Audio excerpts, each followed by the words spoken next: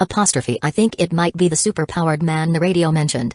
The man with glasses pushed up his glasses. If it is a superpowered man, then perhaps there's hope for mankind, but the chances are slim. I mean, how could someone develop superpowers so quickly? The big beard man glanced back downstairs, extinguished the leftover half of the cigarette, tucked it back in his wrinkled cigarette box, and said, "Anyway, we have survived another day. There are not many zombies left. Let's go back first. We can find out more about the situation through the radio later." Right. The two men stood up cautiously and began to walk downstairs. Time ticked away, and the fight was nearing its end. Skeleton dogs and skeleton warriors were encircling the remaining zombies. Baodong returned from the opposite side. His chest bone was hanging with neatly folded corpse wraps like a towel hanger, holding Big Head's corpse with one hand while dragging two mutated dogs with the other hand. As the team's strongest combatant. From the beginning, Wu Hang planned to set him outside to take down this Big Head zombie. Otherwise, in a head-on confront, if the zombies were at a disadvantage, this Big Head zombie would just turn tail and run, which would be really hard to stop him. When the time comes, leading a horde of corpses back for revenge would be even more troublesome. Fortunately, this time, everything went smoothly. Baodong had flat-out killed him. Looking at the corpse dumped in front of him, Wu Hang couldn't help but feel curious.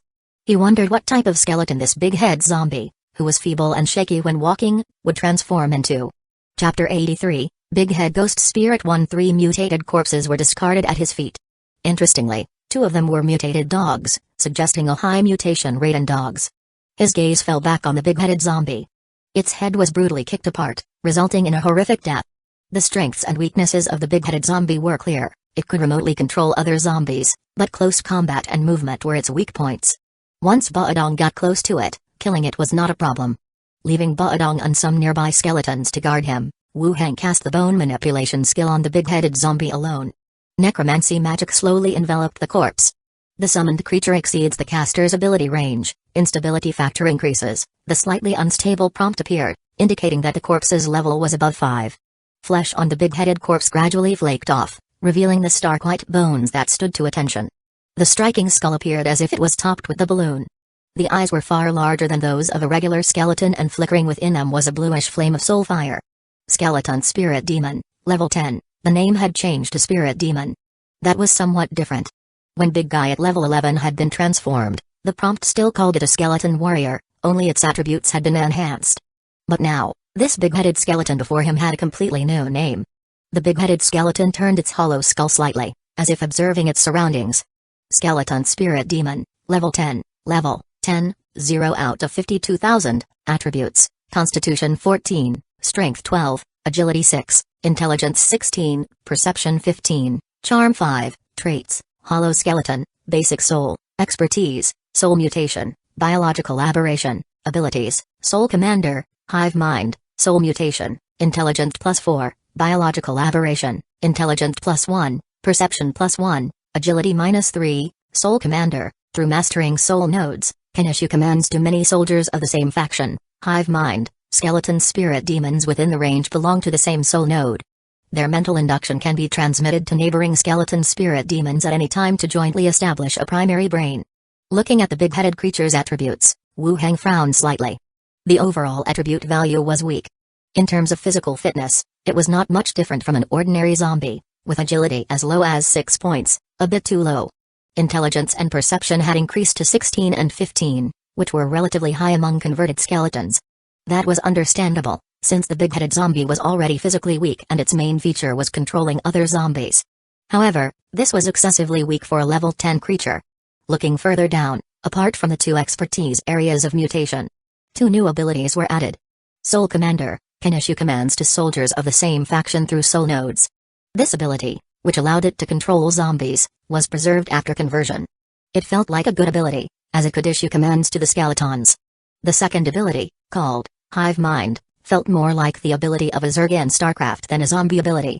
The introduction mentioned that it could transmit mental induction to nearby skeleton spirit demons to establish a unified primary brain. Wu Hang read it several times and sort of grasped its intended meaning. In other words, the skeleton spirit demons within range had established a WeChat group, where they could share any information. If that was really what it did, then this spirit demon had a significant role. It could establish an extensive network and achieve information sharing on that network. From now on, You will be known as N0.1 Big Head. Wu Hang assigned it a name on the spot. The skeleton spirit demon gave no response and simply stood still. Come out and stand to the side. Big-headed skeleton followed the order, obediently standing to one side. Although its movement remained slow, its head, now a mere skull, was no longer heavy. It no longer wobbled after taking a few steps as it had done before. Picking up the kitchen knife of a skeleton beside him, he searched the ground and found a level 2 corpse core. He put it into a plastic bag and continued to use bone manipulation skill on the other 2 mutated dogs. 2 level 5 skeleton dogs stood up, shook their bodies, and ran to one side. Wu Hang found 2 more level 1 corpse cores in the corpses. 3 corpse cores, 1 level 10 skeleton, 2 level 5 skeletons. The gains were quite good. After transforming 3 mutated zombies, he cast his eyes on the street. The entire street was in ruins. Wrecked cars emitting thick smoke, flames, heat waves, bodies covering the ground. It was like a road leading to hell. It was ghastly and terrifying. Wu Hang glanced at Big Head Skeleton on one side and said, "Have the skeletons bring back the bodies." The next second, all the skeletons that had been waiting on the spot began to move, dragging the bodies of the zombies on the ground, and walk towards him. It really worked. And the effect was not bad either. This Big Head Skeleton might be more useful than he thought. Continuing, he said, "Have the skeletons pile up the bodies inside the community, the rest put out the fire." The skeletons began to divide their forces. Some were dragging bodies into the community, while others began to collect some soil to put in the street fire. With the Big Head Skeleton, he just needed to stand still and command. After all the bodies were dragged into the community, the buildings on both sides were charred by the fire. The windows on the first and second floor were already shattered. The fire was put out separately. It took a lot of time to clean up the battlefield and finish the work. Now it seemed almost done. Wu Hang then said to the Big Head Skeleton, "Take some skeletons, clean up the zombies nearby, don't hurt humans. If humans attack first, you can counterattack." The great battle attracted a lot of zombies, making the surroundings a bit chaotic again. It needed cleaning up, and at the same time, he had to remind the Big Head Skeleton not to kill the guys at the auto repair shop. The entire skeleton group had soul skeletons practicing spears and swords on the rooftop. The Big Head Skeleton, commanding about 500 ordinary skeletons, went around the community to patrol and kill zombies. Returning to Blackstone Town, Wu Hang washed himself and changed his clothes. When things were mostly sorted out, he went straight to the Associators Association. Upon entering the small squad's break room, it was empty. It felt like the work atmosphere of the entire 4th Squad was terrible. No one came to the association anymore. He filled out 3 corpse core orders in the rest room and submitted them to the reception in the main hall. When he returned to the rest room to retrieve his stuff, he saw Slither, clad in a long dress, leading a cheetah coming towards him. "Vice Executive." Wu Hang took the initiative to greet her. "Seeing you in the association isn't an easy feat," Slither said. Our squad is on vacation, so we don't come often." Wu Hang made an excuse. Slither looked at him curiously, and then asked, "Got a girlfriend?" "No, why ask?" Wu Hang did not understand why she suddenly said that. Slither looked him up and down and said, "It feels like you're different. I thought all of you in the 4th team were looking for girlfriends." This guy was really well informed. He must have discovered something about the captain. "If I were to look for one, it would be someone like the vice executive," Wu Hang said directly. "Oh? You like older ones?" Slither raised her brow. "No, I just like beautiful ones." Slither's mouth curled up a bit, as if she appreciated this sentence. "Kid, I think you just want to deceive me for money," she said. Chapter 84, Encircling the Necromancer. One. After exchanging a few words with Slither, they said goodbye to each other. He went straight back to the crowded area, without wandering around outside. He came back a bit late today and there were more people in the tavern at this time. The place was a mess. It was all rough men, so he boiled some noodles for himself. Now that his constitution was high, he didn't worry about these things being low in nutrition. While eating the noodles, notifications kept popping up. Experience gained +2, summoned being, skeleton warrior, experience +3, experience gained +2, summoned being, skeleton warrior, experience +5, experience gained. Since he returned to Blackstone Town, his experience accumulation had never stopped. It must be Big Head Skeleton, commanding the skeleton crew to sweep away zombies in the vicinity. He had thought of this method before. But the other skeletons with souls did not have this effect. Ordinary skeletons could not execute orders at all. Now Big Head Skeleton could solve this problem. And the effect was not bad. It felt like he was sitting at home counting money. He also completely broke away from his old way of fighting alongside his skeletons every day.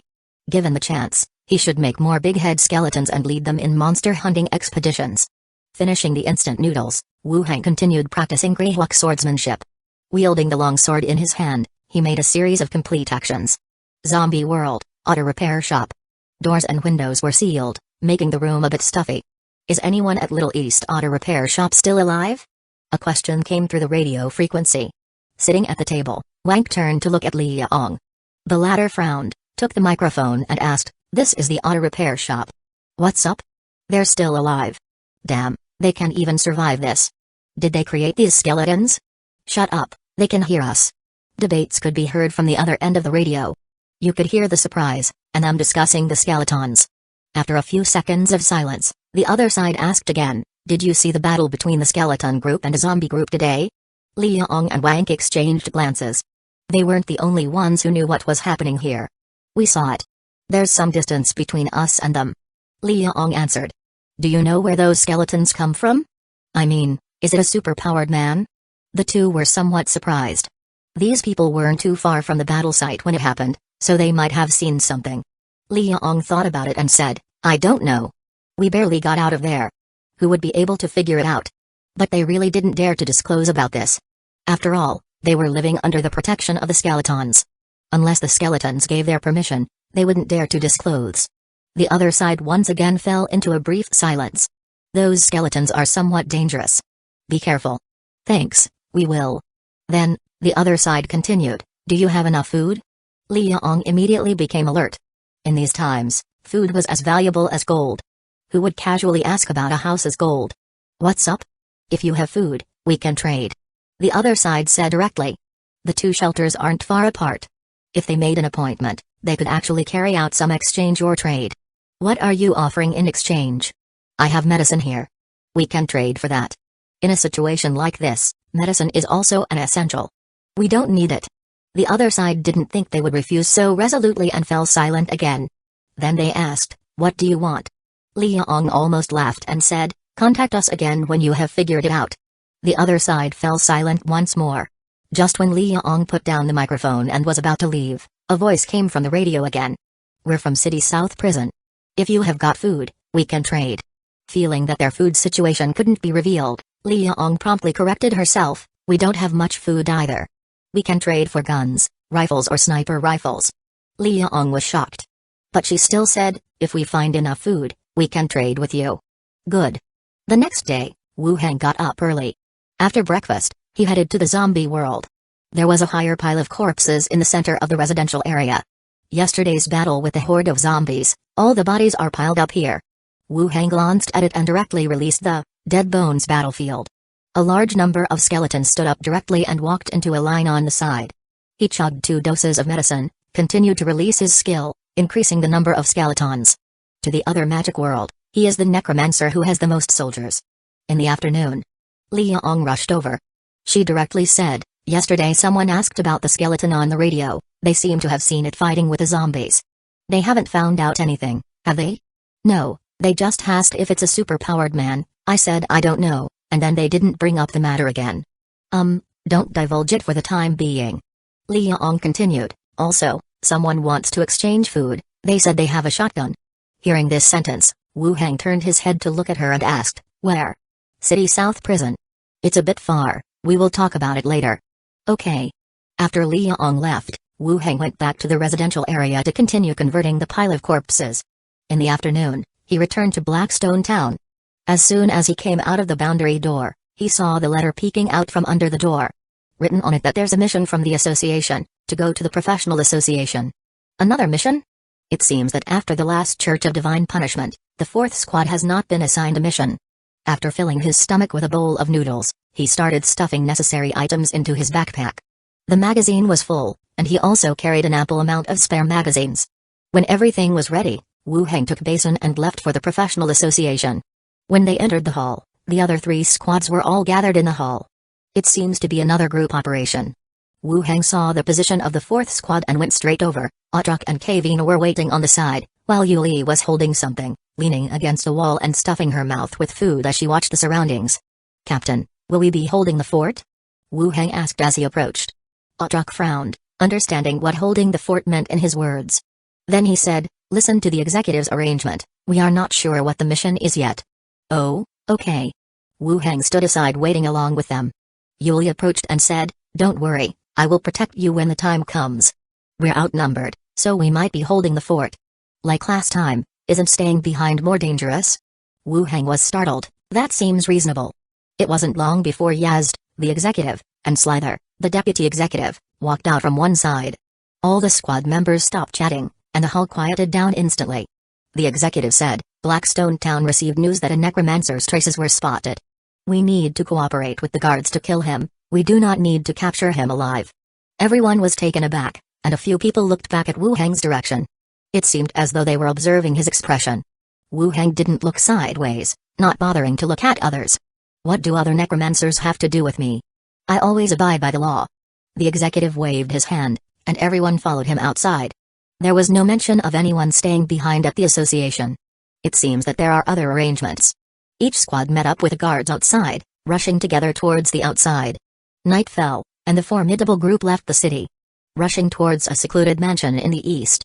As they approached the destination, the team began to slow down, and a ranger dressed in leather armor came out of the dark forest. He spoke in a low voice, "The target is inside, and has not come out until now." Slither looked serious, whispering, "They didn't detect you, did they?" "Don't worry, they definitely didn't detect me," the ranger patted his chest and assured him. Because of Yuli, Wu Heng was beside them. Hearing their conversation, Wu Heng had a bad premonition. Slither nodded his head, returned to the rear to discuss the situation with the executive and several guard captains. He came back swiftly after that. He directly ordered, "Attack, surround them, and leave no survivors." Wham! Everyone instantly sprung into action, rushing towards the mansion up ahead. Chapter 85, Carrion Necromancy Al Whoosh. Flocks of birds took to the sky, flying towards the estate. The guards and the professional team quickly approached the openwork iron gate of the estate. The inside of the estate was dim and silent. The leader of the guards glanced at the ranger beside him. The ranger controlled the birds to circle above, saying, "There's no danger in the courtyard." He signaled those behind him. Immediately, some people in leather armor, with short swords hanging from their waists, stepped forward and started fiddling with the lock of the iron gate.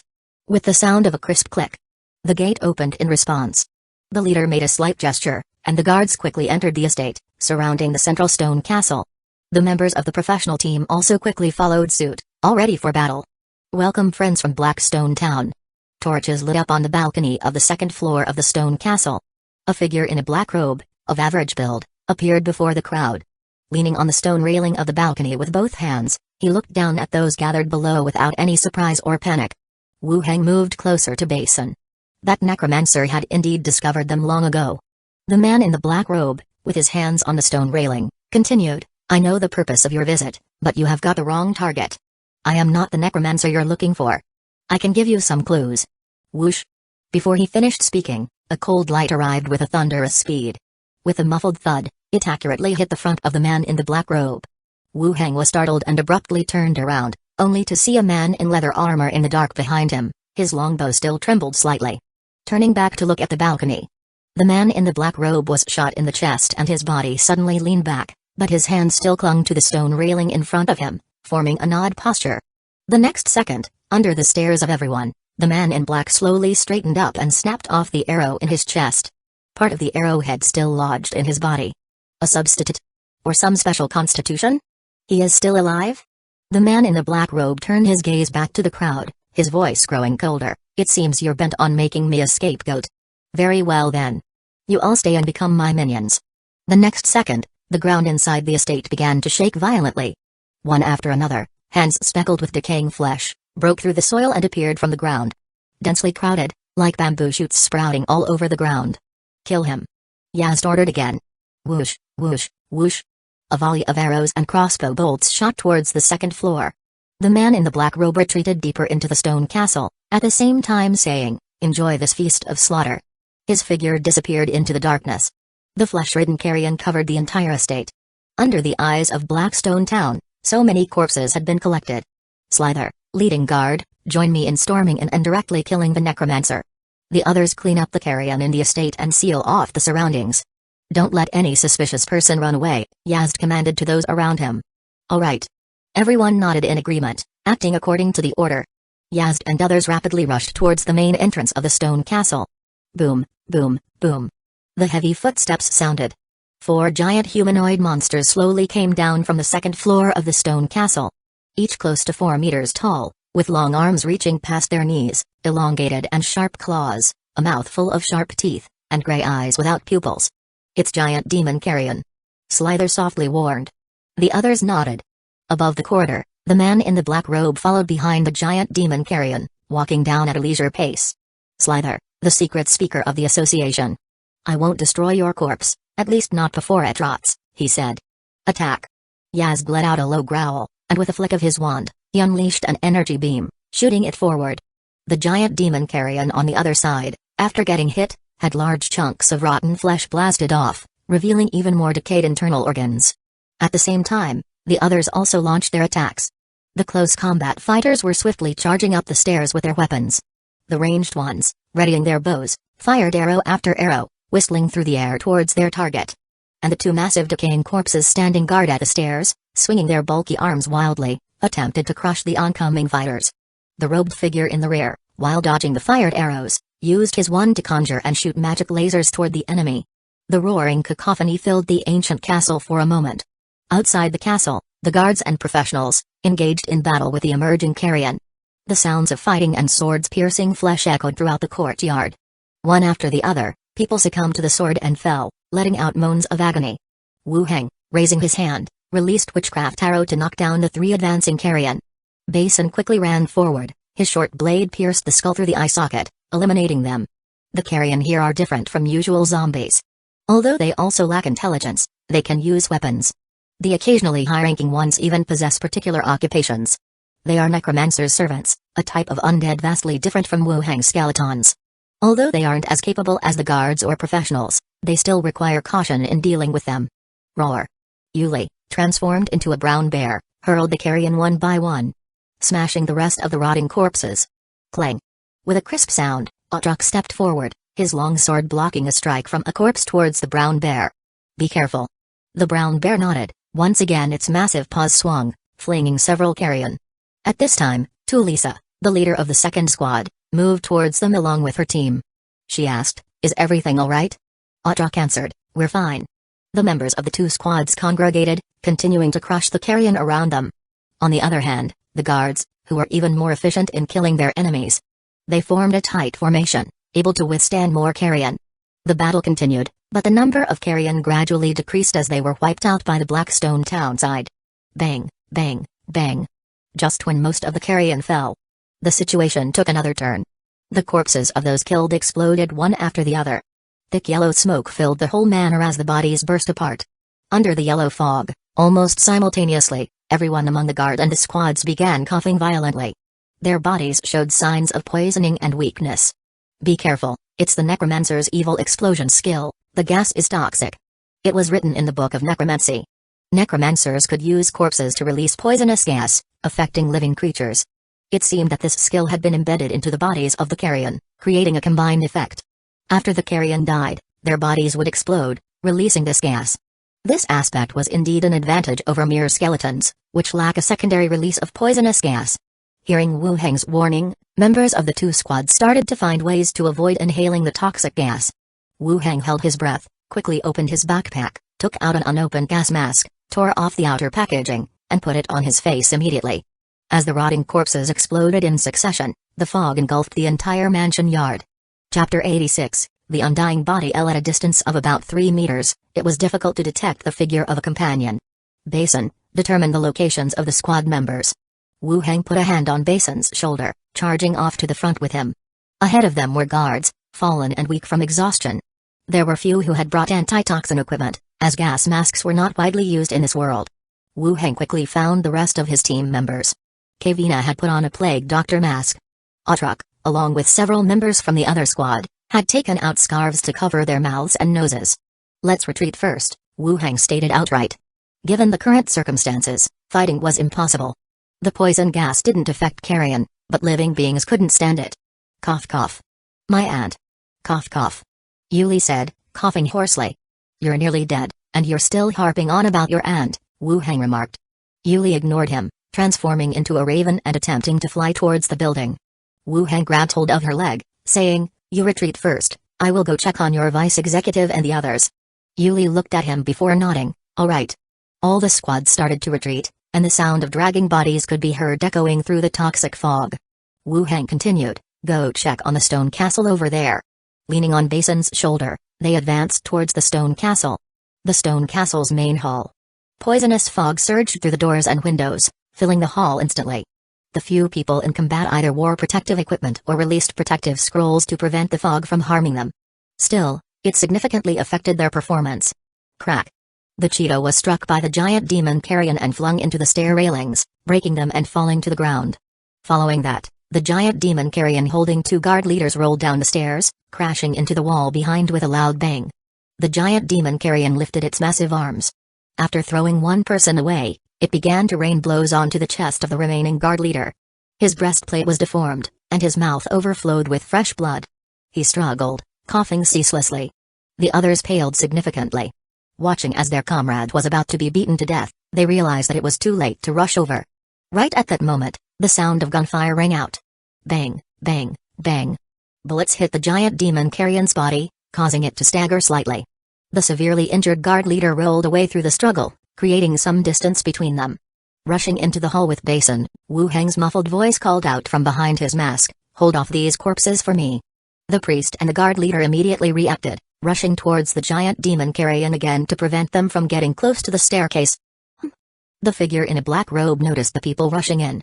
Seeing the ordinary leather armor, he sneered. "Are you trying to show off even at a time like this?" Wu Heng didn't reply but continued to advance, changing his gun magazine as he went. Then he started pulling the trigger.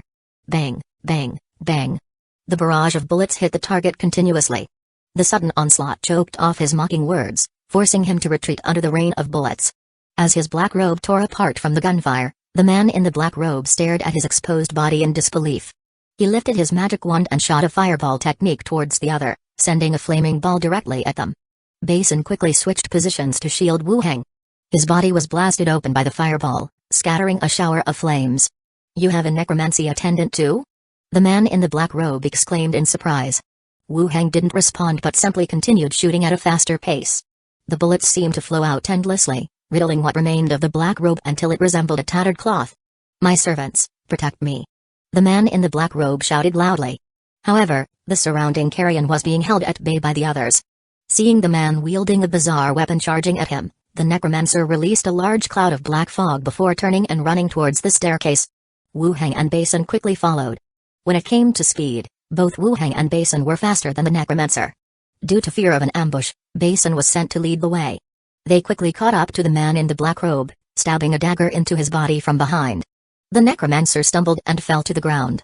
Once the black robe came off, a face resembling that of a mummified corpse was revealed. Wu Heng's eyes widened in shock. The man in front of them was a necromancer. Why would he look like this? "Have you gone mad, helping them?" The necromancer roared loudly. Wu Heng didn't stop, he kept pressing the trigger. Within moments, bullets shattered the man's head into fragments. Experience gained plus 77, phew. The emergence of the experience notification signified that the man had indeed died. Beneath his gas mask, Wu Heng let out a sigh of relief. He squatted down and began to fumble through the contents of the man's bag. Just as he began searching, the sound of hurried footsteps echoed up from below. He randomly grabbed what seemed to be a skill book and stashed it into his bag. As Wu Heng stood up, he saw Priest Yazd and several others rushing into the room. Upon seeing Wu Heng and the body on the floor, they all also let out a sigh of relief. "Wu Heng, you alright?" "Yeah, I am fine," Wu Heng replied, standing up. Yazd glanced at the corpse and continued, "We will bring the corpse with us when we leave. Leave the rest to the guards." "Alright." Outside the estate, chaos had already broken loose. There were groups of guards lying on the ground. Coughing and vomiting, the injured areas began to rot immediately. Everyone was consuming potions. This nights must have cost them a fortune.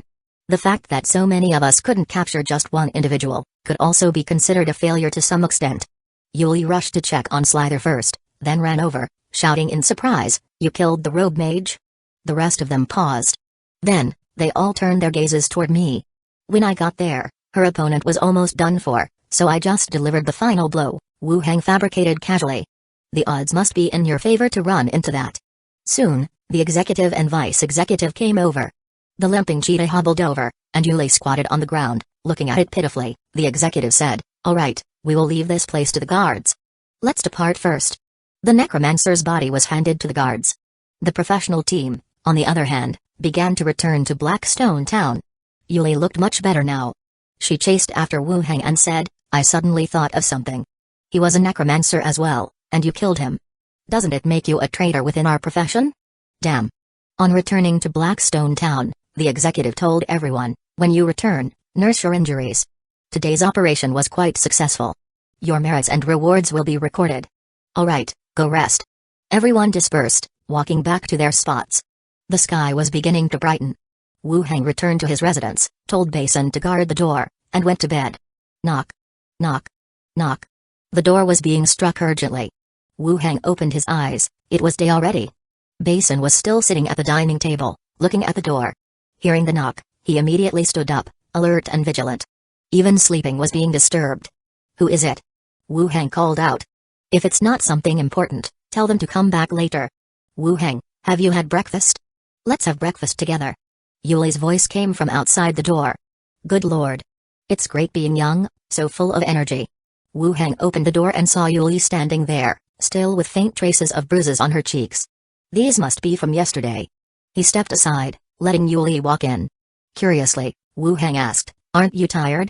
Yuli sat at the desk. "What's to be tired about? I can go several days without sleep." "Come in then. Is your aunt mistreating you? Not even providing you with food?" "You're very rude." Yuli sat beside him and continued, "My aunt has left. Yesterday we killed the Necromancer, solving one of Blackstone Town's problems. Otherwise, the Kingdom and Alliance would have sent in a reinvestigation team. Oh, no wonder both the town hall and the executive are in such a hurry. Scared of inspectors from above coming, eh?" "Yes, should be." After Wu Heng prepared 2 bowls of noodles, he returned to the table and flipped through the book he had obtained yesterday. Book of Necromancy, Volume 2, it was the one he had found on the dead body yesterday. He had thought it was a skill book, but it turned out to be the second volume. While waiting for his noodles, he began to read it. This second volume was much thinner, but its content was much deeper. Among them, one topic mentioned was about the transformational issues of a necromancer. Generally, the characteristic and skills of close combat professions can all be preserved after the transformation.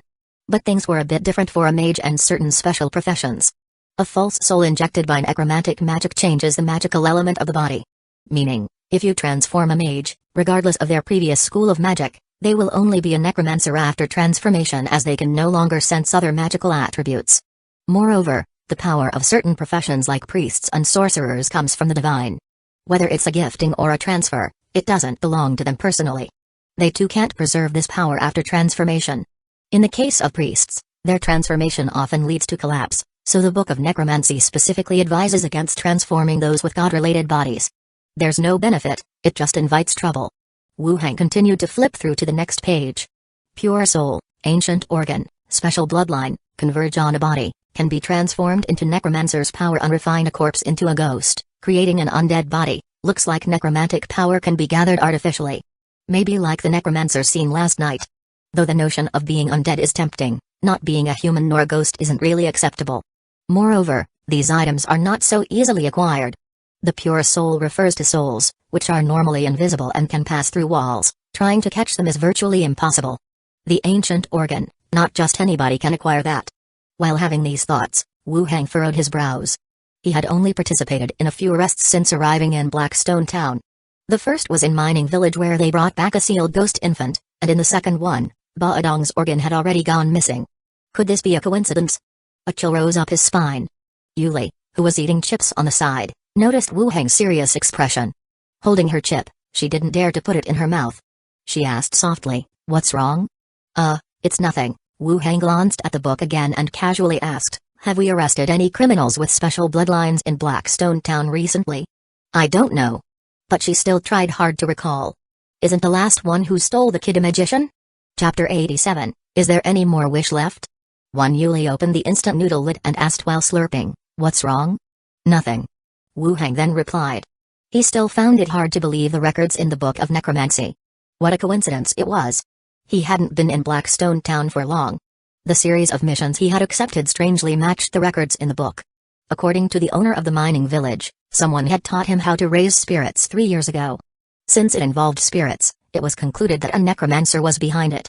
Therefore, the mastermind behind this must have started planning at least 3 years ago. Once the infant spirit was obtained, Badong from the Church of Divine Punishment and the magician who steals children had their heads delivered in a row to Blackstone Town. All of this made him quite suspicious. The necromancer who died last night was probably the stall owner he met in the black market. Seeing the goods he sold, and the large number of carrion he had transformed, he was likely a necromancer for a long time. But he had no chance to lay out and collect these things. So why did he die? What did you say when you just came in? Wu Heng asked Yuli. What did I say?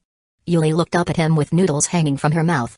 You mentioned something about what your aunt was doing. Oh, my aunt went out for work, so I came to hang out with you, Yuli replied. You also mentioned something about the necromancer. What was it? Wu Heng continued. Yuli frowned and then said, Oh.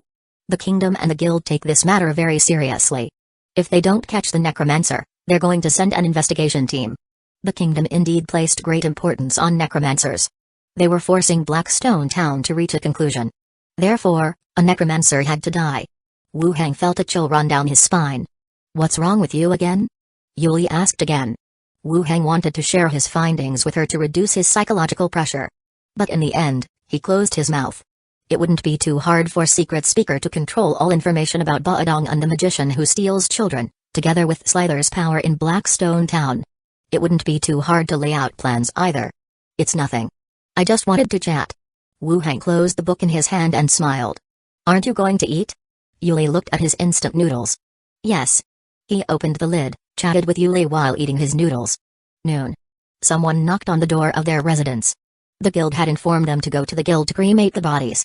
The number of dead bodies last night was not small, and given the weather and the threat of the necromancer, the bodies needed to be burned as soon as possible. However, Wu Heng had already suspected that the necromancer was just a scapegoat, and this felt like someone was intentionally trying to get rid of the evidence. But for all this, he had no substantial evidence. Moreover, people from the guild and the town hall were no longer reliable. He and Yuli went to the guild. When they entered the lounge, Otrak and Kavina were already there. Seeing them come in, Otrak smiled and said, Wu Heng, these are the books found in the stone castle of the necromancer yesterday. Our guild can give them to you first to look at, just return them after you finish. Consider it a reward for the assignment. With that, he took out a few skill books and put them on the table. There were 3 skill books in total. They were all old and yellowing, and looked older than him. Corpse Manipulation Skill Evil Explosion Skill Fireball Technique, 2 belonged to the Necromancy faction, and the Fireball Technique was an attack skill. Corpse Manipulation Skill is a spell that enslaves carrion, belonging to the same category as his own Bone Manipulation Skill. The difference isn't too significant. However, carrion naturally has a serious plague effect, so among living and necromancers, the Bone Manipulation Skill is more commonly used. Evil Explosion Skill is the same move that made corpses explode and release poisonous fog last night. He didn't think much of it when reading the introduction in the Book of Necromancy. But the effect at the scene was a bit exaggerated, seems quite useful against the living. The Book of Necromancy also recorded a corpse explosion technique, which caused the corpses to explode with enormous force. It was practically an invincible move. If the carrion rushed up and you hit it, it would chase after you. If you killed it, it would still explode and kill you. Last but not least, was the Fireball Technique, which was a high-level skill, different from the basic ones in the game. It would generate a stream of flames and burn everything around. Overall, except for Corpse Manipulation Skill, the other 2 were quite good. Oh, good, thank you. Wu Heng took the 3 skill books.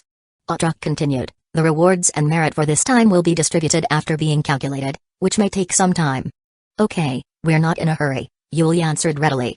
Otrak nodded, looked back at Wu Heng, and said, your merit should be higher. If you can get another level 3 merit, you may be appointed as the team leader by the headquarters earlier, and then you could have your own team members. Our team is good enough, Wu Heng responded. Yuli thought for a moment, then asked, leader, what about our merit? We will also have ours, but it would be less than Wu Heng's.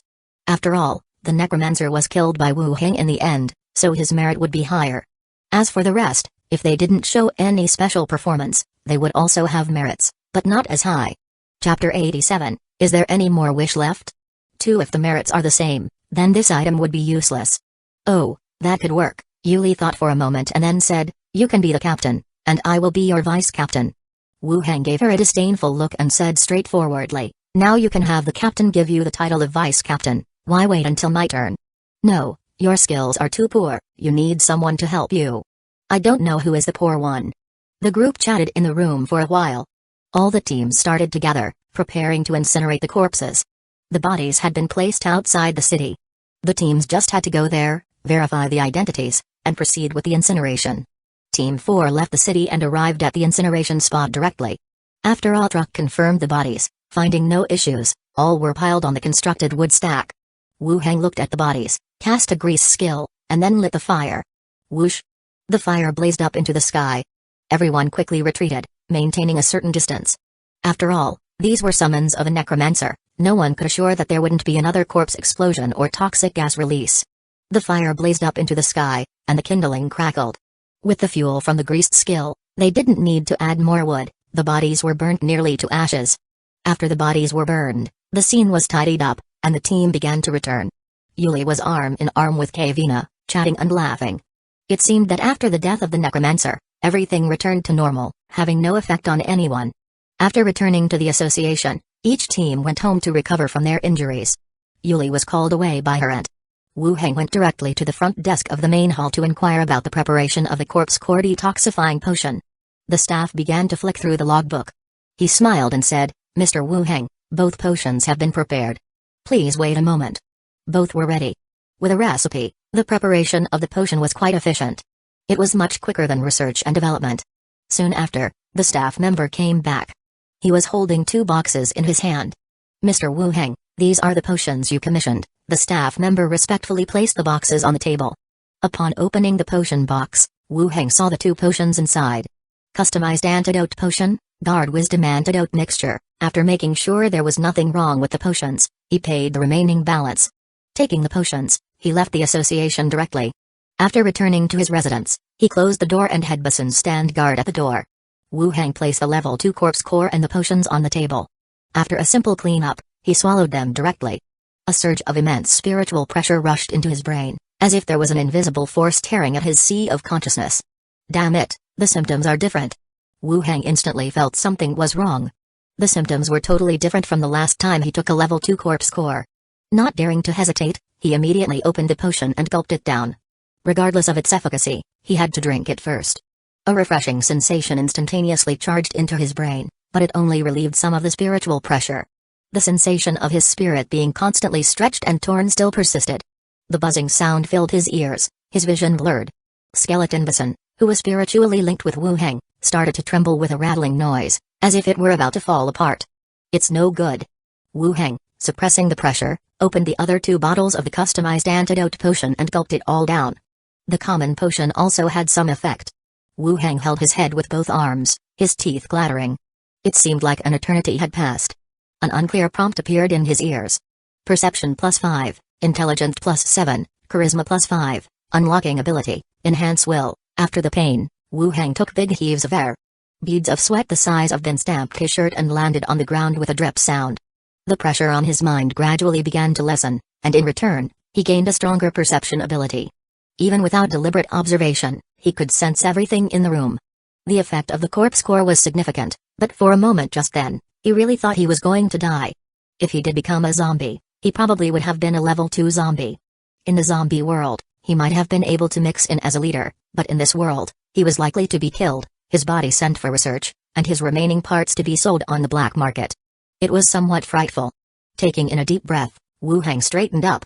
He started to review the attribute changes brought by the corpse core. The first were the increases in perception, intelligence, and charisma. These 3 attributes, unlike physical constitution and strength which display themselves physically, were latent attributes. Intelligence directly affects a mage's spellcasting, as well as influencing their memory and cognitive abilities. Every mage is a scholar, meaning the profession of a mage has an intelligence threshold, requiring the understanding of various books and recorded content. Perception is the quantification of intuition and insight, and charisma represents personal temperament, which is also important in mate selection. For instance, if you win over Slither, you would be a well-off member of the upper class in Blackstone Town. The last is unlocking an ability. Enhance will. Personal will is enhanced, establishing a will barrier, resisting and dissolving negative effects that infringe on personal will. Wu Heng furrowed his eyebrows. According to the wording of the modern world radio, it seems he had unlocked a superpower. However, this superpower appeared to be a passive ability. It may have some use in another world, but in the zombie world, the effect might not be significant. Even Big Head Zombie didn't seem to affect his will. It was different from the superpower he had imagined. It didn't seem particularly useful. But, having it is better than not having anything at all. He had no choice but to accept it. In the future, by collecting more corpse cores, he might continue to unlock other superpowers. After tidying up his surroundings a bit, Wu Hang changed into clean clothes. Knock, knock, knock. The door was knocked again. As Wu Hang buttoned up his shirt, he opened the door. He thought it was Yuli coming to find him for dinner, only to find an association staff member standing at the door. The steward has requested your presence. The steward? All right. Wu Hang nodded, assuming that it was because of the merits and rewards for this task. Otrak had said that his merits would be much higher than others. After a simple organization of his thoughts, he went out the door. He stepped out of the alley and told the landlord that if the curly-haired girl came by, tell her that he has gone to the association. After saying this, he walked towards the association with Basin. At this time, there were hardly any people in the association. The hall was empty and a little cold. Wu Hang went to the steward's study room, knocked on the door, then entered. The entire study was still neat and tidy. Steward Yazd. Sit. The steward said with a smile. Wu Hang sat down next to him. Yazd continued, how do you find the association? Not bad, pretty good. Your rate of growth has even surprised me. I didn't expect you to be able to defeat the Necromancer last night, Yazd said lightly, leaning against the chair. It was just luck. Wu Hang looked at him, feeling steward's tone was a bit strange today. It was like he was about to release the restrained excitement in his heart. Yazd, leaning on his cane, stood up and continued, do you have any other wishes? Chapter 88, it seems like I have seen a ghost. Want a wish? A bad feeling suddenly arose in his heart. He reaches out for the pistol at his waist, only to find the entire study enveloped in a light screen. He feels paralyzed, unable to move even a finger. Basin, standing next to him, freezes in place as if being put on standby. Your progress is rapid. In a short period of time, I may find it hard to control you. Now, Yazd no longer resembles a humble gentleman. Despite his upright attire, white gloves, and walking stick, he exudes an air of cunningness. Like a venomous snake hiding its fangs. What do you mean by having no grievance? Wu Hang asked. Yazd merely smiled. You guessed. Are you referring to you wanting to become a corpse ghost one? Yazd went stiff, his eyes full of surprise. It seems you have gathered some knowledge through other means. So there was indeed an internal traitor. All pieces fell into place. Yazd had been suddenly transferred to the remote Blackstone town, taking Slither the vice executive's place, which also aligned with the time frame where the mine owner was bewitched and started raising dead infants as spirit infants. It appears he deliberately ended up in this isolated place, setting this scheme. And the entire professional association, along with the Blackstone town guards, were unknowingly serving him. Collecting the items he required and delivering them to him. The person that died the other night had become a scapegoat, marking the end of the entire case series. He could now proceed with his plans uninterrupted. Wu Hang felt shocked but forced himself to stay calm. He said, as a vice executive, do you not feel ashamed of causing the deaths of so many people in the mining village? I am more curious about where your hometown is. Everything here is written by the strong. Do you know what the ones seated on the throne have done? This is a world where man eats man. If you don't eat others, they will eat you. Like you and me now, Yazd replied with a smile. Why do you want to become a corpse ghost? Wu Hang continued. Yazd glanced at him without showing irritation, slowly peeling off one of his gloves, revealing a hand covered in pustules. What choice do I have? I just want to survive. You have collected everything you need. Why did you come for me? I am not of a special bloodline, Wu Hang continued to ask. Yazd focused his gaze on him, his eyes filled with anticipation and slowly said, I found another method that would allow me to occupy a new body. Young, highly talented in magic, unaffiliated, the perfect body. Wu Hang understood. Originally, his plan was to refine himself into a corpse ghost using materials, possessing an undead constitution that was neither human nor ghost. But Wu Hang's advent had altered his intent. He viewed Wu Hang as a replaceable body. Killing him would cause no fuss as he had no background. And his reference to high talent likely pertained to fast learning of magic. You want to take over my body? You are very smart. Wu Hang continued, why? Wouldn't the efforts to collect the materials and your work before becoming a corpse ghost be wasted? No. That's too ugly. I don't want to become like that. Actually, my body is not in good condition too. Yazd waved his hand dismissively. You have known what you should have known. Let's not waste any more time. Saying so, he threw out the walking stick in his hand. The stick fell in the center of the study, standing upright. A pupil materialized on the jewel at its end, scanning the room. The next moment, circular halos spread from the walking stick, forming a formation. Yazd, on the other hand, turned his hand over and took out several objects from midair, placing them in the middle of the formation. Standing in front, Yazd, in his aging body, whispered, "Don't you have any wish left? After all, you are the one I brought into the association. You can be considered my trusted subordinate. Go to hell." Sigh. One with a sigh, Yazd, as if suddenly devoid of his soul, slumped to the ground. A blue soul shot out from the crown of his head, rushing towards the young body on the other side. Outside the door, Yuli, carrying her chips, walked forward.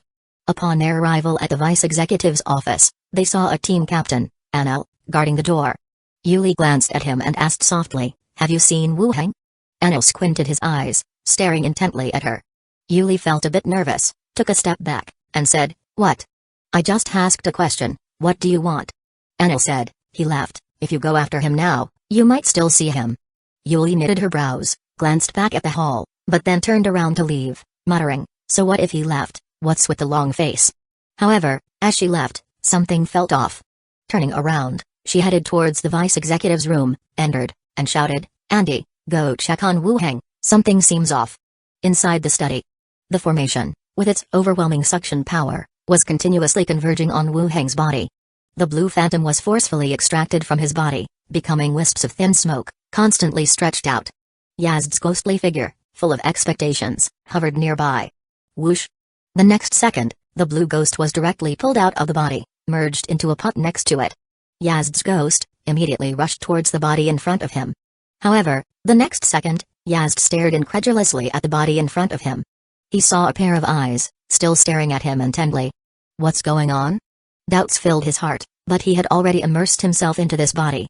The next second, he felt that Wu Heng's spirit was protected by a barrier. And a tremendous pressure beyond description was enveloping and compressing him. It was spiritual power, like a torrent about to tear everything apart, enveloping his soul. Yazd was shocked, realizing an error might have occurred. He struggled forcefully, trying to leave this body. The blue ghost drilled out from the body, its face still filled with fear. "No, Wu Heng, no." Pop. The phantom before his eyes shattered like a balloon, dissipating in the air. Clang. The wand in the middle falls to the ground, the formation disappears, and Wu Heng's body immediately regains mobility. How did you come up with the idea to compete with the Necromancer for the soul? If it were any other method, maybe Wu Heng would have no way to counteract it. But when it comes to souls, the focus of a Necromancer's training is soul manipulation. He went over to a container on the side and opened it. A tiny soul floated out from inside. It looked left and right exaggeratedly, then said, "Uncle, I think I just saw a ghost, floating in the air, and then I was sucked away." "Yes, we are also ghosts, we are not afraid of him." Seeing Zhao was fine, Wu Heng breathed a sigh of relief. Then he continued, "Hide, go outside and see what's happening, then report back to me." "Oh, okay." Zhao invisibly left through the wall. Wu Heng then walked over to the corpse, his gaze fell on its hand. There was a ring on its right hand. Space ring, description, a tool engraved with space magic, with an internal space of 3 cubic meters, what a good thing. Those props that were fetched out before must have come from this space ring. Wu Heng didn't reach for it, instead, he cast, communicate with the dead. The already laid down Yazd immediately sat up and looked towards Wu Heng's location. Yazd stared blankly with hollow eyes. Wu Heng directly asked, "What other arrangements have you made to deal with me?" "No more," replied Yazd, "you are just a newcomer, not worth it." "Damn, why do I feel insulted? If you really did succeed, what were your plans? "1 I have already filed a transfer request in your name, and I was going to disappear to some unfamiliar place. After a few years, nobody would remember you." Damn, he did have more plans. Moreover, considering his own current merits, being transferred to the outside should have also allowed him to attain the rank of captain. "What assets do you have?" Wu Heng continued asking. "I have a residence in Blackstone Town. Part of my assets is with Snake Badge Consortium and the rest is in this space ring." "How do you use this spatial ring?" "Trying to communicate with it using spiritual power." There was one last question left. After pondering for a moment, Wu Heng continued to ask, "Do you have any influential backers or special status?" "The Professional Association, Sky Eye Cultivation Association." After finishing speaking, Yazd fell to the ground with a bang. Other than the professional association, Yazd was also a member of a secret cultivation hall. Another weird organization. I have never heard, but it actually doesn't matter either. I just hope not to be involved in anything with me. Wu Heng bent down and took off the spatial ring from his finger. The ring looked ordinary, made of silver, and had a diamond-shaped white fragment on the top. He rubbed it with his clothes and put it on his finger. He tried to use his spiritual power to connect with the space ring and immediately sensed an independent space inside. There were no complicated procedures like blood drop acknowledgement, it was even simpler than imagined. There were many things inside it. Other than clothes and daily items, Wu Heng's eyes fell on a chest. He imagined it in his mind, and the chest appeared in front of him, hitting the ground with a bang. He opened it immediately. On top were Snake Badge Consortium storage receipts, and below neatly stacked silver coins. Considering Yazd's status in the association, it wasn't surprising that he managed to get so much money. He put the chest away again. His gaze fell on the staff on the ground. Sacrificial staff, special item. Description: the evil god can satisfy your desires but will also take what he is interested in. This staff was also a special item. Wu Heng wanted to pick it up, but stopped his hand halfway. But this staff was different from the ring. Yazd was used to wearing white gloves. If he didn't take the gloves off, Wu Heng wouldn't see the ring. But this staff, he carried with him, and everyone had seen it. It was hard to explain his death here, and if he took the most noticeable staff, it would easily lead to further investigation. And using a tool to make a deal with the evil god was also a hot potato. After thinking for a moment, he decided not to take it. At this moment, Zhao flew in from outside. "Uncle," she said, hovering in the air. "I flew around the hall, there's an uncle guarding the door." "There's someone at the door?" "From the outside, I couldn't hear our conversation, could I?" Wu Heng pulled Zhao back into his body, immediately able to see the image of the person at the door. A silver-armored man, holding a long sword, stood not far from the door, looking left and right as if standing guard. "Anno, captain of Team 1. Wu Heng frowned deeper. Yazd said he had no fallback plan, so why was Anno still guarding the door? This made Wu Heng start to suspect that something went wrong somewhere. Or, maybe, the answer wasn't accurate.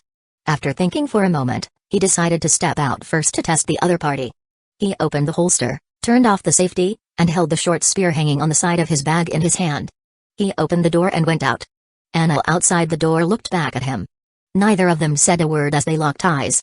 But when Anna saw Basin coming out from the side, his face changed abruptly, and the long sword in his hand was drawn from its sheath, slashing towards Wu Heng. Ding! The sound of metal clashing echoed. The short spear steadily blocked the downward slash. Anna appeared surprised once again when he saw a mage steadily blocking his attack. Wu Heng swiftly kicked at his opponent's chest. With a thud, Anna staggered back 3 to 4 steps. His expression was one of pure disbelief. Meanwhile, Basin unsheathed his sword and charged instantly, and Wu Heng also pulled out his pistol, intending to kill him on the spot. Anna moved even quicker, reaching out for a scroll and ripping it open immediately. Boom! Thick smoke quickly filled the air, obstructing their line of sight. Then, the sound of hurried footsteps escaping could be heard.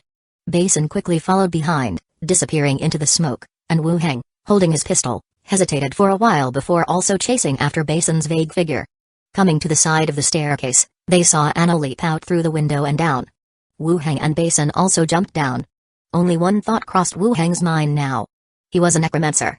If he didn't kill Anil and got bitten by him instead, things would only get more complicated. When he rushed out of the association's territory and saw the crowded streets outside, Wu Heng abruptly stopped in his tracks. Blindly pursuing like this might not be a wise choice. Moreover, Anil moved quickly and had already vanished into the crowd. Damn it! Wu Heng stood still, thinking about how to handle this situation. After considering for a while, he decided to return to the association first to assess the situation. If things started to develop unfavorably, he could try testing the attitude of Vice Executive Slither, or even escape overnight. Cautiously, Wu Heng returned to the association. Standing at the entrance, he noticed quite a number of people suddenly gathered in the usually desolate association building. His heart dropped. Had somebody already discovered Yazd's dead body so quickly? Moving a little closer in, Yuli quickly came forward and asked, "Wu Heng, where did you go?" "Eh? What happened?" "Yazd is dead," Yuli replied in a hushed voice. At that moment, a body was seen being carried from afar and covered with a white cloth. The sleeve sticking out from the edge of the cloth revealed it to be Yazd's body. "How did he die?" Wu Heng asked. "Just died." A suicide note was found on his desk. My aunt read it. He knew he was going to die probably, and did some last instructions. Yuli explained as she continued looking around. A suicide note. It seemed that the enemy's plan was even more comprehensive. If they successfully took over his body and left a handwritten suicide note on the table, it would be a good way to absolve him of any crime. They were also afraid of drawing unnecessary trouble after replacing him. Yazd indeed taught him a lesson. No matter how low profile you are, once you display wealth that is not in line with your strength, you will be targeted. What's wrong? Yuli glanced up at him and continued, by the way, the executive was looking for you, right? Did he say anything to you? Just mentioned about this mission of merit, didn't expect that he would die so suddenly.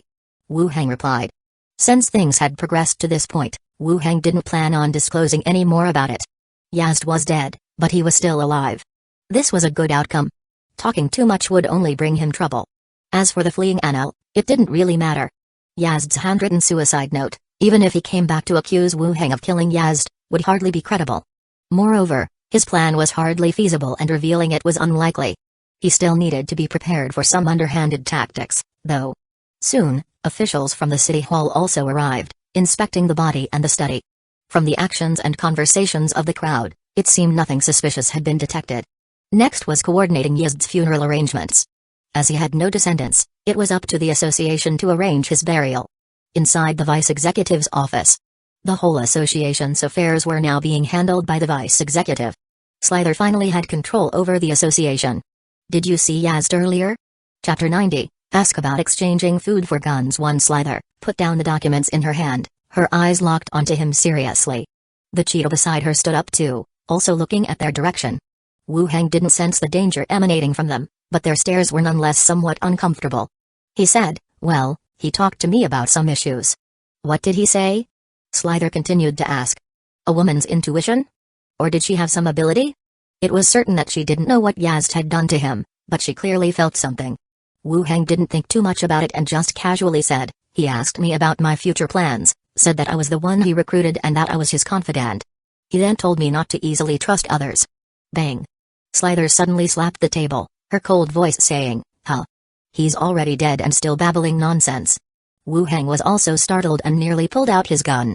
Listening to the meaning in Slither's words, it seemed like she had misunderstood Yazd's words as referring to her. It seemed like although they appeared to be on good terms on the surface, their relationship was worse than he had imagined behind closed doors. Slither took a deep breath, causing her full bosom to heave upward before falling back down. Then she said, the city hall said that Yazd has left instructions that after his death, all his properties in Blackstone Town and other assets should be transferred to you. They will notify you in a few days. Slither stared at him seriously and said, regardless of his character, it seems he really liked you. Him inheriting the estate actually wasn't that weird.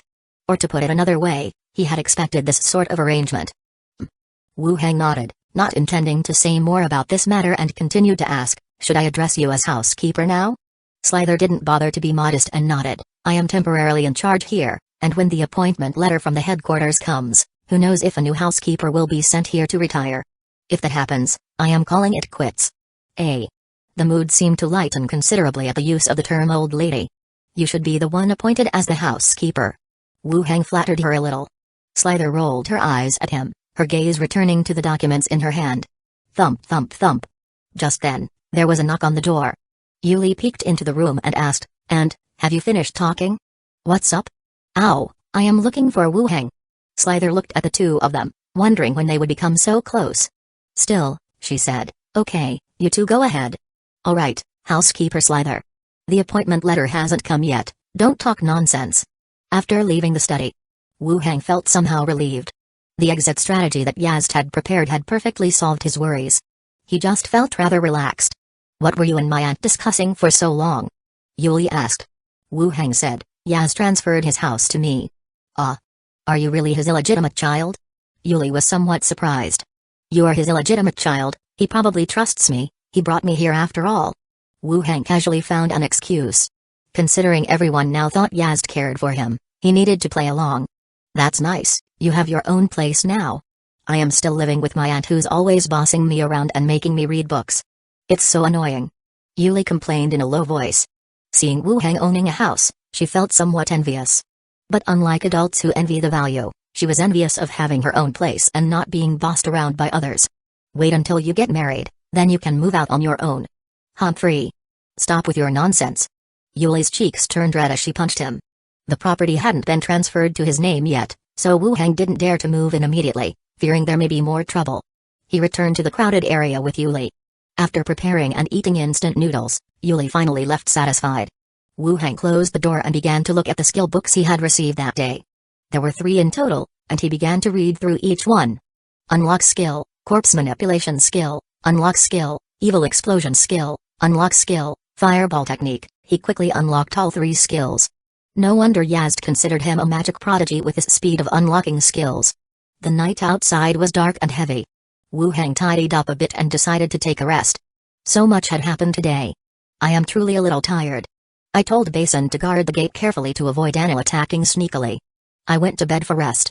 As soon as I lay down, another prompt appeared. Summoning object, skeleton warrior, unlocked specialty machinery expertise, beginner, summoning object, skeleton warrior, unlocked specialty spear expertise, beginner, summoning object, skeleton warrior, unlocked specialty spear expertise, beginner. In an instant, Wu Hang became somewhat spirited. Unexpectedly, they unlocked so many specialties at this time. It seems that the training of the skeleton warriors was very effective. Following this, Wu Hang was attracted by machinery expertise. Among the skeleton soldiers who were arranged for training and study, except for spear training, the rest was a skeleton warrior who was learning to use generators and some tools with Li Yong and the others. This must be why the corresponding specialty for this area was unlocked. The situation seems excellent, confirming that the skeleton can also learn how to use various appliances. This is a good thing. Wu Hang had no plans to go see the zombie world. He closed his eyes and began to sleep. The next day, Wu Hang came to the zombie world, looking at the pile of corpses between the 2 buildings. He was not there, but Big Head Skeleton was always cleaning the surrounding zombies with ordinary skeletons. The number of them reached almost 400. Standing in front of the pile of bodies, he directly released Dead Bones Battlefield. A gray-white halo spread out, flesh and blood began to fall off in large chunks, and one skeleton directly stood up. Within the skill, he could also turn bodies into carrion. But carrion harbors bacteria and endemic diseases, and once they start a war with zombies, it's hard to distinguish who is who. Skeletons are better. The skeleton slowly walked into the skeleton team. At this time, Zhao flew back.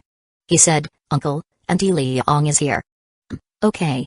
Wu Hang walked out with several skeletons, and saw Li Yong outside the community who had brought the iron spears. There are 378 iron spears in total, Li Yong said. Wu Hang nodded to Big Head Skeleton next to him and said, "Have the skeletons take the iron spears and distribute them to the skeletons." A team of skeletons walked out of the community, picked up the iron spears, and returned to the community. Wu Hang continued to look at Li Yong and asked, "Let's go see what kind of food you want to exchange this time." Li Yong broke away from the gaze of Big Head Skeleton. "Oh, okay." Both of them entered the community and chose the food they wanted to exchange from the storage room. He commanded the skeletons to move the selected food downstairs and load it onto the handcart. Wu Hang continued, "Bring 10 level 5 skeletons." Soon, 10 level 5 skeletons carrying iron spears walked over. Wu Hang directly said, "These 10 skeletons will follow you, teach 6 of them to drive and repair cars, and 4 of them to use generators and tools." "Ah. Teach them to drive? These cars?" Li Yong pointed to the car beside her. Wu Hang nodded, "Yes, the vicinity is safe. Find an empty spot and teach them twice, then let them practice by themselves." There were plenty of cars anyway, so they could practice as they pleased. And since Li Yong and her crew knew how to fix cars, they could fully meet the conditions for practice. "Is there a problem?" "Not at all, I will arrange it when I get back," Li Yong quickly replied. Wu Hang nodded. Then he thought about it and asked, "Are you still in touch with City South Prison? We often hear them taking in survivors, asking everyone to gather there. The places where prisons were built were always far from the city, and there were fewer zombies there. Indeed, it was safer. However, food was always a problem." Wu Hang continued to ask, "Are they still exchanging food?" "Yes, they are. I asked yesterday, and they seem to be running low on supplies. Contact them and ascertain the quantity of firearms and ammo they can offer in exchange for food." Li Yong was taken aback. "So we are really going to get guns?" Chapter 91, Are we really going to swap?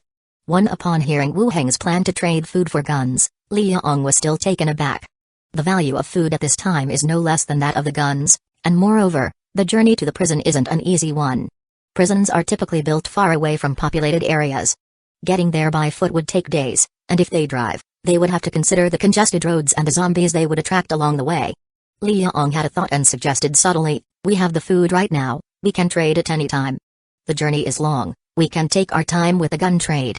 The radio had said that bullets had a certain level of damage, but these zombies had lost their sense of pain and life, and bullets hitting them would just keep attacking. Not that they were useless, but it was hard for guns to have the same level of lethality on them as they had on humans. Moreover, currently, the skeleton army can completely ensure the safety of their surroundings, and it's unlikely you will see zombies nearby. There's no need to exchange food for guns. Wu Hang said directly, "You just handle the exchange as I tell you, make sure the ratio is fair, and that we don't lose out." Liang wanted to continue persuading, but she held back. Although she thought her consideration was more closely aligned with the current situation. But the food was provided by the other party. How to exchange it, or what to exchange it for, is not her decision. Speaking too much might even annoy the other party. So she could only agree, "All right, I will attempt to contact the other party after I return." After discussing the important matters, the two chatted about the recent radio situation. The main station was still spreading survival knowledge every day, as well as some "don't give up and unite together" encouraging words. They had also disclosed some cases of changes in survivors' bodies. There were enhancements to hearing and vision, and also physical improvements. In Wu Hang's view, these were essentially the enhancements brought upon by the Corpse Core. Enhancements in hearing, vision, and other senses would be enhancements in perception, and physical quality would be strength and constitution. Wu Hang had an attribute panel, which allowed him to perceive changes in himself more clearly. Others would have a vaguer measure.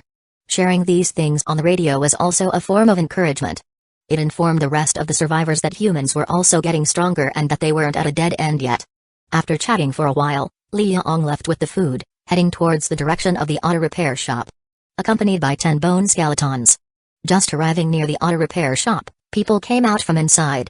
When they saw the 10 skeletons following Liang, they all stopped. "Sister Hong, these guys. Are they here to escort you?" Calamity asked, looking at the skeleton. Liang glanced at the skeletons beside her and said, "They were arranged to come over from there. From today onwards, in addition to teaching them how to use the generator and several tools, we also need to teach them how to drive and fix cars." "What the hell?" The other's eyes widened. "What does this mean?" Last time two were arranged to come over to learn about generators and welding, and this time they are learning how to drive and repair cars. Are they treating this place like a vocational school? Can they learn? Skeletal fingers. Won't they slip on the steering wheel? If they get on the road, they won't scare a few people to death, right? That person really has some ideas. The people gathered in a circle and whispered to each other, avoiding the skeletons. Liang's thoughts were similar to theirs. She felt it was strange to have a bunch of skeletons learning these things. But since they were requested from the other side, there was no reason to refuse on her part. "All right, teach them whatever they want us to teach them. Lend a helping hand occasionally, and whether they can learn is up to them," said Liang straightforwardly. The others also nodded in agreement. They understood. The more they interacted with the skeletons, the less afraid they were. At most it was a sense of oddness. Everyone pushing the cart inside, discussing whether or not they should improve the food for dinner. Calamity followed on the side, thought for a moment, and said, "Sister Hong." Liang looked at him. "Do you think, once these skeletons have learned everything, there will be no need for us? I mean, the skeletons can replace us at work." Once his words were said, everyone froze. Damn it, that can't be right. After seeing off Liang, Wu Hang returned to the community. The number of spear-wielding skeletons was not small. Looking at them, with spears standing like a forest, they had a bit of the look of an army. But an even larger number of the remaining skeletons were armed with kitchen knives. Apart from the disadvantage of the kitchen knife's length, its effectiveness in killing enemies was not bad. At least among the weapons that could be scavenged, it was much better than fruit knives or hammers. "Close the doors on this side, block off all the holes here." Wu Hang, accompanied by Big Head Skeleton, took a tour around the residential area, issuing orders for reinforcement. There were now quite a few skeletons. There were at least too many to pile onto the rooftop. Moreover, with many skeletons reaching the 5th level, they require a training ground. Hence, the plan was for all the skeletons in the residential area to either stand by or train. That being said, Wu Hang commanded the skeletons to find some iron wire mesh, iron poles, and raise the fences of the residential area. The 4 gates were to be kept closed during normal times and only open when needed. Under Wu Hang's order, a swarm of skeletons sprang into action. The sky began to darken. Little East Auto Repair. The wooden boards blocking the windows had all been taken down, allowing the room to not be so stuffy. Liang and Wank were sitting around the radio, chatting while listening to the news filtering through the device. After waiting for a while, the radio conveyed that City South Prison had announced it could provide shelter for survivors. Liang picked up the microphone and spoke directly. This is the auto repair shop. Are there people from City South Prison there? After a brief silence, a voice came back from the other end. This is City South Prison, are you planning to come over? Said a man with a deep voice. Recalling the task Wu Hang had given her, Liang asked directly, can guns be exchanged for food over there? What's the exchange rate? The prison didn't respond immediately. The numerous people listening to this frequency seemed to have heard something astonishing. The auto repair shop was planning to exchange guns for food, which means they had abundant food supplies. 1,000 jin of rice for a pistol, 5,000 for a submachine gun, said the man on the other side. A large bag from the supermarket contains about 100 jin of rice. This means a pistol will cost 10 large bags of rice. A submachine gun, on the other hand, would cost 100 bags. Given the present circumstances, a person can survive on 100 bags for quite some time. Liang continued, guns are of not much use against zombies, rather, food is the current essential. I feel this exchange rate is unfair. Let's not waste time, how much do you want to exchange? The man on the other end continued. Liang thought for a while, then said, 300 jin of rice per submachine gun, that's our final offer. If you feel it's not worth it, we can't give any more. She set the price very low. But she thought it was the fair price. What's the use of having a gun? Even if you go out to scavenge supplies, who dares to shoot? A single gunshot will draw a herd of zombies, leading to a faster death. Food is way more crucial. After a while, they responded, okay, how many would you like to exchange? How about the bullets? Liang replied, we need to discuss, and we will contact you in advance. Okay, you can also come directly. We have defensive walls here to provide a safe life. Thanks, we haven't considered it yet. Ending the call, Liang heaved a sigh of relief. 3 bags of rice in exchange for a submachine gun, that should satisfy King Yalma's side. After all, even the iron spears produced from their side could be exchanged for a bag of rice, not to mention cans, beer and the likes. No matter how you think of it, exchanging 3 bags of rice for a submachine gun seems a better deal. It seemed like she would manage to complete an arduous task. As for the proposition to live in the prison, Liang had not given that a single thought for now. They assumed she had ample food, but the fact is, that food isn't hers. If she went, she wouldn't be able to provide food and would have to endure starvation herself. She definitely won't go. The two stopped communicating, and more voices came over the radio. This is the train station. There are mutated zombies wandering outside. Can anyone rescue us? On the other hand, City South Prison. The stuffy room was filled with an unpleasant stench. A few burly men, topless revealing a large swath of tattoos, were gathered playing cards. Is Brother Long really planning to trade the submachine guns? One man tossed his card down and asked. The man, called Brother Long, sitting in front of the radio with a crew cut and a robust physique, turned around and said, I am just luring her over. Once she gets here, we will keep her and the food. Won't it all be ours? Haha. We all heard Brother Long deceive her, you are the only one who didn't get it. Right, your IQ, man, it's not even as good as a zombie's. Cow, I heard it, of course, I was just asking. Haha. The man known as Brother Long glanced at everyone and continued to say, tomorrow Lausen will lead a team out, same old method. Locate a few unlucky folks to draw the zombies away, and then scavenge for food. Understood, Brother Long. Chapter 92, Train Station L. Early the next morning. Liang sought out Wu Heng once more, and went over the details of the previous night's trade. 3 bags of rice for a submachine gun, Wu Heng thought, was an acceptable deal. But it struck him as odd that the other party agreed to the trade terms so readily. Although guns were not that effective against zombies, they were a publicly recognized refuge for survivors. Despite the arduous journey, there should be many people going there. Guns are the most effective weapons for maintaining order and power, so why would they agree so easily to trade them away? It felt a bit strange. But at this moment, food was indeed a necessity, even more important than guns. Let's see if we can find a truck that can transport food and skeletons. We can modify it a bit, then we can head over there to trade for guns, Wu Heng suggested. Oh, okay. With the business about gun trading handled, Liang continued, last night, we received a distress signal. There are some survivors at the old train station. They discovered a mutated zombie there and called for support via radio. Old train station? Indeed, there was an old train station nearby, which had been refurbished a few years ago. But people still called it the old train station. What level is the mutated zombie? Wu Heng asked. I am not sure. The message was cut short and we have lost contact with them. They may have already perished, Li Yong explained. Okay, let's prepare and head to the train station. They didn't have any specific plans for the day, so it seemed like a good idea to go there and collect some corpse cores. Alright. After making some simple preparations, Wu Heng led the team of skeletons out of the community, in grand fashion. They entered the main road from the south side and headed towards the train station. Normally, it would take about 20 minutes to walk there, or even less if they took a car. But with the zombie interference and the skeleton army on the move, their speed had significantly slowed down. Wu Heng and Li Yong were walking, but Big Head Skeleton 1 was slow, so the big guy skeleton carried it on his shoulder. The sight of two skeletons combined into one, like a giant with two heads, was quite a spectacle. Along the way, the marching skeletons made quite a noise. Zombies kept sprouting from the shops along the roadside, gnashing their teeth and clawing toward the skeleton team. To avoid further casualties, they had to stop and fend off the zombies' attacks. After about an hour. The train station is right up ahead, Li Yong pointed out, seeing the distant buildings. From afar, one could make out the words ticket office and waiting room. Zombies were seen roaming around. Standing still, Wu Heng told Big Head Skeleton 1, have the spear-wielding skeletons advance. Rattle rattle. The spear-wielding skeletons thrust their spears forward and began to slowly advance. The zombies inside the train station all looked at the skeletons and roared madly, charging at them. Thud thud thud. A large group of zombies rushed headlong into the spear formation. The first batch of zombies was directly skewered by the layers of spears, becoming a sieve. The zombies behind them fell one after another amid the onslaught of spears. The sound of spears piercing bodies was non-stop. Have the kitchen knife skeletons go up and kill all that remain, Wu Heng continued.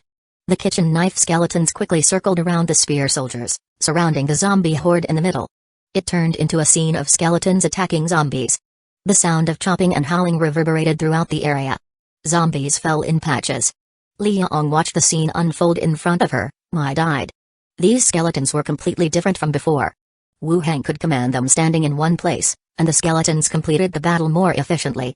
This was completely different from the last time when each skeleton had to be positioned and corrected one by one during combat. It was as if the skeletons had become a true army, working in perfect harmony. Soon after, the zombies outside the building were completely cleared. There were bodies scattered all over the stone-paved floor. The blood pooled and flowed towards the drain. Let's go, said Wu Heng. Okay, got it. Li Yong carefully avoided the bodies and followed behind Wu Heng. The battle had ended quicker than their journey here. Upon reaching the entrance of the waiting room, the first floor was deserted. The sounds of the recent fight had attracted the zombies inside there. Did those people mention where the mutated zombies might be? Asked Wu Heng. The station was not small, and if the zombies were nearby, they should have been attracted to come out. No. Wu Heng glanced around and with a shift of his thoughts, he released Zhao. What's up, uncle? Zhao floated midair and asked. Float around nearby and check if there are any survivors or mutated zombies. Wu Heng simply replied. Okay. Zhao agreed and floated away. Da-da-da. At that moment, a horde of zombies rumble-tumble rolled down the stairs from the second floor, launching an attack this way. Spear soldier, go ahead. Wu Heng commanded. Whoosh. The spear soldier thrust the spear forward, meeting the charging zombies. Just as the zombies coming from the second floor were almost killed, Zhao flew back. He pointed towards the direction upstairs and said, Uncle, there are survivors and two big dogs over there. Big dogs? Level 1 mutated dogs. How many survivors? Zhao counted his fingers, then opened one hand. 5. Good, take the skeleton dogs and kill those two bad dogs upstairs. Make sure the dogs do not escape and the mutated dogs do not kill the survivors. Wu Heng said. Understood. Zhao beckoned, Teddy, little gray, come with me. After saying this, he took the lead and flew upwards. The skeleton dog and skeleton cat also broke out from the skeleton troops and rushed upstairs. In the administrative office area, inside the passengers' rest area, 2 men and 3 women were holding iron rods and wooden chairs, their faces filled with terror as they stared at the 2 mutated hunting dogs in front of them. They were large, with dark fur, and their bodies were draped with police dog vests that had been torn open. Black Tiger, I have fed you before, you can't repay kindness with enmity. One of the young men said to one of the mutated dogs. But the mutated dog, with its cold eyes, was still glaring at him. Its mouth corner secreting a sticky, dark red saliva. What should we do? Should we jump out of the window? We might still survive. The other man said in a low voice. This is the 3rd floor, jumping down and breaking a leg, we still die. The man in front answered while keeping his eyes on the mutated dogs. This was the third floor of the station. The first floor hall was already 3 to 4 times the height, so this was equivalent to about 5 floors. Unless one could fly, jumping would certainly result in death. Then let's fight with these dogs. The radio said that leukencephalopathy could enhance human physique, maybe we can survive. The short-haired woman suggested. Right, let's fight them. Everyone agreed in unison. The sudden burst of energy made the mutated dogs back off a few steps. Then, their attention turned back to them, stepping forward again. The survivors changed colors and pointed their weapons towards the mutated dogs. The next second, the mutated dogs attacked. Their mouths full of blood and a rancid smell, one of them grabbed a man's wooden stick. In a frenzy, the stick slipped out of hand and was thrown aside. The look in the eyes of the mutated dogs became more fierce. With a push off the ground, the 2 mutated dogs charged at them again. Crack crack. Suddenly, the sound of skeletons colliding echoed from behind. Coupled with this was the youthful voice yelling out. Charge, kill these 2 bad dogs. Rustle. A number of skeletal animals rushed over. The mutated dogs turned and ran. And the survivors inside the room had their mouths wide open, looking at the hollering ghost floating in the air and the skeletons chasing the zombie dogs. Chapter 93, Military Truck 1. The incessant sounds of thunderous roars and bites echoed as the skeleton dogs and the mutated dogs tumbled into a brawl. The ferocious mutated dog, thrashed and bitten, shed large chunks of rotting flesh, with foul blood splattering everywhere. Escape was impossible, its flesh and blood shared amongst several bony figures. The passenger lounge. A few survivors once again began to eye the drifting ghosts with caution. Don't you dare come any closer, or don't blame us for getting hostile. Zhao floated a bit closer and retorted, hey, I just saved you guys. Are you human or ghost? Hard to say, but you guys are safe now. Just wait for my uncles to come up. Seeing that they were too fond of him, Zhao didn't feel like chatting anymore, and after leaving a statement, he flew out. He floated over to where the skeleton dogs were fighting, cheering them on midair. Liang slowly climbed up the stairs and arrived. She paused at the entrance and asked, were you the ones calling for help over the radio? With the arrival of a living person, a sense of relief swept across the survivors' faces. Are you part of the rescue team? We are not the rescue team. Liang evaluated their condition. They seemed to be without any serious injuries, and said, the zombies outside have been cleared out, you don't need to worry anymore. Thank you for saving us, said the man leading the group. Liang waved her hand dismissively and continued, I won't beat around the bush, now I give you 2 choices. 1, come with me, but everything you do will be under my command, whether you are rich brats, flight attendants or stewards, you must change if you want to survive in this new world. There was no response from the survivors. Liang went on to state the second choice, the second is not to follow us. The zombies outside have been cleaned up. You can continue to shelter here or go somewhere else, but whether you can survive in the future depends on yourselves, and we will not come to save you a second time. This was the decision she arrived at in consultation with Wu Heng. It was different from the rescue of Wank from the hospital. Wank was weak and thin and had been the only one left. To leave her there was to leave her to die. But there were 5 people here, forming a small group. Having a larger team could actually be more troublesome. The choice was ultimately up to them. If they were willing to come, she could accommodate them, they could use the additional manpower. If they were unwilling, she would not force them, whether they could survive or not was now up to them. Could we discuss it? Asked the man. Liang nodded, sure, but make it quick, we don't have much time. The 5 gathered together, whispering among themselves while occasionally glancing at Liang not far from them. From their complexion alone, one could infer their state of life. The 5 of them were emaciated, not just from hunger, but also from the constant worry and heightened tension during this period. Yet Liang at the doorway was much healthier even though she was dressed like a laborer and wearing protective gloves, she clearly wasn't starved. At least it was proof that she had enough to eat. They discussed briefly. The young man in the lead finally stood up and asked, could we ask, what will we need to do? Leaning against the door frame, Liang said, carrying things, cutting, welding, and other physical labor, none of it is particularly difficult, just a bit strenuous. What about females? A female crew member asked from behind. If you have any special skills, you can mention them. If not, you will also have to do the work. Even I work every day. Liang continued. The survivors were somewhat baffled. Welding, cutting? Who were they going to be working for? Or was it that they had a permanent refuge they were constructing on a large scale? Would it be safe to go with you? It should be safer than you all being alone. Liang responded. The 5 survivors looked at each other, Then we will go with you. We are willing to follow your command. If they were indeed building some kind of refuge, it would be good for them. At least they would be safe and could have a good night's sleep. If it went on like this, they feared they might all go mad. Liang nodded. All right, follow me down. Remember to remain calm no matter what you see. Okay. Downstairs. Wu Heng was strolling around on the first floor.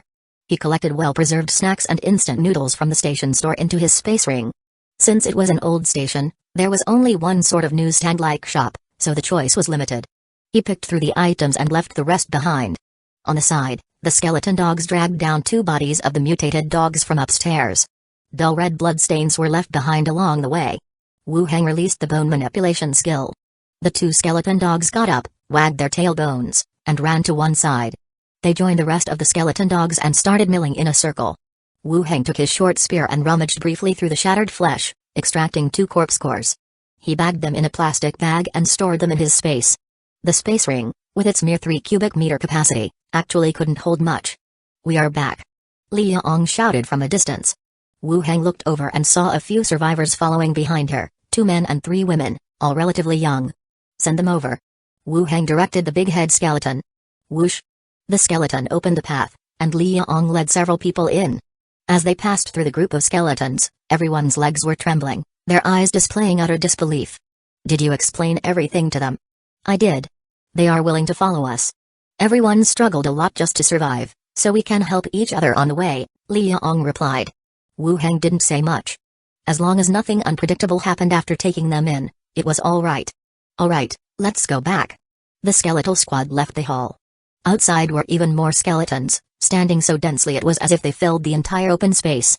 The survivors began to tremble even more severely. Where on earth did all these bones come from, and how could they even act like living beings?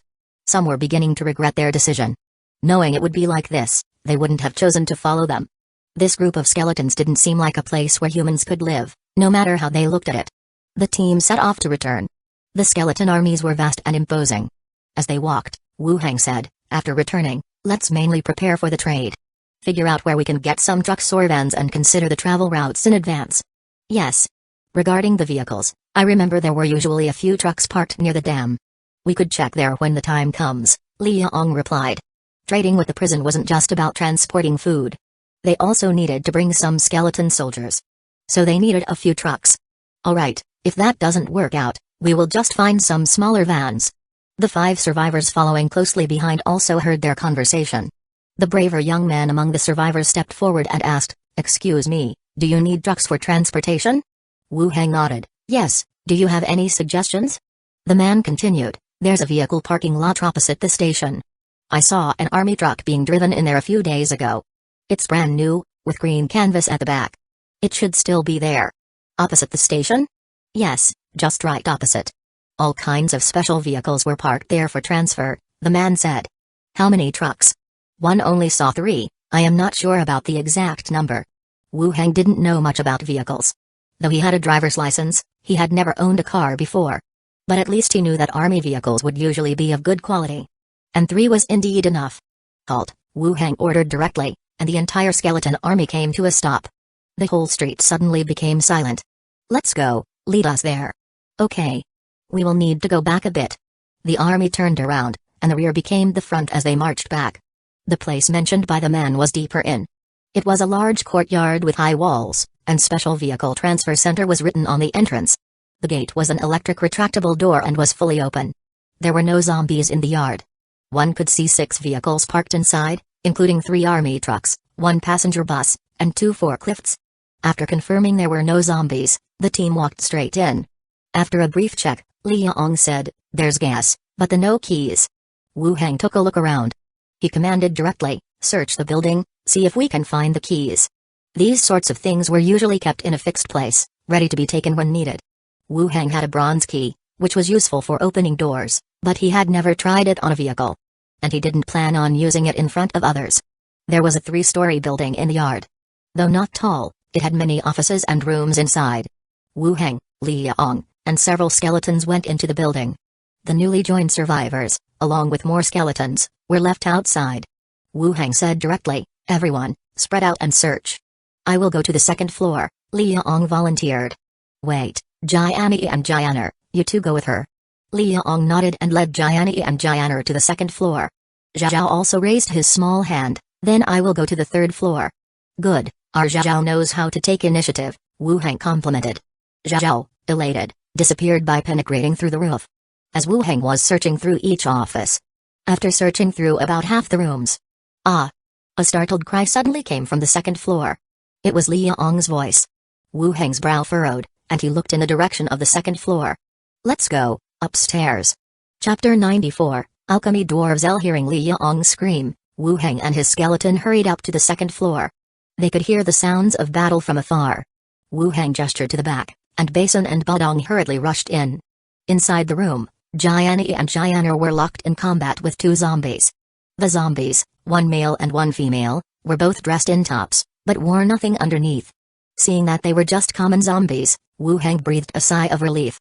Jiani and Jianer, being higher in level, had left their sword marks on the zombies. With swift slashes, they swiftly took down the zombies. I didn't mean to scream, but they just lunged at me as soon as I opened the door. It really gave me a scare. Li Yong explained. It's okay, did you find the key? No. Wu Heng glanced at the zombies on the ground. After thinking about it, he cast the spell, Communicate with the Dead, on the middle-aged male zombie. The lying corpse suddenly sat upright. Its head turned to look at the two of them, its eyes gray-white. Thup thup thup. One Li Yong, scared witless, retreated several steps, her face turning pale. Wu Heng waved his hand at her, signaling her not to be afraid, then looked at the sitting zombie, asking, "Where's the key for the vehicle downstairs?"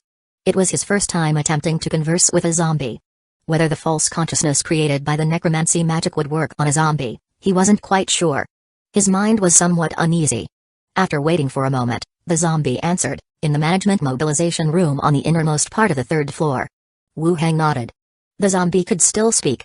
He continued to ask, "Are all the vehicles parked downstairs?" "Yes." "You guys?" Boom. As it answered the second question, the male zombie's body fell back down, becoming motionless once again. That halted Wu Heng's third question midway. Well, great, it seems a zombie can only answer two questions. That was pretty quick.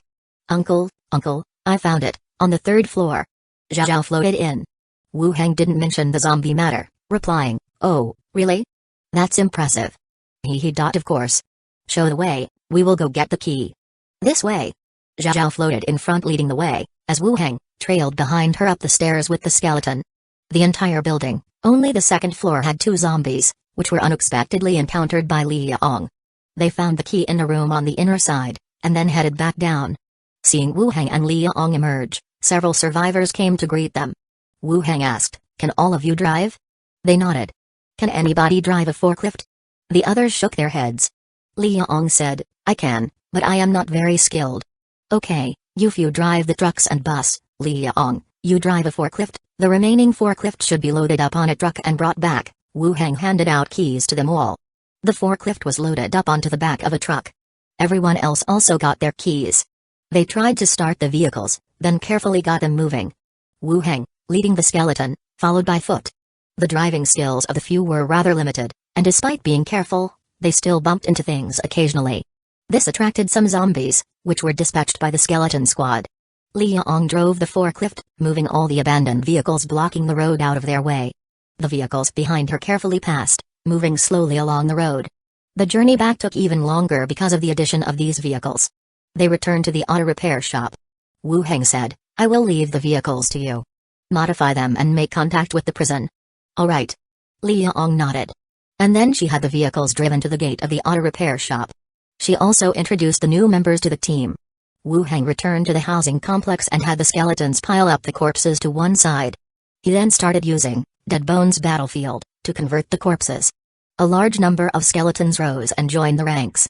While outdoors, he barely used the Dead Bones Battlefield spell, which consumed a large amount of mental energy all at once.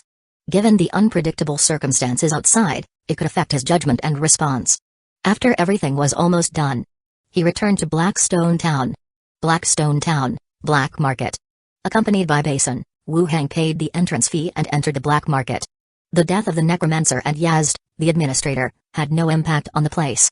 The place still contained a chain of stalls and people hooded in black. Not bothering to wander, they went straight up to the second floor. After showing their emblem, they were led into a separate room. The friendly staff with the forked beard asked with a smile, "Dear guest, how may I assist you? Could you check to see if the request I posted has been fulfilled?" "Sure, just a moment." Not long after, the man known as Baby Who came back. Behind him, two brawny men were carrying a half-human high coffin. "Sir, your request has been completed." Though he merely inquired, he didn't expect it to be really done. It seemed that after the death of the Necromancer, Blackstone Town was less strict about transporting corpses from surrounding areas. Abatrost, of the dwarves race, died of old age, was an LLTH-level alchemist specializing in potion making. The middle-aged Baby Who quietly introduced the information of the person inside the coffin. After he finished speaking, he lightly clapped his hands, and the strong men standing beside him opened the coffin lid. Wu Heng stepped forward for a look. Inside was a body wrapped in linen cloth, extremely skinny. It seemed like a child lying there. But the cause of death was old age. It couldn't be a child. "Sir, does this meet your requirements?" the man Baby Who continued to ask. Wu Heng nodded. "Yes, it's quite good. I am very satisfied." When he was posting the request, he didn't specify any conditions like race or age. The only requirement was a high-level alchemist. Nothing else mattered. "Very well, sir, you need to pay the balance of 1,200 silver coins." The man continued. Wu Heng nodded, took out a 30-gram gold bar, and a bag of silver coins. The middle-aged man tested the gold bar, confirmed that it was gold of sufficient weight, and then smiled and said, "The request is completed, sir." Wu Heng nodded. He then took out a receipt with a snakehead stamp on it and handed it to the man. He said, "Check what's stored in here?" "Sure, just a moment, please."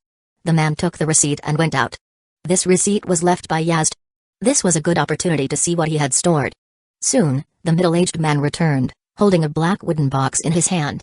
He placed the wooden box on the table. The other people left the room, and Wu Heng opened the box to look inside. On top was a deed to a house, and a badge that looked like an eye. Below were silver coins, quite a substantial amount. The house was not in Blackstone Town, but in a city called London, a piece of real estate that had been notarized. It seemed that it was Yazd's house in another place. Now it was all his. He looked at the badge. He didn't know what power it represented. But he remembered that Yazd had said that he was a member of some kind of eye-centered church, so it should be related to that. There was nothing else. After all, the things Yazd did involved some risk. The money stored here was probably a safeguard just in case. In case something went wrong, he could take the money and run at any time. After confirming that there was nothing else, Wu Heng put the coffin and the money box into the space ring, and left directly down the stairs. After the middle-aged man Baby Who reminded him not to forget his things, he also waved goodbye. Wu Heng descended the stairs, took a turn around the black market stalls, then left the black market, and got into a carriage to return to Blackstone Town. Back in the crowded area. Entering the alley, he saw that Yuli was walking out. "Wu Heng, where have you been?" Yuli asked, her hands on her hips. "I went to the business street." "Did you come to find me?" Wu Heng entered the alley, stood at the door, and opened it. "I came to see you. I am the only one who cares about you in Blackstone Town." Yuli went into the house quite naturally, and sat down at the dining table. Yuli and Wu Heng are quite similar. Both are outsiders, and neither has any friends. Of course, another important reason is coming here to eat. Wu Heng glanced at her and asked, "Are you still eating instant noodles?" "And that sour noodle?" Wu Heng nodded, started boiling water in preparation, and asked casually, "Anything new at the guild these days?" Yuli thought for a moment and said, "A team leader left. His team members found a letter at his residence." Wu Heng was startled. "Anna left?" It seemed that in their competition, Anna felt that he had no chance of winning and chose to leave. "What was in the letter?" Yuli leaned on her chin and said, "From what I heard, Yazd's steward died, and he no longer wanted to be the team leader of Team 1. Something like that. I haven't seen the actual content. So now Team 1 has no leader. The guild is a mess right now. My aunt is so busy." For the Professional Association of Blackstone Town, this was not a small matter. The steward died, and the leader of Team 1 left without a word. The guild's organization was the only thing holding things together. If this were a mercenary group or gang, there would already be infighting or a divide in the property. Wu Heng brought the hot and sour noodles over, along with some other snacks, and asked, "Where did Anna go?" "I don't know." "Is he a local? Where is his hometown?" She took a slurping bite of her noodles. "How would I know? Are you interested in him?" "Idiot. What do you mean? Are you insulting me?" After dinner, Yuli patted her round belly, which was almost as big as her chest. Nothing like her aunt at all. After chatting for a bit, Yuli got up to go home. Wu Heng stood at the alley entrance and waved goodbye to her. After Yuli left, Wu Heng quickly cleaned up the dining table. He locked the door, opened a boundary door, and returned to the zombie world. He took the coffin out of the space ring. Chapter 95, Deacon Appointment and Transfer Orders. Huge clusters of skeletons stood, waiting in the open. On the sides, level 5 skeletons armed with spears were practicing against dummies and cloth packages. The entire space echoed with the sound of spear-piercing targets. Big Head Skeleton was missing, probably out patrolling and killing zombies with the other skeletons. Wu Heng instructed someone nearby, open the lid. 2 skeletons approached and opened the coffin lid, revealing the body wrapped in linen inside. Upon seeing, Wu Heng swiftly applied the bone manipulation skill. Necromancy slowly enveloped the body in the coffin. Summoned creatures' abilities are significantly beyond the summoner's. Increased instability, the system notification appeared. The linen wrapping the body collapsed as if the support underneath it was suddenly taken away. Then a small, dwarfish skeleton sat up slowly. Its bony hand reached out, tearing the linen wrapped around it. Skeleton Alchemist, Level 11, Level 11, Attributes, Constitution 13, Strength 11, Agility 14, Intelligence 18, Perception 16, Charm 5, Traits, Hollow Skeleton, Intermediate Soul, Specialization, Cloth Armor Expertise, Intermediate, Pharmaceutics, Proficient, Abilities, Alchemy Scholar, Potion Investigation, Formula Book, Alchemy Scholar, can quickly identify alchemical items. Potion Investigation, can analyze special materials and prepare corresponding alchemy potions as required. Formula Book, records potion formulas for easy inheritance and documentation. The attributes don't contain any combat abilities.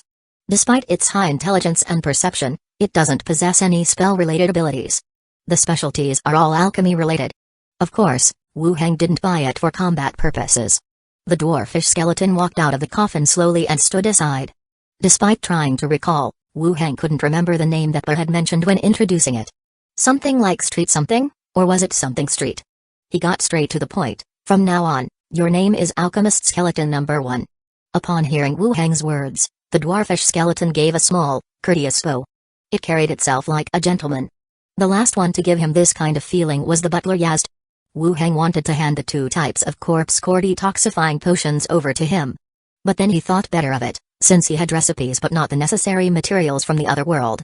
He gave an order, find a room for now. Tomorrow, I will tell you what to do. The dwarfish skeleton headed straight into one of the rooms in the hallway.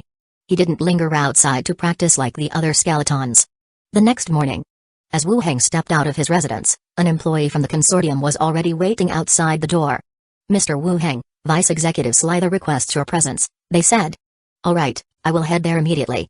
Wu Heng replied and left his residence after making some quick arrangements. In the consortium, members of all the teams had gathered. Scanning the first team, he indeed did not see Anil.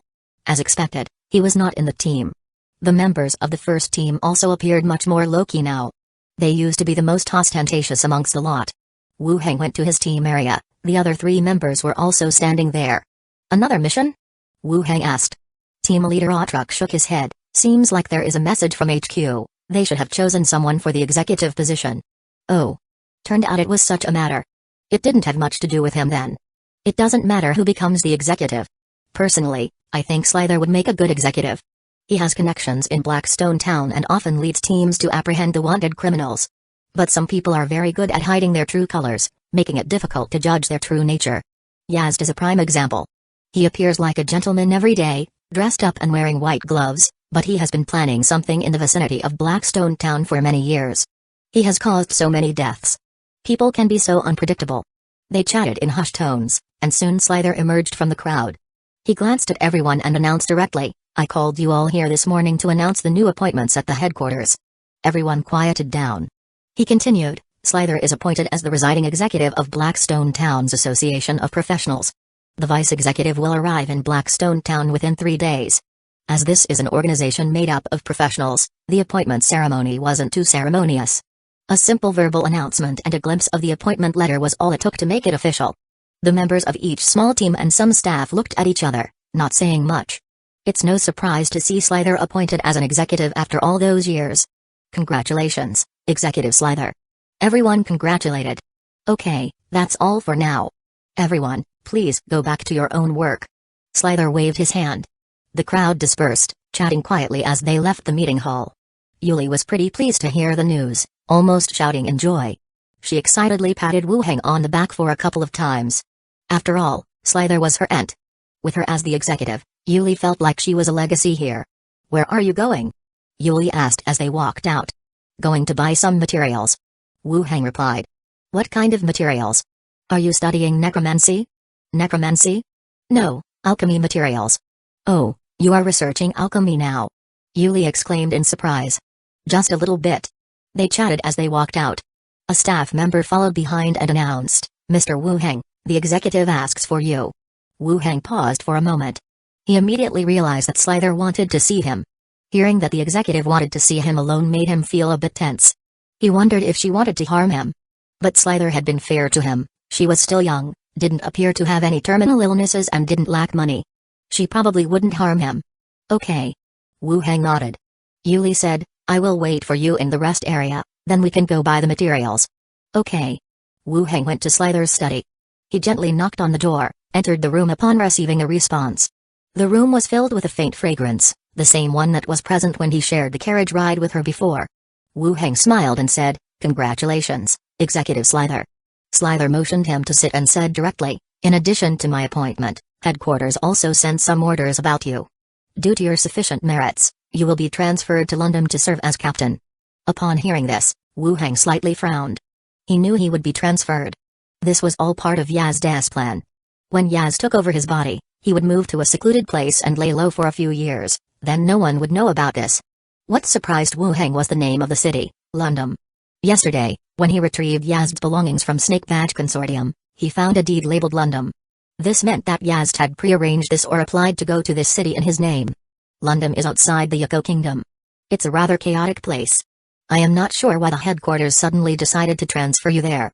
Slither looked at him and then said, "If you don't want to go, I can communicate with the headquarters and let you take the position of team captain." "Huh? A city outside the Yoko Kingdom?" Chapter 96, Wait for 2 years. Wu Heng understood what Slither meant. He hadn't been in the guild for long, and was quite young. Being transferred to a place outside the kingdom, he might face many uncertainties, and to put it bluntly, might even lose his life. If he chose to stay, Slither could let Wu Heng take Annel's position, as the captain of a team. His status and conditions would remain the same, and he would be in a peaceful environment. This was a kind intention. Actually, Slither still seemed to care for him. If this had been when he first came to Blackstone Town, or even just half a month ago, Wu Heng would have accepted Slither's kindness, choosing to stay and slowly develop in a safe environment. But now things were different. The Yoko Kingdom's restrictions on necromancers had already hindered his progress. To continue to improve, he needed to make some changes. If he stayed in Blackstone Town, even if he took the position of trustee, he could not change the kingdom's view of necromancers.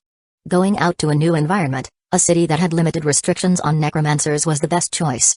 Yazd should have considered this when arranging things. He quickly thought it through in his mind. He then said flatly, "Thank you for your kindness, Executor. I think I will respect the main office's arrangement for now, and when I get a chance, I can apply to come back." Slither glanced at him with beautiful eyes. She still sighed and said, "All right, then you will go there for 2 years first, and then I will apply to bring you back." It looked like, having just taken the position of trustee, it would be a bit difficult to keep Wu Heng here. In Blackstone Town, she might have some say, but compared to the behemoth of the Adventurers Guild, she seemed insignificant. Wait 2 more years until her position is secure, then bring Wu Heng back. "Sure." Wu Heng nodded with a smile. Slither continued, "Yazd's body has already been cremated. I had someone notify you, but you weren't home at the time. There really wasn't much to see actually, it would just add to the sadness. The road ahead you have to walk yourself."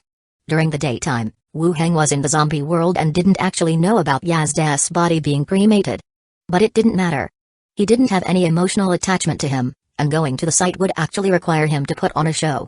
More importantly, using communicate with the dead on the corpse would have meant it couldn't be converted into an undead soldier. As long as everything goes well, I don't think Executor Yazd would want to see us sad for him." Slither nodded, and then she took out several other items, and said, "This is your train ticket to London. The train departs the day after tomorrow morning. Now that you have chosen to go, don't be late." Then she pointed to a few other items. "These are the items Yazd left behind and they are New Year's." Wu Heng put the ticket away and turned his attention to the other items. There were the deeds to the house in Blackstone Town and the wooden staff. The other things were in the space ring, which Wu Heng had already taken away. When there were many people around, He would put the ring away, other times he would wear it on his hand. Thanks. About this deed. I am leaving here soon, and it doesn't really serve me much purpose. Trustee, can you find a buyer for me and just sell it? Wu Heng said directly. Slither's eyes widened. Didn't you agree that you would come back after 2 years? You might need it. This was Yazda's residence. Whether he would actually be back was still up in the air. Wu Heng's thinking was that he could better use the money now. 2 years is not a short time, it's not good for the house to be vacant for so long. Slither thought for a moment, then said, I will keep an eye on it for you and arrange for someone to clean it up from time to time. Let's keep the house for now. That's fine. Wu Heng didn't argue over this. Don't forget the departure time of the train, go back and prepare early. Oh, okay. Then I will get going. Wu Heng stood up.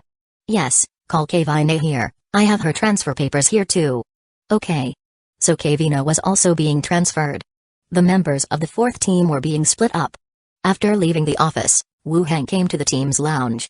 Pushing the door open, he saw Yuli and Kavina sitting on the side chatting. Captain isn't here yet? Wu Heng asked. Both of them have already left. Kavina answered. Yuli added, she might have gone shopping with Captain Tulisa. Kavina also revealed a smile. Wu Heng continued, Kavina, the steward wants to speak with you. Did he say what it's about? Kavina asked. The tasks completed by the 4th team were quite satisfactory, so she may be directly transferred to lead a team. He didn't say, it probably has something to do with the upcoming reassignment, you should go and see. Wu Heng said directly. Oh, okay. Kavina then left the room. Wu Heng and Yuli also departed from the guild. They headed towards the commercial street. Yuli asked, what did Maya tell you? I have been reassigned to a city called London, to serve as a team leader, Wu Heng said directly. You are going to be a team leader? And you are going to London? Yuli was somewhat surprised. Have you heard of this place? No, but my aunt asked me to read books and learn about it, Yuli replied. Tell me about it.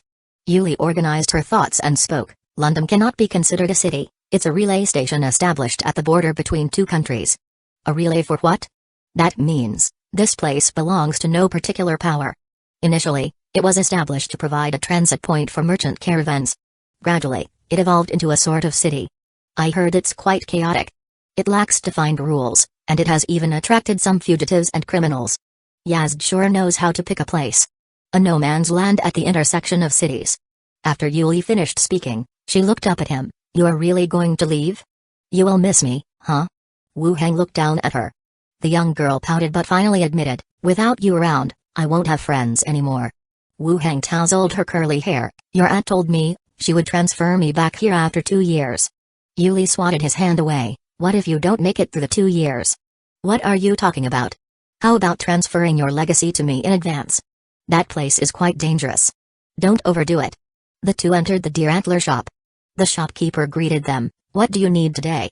Wu Heng handed over the formula for level 1 and level 2 corpse cores. I need the materials listed here, can you collect them all?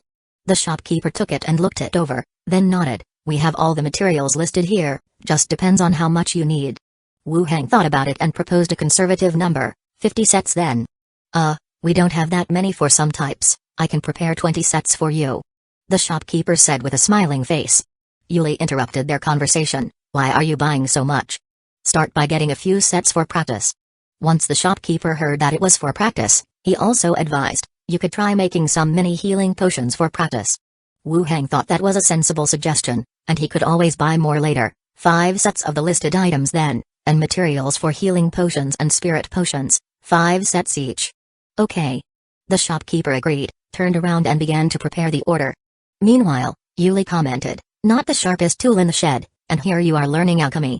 After paying for their purchase, Wu Heng had Basin carry the materials and left the congested area with Yuli. Maybe, it's because Wu Heng is going to leave soon. Yuli was less talkative than usual and seemed quite downcast. She just kept on saying things like, what if he gets bullied there, what if he dies, and more such ominous words. It was not very auspicious. After dinner, Yuli went home, still in a gloomy mood. Wu Heng closed his door and sent the materials to the zombie world. He asked the dwarf skeleton to start preparing potions. The next day, in the morning. In the zombie world. Outside the residential area. Liang said, we have already agreed with the prison side. They are ready to receive the food at any time, they will meet us halfway. Chapter 98, 97. Leaving Blackstone Town while communicating with the other side was easy via radio, but the tricky part was how to get there. How's the refurbishment of the truck? It's being reinforced. It should be done in a couple of days. It's not really a modification, just reinforcing important parts of the car. So if they encounter a horde of zombies, the car won't be scrapped first. It's all done with an electric welder, no difficulty there, no need to modify internal components. Military-grade equipment, how can it be anything but top-notch? Wu Hang thought for a moment and said, okay, finish the modification first. I will let you know when we go. We are headed for a new city from Blackstone Town tomorrow. It's not within the Echo Kingdom's territories, so it's definitely a long way off. We will go there first, settle down, then go to the prison. We will have to stagger our schedules a bit. Okay. Li Yong nodded. How are the new people we took in yesterday? Wu Hang continued to inquire. They are all fine, willing to work. It's just that they are starving, they eat in a horrifying manner, said Li Yong. Okay, don't delay the production of the iron spheres. Alright. After the conversation, Li Yong returned to the auto repair shop. Wu Hang gave the skeleton some simple assignments. Enforce the fortifications in the residential area. The patrol range of the big head skeleton was also confined to the residential area and the auto repair shop nearby. No problems should occur during his travel time. In the afternoon, he returned to Blackstone Town. He went to the Professionals Association and walked straight into the team lounge. All the members of the team were present. Audrock looked up and asked, when do we leave? We leave tomorrow. Wu Hang sat down nearby. Audrock nodded. Once we are stable over that side, we can apply to be reassigned back here. Shouldn't be too hard. Understood, Captain. You will be a captain in the future too, then you will experience the headache of not seeing your team members every day. Audrock joked. If I am the captain, I wouldn't go to the association, let alone the team members. Wu Hang said with a smile. Audrock also smiled. He continued, Kavina's position is within the kingdom. There shouldn't be a big issue if you are careful. Come back and visit when you have time. Kavina was relocated? Kavina nodded. Yes, I was moved to another small town. It's not far. I can occasionally return and see everyone. Initially when Slither found her, it was suspected that she would also be relocated. It seemed, Yazd intended to break up the entire 4th squad. Kavina is 1 or 2 years older than Wu Hang. Becoming a captain at this age was rather fast. Being a captain is a good thing. Don't feel too much pressure. And, our 4th squad is really amazing, established the latest but has produced 2 captains. Audrock said with a smile. Then there's only the 2 of us left in the 4th squad. Yuli said. There will be new members in the future. Oh, I hope I will become a captain quickly too. Yuli muttered. You shouldn't have any difficulties. Wu Hang said after listening. Slither is her aunt, it's just a matter of time before she becomes a captain. After chatting for a while, Wu Hang took out a few items from his bag and placed them on the table. He introduced them saying, I will be leaving now, I am leaving these behind for you guys. They might come in handy during a fight. Everyone looked over. Wu Hang introduced, this is a gas mask, it can protect against most toxins and doesn't have side effects. This is for lighting, it can emit light beams, useful at night. One was a gas mask, another a flashlight. The flashlight has battery requirements, but it can be used for a while. This is too valuable. Audrock said immediately. Both of these, the effectiveness could absolutely reach the standard of magical artifacts, and there were 2 for each person. I also don't need so many, you guys use them first. If this thing doesn't light up anymore, don't throw it away. I will replace the power source when there's a chance. Thank you. Thank you then. Kavina thanked him. Yuli said, oh, so you decided to take it out now. I even got poisoned. If you don't want it, give it back. Who said I don't want it? Yuli quickly hid it behind her back. He chatted with the team members for a while. Then Wu Hang went to the Red Face Mermaid Tavern again. Seeing Wu Hang come in, Bella, carrying a tray, walked directly over to him. Her attitude was much warmer than the last time. She nestled close to him on the couch, draping one arm over his. You haven't been here for a while. I am leaving, I came to bring you the payment from last time. Wu Hang put a small bag of silver coins into her hand. Bella didn't refuse, although her brow furrowed. Leaving, where to? I have been transferred to another place. Will you be back? In the meantime, people in the pub were still discussing the rescue of the children from the crowded area. Such things were usually left unattended in the past. The guards would do a cursory inquiry, then just let it be. That's why the rescue of the children from the crowded area by the professional team became a topic of discussion. Bella, who had provided the clue, felt she had done something meaningful. Unexpectedly, he was transferred so quickly. Maybe, I can't really tell. Bella looked at him and said, can't you just not leave? Transfer orders are already here, not leaving is not an option. Ah. Well then. If I come back, I will come to see you. Good, you have made a promise, don't forget. Bella said seriously. Leaving the pub, he also bid farewell to the landlord. He didn't know many people in Blackstone Town, and in one day, he had said goodbye to them all. The next day, in the morning. West City area, train station. The whole professional team showed up, and so did many people from the crowded area, including the landlord, Bukmila, who had found her child, and Bella. Quite a few people came. There were also some onlookers who didn't understand whether this was about picking or dropping someone off. They formed several circles around them. Wu Heng had no idea so many people would came to see him off. Slither, with his arms crossed, looked at him and said, I didn't expect you, a necromancer, to be this popular. I guess so. Keep a low profile over there, I will have you transferred back here within 2 years. Slither said. Okay, I understand, please take care of the crowded area for me. Slither nodded. The train pulled into the station, Wu Heng waved goodbye to everyone and boarded the train. Rumble. The train left Blackstone Town amidst the thunderous noise, driving away into the distance. Traveling by train was much faster than by carriage. After 2 days of continuous travel, the train stopped at the border of the Yako Kingdom. Someone said, the 2 envoys, you need to get off here, continue northward and you will reach London City. Damn, I need to switch transportation. Wu Heng got off the train and immediately bought a carriage, and then continued heading north. Even though it was daytime, the surroundings were gradually desolate. Wu Heng had an uneasy feeling. If a beast or a robber appeared, it would be dangerous. He should summon some more skeletons to ensure his safety. Standing on the carriage, he looked around. To one side, he could vaguely see a building and a wall. Wu Heng instructed Basin to drive the carriage towards the building.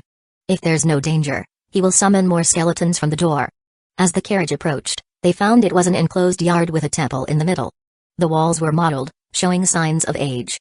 The carriage stopped in front of the yard. Without even asking if there were any people inside, they headed towards the storeroom. Before they even got close. Creak. The temple doors opened and a nun dressed in black and white came out. The nun's attire was thin, hinting at the curvaceous figure underneath. Even her headscarf was made of a very thin fabric, revealing her golden hair. The slit of her robe was very high, revealing her smooth and shapely thighs. Are you gentlemen here to pray? The nun's hips swayed as she walked 2 steps forward. She was voluptuously appealing and looked seductive. This nun outfit paired with her sway was enough to make one's heart flutter. Chapter 99-98, Old Woman 1. Wu Heng glanced at the nun's attire and asked, I just passed by this place, which great deity does this temple serve? He himself could travel between 2 worlds, and had a profession related to the gods. He couldn't deny the existence of deities anymore. Whether he feared them or not, he had to show some respect at the entrance of a temple. It serves the great fertility goddess. Oh, so it's the great fertility goddess, Wu Heng repeated. Sir, are you here to pray? A nun asked curiously. I am just passing by, I need to use the woodshed. The nun wore a sweet smile, made a praying gesture at her chest, took a slight step forward with her left leg, revealing a large swath of her white thigh under the split of her skirt. Let me arrange a room for you gentlemen, there's no need to use the woodshed. The nun fully opened the door, we have other guests here, don't worry. A tall and muscular man walked out from inside the temple, his upper body bare, with a petite and curvaceous nun in his right arm. The petite nun was scantily dressed. The most covered part of her body was her headscarf. The man stepped forward, his legs slightly trembling. You 2 are from Yako Kingdom, right? We are from a merchant caravan of the kingdom, it won't hurt to relax a little before hitting the road again. A caravan? Relaxing here? Are you here alone? Wu Heng looked at him. The man chuckled and continued, the others are being attended by other nuns. You should also come in undressed. We can leave together later. Saying this, the man went back inside, arm in arm with the nun next to him. The nun clung tightly to the man, her sash swaying behind her. Sir, please, come in. We can continue our journey once we are well rested. The nun who had been guiding Wu Heng twisted her waist and approached him. Wu Heng's gaze fell on her again. He opened the holster, pulled out his pistol and said, all right, let me show you my baby. The nun took a coquettish step forward. Sir, let's continue inside the temple, I get nervous out here. This is it, don't move. Wu Heng leveled his pistol at her face, and under her puzzled gaze, he pressed it against her cheek. Just as she was about to stick out her tongue to lick the gun, he pulled the trigger. Bang! The gunshot rang out, the bullet instantly pierced through her head. A look of surprise and disbelief crossed the nun's eyes. Her body jolted backward and fell to the ground. The next second, changes began to occur rapidly on the nun's corpse. Her skin and face shrunk and wrinkled, her sparse and broken hair scattered, black moles and flesh tumors appeared on her skin covered with age spots. If she was a full-bodied and enchanting nun just now, she had now turned into an ugly and bizarre old woman. The gunshot had attracted the attention of others in the temple. 4 nuns, including the petite one from before, ran to the door quickly. Upon seeing the body on the ground, they let out shrill screams. They bellowed, "Damned human brat, how dare you cause trouble here, let's kill you." The nuns' voices became harsh, and under Wu Heng's gaze, their figures all transitioned into hunched old women. Their skin looked like tree bark, their sparse hair flew wildly in all directions, whoosh whoosh whoosh. The old women extended their long-nailed fingers. They fired magic missiles and decay rays. Wu Heng and Basin quickly moved behind the carriage. Boom. A loud explosion rang out, the carriage was blasted into pieces. Wooden debris flew like bullets, the horses neighed in fright and took off with the wrecked carriage. Wu Heng threw a fireball technique at them. Bang! The fireball exploded instantly, spreading large flames and lighting the ground on fire. Although it didn't hit the target, it scattered the 4 old women. Fierce flames burned all around them. Taking advantage of this, Wu Heng dashed towards the woodshed on one side. "He's a mage, kill him first, but don't kill him, capture him alive. His skin is so white, I want to peel it off and wear it on my body. No, it should be on my body." Several old women were chattering their sharp voices incessantly. Next, they sprinted towards him from different directions. Wu Heng slightly narrowed his eyes. Aiming accurately at their location, he triggered the evil explosion skill. Bang! The body that died first suddenly exploded, a thick yellow smoke covering the entire area. "Charge in, kill him quickly." The old women continued to shout. Wu Heng glanced up and said, "Basin, hold them off." After shooting another 2 rounds, Basin charged directly into the smoke. Then followed the sound of sharp curses and screaming. "Don't get tangled up with it, kill the one inside." Apostrophe stupid mage, actually sent his attendant by itself, "Don't let him escape, charge, don't damage his skin." The old women kept talking. Then, 2 figures with sharp claws on their arms, like apes with arched backs, charged in, swinging their arms. However, before they charged out of the smoke, a few figures charged directly towards them. The old women were knocked to the ground, and attacks from swords, punches and kicks came raining down. Bang bang bang. The sounds of intense fighting accompanied by the screams of the old women echoed through the smoke. Gained experience plus 22, summon creature, skeleton boxer, gained experience plus 2, gaining experience. The prompt sound rang out, and the whole area gradually quieted down. The skeletons walked back. Wu Heng left Bodong, Jiani, Jianer, and the rest of the skeletons dragged the other 4 bodies back through the boundary door. Jiani, Jianer, and Bodong had all dressed up. Clothed in sturdy clothes and wearing helmets on their heads. They may not encounter anything in the wild, but being prepared could save a lot of trouble. The smoke gradually dispersed. Only the corpse of the old woman who died in the evil explosion was left on the ground. The strong man who had been clutching the nun earlier stumbled out of the doorway, clutching his head. What happened? He frowned first at Wu Heng and the 4 figures tightly wrapped behind him. Then, he saw the corpse on the ground. His face instantly turned ugly. "Ghost hag." Wu Heng looked at him and asked, "Do you recognize this thing?" "Ghost hag, an ugly creature with a malicious heart. So you like such a thing?" The man's face got even uglier, then as if he remembered something, he quickly dashed into the temple. Wu Heng didn't follow but stood at the entrance watching. The temple was empty, and there were no statues. On the dilapidated chairs lay several men. Naked with shriveled skin, as if all their blood and vitality had been drained. The originally robust man was now slumped to one side with a regretful look on his face. "How is it? They are all dead." Chapter 199, Captain of the 12th Team 1. "Are they all your companions?" Wu Heng asked. "Yes." Wu Heng continued, "Where are you headed?" "London City." "You say you are a trade caravan, you should have wagons, right?" "They are in the back." Wu Heng nodded. "Let's bury them, then we will head to London together." The man took a deep breath and began the strenuous task of moving the bodies. "Jiani, Jianer, help him move the bodies," Wu Heng instructed. Considering his state, moving these bodies might require some effort. His help could speed up the process, while also serving as some form of supervision. He might not be associated with the elderly women, but one can never be too cautious out here. "Thank you."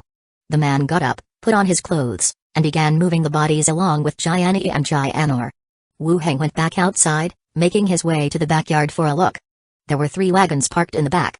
He lifted the cover to find fabrics and some pottery underneath. They were indeed a merchant convoy. Too naive. How could such a good thing happen in a place like this? You wouldn't even get freebies in the brothels of the slums, let alone play with nuns here. Play with your life, more like it. Soon, the man came back with Gianni and Gianor. As he unhitched the horses, he said, "Apologies for the spectacle. The ghost hag's illusory abilities are too strong, most people can't detect it. We were just about to make our delivery, alas." Wu Heng didn't say much else. The ghost hag's illusions are just superficial, coupled with verbal manipulation, targeting some primal instincts of men. The charm of a seductive nun can be overwhelming. However, with the increasing of Wu Heng's abilities and the unlocking of enhance will, his perception and ability to resist abnormal states have also been strengthened. Although his eyes saw a voluptuous and charming nun, his perception saw a stooped figure. If you didn't know, that's one thing. But if you knew the other party was an ugly old woman, could you still make a move? No way. So he wanted to leave, without stepping into this murky water. But the nun was clearly unwilling to let him go, sticking to him like glue. So, he had no choice but to strike first. The convoy began moving. The man was in front, and Wu Heng sat in the back wagon. Keeping a distance between each other, he was indirectly escorting him. They made steady progress. As dusk loomed, the caravan finally arrived at Lundum City. From afar, one could see clusters of dense buildings. Unlike previous cities, the structure of Lundum City consisted of dense buildings, followed by walls and watchtowers. Silver-armored guards could be seen patrolling the walls. These are the outer city districts, they weren't part of the original city plan. The people who couldn't find a place to live inside the city put up temporary dwellings outside, and as the population grew, it turned into what it is now. The man from the trade caravan explained from the front. The people inside the city don't care. Why should they? The outer city also pays taxes. If a large area of land is allowed to expand, nobody will care. The man continued. Your own build houses outside the city, you have to pay taxes too. Seems like no one would really care. As they approached, the city walls magnified in their view. The city gate was spacious, it could accommodate 3 wagons side by side. This was much wider than the gate at Blackstone Town. Many people had gathered at the city gates. Aside from humans, there were some tall and robust races too. With arms as thick as thighs, height exceeding 2 meters, green or gray skin, open mouths revealing tusks, they were a stark contrast to the human race. Are those beastmen? Beastmen, yes. Humans and beastmen cohabit here, don't pick a fight with them. They are capable fighters and tend to move in groups. The caravan directly entered the city.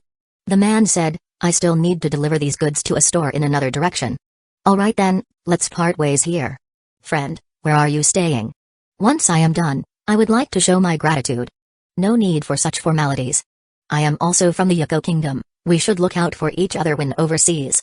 Then at least tell me your name. Wu Heng. Thanks, Mr. Wu Heng, for saving my life. When I have the chance, I will certainly repay you. No need to be so polite. Wu Heng waved his hand and they both bid each other goodbye. After parting ways with the caravan, he inquired about the location of the association and headed straight there. Inside the city, it was exceptionally bustling and lively. Wu Heng and several skeletons walked towards the association together. Upon reaching the city center, Wu Heng was somewhat amazed by the architecture in front of him. It seems that the more remote the area, the more extravagant the buildings. This place is far more luxurious than Blackstone Town's consortium of professionals. And across the street, there's an even more flamboyant building with a snake head emblem, the Snake Badge Consortium. Well, the Snake Badge Consortium is out in the open. Upon entering the consortium hall, the floor is bright and clean, and there are a lot of professionals gathered. There are humans, as well as muscular beastmen wielding battle axes and nail hammers. Wu Heng directed a few skeletons to wait on the side as he went directly to the front desk. Sir, how can I assist you? The staff member was a female beastman. Green skin, with 2 prominent tusks jutting from the corners of her mouth. Her muscles were more noticeable than her bust. Wu Heng said, I am the new team leader assigned by the consortium, here is my appointment letter. The staff member took a close look, continued to smile, and said, please wait, I will go and inform the steward. Alright. Soon, the staff member came back. She said, please follow me, the steward is waiting for you over here. Wu Heng nodded and followed her up to the 3rd floor, stopping in front of a room. He knocked lightly on the door and entered after receiving a response. In the room, a burly middle-aged man was seated with a thick, bushy beard, but it was very neatly trimmed. It was evident that it had been groomed carefully. The middle-aged man was scrutinizing Wu Heng's letter of appointment, then looked up at Wu Heng. He said quietly, "Wu Heng, a necromancer, from the Echo Kingdom." "Yes." Wu Heng answered, standing before him. "Becoming an external special envoy for less than a month, you earned 2 level 3 merits, and was recommended by the steward to be promoted to captain." The man looked him up and down again. He then said directly, "All right, since you are here, you are now the captain of the 12th team of London City. I am Gomez, the local steward. You can come to me if you have any problems." "Yes, Steward Gomez." "All right, give yourself 2 days to get your living arrangements sorted out." Having said that, he lightly pulled a bell cord nearby. The bell rang, and the staff member from earlier came in. The steward said, "This is the new captain of the 12th team. Please register him." "Yes, steward." Wu Heng was led out, filled in a form, and then received a local captain's ID card. This signified that he was officially employed and possessed a legitimate identity. Wu Heng learned about the process and procedure of housing from the female beastman staffer. He then went directly to the City Hall of London City. The procedure for handling the house deed was simpler than he expected. With the consortium's guarantee, they just checked the deed, asked for his name for registration. And with that, the whole process was completed. Following the location on the deed, Wu Heng went directly to his new residence. This was a mansion located on the edge of the inner district, a 3-story building, but not a very large plot of land. Each floor was about 60 square meters with small yards in front and back. The living conditions were pretty good. Wu Heng took out his keys to open the door. The house was empty, with no furniture. The floor was covered in dust, footprints were visible. It looked like other people had visited in the past. He looked around the upstairs and downstairs. He instructed Jiani and Jianer to clean the rooms.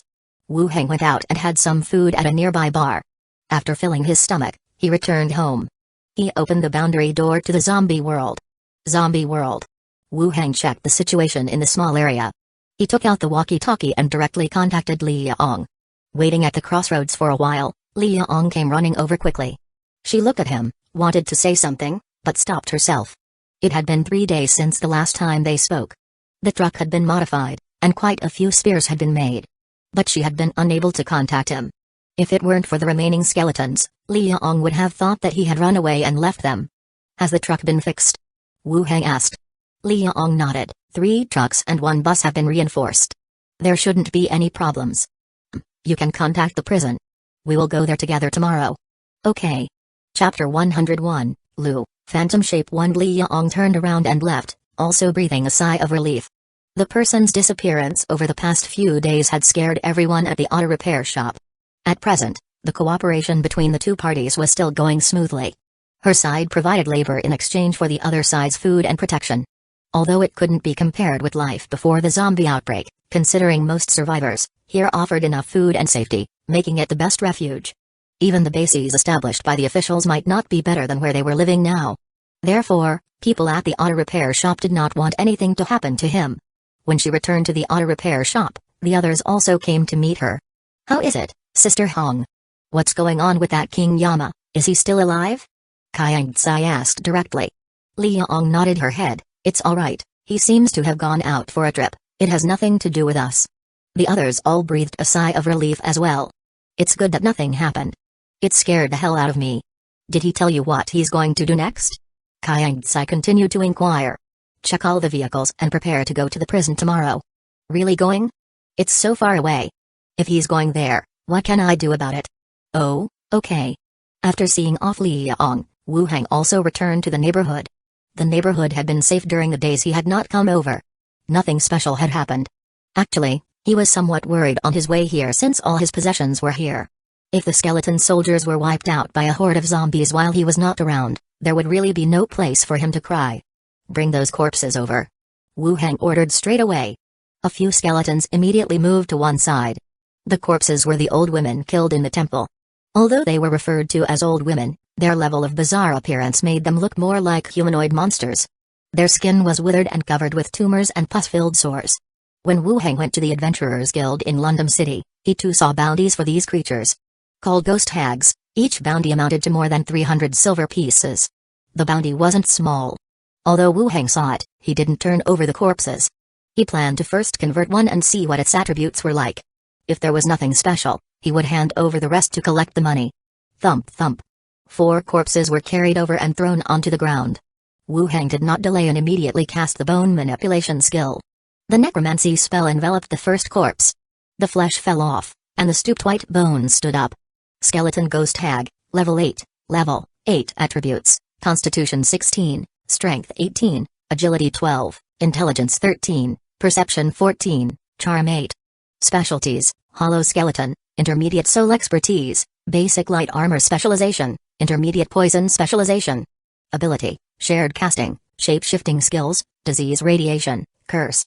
Shared Casting, when 3 or more skeleton ghost hags gather together, within a maximum distance of 100 meters, they can share spells with each other. Shape-shifting, ghost hags can envelop themselves and their belongings in a layer of magic illusion, mimic living beings, maximum time 30 minutes. Curse, touch the target to afflict it with a curse, lowering the target's attributes. Looking at the target's attributes, Wu Hang felt they were a bit strange. Regarding the attributes, it had high constitution and strength, but its skills were magic-based. This ghost hag, its development path was off. In terms of abilities, there were 2. One was shared casting. Ghost hags can share magic when 3 or more gather together. Another was shape-shifting, allowing for shape changes, which was likely the trick used to seduce men by turning into a nun. This shape-shifting was not considered a skill, but one of the inherent abilities of the occupation. Now that it has become a skeleton, the ability is limited, and it can only mimic living beings for a maximum of 30 minutes. Originally in the temple, the time the ghost hag spent disguised as a nun was much longer. Those passing merchants were completely drained by it. It must be because it has become a skeleton, while the ability still exists, the effect has been reduced. Finally, there were 2 skills: Disease Radiation and Curse. The Book of Necromancy mentioned that there was a drawback to the conversion of magic-related occupations. Any school of mages would only retain necromancy spells at the moment of conversion. Even if they have a soul and learn again, they can only learn necromancy. They can't perceive and use the magic power of other elements. After reading all the attributes, he felt that the skeleton ghost hag was somewhat mediocre, neither a good magic user nor a good warrior. But the ability shape-shifting still had its own unique features, perhaps it could be useful in the future. Mainly he did not lack money, there was no need to rush to complete this task. After deciding, he consecutively released the bone manipulation skill, converting all 3 ghost hag corpses into skeletons. The 3 skeleton ghost hags all stood up one after the other, hunching their backs and standing to one side. To be honest, their appearance as skeletons was easier to accept than their previous form. Among the ghost hags, the highest was level 9, and the lowest was level 7, and their attributes were not much different. There was nothing special about them. After Wu Hang rested for a while, he went to the pile of zombie corpses nearby and released the Dead Bones Battlefield skill, converting all the zombie bodies collected by the big head skeleton over the past few days into skeletons. Then he found a bedroom to rest in. He had no choice. Although the accommodation in London City was not bad, there was no furniture. He could only rest in this world for now.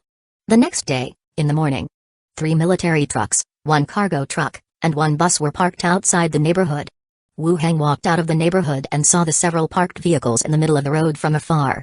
The truck was also found later, mainly used to carry skeleton soldiers. The vehicle door, as well as the engine area, had been reinforced with iron plates, with iron bars welded onto the windows. The front end was even reinforced with something like a battering ram. It looked quite fierce.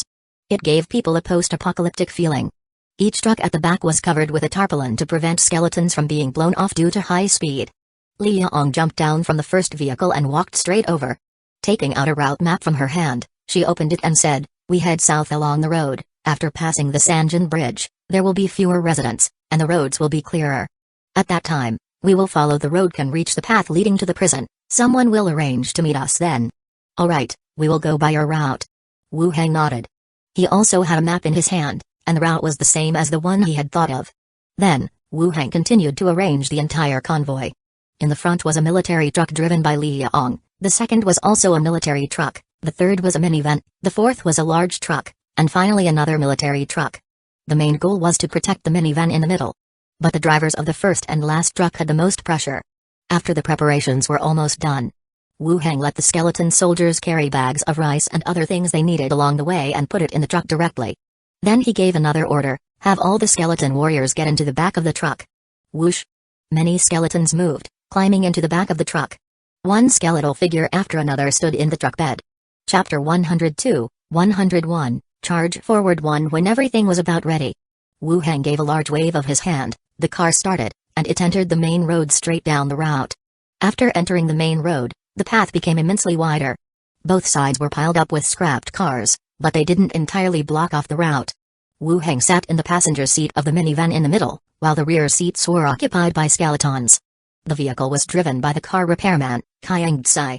Never did he imagine that he would been assigned to this task by Yama himself, driving and continuously wiping his sweat. The various skeletons behind him scared the hell out of him. With the cars arranged in a row, their rumbling noises resonated. Soon enough, the zombies surged out from both sides, lunging towards the convoy. The pat-pat slapping sound paired with the piercing sound of their claw-like hands tearing at the metal body of the vehicle rang out. This is when the importance of modifications was apparent. The reinforced metal plates and bars significantly hindered the zombies' damage to the car body. But Wu Heng also noticed a detail. Zombies killed by the car seemingly don't provide experience. Otherwise, it could be that he, being in the passenger seat, wasn't eligible for experience. After the convoy drove out a distance, as per plan, they intended to steer clear of a detour and bypass the residential complex with concentrated population. However, they began to slow down as soon as they entered. ZZ. The vehicle's radio crackles with electricity. Then, the voice of Liang transmits, "The road ahead is blocked, we need to stop the cars and clean the road up. Convoy, be prepared to stop. All humans, stay in the vehicles and wait for my orders." Wu Heng conveyed over the radio, then said to the big head skeleton sitting behind him, "Have the skeletons disembark to kill the zombies." Zia. The entire convoy has gradually halted. The skeletons within the vehicle quickly jumped off. They began to confront the incoming zombies from all around. Yet, more skeletons quickly formed a spear array to meet a large group of corpses tailing the convoy. Bang bang bang. The dull sound of the impact resounds. The corpses slammed into the skeleton squad, and also onto the vehicle's deck. The gruesome battle began, the sound of shrieks and chopping meat echoed through the entire battlefield. The drivers, on the other hand, clung to their seats with terror-filled eyes. They prayed fervently that the skeletons couldn't lose. "Big guy, you also go to help." Big guy directly walked off the bus and rushed towards the direction of the group of corpses. Like an out-of-control truck, he crashed in reverse into the crowd. Huge chunks of zombies were thrown off their feet, while the skeleton spears began advancing forward, killing swaths of the undead. The fight was quick, and it soon approached its end. The remaining sporadic zombies were chopped down by the skeletons. The entire battlefield was enveloped in the acrid stench of rotting corpses. "Clear the battlefield, move all the corpses to one side." Wu Heng ordered the big head skeleton. All the skeletons began to move the corpses to the sides. The corpses would be taken away on the way back. So, they must be placed clearly not to forget to take them when they return. Then, he picked up the microphone and said, "Liang, lower the forklift, I will let the skeletons guard you." The forklift was lowered, and Liang began to move the scrapped cars to one side. In no time, the blockage has been relocated, and the road cleared. All skeletons got back in the vehicles and the convoy resumed moving forward. Sunlight Hotel. In a room on the second floor of the hotel. "Brother, go by yourself, don't worry about me. If we keep hiding like this, we will both die. You leave, I won't blame you for selling out your teammate." At one side, a little girl sitting in a wheelchair was quietly talking as she spun the wheels. A young man was also standing by a window not far away. He opened a slit in the curtain and peeked outside. Upon hearing his sister's words, he immediately gestured to stop her from going on, looking somewhat anxious. "Shush. The zombies outside have increased. Lower your voice. If we are heard, it's all over." When the little girl heard the increase in the horde of zombies, she immediately closed her mouth, her face becoming tense as well. The man walked back, sat down next to her, and whispered, "Don't worry. If things really go wrong, I will lure the zombies away. You then make your escape." She had been unable to stand up due to a car accident in middle school. They had saved some money for a vacation planned for this year, but just as they arrived, the zombie outbreak occurred and they have been trapped here for quite some time.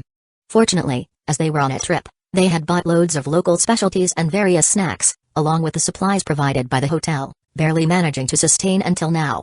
However, persisting was nothing more than delaying the inevitable death, a fate that might have already been sealed. "Brother, are we going to die?"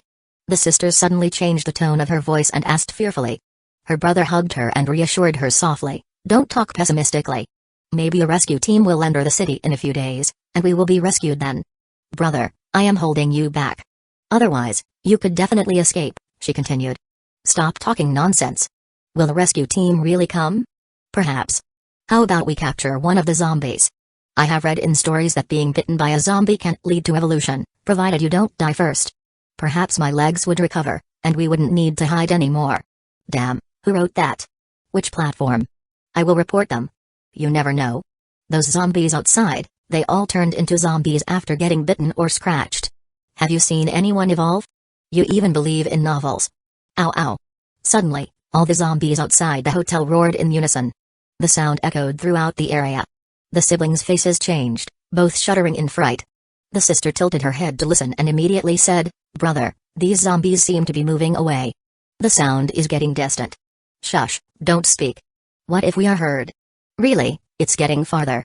They seem to be moving in a different direction. Take a look and see what's happening," she urged. The brother hurried over to the window, opened a small spot in the corner, and looked outside. It was nearly dusk. A large group of zombies was indeed rushing in a specific direction, as if a target was attracting them.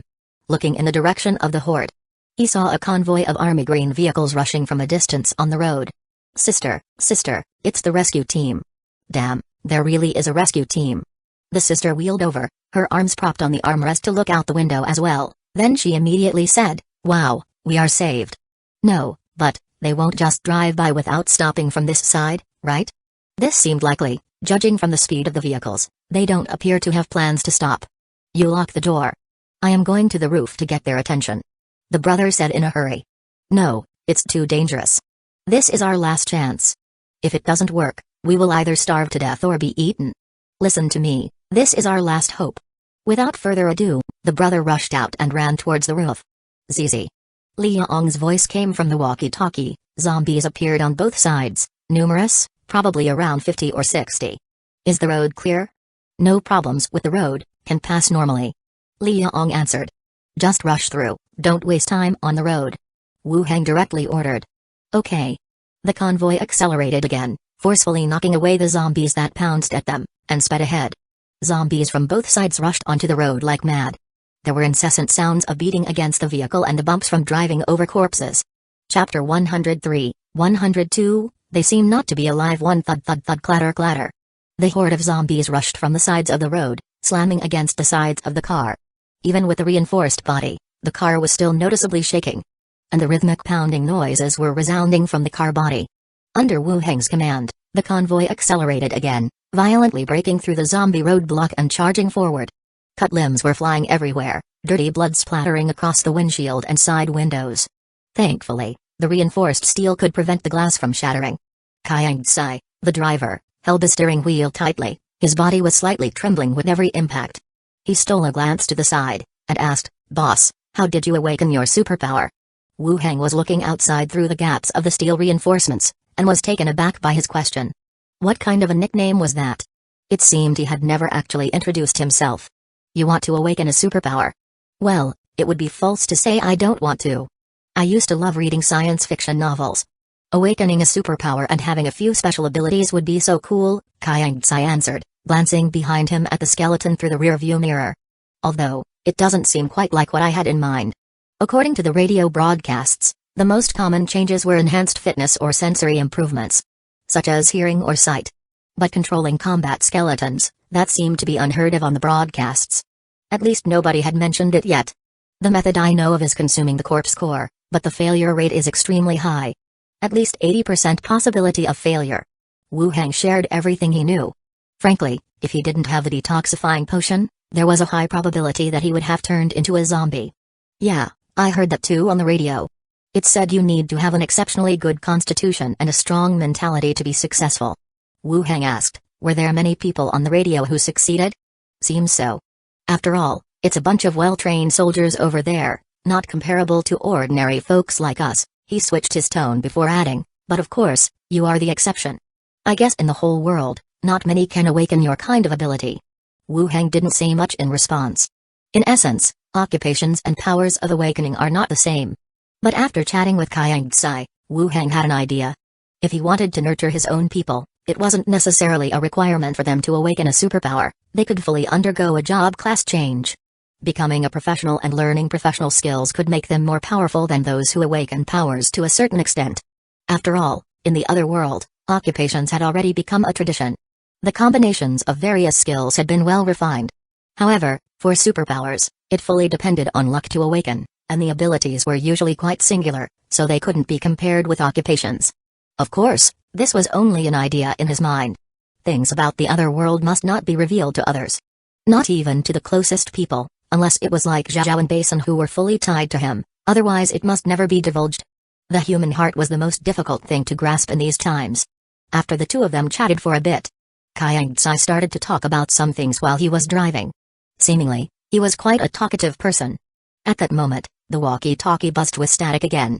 "This is Big Card, seems like there are people on the roof of the building on the right? Can't confirm." Upon hearing this, the convoy slowed down slightly. "Yes, there seems to be a person. Could it be another weird mutated zombie?" Voices came from the walkie-talkies in the other vehicles. Wu Hang was sitting in the minivan. He had already passed that particular building. The boost in his bodily functions had enhanced his vision, allowing him to see that there was indeed a man. He was standing on the edge of the roof, waving the red flag.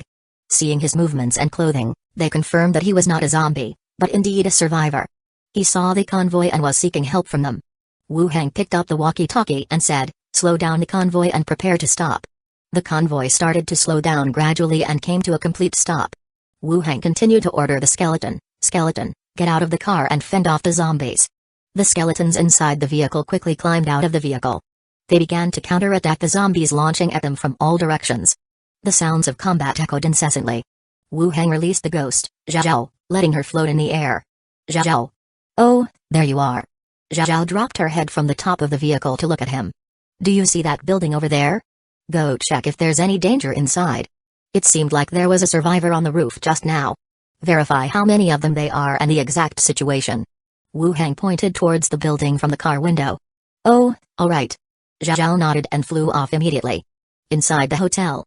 Bang. The door was slammed open and a man stumbled in before quickly shutting the door behind him. The moment he locked it, pounding noises started to sound from the other side of the door. "Brother, are you okay?" asked the girl. The man frantically searched his body with both hands, ensuring he had no wounds. Only then did he breathe a sigh of relief. "I am okay, I wasn't hurt. Check if the rescue team has stopped," he said as he started to barricade the door with chairs. His sister, sitting in a wheelchair, moved closer to the window to peek below. Her eyes widened slowly. "Have they stopped?" The man continued to barricade the door with furniture from the room while calling out. Yes, they have stopped." The sister responded, then continued, "But they don't seem to be human." "What do you mean not human? They are not the rescue team? They are not humans, they are not alive." The man also leaned over to have a look, peering down from the window. When he saw the halted convoy and an array of bone figures, his eyes widened in surprise too. Damn. On the street. Amid the howling. The battle was nearing its end. Corpses covered the area around the convoy, forming a mound-like circle. "Charge!" Wu Hang ordered from within the car. Whoosh! The defending skeleton soldiers began to initiate a charge. Jumping over the corpses, they advanced on the remaining zombies. A flurry of slashing and stabbing took down the remaining enemies. When the last zombie fell, the entire area fell silent once again.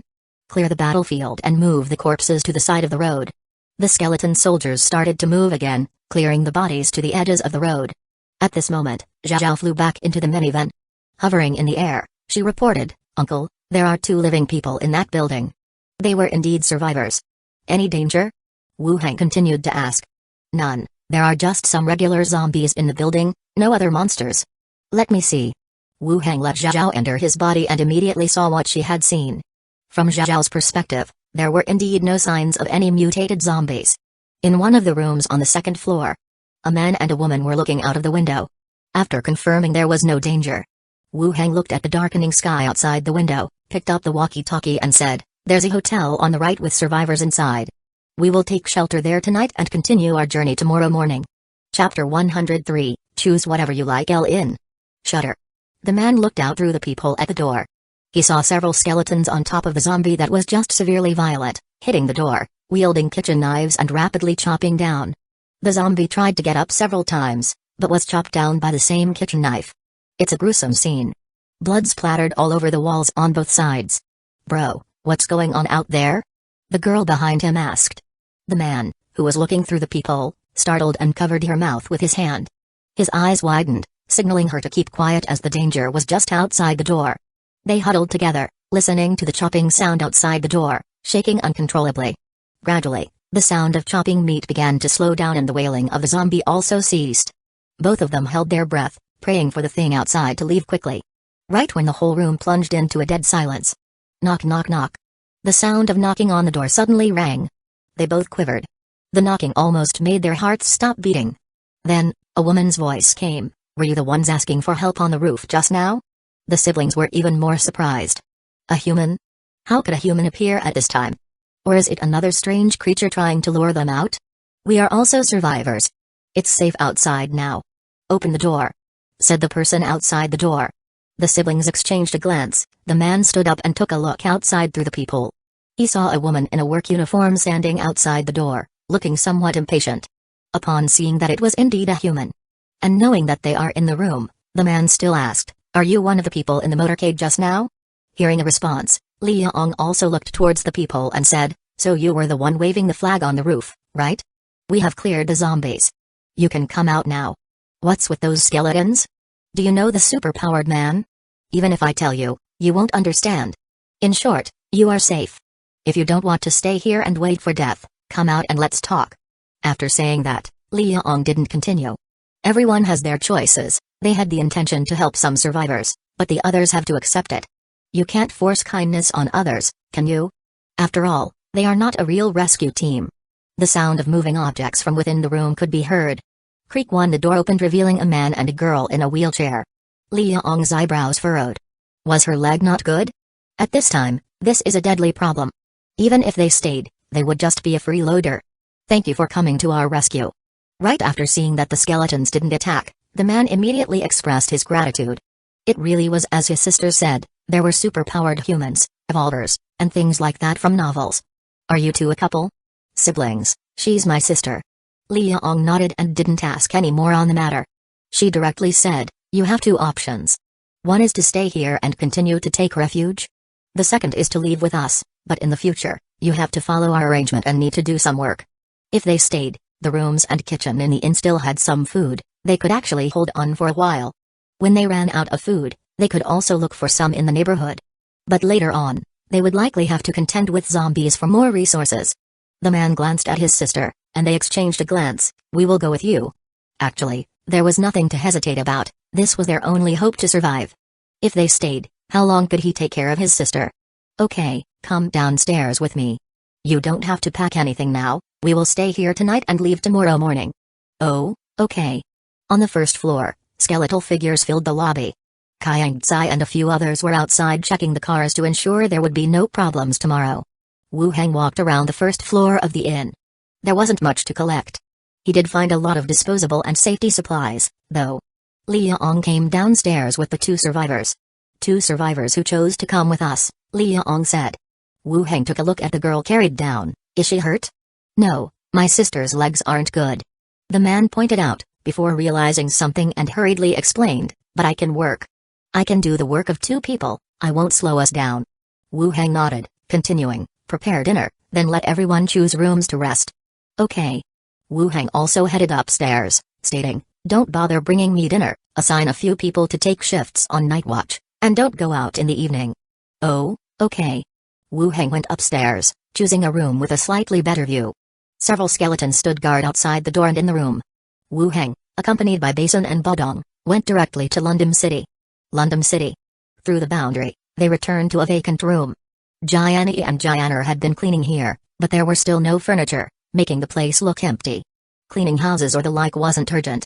He planned to complete the deal with the prison first, then find a renovation team to properly modify the house. They dressed up a few skeletons, covering them properly. Then, they all left together. The place where Wu Heng was staying was on the edge of the inner city area. After approximately 5 or 6 minutes of walking, they entered the territory of the outer city area. In the vibrant medieval-styled streets and alleys, you could see various types of shops, leather goods, weapons, herbs as well as pubs or inns. You could see merchant convoys transporting goods along the road at any time. This had become a transit station for trade between two countries. No wonder the people here looked wealthy and the building's decorations were grand and luxurious. While walking and watching, they were searching for a place to resolve dinner. "Dear customer, need some relaxation?" A group of heavily made-up women were standing at the doors of pubs and inns, blatantly attracting customers. Long legs, fully exposed chests, causing a dizzying effect. Other than human women, you could see muscular beast women with tusks visible at the corners of their mouths, or bunny girls, cat girls and other women with significant animal features. Gentlemen, would you like a place to rest? A strong beast woman lifted her chest and leaned over. Just as she approached, she was stopped by Bodong, unable to approach further. Do you like human women, or some different races? Look inside the store. Whatever you like, you can pick freely. The women greeted them enthusiastically. Wu Hang glanced at them, gesturing with his hand to indicate he did not need anything. As soon as the women saw his decisive refusal, they immediately stopped approaching, placing their attention on other people instead. Constantly swinging their bodies, attracting customers. The people behind Wu Hang were obviously regulars, calling out a few of the women's names. They entered a darker alley with the women. Wu Hang found a quieter pub nearby, ordered food, and ate slowly. At the same time, he listened to the neighboring tables chatting about local affairs. After filling his stomach, he directly returned to his accommodation in the inner city area. Through the boundary door, he returned to the hotel for rest in the zombie world. The next day, early in the morning, people in the hotel got up early. After breakfast, they cleaned the entire hotel and the 2 nearby shops, then reboarded the vehicles. The siblings from yesterday were sitting with Wu Hang in the middle passenger car. The 2 of them huddled in the back, looking rather restrained, as if they had been kidnapped. Everyone on board? Wu Hang asked through the walkie-talkie. Car 1, no problem. Car 2, no problem. Car 5, no problem. Confirming everyone was aboard, Wu Hang directly said, start the car. Liang, contact the prison. We will arrive today. Tell them to prepare the goods. We will complete the trade outside. The military vehicle itself has a radio for communication, which can receive outside information and establish contact. Okay. The vehicles started. The whole fleet maintained yesterday's formation and began moving along the road. The further they went, the more desolate the road became. On both sides was a large wasteland, where an occasional zombie would rush out and be left far behind. Chapter 104, Not Getting Off the Car, Threatened You Guys. One City South Prison. Bam bam bam. The heavy banging sound woke up the man in the room. He opened his eyes and grumbled, what's happening? Why the hell are you banging around? Brother Long, the chick from the auto repair shop messaged about the gun exchange. She said she could make it by noon today. The frantic voice came from outside the door. Brother Long was bare-chested, revealing a large expanse of tattoos. He opened the door, glanced at his underling, and asked, how many are they bringing? Don't know, she said we should do the trade outdoors and they wouldn't come straight here, the underling replied. Brother Long scratched his chin. He continued, she seems cautious. Have the guys meet her outside. Once she arrives, we will take all her goods and people. If they comply, we take them back. The disobedient men will be killed, but don't kill the women. Understood. The underling was about to leave. Brother Long added, take more weapons with you, these people being willing to come here shows that they are not ordinary. Avoid any mishaps. Don't worry, Brother Long. No matter how good they are, can they be better than bullets? If things go south, I will simply shoot them. The underling patted the rifle hanging on his body. Brother Long nodded, go now, come back as early as possible after the robbery. Sure. On the road, the convoy sped along. The rest of the journey started going smoothly with few zombies appearing. A few that did were left far behind or directly crushed under the wheels. They continued at a rapid pace and were already near their target location. Zzzzz. I can see the designated trade location, came the voice of Liang, leading from the first vehicle, on the radio. The trading spot was set at a building cluster beneath the prison. There was some distance between the prison and this location. Do you see anyone? Wu Hang picked up the radio and asked. No, but I can see some roadblocks that have been set up, it's possible there are people. Slow down, let's not go over just yet. The convoy began to slow down and moved forward bit by bit. Honk the horn, see if anyone comes out, Wu Hang continued. This area was clearly devoid of zombies, it was probable that the prison population had cleaned it up. But still, the absence of any visible people was disconcerting. The shrill sound of the car horn echoed through the area. That's when 2 men in prison officer uniforms came out from the opposite side and waved over from a distance. Someone came out and they are waving us over. Liang reported through the radio. Hold on. Wu Hang responded through the radio. The convoy halted, refraining from moving any closer. After a while, Zhao, who was sent out, flew back. Hovering in the air, she said, Uncle, there are a lot of people in the houses over there, they all look like bad people. How many? Zhao counted on her fingers, a lot. Ugh, come back, let me see. Zhao returned inside Wu Hang, sharing the images she had captured. On both sides of the road were 2 rows of buildings. Apart from the 2 men standing outside, there were about 11 or 12 people inside the surrounding buildings. Some wore prison officer uniforms, others dressed in short sleeves, their tattooed arms exposed. Every single person was armed, their guns hanging off their necks. A large portion of them appeared raggedy, just as Zhao described. They didn't seem to be prison officers. Were they prisoners? Or were they accepting the survivors? But on second thoughts, it was the end of the world after all. Sourcing strong men from various shelters to form a defensive team seemed plausible. They are still signaling us to head over. What do we do now? Li Yong on the radio asked again. Go there, maintain distance between the cars, and under no circumstances should any of you leave your cars, Wu Heng continued. The rest of the team sensed the gravity of his words. Plus, given the fact that the opposition had guns, made them take things even more seriously. Then the convoy continued forward, maintaining a mutual distance and entering the opposition's territory. Ahead, a man carrying a rifle walked forward. He first gave a formal salute, then gestured for the window to be rolled down. Li Yong slightly cracked open the window and asked, "Are you from City South Prison?" The car window was secured with iron reinforcement bars and the doors were reinforced with iron plates. As long as they stayed inside the car, the bullets probably couldn't penetrate the thick doors. "Yes, are you from the auto repair shop?" "Impressive, you drove all this way here." The man complimented, then continued, "We have prepared the guns for you. Please get out of the car to check them. You can take them once you have verified they are okay." Li Yong glanced at him and said, "Bring out the items for me to see." The man frowned. He glanced behind at the cars maintaining distance and said, "We can bring them out, but don't you need to see them? Do you know how to use them?" "We can show you how. We know how to use them, just bring out the guns." Li Yong then closed the window a bit more. The man's eyes narrowed. Then he turned around and waved at the people behind. Clang. The doors on both sides opened, and several people holding rifles dashed out, surrounding the convoy with their guns aimed directly at the driver's seats. They shouted for everyone to get out of the vehicles or they would shoot. Someone tried to pull open the car doors, but they were locked in advance, so they were unsuccessful. Then, a voice came from the walkie-talkie, "The road behind us is blocked. We can't back up." The people in the convoy were taken aback. Only now did they realize the intent of their opponents. This wasn't about conducting a trade at all. They were just waiting for them to deliver their food supplies.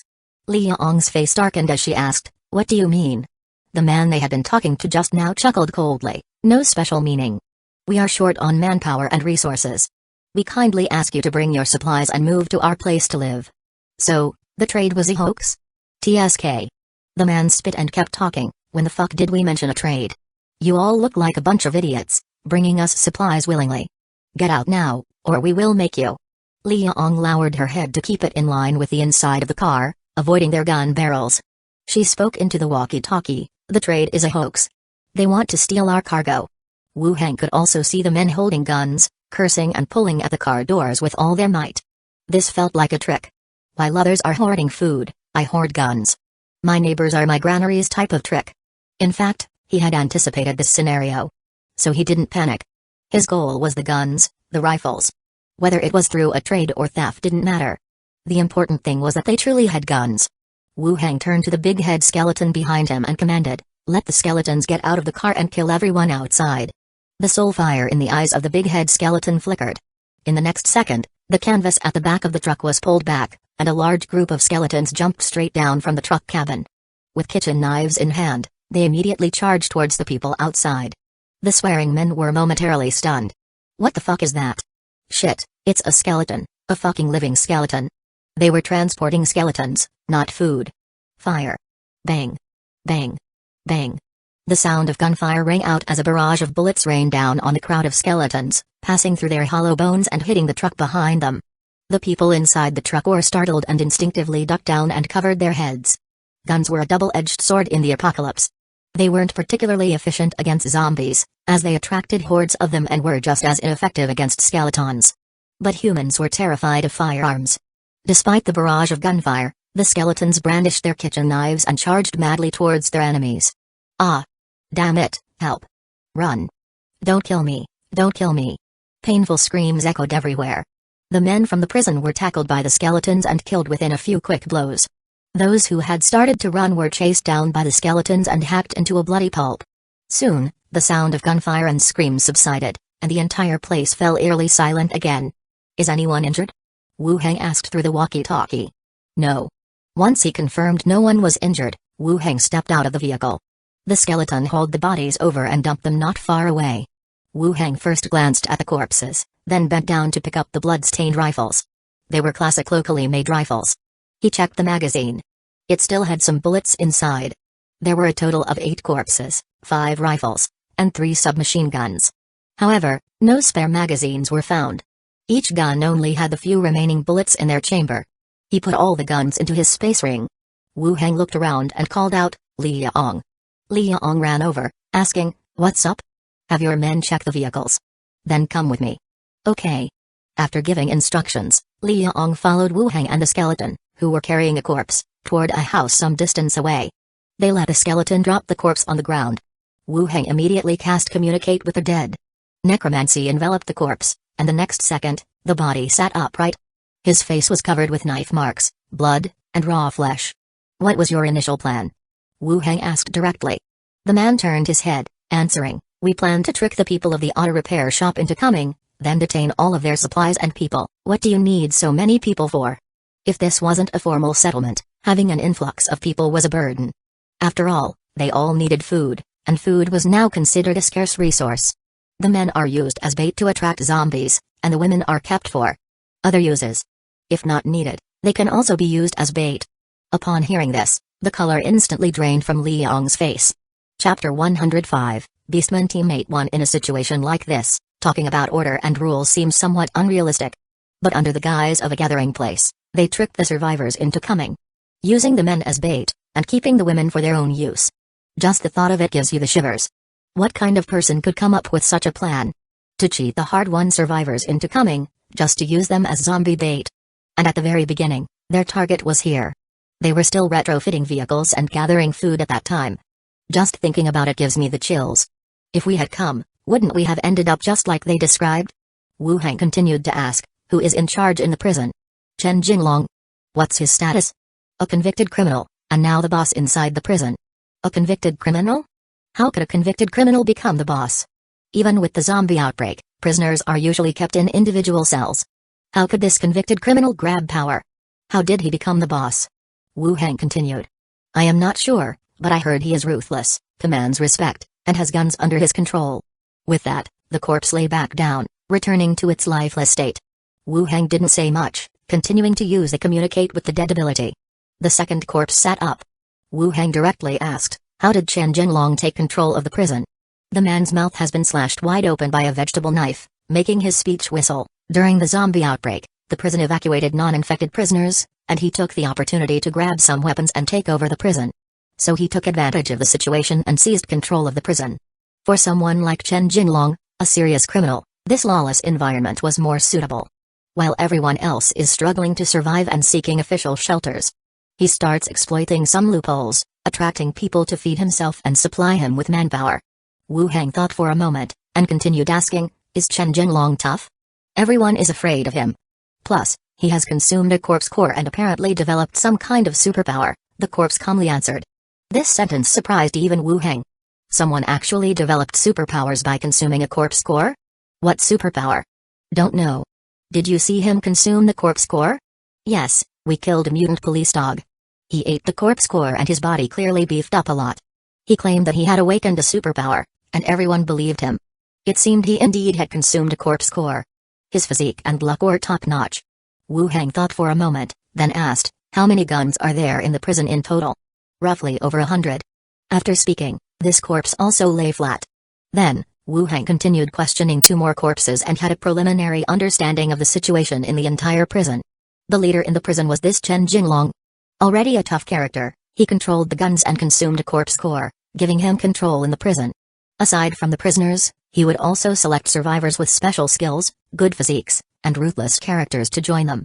As for weapons, they not only have rifles, submachine guns, but also a machine gun on the guard towers of the wall.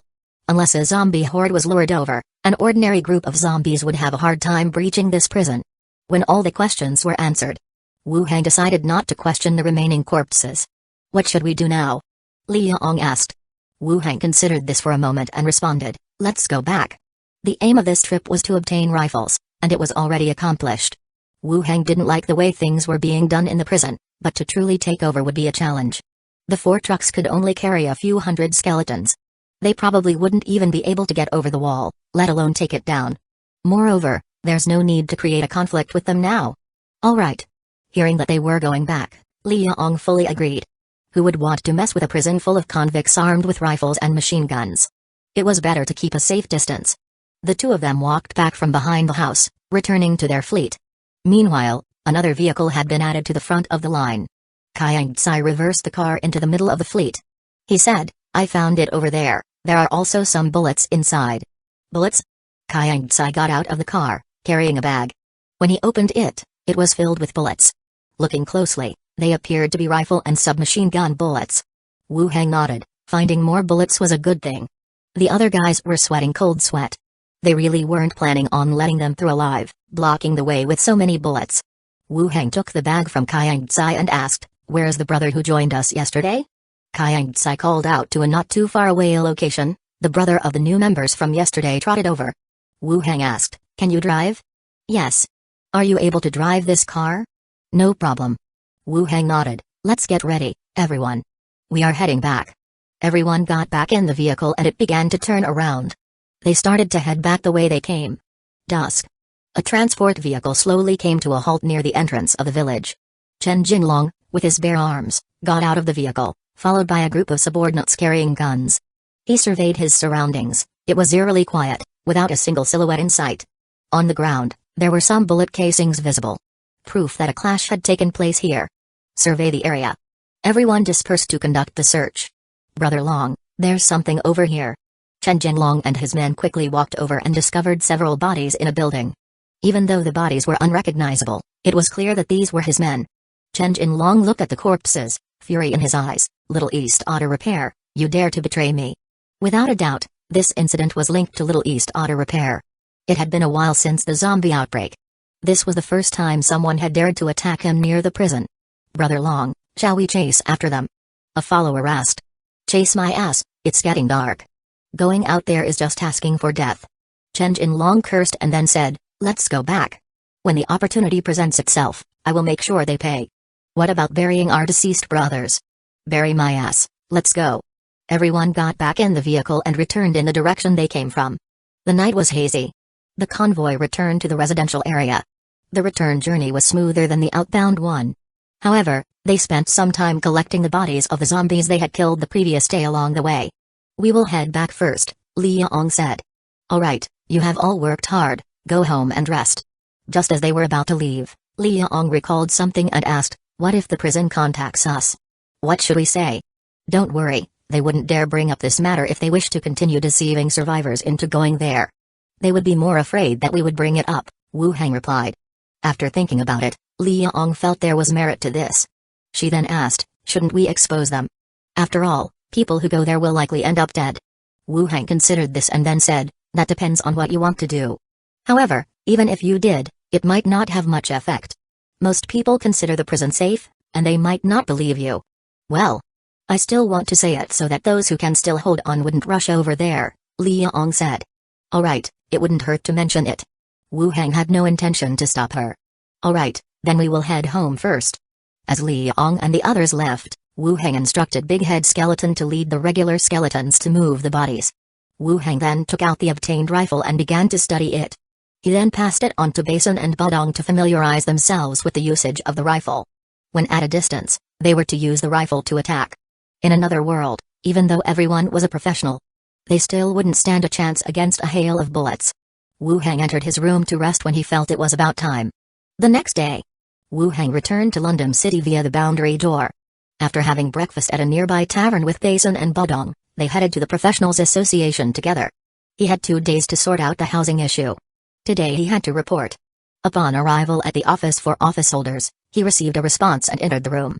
Sir Gomez, I have come to report today, Wu Hang stated outright. The office holder, styling his hair, turned to look at Wu Hang and asked, oh, have you sorted out your housing situation? Yes, it's all taken care of. In that case, starting today, your Squadron 12 is officially on duty. The office holder smoothed his hair, sat down at his desk, took out a folder and handed it over. These are the team members assigned to you by the association. They should also be here today, You can meet them later. Okay. Wu Hang took the folder and opened it to take a look. The first line. Name, Duke, race, Beastman. Well, they have assigned a Beastman to his team. You can get to know your new team member first. I will see if there are any tasks for you, to help all of you familiarize yourselves with the environment, the office holder continued. Alright. Wu Hang nodded, directly exiting the room. On the way, he inquired a staff member about the location of the break room.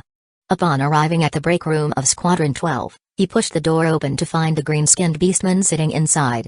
He was tall and muscular, sporting an iron armor and a giant axe lay in front of him. Noticing someone entering, he looked up. What's up?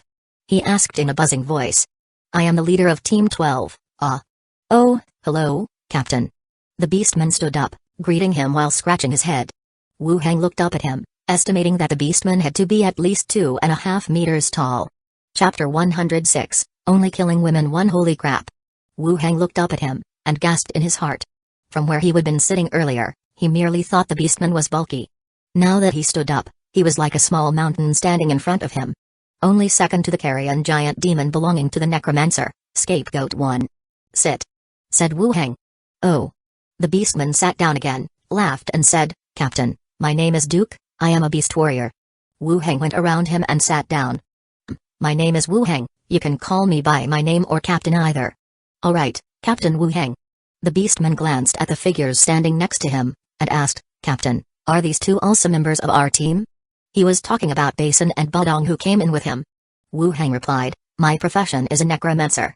These two are my undead attendants, you can consider them as members of the squad, but they don't occupy any member slots. Basin and Bodong, both have souls. There isn't much difference compared to normal team members, and they are absolutely loyal. In the future, they will also follow the squad on assignments, so it's completely fine to call them members of the squad. Moreover, the first day he brought 4 skeletons over, and today he brought 2. No one in the entire association interferes or asks about the undead attendants. That is to say, London City doesn't really pay any attention to necromancers, with no specific demands. On this point, he made the right choice.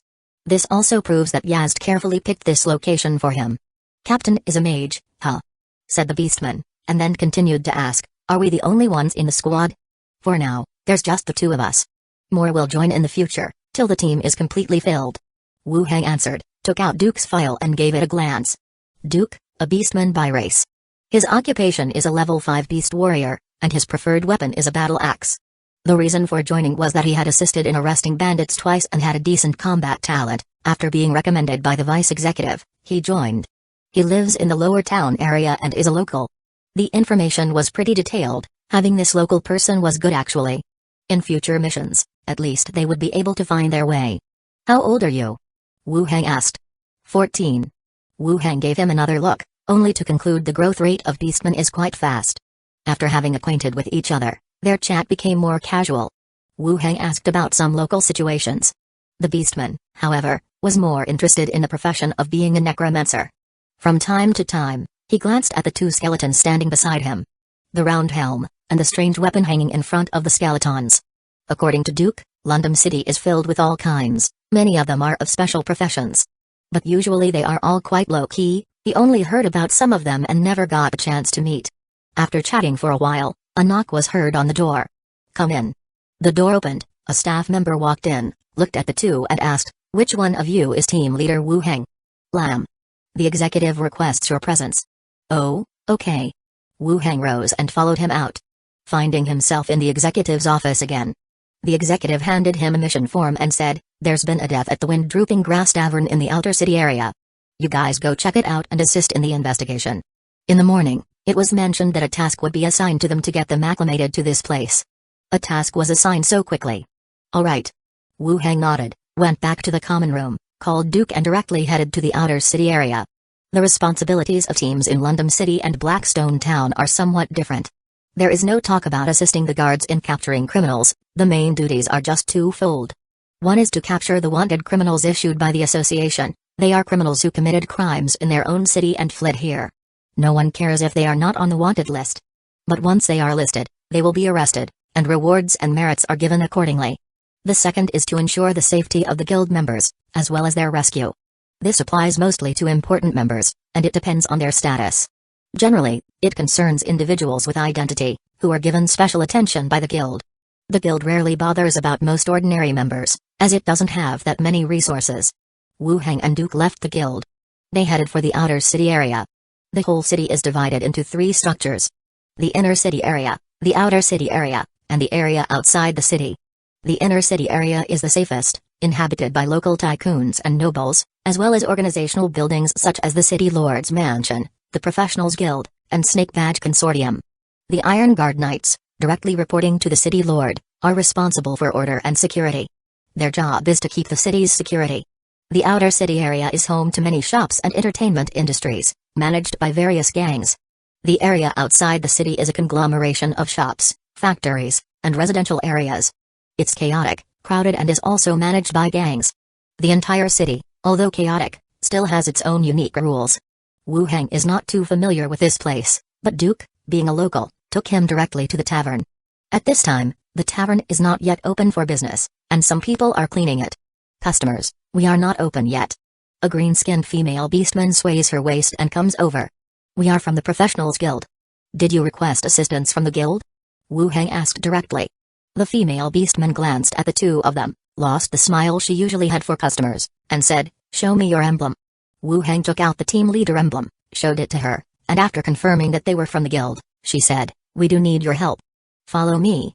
They went through the hall and entered a room that seemed to be underground. In a corner, 2 bodies were covered with a shroud. The female beastman looked very upset and said, "Someone posed as a guest, lured our girls out, and brutally killed them. We haven't been able to find out the identity of the killer. See if you can find any leads. A murder case? Do you have any clues? Given the situation here, as you should know, we have a huge influx of clientele, and it's a mess. There have been many deaths before, but this time only girls have been targeted, which is making everyone panic," says the female beastman. Wu Heng nodded and said, "I need to communicate with the dead. Do you have any taboos?" "Huh?" The female beastman was dumbfounded. "Not at all, as long as you can catch the murderer." Wu Heng nodded and cast "Communicate with the Dead" on one of the bodies. The body suddenly sat up, the shroud fell off, revealing a face as pale as if the blood had been drained from it. There was a wound on her neck where the flesh had turned inside out. Wu Heng asked directly, "Who killed you?" "It was a man. I didn't know him." "Was there only one?" "Just one." "What features did the murderer have?" "A human, quite thin, wore a brown leather armor, always carrying a yellow bag on his back." Wu Heng looked at the female beastman beside him. She shook her head, indicating she didn't remember anything like this. Wu Heng continued, "What did he say to you?" "He said he would take me to an alley, promising me double the money." "Did he kill you right away, or after the transaction was completed?" "He killed me right away." After finishing speaking, with a thud, she lay back on the ground. Wu Heng continued to communicate with the second corpse. There was also a wound on her neck. Her answers were not much different. It can be confirmed that it was a thin human man. His purpose was to kill, not to relax. After questioning the corpses, they didn't get any particularly useful information. The female beastman looked even more worried. Not only were the women here in danger, she also feared for her own safety. Moreover, the business here couldn't stop. "What should we do next?" Looking at the corpses on the ground, Wu Heng said, "We will come back tonight and see if we can find the murderer." Chapter 107, seems like a wanted fugitive. 1. The culprit was specifically targeting these women, so their professional level probably isn't too high. It is likely a deranged killer, or someone of a similarly twisted mentality. The female beastman nodded, saying, "All right, I will have people prepare. As soon as there is any discovery, we will apprehend them immediately." Each shop has its own enforcers. In other words, the industries behind these shops are all backed by gangs. The main issue remains that the identity of the killer is unknown. Wu Heng just arrived and managed to find some leads. There might be hope if we continue the investigation. You can assign some people, but don't leak the information. Okay. After leaving the tavern, he returned to the association. Duke asked, "Captain, what was that skill you used? How can it make the dead talk?" "It's a necromancer's skill." "Oh, can I learn too?" Each profession has its own characteristics. Concentrate on enhancing your own profession, our energy is limited. Back then, when he went around asking where to buy skill books, Audiobook had said something similar. Today, he can finally repeat it to Duke. "Alright." Wu Heng continued to ask, "So, how do I go about getting furniture for the house?" "You could get someone to make some, or you could buy ready-made ones. Isn't there a renovation team that can handle the entire decoration?" Wu Heng asked further. "There are indeed shops that sell furniture, but he didn't want to buy things piece by piece. Additionally, he knows nothing about interior layouts. Ow, in that case, you might as well put up a commission. Let the association supervise it, or else if the renovation is not done well, they will just run away. Wu Heng agreed with this approach and proceeded to the front desk to post a renovation commission. The sun had set and darkness gradually descended. A figure wrapped in a cloak appeared at the tavern's entrance, negotiating prices with a prostitute in hushed tones. Soon, she broke into a smile, playfully putting her arm around his and leading him into a nearby alley. As they entered further into the alley, the man began to cling tighter to the woman, with one hand reaching behind him for a hidden dagger. Wu Heng sat in the tavern, listening to the loud buzz, while drinking beer. At that moment, Zhao suddenly flew back and disappeared into his body. Wu Heng's eyes narrowed, and he abruptly stood up, grabbing Duke, and dashed outside. Meanwhile, the female beastman behind the counter also changed complexion, signaling for some burly beastmen to follow him. A wave of chaos ensued. All the patrons in the tavern were taken aback by the sudden commotion. In the dim alleyway, the man was above the woman, one hand around her neck while the other gripped the dagger, slowly stabbing towards her throat. "Your terror pleases me. Excellent, I love the expression on your face." The man's face displayed a crazed fanaticism as he whispered. Her eyes were filled with terror. She struggled unsuccessfully to fend off the inevitable stab. Just when the dagger was about to strike open her throat, suddenly, 4 rotating balls of light flew in, illuminating the alleyway. This was immediately followed by several deafening bangs. Bang bang bang. After the gunshots, the man looked down at his body in confusion. His armor had several perforations, with blood slowly seeping out. Hiss. The man, looking at the figure at the entrance of the alley, hissed like a venomous snake. With a leap, he soared 3 meters into the air. His cloak spread out like wings, swooping down from the sky towards the incoming figure. His fast and uncanny mode of attack did not seem like that of a low-level professional at all. "Captain, be careful." Duke brandished his battle axe, intending to charge and engage. Wu Heng grabbed him. "Stay back." He then ordered those by his side, "Kill him." Bang bang bang. Bang bang bang. Basin and Bodong, holding their guns, fired torrentially at the figure swooping down from the sky. The diving figure faltered in the air. Under the onslaught of bullets, he fell from the sky. The gunfire continued, bullets showering into the alley. The black-robed man staggered to his feet. He looked at his body, his chest was virtually pulp.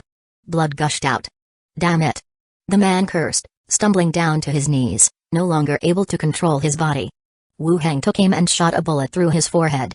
Experience plus 25. At this moment, the sound of heavy footsteps could be heard from behind. A crowd of beastmen squeezed into the alleyway. Looking at the dead body with a chest blasted to pulp, their faces registered surprise. A few seconds later, he turned the man into a sieve. Duke walked over to the corpse, removed his helmet to take a look, then scratched his head and said, "Captain, it seems like he was a criminal wanted by the guild." "A wanted criminal?" "Those were the guys that gave entire cities a hard time. Is the guild now adroit at hunting down wanted criminals? Faster than slaughtering chickens even." "Drag him out." Duke dragged the body out and threw it under the oil lamp. Wu Heng and the female beastman from the tavern came over for a closer look. They weren't sure if he was a wanted criminal, but they knew for certain that he was the murderer of the tavern woman. The outfit and features all matched. "It's him. It should be. Thank you all for your help." The female beastman from the tavern immediately expressed her gratitude. "You are welcome." The beast woman thought for a bit, then looked at Wu Heng and the others, saying, "The next time you come by the tavern, your drinks are on the house." Wu Heng nodded, not saying much. He asked Duke to carry the body, and they all headed back to the upper city. First, they went to the guild, told the member on duty what happened, and left the corpse in the morgue. Once night fell, after saying goodbye to Duke, everyone went home. They would return tomorrow to collect the bounty. Arriving back home, Wu Heng returned to the Zombland. Skeletons filled the neighborhood, the ones with souls were training non-stop. Out from the hallway came a dwarf alchemist, of shorter stature. In his withered hand, he carried a white plastic box. He quickly came over to Wu Heng, slightly bowed in greeting, and handed over the plastic box in his hand. Wu Heng took it and opened it to find healing potions, spirit potions, and a bottle of detoxifying potion. Ever since the Yazd incident, Wu Heng hadn't consumed any corpse cores for a while. Partly because the second-level core he had consumed before had caused some problems, the pain and symptoms were different from before. He thought he would take some time to ease the pressure on his body. Now the dwarf skeleton could regularly produce customized antidote potion. He could proceed with consumption again. "Keep producing antidotes for the first-level corpse cores, let's stock up," Wu Heng took the potions and continued speaking. The skeleton dwarf bowed again, then retreated. Wu Heng returned to his room, taking out all the customized antidote potion from his space ring. Between what he had not used before, and what the dwarf skeleton produced today, there were a total of 3 bottles. He took out 3 first-level corpse cores, consecutively consumed them and used the antidote. Agility +1, Agility +1, Strength +1, with the prompts appearing, his attribute values increased. However, the increased attributes had diminished. Previously, consuming 1 would increase 2 attribute points, but now it became 1. This appeared to be due to the increased physical attribute. After reaching a certain value, improvement began to slow.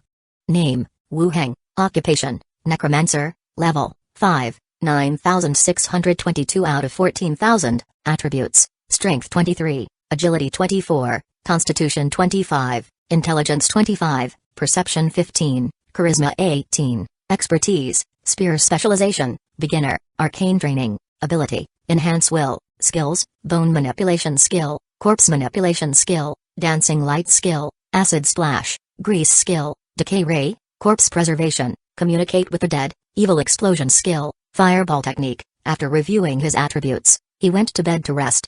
In the morning, at the butler's office, Butler Gomez looked at the information in his hand, then at Wu Heng. You killed the wanted criminal? He had just received the autopsy report this morning. After identifying the corpse, it was confirmed to be a criminal wanted at level 9 or above. Seeing their small numbers and that they were a recently established team, assigning them a simple task, they went and killed the wanted criminal, all in a day's work. Before Wu Heng said anything, the butler continued, Fine, you did well this time. Go to the front desk to register for your bounty. Oh, okay. After coming out from the butler's office, Wu Heng directly went to the front desk to hand in the task and collect the bounty. Back when he was a regular member, Otrak did all these things. Now that he was a team captain, he realized there was such a process. After collecting the bounty, Wu Heng returned to the lounge. Duke, the beastman, was sitting in a chair waiting for him. He gave him half of the split bounty. Duke scratched his head out of modesty and said, Captain, I really should take less. I didn't really help with anything, and even got a free meal. I feel a bit embarrassed. Wu Heng laughed, then threw the bag of money directly to him. We are a team, any achievement is a collective honor. Captain, you sure are cultured. Chapter 108, Buying Armor. 1 Duke, holding his money, had a face full of joy. It was his first mission, and he directly captured a wanted criminal. And with so much bounty, it was absolutely something to be happy about. Captain, you were quite impressive yesterday. I didn't even get a chance to react and you guys killed that guy. Duke said loudly as he pocketed his money. Well, that's quite straightforward for a beastman to praise. Wu Heng replied, the tools we used are confidential. They are our team's secret weapons. Understood, I won't tell anyone. Duke thumped his chest with a bang and then asked again, so do we have any tasks today? Tasks are not available every day, and getting a task is not always a good thing. There might be dangers involved. Wu Heng explained. Wu Heng's optimistic view was quite different from Duke's. He didn't even go to the guild in Blackstone Town. Just arrived here, and being the captain, it wasn't ideal to abstain. In fact, he also thought about how to take fewer tasks and slack off like he did in Blackstone Town, so he could have time to level up in the zombie world. Oh, right. Duke nodded, indicating his understanding. The two people chatted in the lounge for a while. The door was once again knocked, and Wu Heng's heart jumped. Could it be another task? Come in. A staff member pushed the door open and asked, Is Captain Wu Heng here? Yes, what can I do for you? The renovation commission you posted in the guild, the construction team have arrived. They would like to confirm the plans with you. The staff member said directly. Oh right. Yesterday, he posted a renovation commission on the guild platform. Such matters needed to be discussed, unlike alchemy, where one could simply publish a commission and operate without any interaction with the other party. Let them come to the lounge. Okay. The worker left and soon returned with a middle-aged man. The man held a large roll of construction drawings, looking quite professional. He glanced at the people in the room. His eyes fell on Wu Heng, as he said with a smile, Captain, we are fully capable of fulfilling your commission. The living habits and furniture specifications of humans and beastmen are quite different. Beastman's furniture is somewhat larger and much heavier, while humans is a bit smaller. So, once the middle-aged man came in, he could conclude that Wu Heng was the commissioner. Although Basin and Budong were human-sized, their postures and seating positions didn't suggest they were the ones who commissioned the order. Explain your plan to me. Wu Heng said directly. That house was almost good to go. Renovation wasn't necessarily needed to be that probing. Ultimately, if a good living environment was desired, one could simply conquer a villa in the zombie world. Okay. The middle-aged man spread out the blueprints and began to describe the building layout and the materials for the furniture. Renovation in this world differed from the modern world. There is no need for wire trenching or latex paint. The ground would be covered in wooden boards, and the walls would be covered with a material similar to wallpapers. Then there would be the regular tables and chairs. Unless it was a large building like the professional guild or city hall. Otherwise, it would be just the process of furniture coming in, not complicated at all. After deciding on the color of wall covering and the type of furniture, Wu Heng asked, "How long will it take?" "We can finish it in 3 days at most. We only work during the day, so we won't disturb your rest at night." Wu Heng nodded. "Let's go. I will take you guys to see it, so we can start today." Okay. Wu Heng, along with the middle-aged man and Duke, left the guild and walked towards the residence. He explained the situation of construction to Jiani and Jianer, who stayed behind so as to prevent any misunderstanding that could lead to loss of life. After confirming, he handed it over to them so they could start working immediately. Leaving the residence, Duke asked, "Captain, where are we going next?" Wu Heng looked at him curiously. "Don't I have any say in this? Wherever I go, you follow." He pondered for a while and then asked, "Do you know where to get good armor?" "Indeed, the Beastman leather armor shop in the city is pretty good," Duke replied immediately. Beastman, huh? Can humans fit into Beastman armor? A lot of the armory shop's customers are humans. They offer all kinds of styles. London City serves as a transit station between two countries and also resembles a wholesale market to a large extent. The cloth and spices of the humans and the leather and ores of Beastmen are all transported to cities across through here. Therefore, the Beastman armor shop also makes armor for humans, and human stores make armor for Beastmen as well. But there are many similar kinds of stores, and hence, there is considerable competition. Then take me there to have a look." "As you wish, Captain." Duke took Wu Heng to the outer city area and entered a shop named Miliao Armor. The logo of the shop was a pair of tusks. It had a typical Beastman style to it. Upon entering the shop, they were greeted with the pungent smell of leather. The shop was filled with all sorts, styles, and sizes of leather armor hanging on the walls. At the counter, a robust Beastman was wiping a leather cuirass. He was about to attend to the customers but paused when he saw that it was Duke. He returned behind the counter and asked, "Duke, you didn't go to the association today?" "Glask, this is my captain. We are here to check out some armor," Duke answered straightforwardly. Hearing there was a customer, he immediately put on a smile and asked, "Captain, what type are you interested in?" Wu Heng looked around the shop. The leather armor indeed came in 2 sizes, one for the human form and one for the Beastman, which was larger and thicker. Moving towards the middle, he stopped in front of a display rack housing a hefty metal breastplate and asked, "How much is this breastplate?" The armor was huge, clearly meant for a Beastman body. With its shiny silver surface and leather interior, it appeared to be extraordinarily heavy and sturdy. A single piece would cost you 125 silver coins. If you need a helmet, arm guards, and leg guards, the total cost would be 350 silver coins. Wu Heng nodded and continued to inquire, "Do you have any leather armor of a human size that is a single piece combining a breastplate with a lower body skirt?" "Yes, such an armor offers better overall protection but is a bit troublesome to wear." "Are you thinking of wearing it yourself?" The Beastman came out from behind the counter to ask. "Bring it for me to have a look." The Beastman went inside, and when he came out again, he was holding a piece of leather armor. The piece was made for a human body. The armor for the upper body and skirt were connected. Wu Heng nodded. "How much?" "As you are Captain Duke, what money are you talking about?" "Consider it a gift," the Beastman shopkeeper generously offered.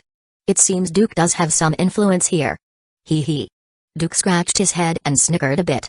Wu Heng glanced at him and continued, "I am also giving it as a gift, so tell me the price." "Ah, a gift, huh? In that case, it would be 25 silver coins. If you need a helmet, arm guards, and boots, it would be an additional 18 silver coins." The price wasn't high. The leather armor, which sounded like plain leather, also depended on the craftsmanship and materials used. If he were to buy it in the Blackstone town, a similar set would cost more. Wu Heng found the price acceptable and asked, "How many sets do you have?" "You want to buy more? How many do you have in stock?" "In the storehouse, we have over 100. I will take them all, and I will also take the set of metal armor." The shopkeeper's eyes widened in surprise as he inquired further into Duke's intentions. He seemed stunned at the customer's extravagant behavior. Duke said, "Captain, are you planning to resell it?" Many merchants are doing this kind of business, but it's not easy to make money nowadays. Go away, go away. The shopkeeper pushed him aside and continued, in the warehouse, we have a total of around 110 sets. Counting 100 sets for you, and including this set of iron armor, the total is 4.650 silver coins. Wu Hang nodded and was about to agree, but suddenly inquired, purchasing this much armor wouldn't be a problem in the inner city area, right? You live in the inner city area? The beastman shopkeeper immediately said, we can deliver it to you in batches. If it's just over 100 sets, it will not be an issue. If there were more, it would be better to rent a warehouse in the outer city area. Sounds good. Deliver the goods, and I will pay you. Alright. Having Duke as a bridge, both parties had a good understanding. After taking stock of the items, they all went together to the inner city area. Chapter 109, Give me the location. The armors were delivered to the residence. Wu Hang casually let the skeletons move bags of silver coins out of the room and handed them over to the other party in exchange. The beastman boss was very pleased. After receiving the silver coins, he immediately said, Captain, if you need more armor in the future, just let Duke know, I can arrange for direct delivery to you. If the price could be a bit more favorable, I think we will have a chance to cooperate again next time. Although he could afford to pay this money, it almost depleted the savings of Yaz and the money Basin and others had deposited in the Snake Badge Consortium. To buy more things, he would have to touch the gold in the jewelry store next. So, he wanted to negotiate the price down a little. The beastman boss showed some difficulties and said, Captain, the price I gave you is not high at all, the next time you buy, I can give you a little discount. Wu Hang nodded. Alright, then I will leave first. The beastman boss left with his delivery men. Wu Hang glanced at Duke, who helped with the delivery, and said, Duke, you can go home if you don't have anything else to do. Okay, see you, Captain. Duke caught up with the others from the armor shop and left together. The residence was being refurbished with wall cleaning and wallpapering. Wu Hang instructed Jianmi and Jianer to keep an eye on the armor, then he strolled back to the Union Lounge. Sitting in the lounge for a while, he asked the staff to bring him some writing paper and envelopes, planning to write letters to his friends in this world. He had made it here rather smoothly, so it would be appropriate to keep them updated by letter. First up was Yuli. Even though they were teammates only for a short time, their relationship could be considered the best. Though Yuli's goal was obviously to scam snacks, he had also gained a lot of information from her. Plus, the girl looked cute and wasn't too bright, perfect friend material. He thought it over and wrote straight away. I have arrived at London City and accepted a captain position. The journey away from the Echo Kingdom border wasn't smooth sailing. I stumbled upon a temple along the way. There were scantily dressed nuns inside trying to seduce me. Luckily, my integrity allowed me to see through them. None of them were human. Everything's fine here, just missing the time we spent together sometimes. If you have time to visit, I will take you for some tasty food and stay for a few days. In the age of telephone communication, few people were using letters for information transfer. This was Wu Hang's first time writing a letter as well. He intended to write a lot, but when it came to putting words on paper, he didn't know what exactly to write. In the end, he scribbled down some passages. Hopefully, Yuli would be able to understand it. The second and third letters were written to Captain Otuk and Kavina. The main content was about how things were going here, assuring them not to worry. He promised to invite them over when he gets the chance, or visit them back in their place. After finishing the 3 letters, he put them in envelopes, sealed them with wax, and handed them to the Union's front desk. The Union had a designated department dedicated to delivering letters for members, as many were assigned to other places and needed to keep in contact with their families. After you hand over the letters to them, they would deliver them to the Union in the corresponding place. And thanks to the train, the delivery wasn't slow at all. After he finished writing the letters, Wu Hang stayed in the Union until dusk. Then he clocked out with other workers. Upon returning to the residence, the decoration team was about to leave. The contractor accompanied Wu Hang for a walk around the house. The wallpapers were almost done, and a layer of flooring had been laid on one of the floors. It feels pretty good overall. We are making good progress. We will finish laying the floor by tomorrow. The final touch-up will be done the next day. The work will be completed by then, said the contractor. Wu Hang didn't really mind, he didn't have high expectations for the results anyway. You have worked hard. No problem, we are going to leave now. Alright, off you go. The workers left right away and Wu Hang instructed Jai Anyi to move the armor into the building. With the door closed, he opened up the boundary door, called over the skeletons, and transferred the armor to another world. Zombie world. More than 100 sets, it doesn't sound like a lot. But it's enough to cover an open space. Wu Hang called for Big Head Skeleton and directly ordered, Call over the skeleton warriors above level 5 to put on the leather armors. Clatter. The skeletons training with spears in the surroundings began to gather here. They bent down to pick up the leather armors from the ground and started putting them on. Big Head Skeleton goes out every day to hunt zombies. Besides increasing Wu Heng's experience, the level of the skeletons is also rising. The number of level 5 skeletons has reached nearly 200. We have passed the initial phase of constant death and have entered the continuous level upgrading phase. After a while, they all wore leather armors. Brown leather armor, leather helmets, leather arm guards, and boots. The entire body was wrapped in leather armor, only the skeleton face was exposed, along with the eerie blue ghost fire in their eye sockets. Holding a spear in their hands, standing neatly in front of them, they looked more like warriors from the underworld. At this moment, Big Guy who was nearly 3 meters tall also walked over. Wu Heng directly said, "Put on this body armor." Big Guy picked up the iron armor, examined it, knocked on the iron armor, and then began to put it on. There was only bones left on his entire body, so wearing it was very convenient. He put it directly on his body. Then, he successively put on a helmet, gloves and iron boots.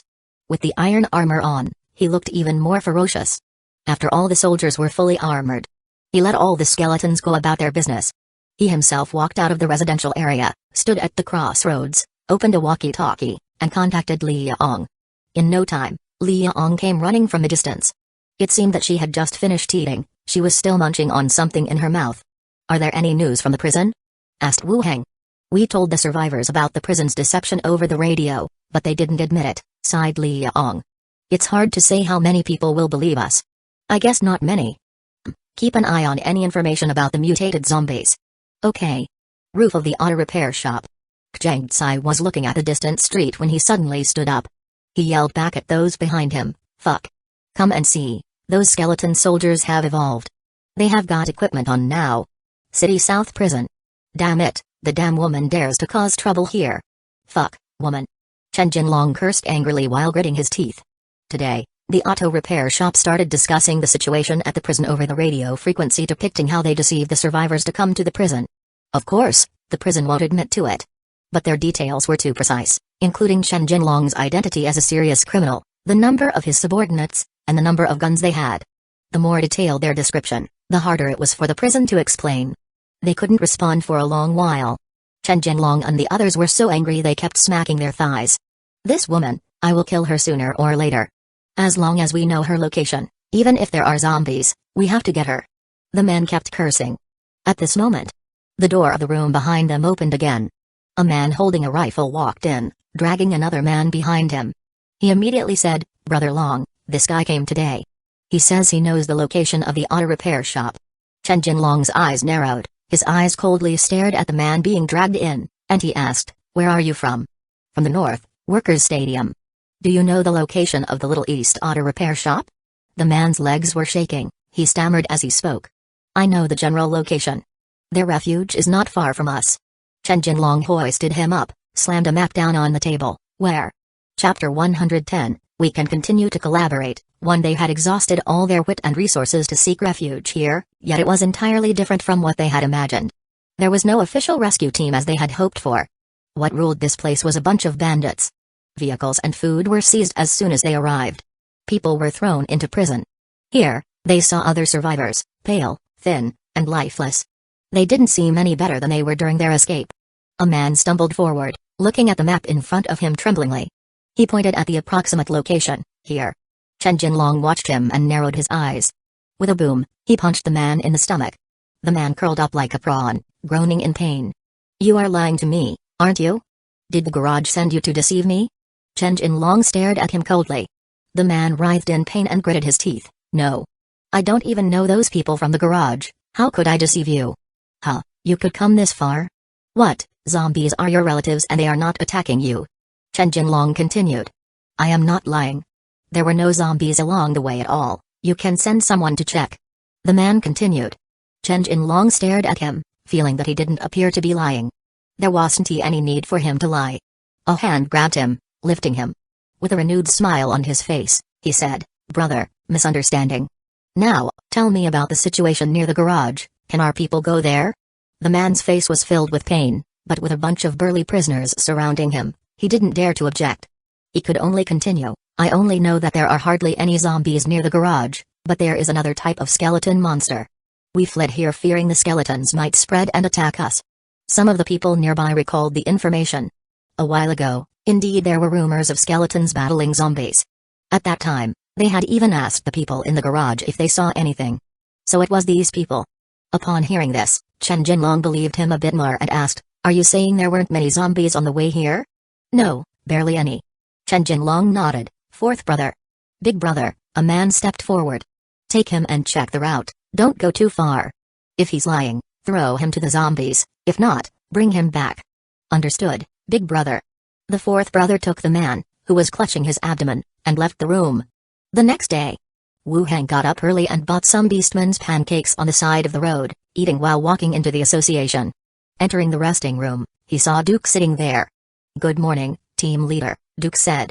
Wu Hang looked at him. "Do you come this early every day?" "It's not particularly early," Duke smiled. "Team leader, do we have any tasks for today?" "No." "Oh, then team leader, what are we planning to do today?" Duke continued to ask. Wu Hang was somewhat speechless. It felt like going to work. "I plan to go to the training room. When there's no task, you don't have to come to the association." "I will go to the training room too." On the way to the training room, Duke continued to say, "Team leader, Glass cast me to ask you." "Who?" "The boss who sold us the armor yesterday." "Oh, what about him?" Wu Hang really could not remember the names of the people in this world, especially the ones with 4 or 5 characters. He could remember familiar people. But with some names, he only heard once or twice, it was hard to remember them. "He wanted me to ask if you still need that kind of leather armor. If you need it, he will arrange for people to make it," Duke said. "Price, did he say he could give a discount?" "Yes, he said he would charge you 35 silver coins per set. Normally, a set costs 43 silver coins, a substantial discount indeed." "Okay, then let him continue making it. When the quantity reaches 2 sets, I will go pick it up," said Wu Hang. Since his own team member introduced him, the price does seem reasonable, he can continue to cooperate. "Alright, Glass also promised to make a new set of plate armor for me. Just because you brought me there yesterday?" "He said it's a gift for me joining the association, but I think it's because you bought his goods yesterday." Duke scratched his head. "That's good, this boss sure knows how to do business." The two of them chatted as they entered the training room. Wu Hang drew his iron sword and began practicing. He was able to maintain daily practice for some time, but he had been slacking lately. Since there's nothing to do at the association, and there's a training field, he could have a good training session. Seeing Wu Hang start to train, Duke also picked up his battle axe and began to hack at the wooden stake in front of him. The entire training field echoed with the boom-boom sounds of chopping. After about an hour of training, Wu Hang wiped his sweat and glanced over at Duke, who was still swinging his axe in the distance. Young Beastman is indeed tough. To be able to train for such a long time with that kind of battle axe. If it were a human warrior, they would probably be exhausted by now. Duke. Captain, what's the issue?"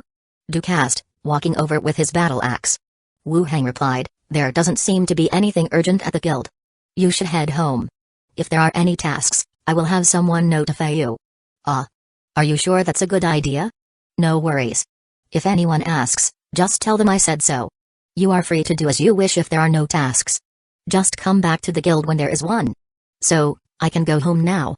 "Go ahead, if there's anything, come find me at my place." "Understood, Captain." Duke, with his battle axe over his shoulder, left the training room and headed straight home. Wu Hang returned to the resting room for a drink of water before heading out with Basin and Bodong. There were 12 squads in London City. Their team shouldn't be short-staffed by 2 people. They left the guild. Wu Hang went straight to the Snake Badge Consortium across the street. The building of the Snake Badge Consortium was entirely different from the black market of Blackstone Town. The construction was tall and lavishly decorated. The entirety of it was a castle grey, with the walls made of engraved paneling, adorned with bronze lamps and hanging paintings. The building also housed many people. Unlike in the black market of Blackstone Town, where people wore cloaks and masked faces, everyone here stood openly, looking at the notice board or conducting some business. Wu Hang stood in front of the notice board for a quick glance. It was full of commissions to collect precious materials and rewards for assassinations. One of the postings was for the collection of a ghost hag's eyeballs. Wu Hang remembered there was a ghost hag's corpse left at the temple that he had buried. He wondered if the eyeballs were still intact. Upon reaching the counter, the teller smiled. "Sir, how may I assist you?" Wu Hang showed his Snake Badge Consortium insignia to the teller. She immediately understood, gestured with her hand and said, "This way, sir." She led him into a room on the first floor and asked, "Sir, are you here to post a commission?" Wu Heng glanced at Basin beside him. Basin placed a leather pouch on the table. Wu Heng said, "We want to exchange these for silver coins." The teller knelt down, opened the pouch, revealing a pile of gleaming gold pieces, bracelets, necklaces, earrings, even golden teeth. It took the teller quite a while to regain composure. "Please wait a moment, sir. I will call the store manager." "Sure." The teller quickly left the room. Wu Heng sat on the couch waiting. This gold wasn't obtained from a gold shop, but looted from the corpses of defeated zombies. He had been saving it for quite some time now and had quite a significant amount. Before long, the door to the room opened up again, and a voluptuous woman walked in. Her eyes glanced at Wu Heng and the two skeleton men before revealing a smile. "Good afternoon, sir." "Good afternoon, let's not waste time. I want to exchange these for silver coins." "Certainly, sir." The woman nodded, starting to inspect the gold. She set the gold and silver apart. There were 2 gold necklaces and a ring, which she placed separately. "Sir, altogether we have 275 grams of gold and 15 grams of silver." More than 200 grams? It was less than what Wu Heng had estimated. Yet, she did all the counting right in front of him, so there was no chance for scamming. "I plan to exchange all of it for silver coins. Considering the amount, would you not consider converting part of it into gold coins and the rest into silver coins?" "No, I want all of them in silver coins." If it had not been for his space ring, he may have opted for gold coins due to their convenience. Now with a space ring, he doesn't have to worry about it being burdensome. Under normal circumstances, silver coins were more convenient than gold coins in the market. "Alright. Some pieces are in better condition, so we will buy those back at the rate of jewelry. The rest will be bought at standard gold rates, totaling 9,366 silver coins." Wu Heng quickly calculated in his mind. The numbers seemed to tally up. "Sounds good. Please wait, sir. We need some time to prepare the coins." "Sure." The woman gave a command outside, and someone immediately went to prepare the coins. Meanwhile, a maid brought an assortment of dried fruit pastries and set them on the table. Instead of leaving, the woman took a seat opposite him, her skirt spread out, revealing her bare fair thighs. She asked softly, "Sir, have you just arrived in London City?" She was familiar with all the dignitaries in town. The young man before her was definitely not one of them. Exchanging such a large amount of silver coins, he must be here to do business. "Yes," Wu Heng nodded. "Business?" Wu Heng gave her a glance and gave a noncommittal smile without answering her question. "You are certainly a young man with promise." The woman gave a compliment, leaning forward in her chair, her loose collar hanging low. Chapter 111, Still a Young Master 1. Wu Heng looked at her, and was reminded of Slither from Blackstone Town. Both women were mature beauties, yet they had their differences. He had written a letter to Slither just yesterday. "Sir, you just arrived here. If you wish to recruit some guards or release commissions, you can do it here. We will give you a fair price," the woman said. "Now that you mention it, I would like you guys to collect something for me." "What do you need?" "We are confident in acquiring rare items," Wu Heng said. "Necromancy skill books and construction materials for a structure called Burial Ground. I need both of these." The woman softly furrowed her brows and gave the 3 figures another look. She must have formed some guesses. She sat up straighter but remained smiling. "Of course, these are no challenge for the snake badge. We can get them from neighboring cities, but once they arrive, how should we contact you?" "No need for that. I have settled down in town. I will regularly check in." "That's ideal. But according to our process, you need to pay a deposit first," the woman continued. "How much?" "Just pay 300 silver coins, and make the remaining payment after the transaction is complete." "Okay." After they chatted for a while, the door swung open again. A row of people came in. They placed bag after bag of silver coins on the table, forming a pile. Wu Heng counted the coins and, after confirming the amount, handed over 300 silver coins as the deposit. "This is the deposit, collect the items I need." "Alright, sir." The woman filled out the commission form, stamped it with the badge, and thus the commission was completed. Wu Heng smiled and said, "Can I stay here alone for a while?" "Sure." She left the room after agreeing. Wu Heng put all the bags of money into his spatial ring. Then he stepped out of the room. He bid the woman at the door farewell and left the consortium building. Next, Wu Heng went to the materials shop to buy some ingredients for potions. He also visited a nearby weapon shop and armor shop. The busiest place was the lower town area, where the main street was lined with merchant caravans, and there were lots of people bustling about. He hadn't even left the street when he saw 2 or 3 groups of people fighting in public. Then, A bunch of ruffians broke up the fights to maintain order. Even if he didn't buy anything, this place was still an excellent spot for sightseeing. After strolling around for a while, he had dinner outside and then returned to his residence. The foreman greeted Wu Heng as soon as he returned. "You are just in time for the finished work on the floor and wall coverings. Take a look and tell me if there's any problem. If not, I will bring in the furniture tomorrow," the foreman said with a broad grin. "Okay." The foreman started showing him around the renovated house. The floor had been laid with a wooden surface, and the walls were covered with fabric. The ambience had improved enormously, and it didn't feel like a storage room anymore. After a thorough inspection, Wu Heng thought it was quite decent. "It looks great. Continue with the work tomorrow," he said. "Okay." The foreman left. Wu Heng locked the door, moved the potion materials to the zombie world, and returned to continue practicing his swordsmanship. Early the next morning, as soon as Wu Heng arrived at the guild, a staff member walked over to him. "Team leader Wu Heng, the steward asked you to meet him right away." "Okay," he replied, heading towards the steward's office. He was wondering if he had received another task. His team only had 2 people. They shouldn't be assigning tasks this frequently. When he arrived at the steward's office, he knocked on the door and walked in. In addition to the old steward with a full beard, there was another human standing in the office. Dressed in leather armor, the man had short, brown hair. His eyes were narrow and elongated, and his face was gaunt. There was a long sword hanging from his waist. He looked at Wu Heng when he entered but then immediately turned away. "Steward, did you ask for me?" Wu Heng asked. The steward, Gomez, nodded. "This is the team leader of Team 8, Fisher. And Fisher, this is the new team leader of Team 12, Wu Heng. How about you two get to know each other?" After the introductions, Fisher turned to size Wu Heng up with a critical eye. "Team leader Fisher, it's nice to meet you." Becoming a team leader at such a young age, impressive, he said, although his face remained indifferent. It was as if he owed Fisher money. "My thanks." The butler interjected their conversation, continuing, "There's a member missing in the lower town area. Go and investigate it together." "All right." "Okay, then go. Be safe." The two nodded, exiting the room immediately. In the hallway, Fisher looked at him and said, "We are going to the lower town East Road district first to gather clues. Are you going there alone, or are you coming with us?" "We will go with you." "How could I go alone when I have no clue about the mission?" "All right, assemble outside the door promptly. We will depart first if you take too long." Having said this, he left without looking back. Wu Heng didn't mind much and returned to the lounge. Upon opening the door, he saw Duke and said, "Let's go. We have a mission." "For real?" Duke picked up his battle axe and followed him out. They arrived together at the guild's gate. The 8-member squad was already assembled. There were 5 in total, the usual team setup. The distinct members being a beastman axe wielder, a human swordsman, and a ranger with a bird on his shoulder. Wu Heng walked out with Duke. Fisher frowned. "How many are there in your squad?" 2. "Where are the others, then?" "You could think of them as private attendants," Wu Heng replied. "Humphrey. A boy of privilege," someone suddenly exclaimed from Squad 8. Fisher also laughed. "All right, let's go." The team entered the lower town area, knocking lightly on the door of the residence. Soon, the door cracked open, and a human woman peeked out, asking, "Who are you looking for?" Fisher said directly, "We are from the professional guild. What seems to be the problem here?"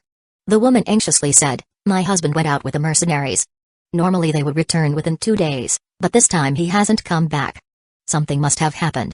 Fisher nodded and asked again, "Do you know where he went? Or where he might have gone missing?" "At Chaos Stone Bridge." "Do you know why your husband went out?" "I am not sure. It looks like he was collecting some materials." The woman shook her head. "Okay, you should stay at home. We will go over there and see." Together, they left the residential area, returned to the guild for horses, and headed straight for the Chaos Stone Bridge outside town. They rode on horseback for 3 to 4 hours. Finally, they arrived at their destination. Chaos Stone Bridge, a bridge built of broken stones. The middle of it was broken, and beneath was a dried riverbed. Looking around, it seemed very few people had passed by here for a long time. All dismounted. "Search the surrounding area for some traces," Fisher ordered again. The team members of Squad 8 began to act. The ranger released a bird, while the close combat professionals started to search the area. Some clues they found were whispered into the team captain's ears. They didn't seem to care about Wu Heng and his group at all. Captain, I think they might be against us." Duke bent over and whispered in Wu Heng's ear. "Let them be busy. After all, when we return, we will also get a share of the bounty." Right. The two looked like onlookers, standing at the periphery and watching Squad 8 bustling about. At this moment, a member of Squad 8 signaled everyone from a distance. When they approached, they could see bloodstains on the grass and ground. It seemed there had been a battle here. Go, follow the trace. They all crossed the Chaos Stone Bridge and continued along the trace. They went deeper and deeper into the forest. Suddenly, the team came to a sudden halt. They all had serious looks on their faces, surveying the situation around them. The jungle was thick, and the tree crowns covered the sky like umbrellas. Under the tree crowns, human-shaped cocoons dangled. Along the path, this sight extended further into the depth. What the hell is this? Chapter 112, Spider Swarm 1. A gentle breeze blew, causing the hanging cocoons to sway slightly. They looked like white lanterns hanging aloft. The members of Squad 8 frowned, their faces becoming more and more serious. This didn't seem like a mere ambush. Check it out, Fisher commanded. The thief sprinted forward, leaped into the air, and with a swift movement of his dagger, severed the white threads connecting the cocoon. With a thump, the cocoon fell from midair. The thief crouched down, cutting a slit in the cocoon with his dagger, then tore a hole at one end. A purple-faced beastman corpse was revealed from within. The faces of everyone present became increasingly grim. Were all these cocoons filled with corpses? In that case, the prospects of their rescue mission were looking grim. Thump, thump, thump. Suddenly, the sound of frantic running approached from the front. The ranger's face changed, and he warned, "It's a spider, a huge spider is nearing us." At the same time, a black spider, nearly the size of a brown bear, quickly came into everyone's view. It had 6 eyes and sharp feet, along with prickly hairs all over its body just like steel needles. Just one? Swish, swish, swish. Multiple eyes opened up on the back of the large spider. An overwhelming number of small black spiders, each the size of a human head, were piled upon the back of the large spider, like a rolling mass of ink. You could only see them if you looked closely. Damn it, they had trespassed into the spider's territory. Typically, such creatures would not leave their territory willingly, and anyone who intrudes will be attacked. Don't provoke it. Fisher quickly signaled everyone to stay still. He then glanced at the ranger next to him and continued, "Bull, can you communicate with it? We're just here to find someone. We will leave once we find him." The ranger raised his single hand, casting a faint light connecting him and the spider. It wasn't an attack, more like a state. The spell was called Animal Speech, allowing the caster to communicate with beasts around them. "We won't hurt you, we are just here to find somebody. He was brought here 2 days ago. We will leave immediately once we find him." The ranger spoke rapidly. The language used towards beasts or demonic beasts needed to be as simple as possible due to their limited intelligence. The 6 eyes of the huge spider stared down at the men. The steel-like hairs on its body trembled, making a rustling sound, while the countless small spiders on its back began to stir restlessly. "No, no, we're not with them, we just need to take him away and we can compensate you. But if he dies here, then there will be nothing." The ranger continued speaking, but the hand held behind his back made a dismissive gesture. It meant that they could not reach an agreement. "Retreat," Fisher quietly ordered. The squad members began to step back little by little. But after only 2 steps, the giant spider's eyes turned vicious, it opened its menacing maw, and let out a skyward roar. Whoosh! The next second, the spiders hanging on its back dispersed like spreading ink, creating a dense and dark wave. A multitude of spiders chased after the squad members. Thump, thump, thump. The squad members sprinted away. But the sounds behind them were getting closer and closer. From a few meters away, a spider dropped down from the canopy and lunged at them. Counterattack. Seeing that escape was hopeless, Fisher issued another order. All of them turned around and swung their weapons towards the swarm of spiders. Splat, splat, splat. The long sword cut through the spiders' bodies, and their stinking fluid splattered everywhere. However, more and more spiders from the rear pressed forward. Find an opportunity to kill the mother. Understood. Elsewhere, within a forest overgrown with weeds, Duke was walking in front, wielding his battle axe to hack away at the thorns and branches obstructing their path. Looking back, he questioned, "Captain, there's no path here, why are we heading this way?" "The path they took is not safe," Wu Hang replied. Squad 8 did not inform them about their movements, and Wu Hang had no intentions of following them either. More people make it harder to move without attracting attention. Moreover, before entering the forest, Wu Hang had Zhao secretly monitor their clues and findings. It's not so much about stealing the credit, instead, they fear the other's secret intentions. After all, Yazd, the one who invited him to the association, had baited him into a trap. He had narrowly escaped death.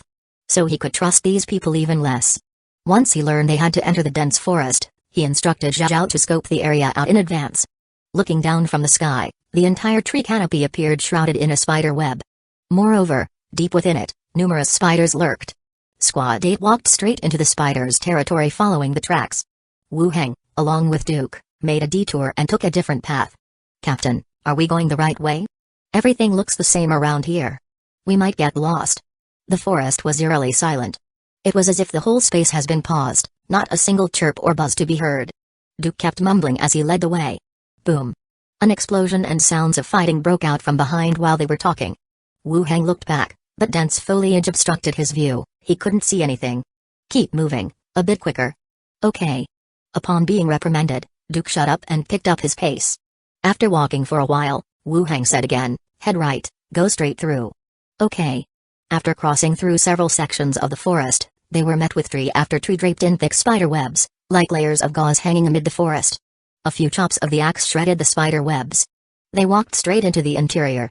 Deep within the web-covered area, a massive tree stood tall and proud, its branches suspending human-shaped cocoons, some of which twitched slightly. Next to the huge tree was a wooden cabin, also encased in white spider silk. Only a weather-beaten, moss-covered door was visible. Captain, what is this?" Duke asked.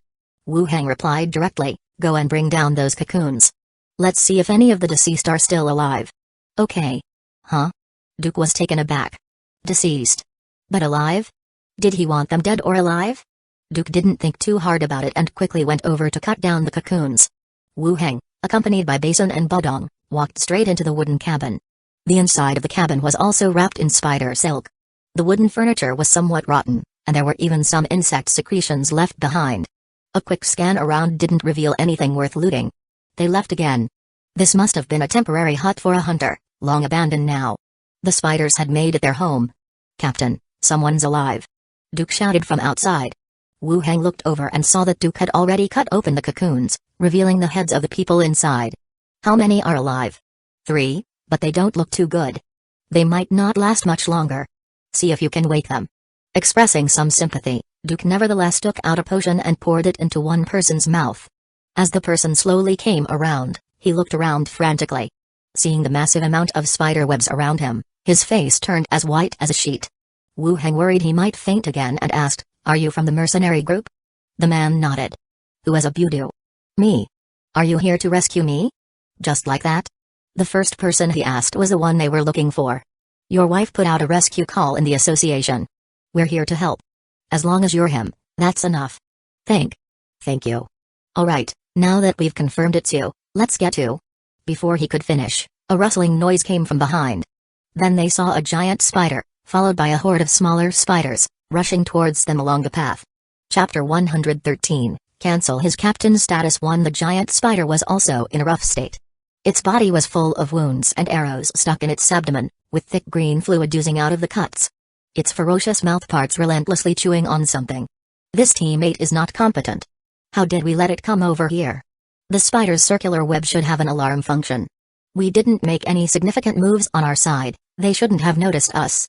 Team leader, what should we do? Duke, gripping an axe in both hands, stood up. "You take them and go first, I will hold off these spiders," Wu Heng said. Boom boom boom. At the same time, Basin and Bodong began to pull the triggers. Orange bullets shot out, sweeping the rushing spider swarm. "Who? Me?" Duke swung his axe. "Team leader, you are the mage, you should go first." "Am I the team leader, or are you?" "Listen to me, you take them and go first, wait for me at the Chaos Stone Bridge." "Hurry up," Wu Heng said urgently. Duke glanced at the rapidly approaching spiders, then back at Wu Heng. He gritted his teeth and said, "Okay." Shouldering one person, the rest dragging the tail of the spider cocoon, they plunged into the nearby jungle. "Shoot the giant spider," Wu Heng said, before running towards the door behind him. Opening the boundary door, skeletons started to march out in long strides. "Attack!" Wu Heng immediately ordered. Clattering. The skeleton squad charged bravely, holding kitchen knives, and slashing at the spiders in front of them. In an instant, the skeletons and spiders smashed into each other, fighting each other fiercely. The skeletons were armed, but the spider swarm's body size and their ability to climb trees were still extremely tricky. As spiders fell dead, skeletons were also being scattered into bones. "Bodong, go kill those big ones," Wu Heng said directly. Baodong took off his armor, revealing his iron-gray skeleton, leaped up and lunged at the giant spider. Each punch resonated, striking the spider's bloated abdomen. Already bearing significant injuries, green thick fluid squirted out with each punch. Seizing the opportunity, Baodong smashed his fist into the spider's cavity, and the shockwave exploded in its chest. The whole spider fell down softly. Meanwhile, the remaining battling small spiders scattered quickly, disappearing into the forest. Is it over? The little spiders ran away just like that? At this moment, Zhao flew back from afar and said, "Uncle, the people from Team 8 have left, they didn't wait for you." At the start of the battle, Wu Heng had Zhao watch Team 8. It seemed that by luring the swarm of spiders away, they were given an opportunity to escape. That's good too. If all the members of Team 8 died here while nothing happened to us, it would be hard to explain. Well, Zhao is really great. Zhao crossed her arms and said, "I am not a child, your flattery won't work on me." Zhao is so smart, even picked up on that. Indeed.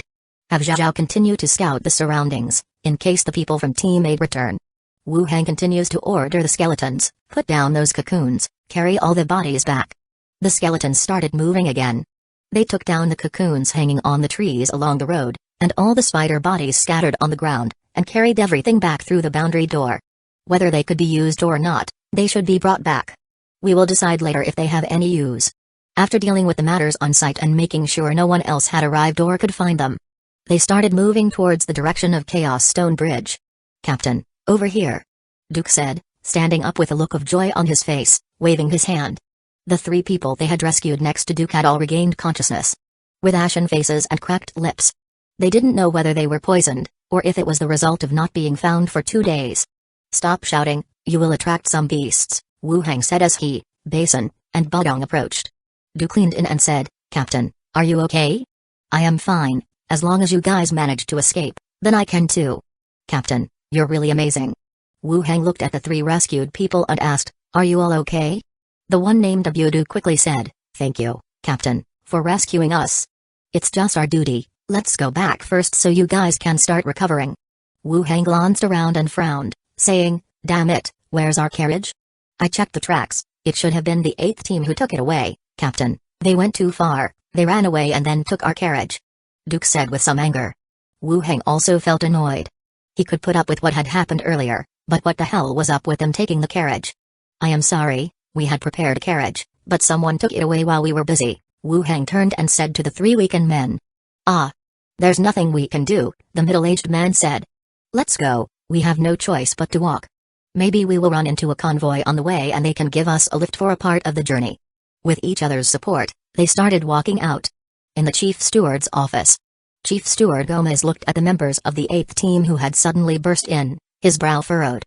The men were in complete disarray, all of them wounded, particularly the beastman warrior who had lost half of his arm. Although they had already dressed the wound, blood was still seeping through the gauze. This was a severe injury. Bone fractures and internal injuries could be treated. But a severed limb made things particularly complicated, especially in London City where it couldn't be directly restored. The steward lightly pulled a cord, ringing a bell outside the door. An employee walked in. "Prepare some medicine, we need to treat the injured," the steward ordered. Soon, a rescue team came in and began to tend to their injuries. "So the mission failed?" the steward asked the captain of the 8th team. "Steward, the mission failed. The location of the rescue target contained a vicious swarm of giant spiders. We couldn't rescue the target," Fisher sighed. "You did your best. Just give me the location and information, and I will send someone else to take a look," the steward said. "Okay. Take your team members to get treated. The association will cover your medical expenses," the steward continued. Fisher nodded, but didn't leave right away, continuing to speak. "Steward, I want to talk about the 12th team." "Oh, where are they?" "Steward, the 12th team didn't participate in the investigation on the way. When facing the spider swarm, they directly abandoned us and escaped. This caused heavy losses in our team. If they had stayed and fought, it wouldn't have ended up like this." At these words, the steward's brow furrowed more deeply. Escaping from the battlefield and abandoning their companions. In this world, that's considered the biggest taboo. Even some private groups and small organizations wouldn't allow this to happen. Especially for an organization like the Association, which had evolved from adventure teams. When teams go on the same mission, they aren't separate teams any longer, they're a single unit. Leaving their companions to survive was inexcusable, no matter the reason. "Steward!" cried Fisher, putting both hands on the desk. Abandoning teammates in the midst of battle, this is a great taboo. I hope the association will remove his captain's status in the team, and, in addition to attempted murder charges, issue a wanted notice. Chapter 114, I have evidence. One. The other members sat in the back. Receiving medical treatment, none of them spoke. Steward, we need an explanation for this situation. We can't set a precedent of desertion in our ranks. Fisher gritted his teeth and continued speaking. If we let this slide, who would dare to act as a team in the future? They will all run away at the first sight of danger. Hearing this, the steward's eyebrows furrowed tighter.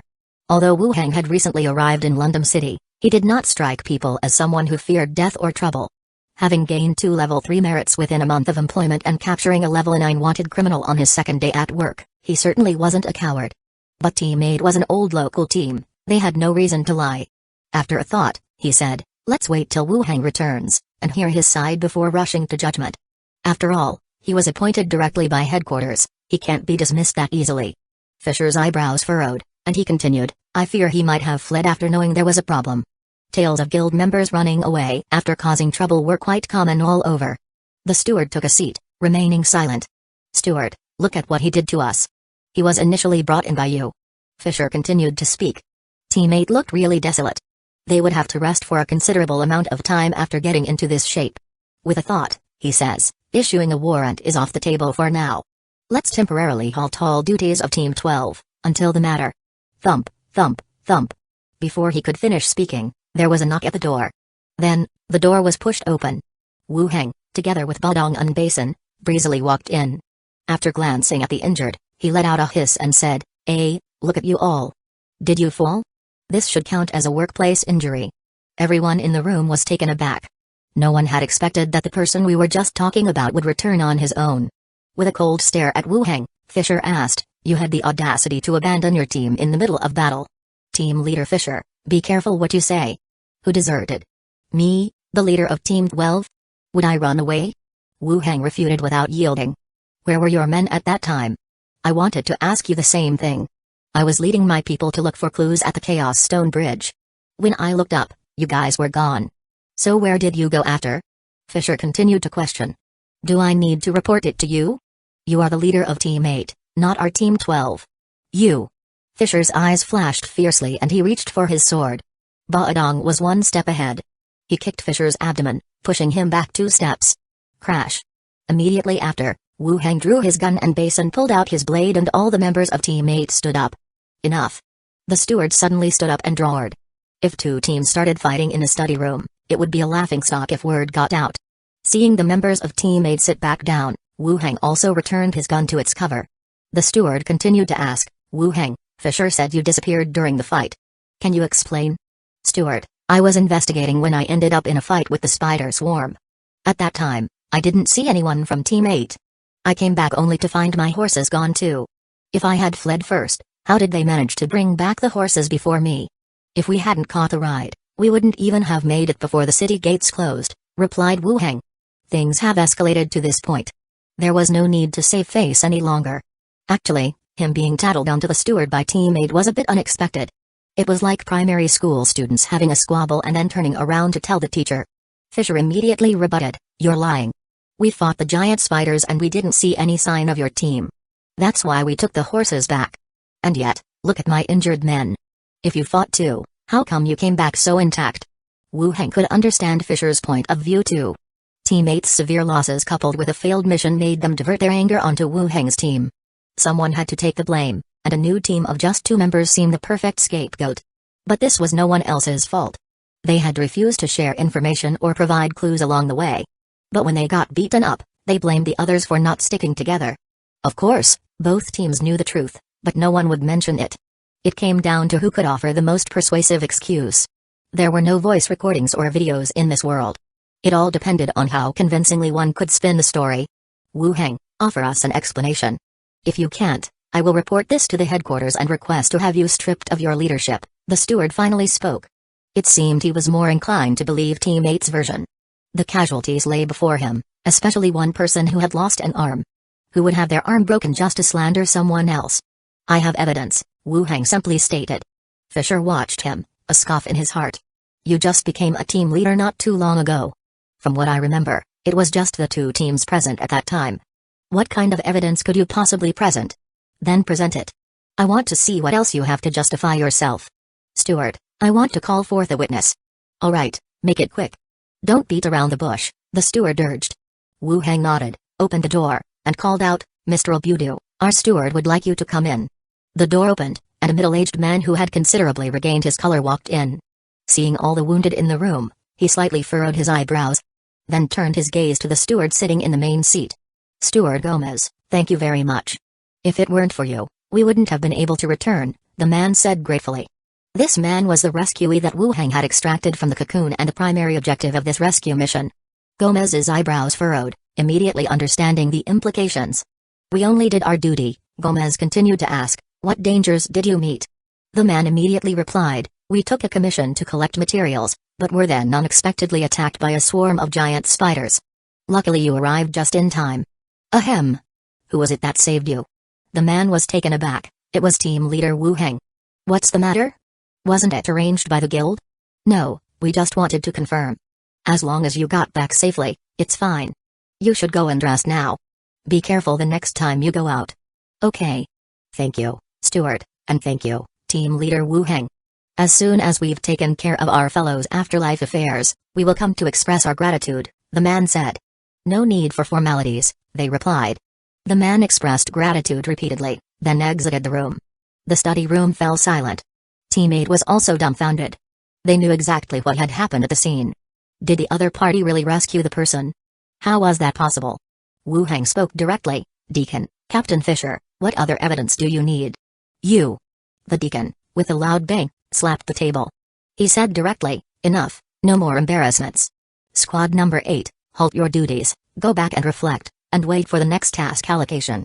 All the rewards for this mission belong to squad number 12. Deacon, he's lying, Fisher still didn't give up. Despite his protests, it seemed that he was also a little startled. Given the strength of the giant spider swarm, even if he could not fight them, squad number 12 would also certainly lose. How could they possibly bring people out safely? Enough, just like that, and you're not allowed to bother squad number 12, the Deacon said brusquely. Fisher was glaring at Wu Hang, gritting his teeth. Did you hear that? The Deacon asked again. Yes. Deacon, aren't you revoking his captaincy? Accusing a squad member falsely is not a small matter, right?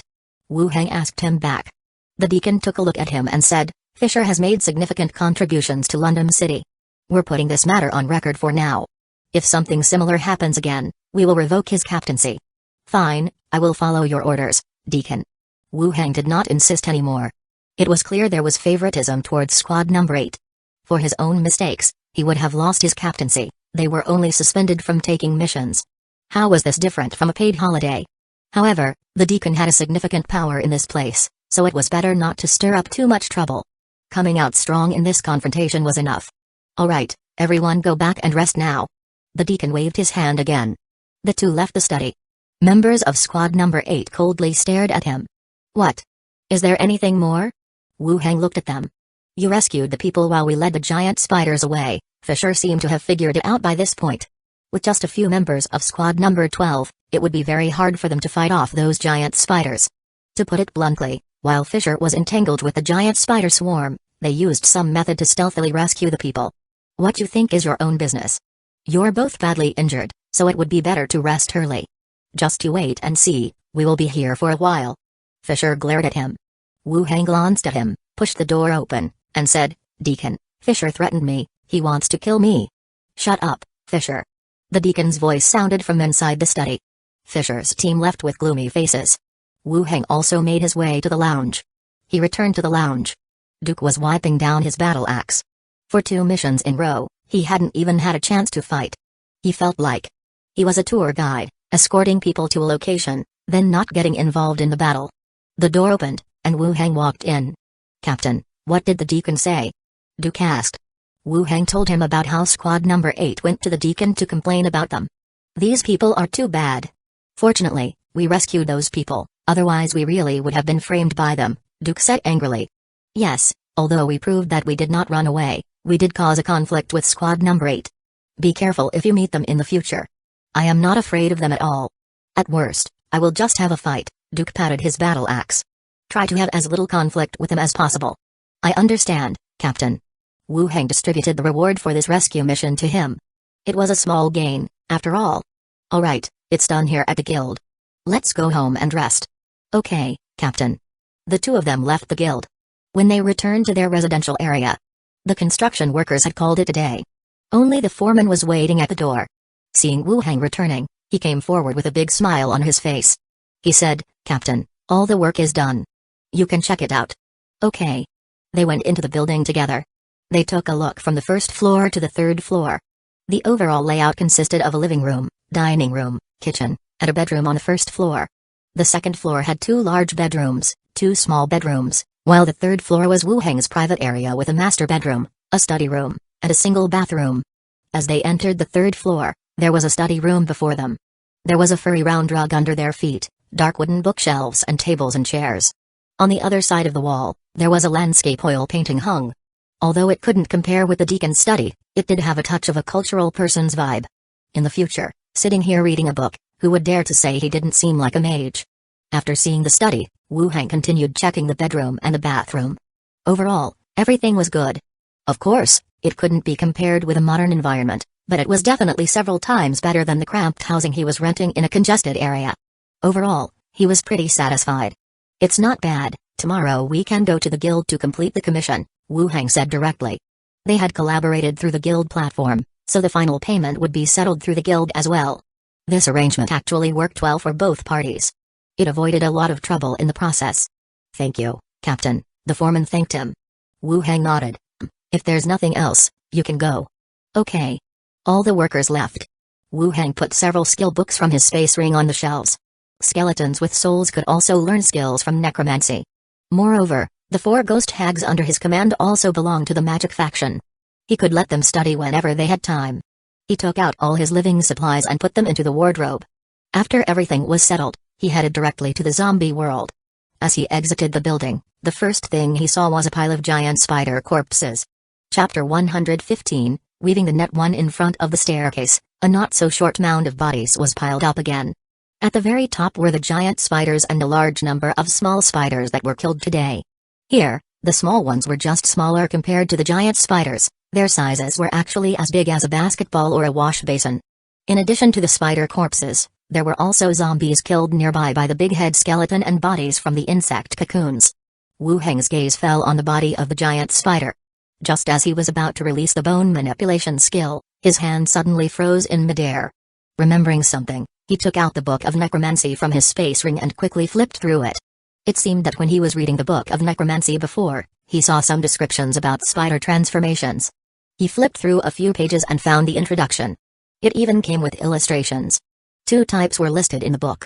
One was spiders, including giant spiders, wolf spiders, and poisonous spiders that still maintain their spider forms. These spiders, with their invertebrate bodies, could not be transformed into a skeleton troop. So, the bone manipulation skill could not be used on them. Even if it was used, the body would dissolve completely and could not be properly transformed into a soldier. This type could only be transformed into carrion. The second type of spiders were half Spider-Man and Spider Transformation Elf, 2 races that could transform their bodies between human and spider forms. The Spider Transformation Elf had a human upper body and a spider lower body. The body structure of these 2 was not that of spiders, they had skeletons inside, and could undergo transformation through the bone manipulation skill. The book even included dissection diagrams of their internal structure. Of course, they were all hand-drawn. As for the second category, Wu Heng only roughly looked at it. Those strange and bizarre races were not something he would come in contact with. The main ones were the spiders in front of him. Spiders contain no bones? He was not aware of that. Drag that spider out, Wu Heng pointed to a spider. Basin grabbed the leg and dragged it out, throwing it aside. Wu Heng cast the bone manipulation skill. The necromancy magic engulfed the corpse. The flesh began to peel off, and under his gaze, the whole body gradually dissolved and disappeared. Only 8 shell-like legs were left standing on the ground. The transformation was not completed. Damn, it really doesn't work.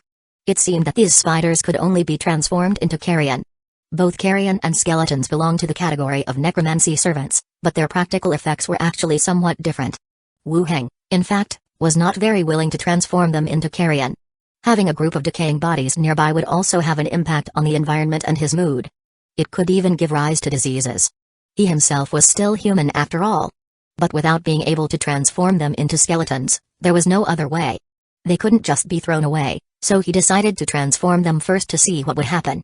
He ordered the skeletons to drag all the spiders out. Wu Hang cast the corpse manipulation skill on the giant spider. The necromancy magic engulfed the body. The summoned entity exceeds the caster's capabilities, instability factors increasing. The unstable prompt appeared, proving that the level of the corpse was above level 5. Given how it had fought against the 8th squad, its level couldn't possibly be low. Soon, changes started happening to the corpse. The deadly wounds began to scab over, but there were still many outwardly turned wounds. Then, the body wobbled as it stood up, and the 6 eyes on its head opened wide at once, looking around. Carrion Giant Spider Mother, level 11, not too low. He continued to check the attributes. Level 11 inches attributes, Constitution 26, Strength 24, Agility 29, Intelligence 8, Perception 15, Charm 5.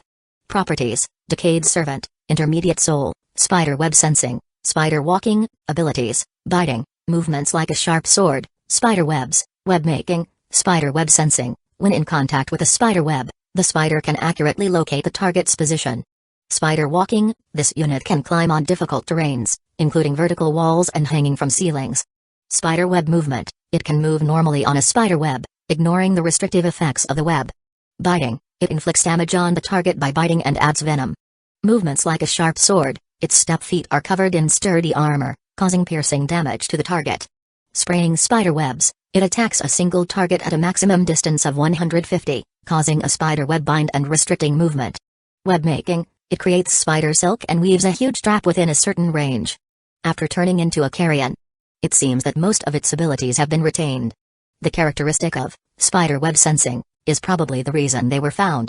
It can find enemies through the touch of a spider web. This is a good defensive method. Among the abilities, biting, and movements like a sharp sword, are innate attack methods. Spraying spider webs should be a kind of remote control. The sprayed out spider web wraps up the enemy and affects their movement. Web Making produces spider silk and weaves a trap with it. There's no problem with a spider having this ability. But the transformation into the carrion indicates that the spider itself is already dead. It's just a false life created by necromancy that controls the body. So how is the spider silk produced? I don't understand. From now on, you will be called Spider Mother, Wu Hang said. Then, Wu Hang used his skill to transform all the other spider corpses into carrion. A dense layer, there were probably more than 200 of them. The attributes of the smaller spiders were somewhat lower. Carrion Giant Spider, Level 3, Attributes, Constitution 12, Strength 14, Agility 16, Intelligence 2, Perception 11, Charisma 2, Properties, Decayed Servant, Basic Soul, Spider Walking, Abilities, Biting, Web Making. After the small spiders stood up, they quickly gathered around the Spider Mother and all settled on its neck. When the eyes were closed, it was pitch black and hard to tell the number. Stand by to the side, Wu Hang said. The Spider Mother, carrying a large number of small spiders, moved to a flower bed on the side. The body crouched down and started moving quickly. More than half of its body was half buried in the soil. Surrounded by untrimmed weeds, it camouflaged quite well. After dealing with the spider business, Wu Hang ordered the skeletons to open all the cocoons on the side. After the cocoons were cut open, there were human corpses and beastmen within them. It was a bit like opening a mystery box.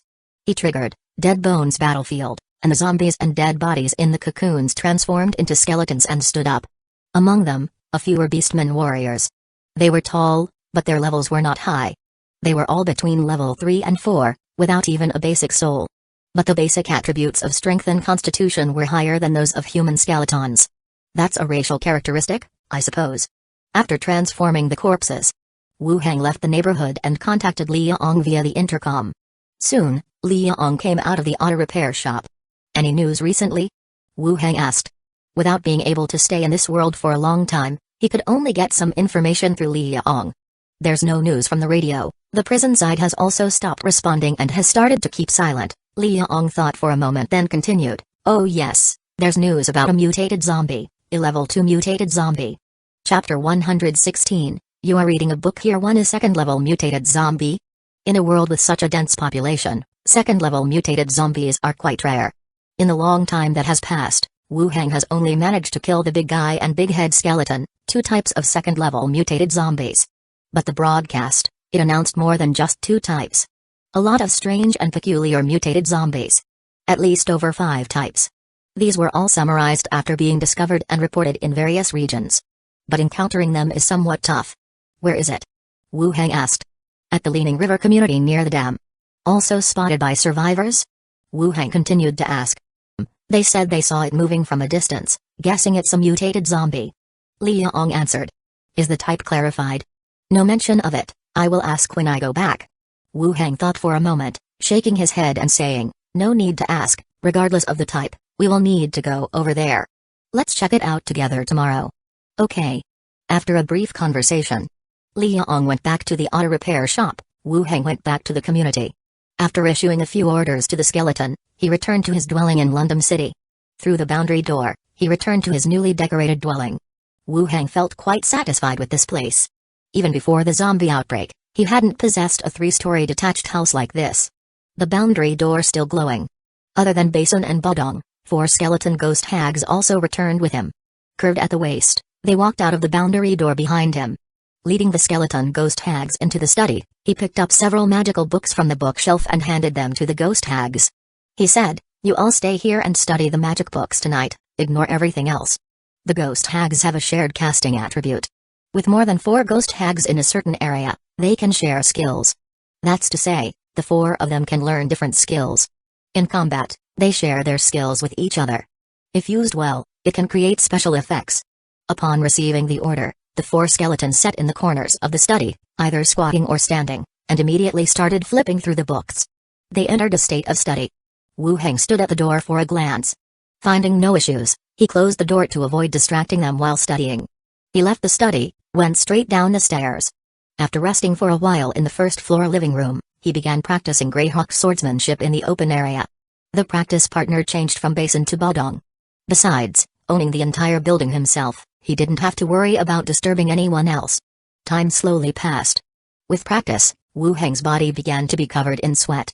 Simultaneously, a system prompt also sounded. Proficiency unlocked, one-handed sword expertise, novice level. The sudden prompt left Wu Heng in a daze during his practice. A joyful expression then appeared on his face. He gestured for Bodong to pause the training. He sat aside and rested. He had been practicing swordsmanship for quite some time, and unlocking proficiency meant achieving some results. Although it was just the novice level, it indicated that his previous efforts bore fruit. But for this Greyhawk swordsmanship, there has been no unlock prompt for it. He debates whether he should continue practicing it. After resting a while, he cast a dance light spell on the ceiling light. Then he resumed practicing with Bodong. He practiced until late into the night, drank a bottle of happy water, and then went upstairs to rest. The next morning, Wu Heng, Li Yong, and a large number of skeletons headed to their destination. Since the distance was not too far, and they would pass the community along the way, they didn't take a car and walked instead. Li Yong said, I confirmed with them yesterday, they said it should be a tank, also known as a giant zombie. As she spoke, she also glanced at the big guy shrouded in iron armor. She had seen Wu Heng transform the zombies into skeletons. Even without Wu Heng saying it, she guessed that this big guy should be the transformed version of the giant zombie. Giant zombies are okay. Wu Heng responded. The type of mutated zombies is quite important. If it's the big guy type of giant zombie, it's relatively easier to deal with. This type of zombie falls under the category of close confrontation. If it's a big head zombie, it could be a bit troublesome. Not because their method of controlling zombies is particularly powerful, but because they monitor the situation. If they find themselves at a disadvantage or in a losing position, they will turn around and flee. They then rally more zombies, and come back for revenge. That's troublesome. So, if it's a big head zombie, one has to be more careful and adopt the decapitating assassination method. With the giant zombies, you just need to engage in a head-on fight. They won't escape right at the beginning. The expedition marched for about half an hour. The surrounding zombies gradually started to multiply. While passing by a community, the howls of the zombies succeeded one after another, rapidly spreading in the distance. Subsequently, many zombies started gushing out from the streets and alleys, charging towards the skeletons. All in all, there were at least a few hundred of them. Let the spear skeleton step forward, prepare to meet the enemy. Wu Heng immediately ordered. Whirl. A skeleton clad in leather armor, holding a long spear, swiftly moved to the front. Its spear pointing forward, forming a wall of spears directly aimed at the horde of corpses.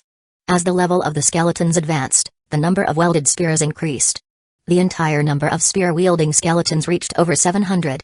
And thus, A true spear forest was formed. Wu Hang lifted his magic wand and fired a witchcraft arrow. It hit its target at the front, shuddering to a halt on the ground. It was trampled into a pile of flesh by the zombies behind it. Continuing to cast the grease skill, he slathered the ground before him with oil. More zombies, stumbling into the oil-covered area, fell backward, causing a large number of zombies to tumble. Since the number was not large, Wu Hang did not ignite the oil. After all, burning corpses with fire would also lead to a significant loss of skeletons.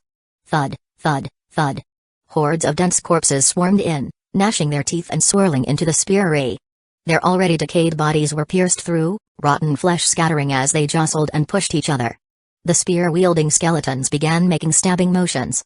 Stabbing all the incoming zombies into honeycombs, they fell down in swathes. Having equipped the skeletons with armor significantly impacted the battle.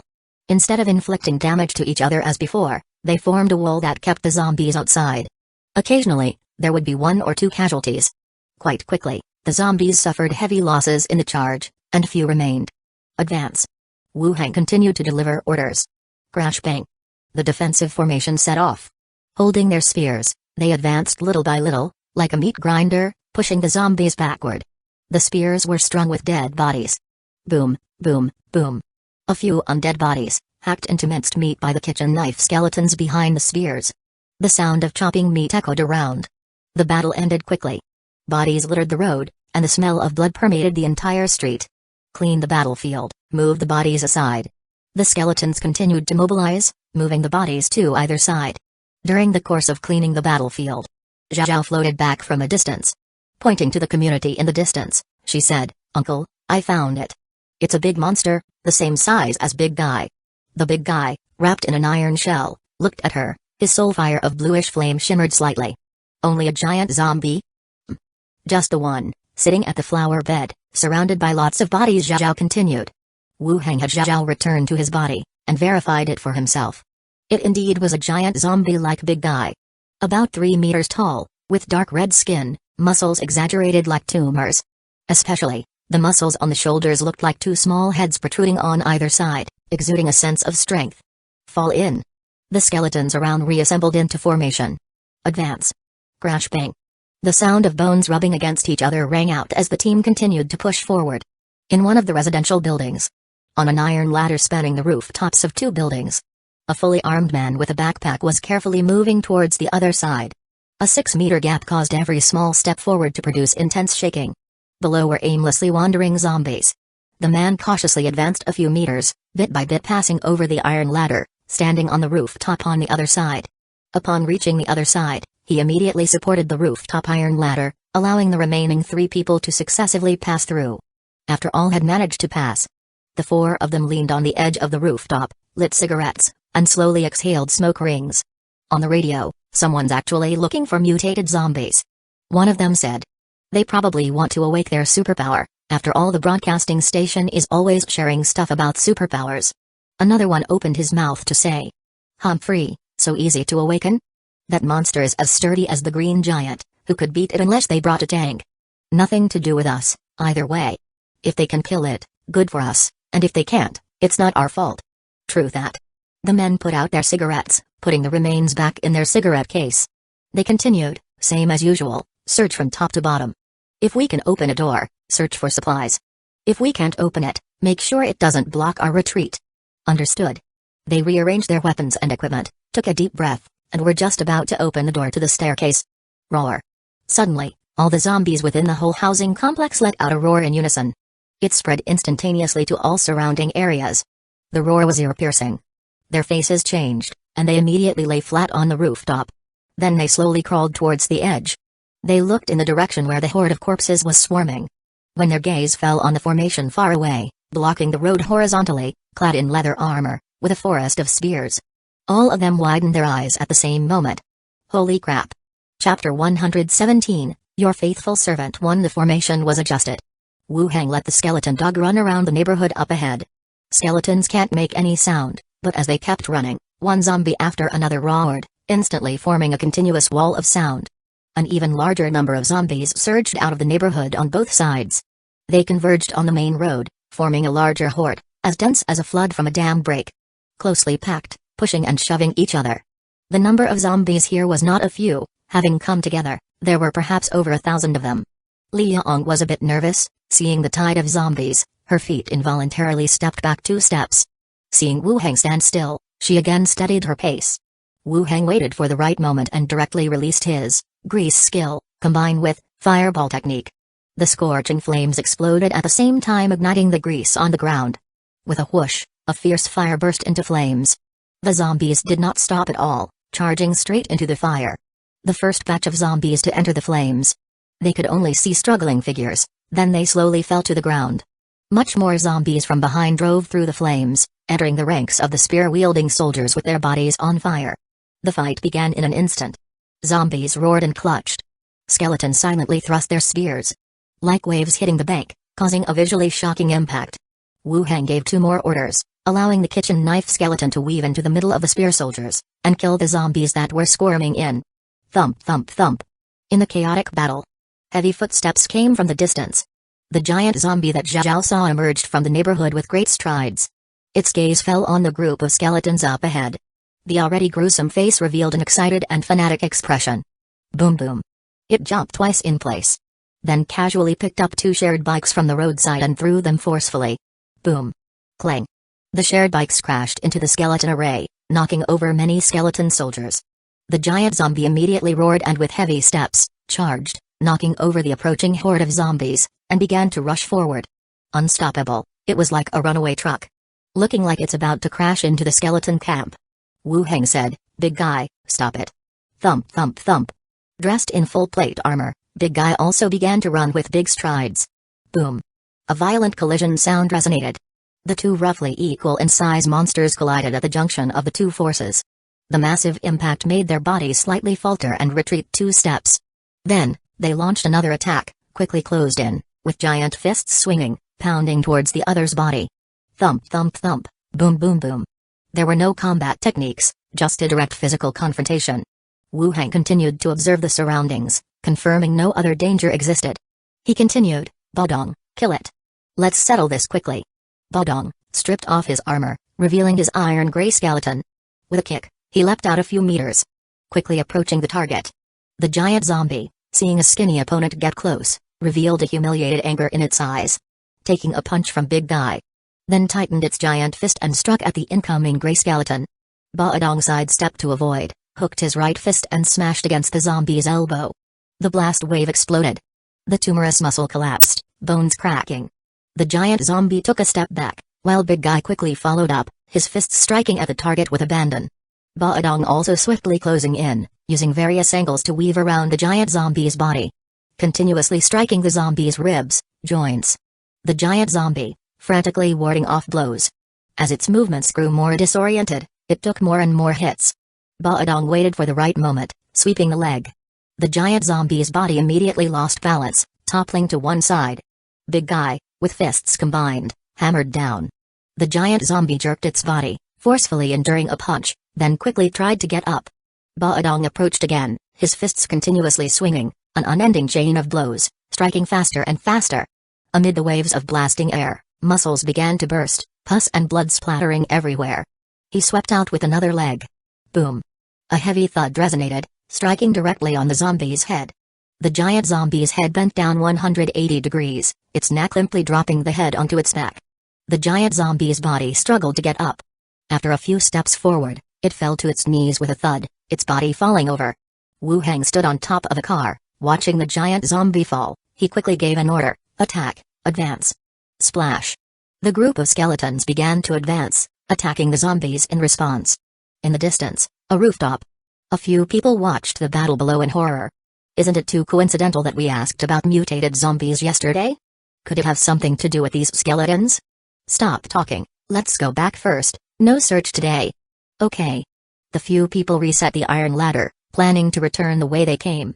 Even if the zombies below were all lured away, they didn't dare go downstairs with all pomp and show.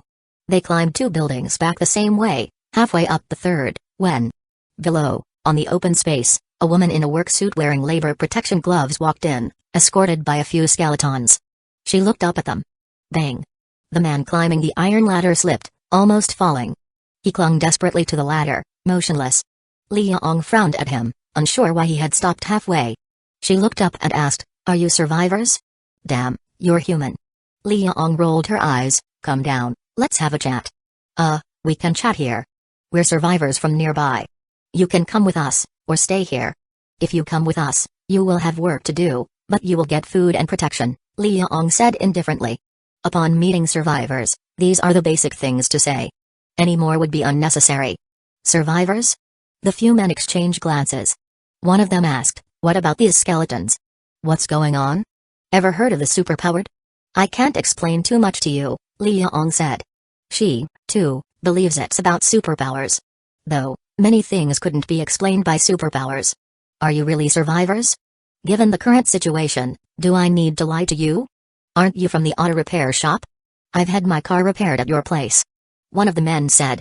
"I am from the auto repairing shop." "Enough about that, what's your decision?" Liang cut to the chase. "We need to discuss." Liang nodded, said, "I will give you 20 minutes, I will wait at the door. If I don't see you, I will assume you've decided to stay." She walked away without waiting for their response. 20 minutes later, Wu Heng commanded the skeletons to clean up the battlefield. The skeletons carried away the bodies, while the big guy dragged off the giant zombie, ready to head back. At this moment, Liang came back and said softly, "They didn't come. They probably didn't want to come with us." During the combat, Zhao discovered the survivors. He told Liang to go talk to them. Apparently, due to some considerations, they didn't want to go with him. It didn't matter. He intended to help the survivors, but it depended on their will. "All right, let's go." Wu Heng turned his head, and the group started to head back the way they came. But they hadn't walked far when they heard the sound of an approaching car from behind. The skeletons sprang into action immediately. Holding up their kitchen knives and spears, they charged at the car. "Wait, don't attack, it's us." The people in the car were scared and immediately shouted out. They were afraid that if they were too late, the skeletons would hack them to pieces. All the zombies here were cleaned up by the skeletons, let alone them. "Make the skeletons stand by." The attacking skeletons halted. They surrounded the minivan, forming several layers. Wu Heng glanced at Liang. The latter understood and went over to ask, "Do you want to come with us?" A man held his hands up like in a cop movie and said, "We have packed our stuff, but it just took some time."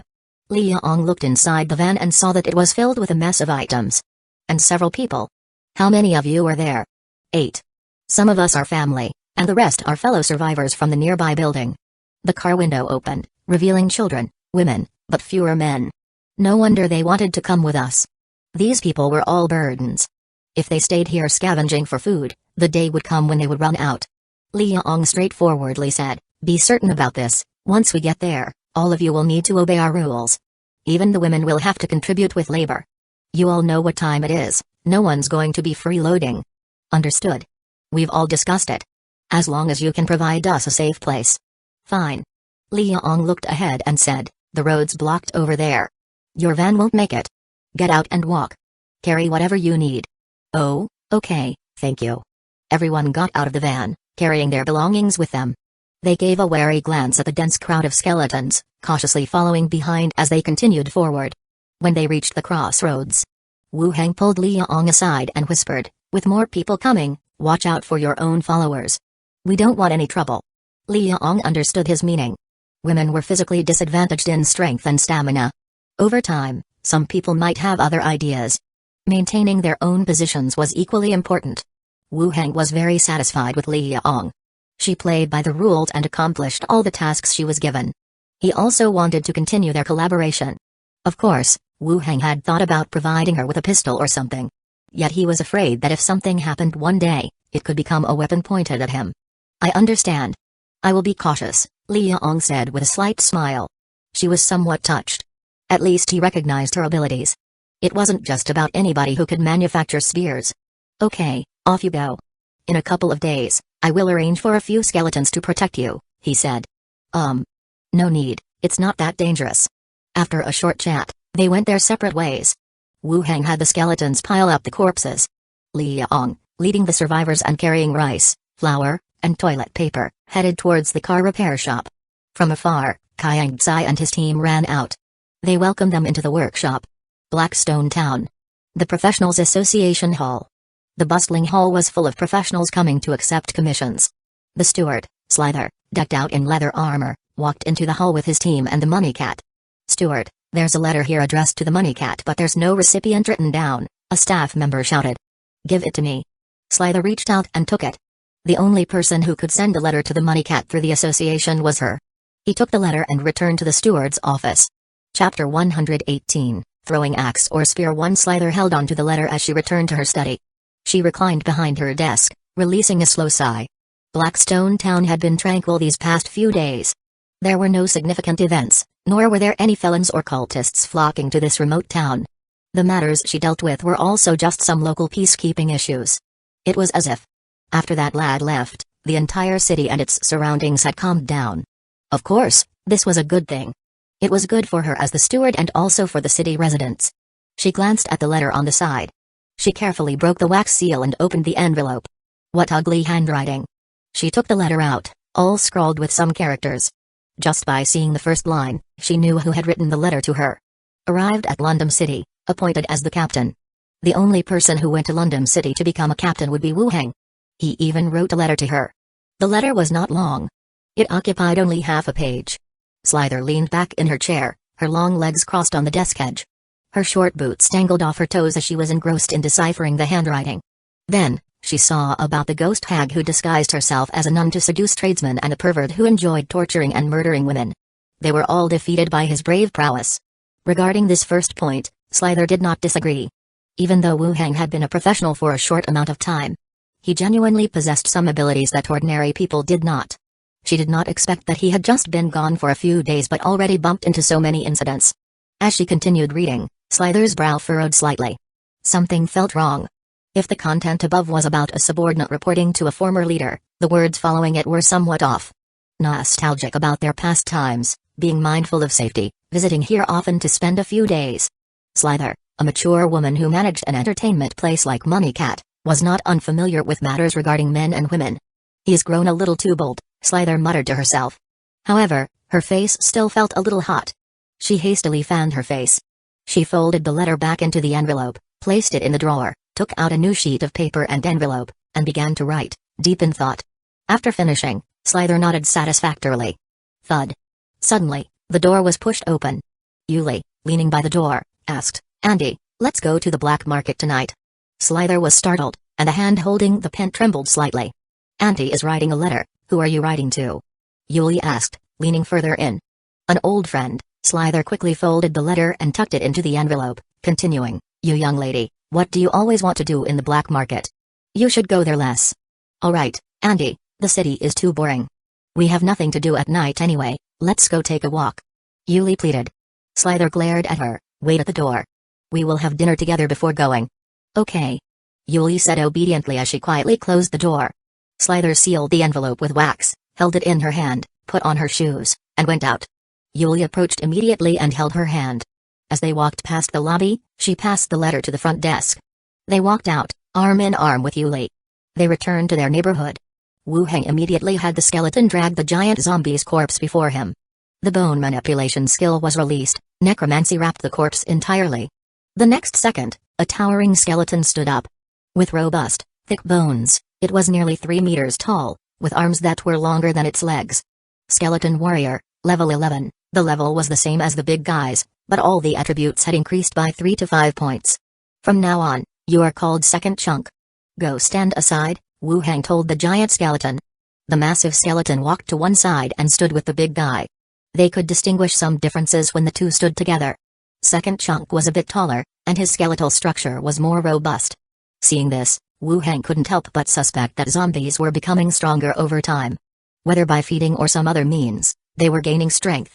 The skeleton walked out, and Wu Heng squatted down to search through the shredded flesh. He found a level 2 corpse core. This was what he needed the most. "Call the alchemist skeleton over." Soon, the dwarf skeleton walked out of the corridor. Wu Heng handed the corpse core to it and said, "Research this. Does the previous formula still work?" The dwarf skeleton respectfully accepted and returned to the corridor with the corpse core. With a skeleton that knew alchemy, there was no need to release a commission anymore. Not only was this convenient for him, but it also helped him guard some secrets better.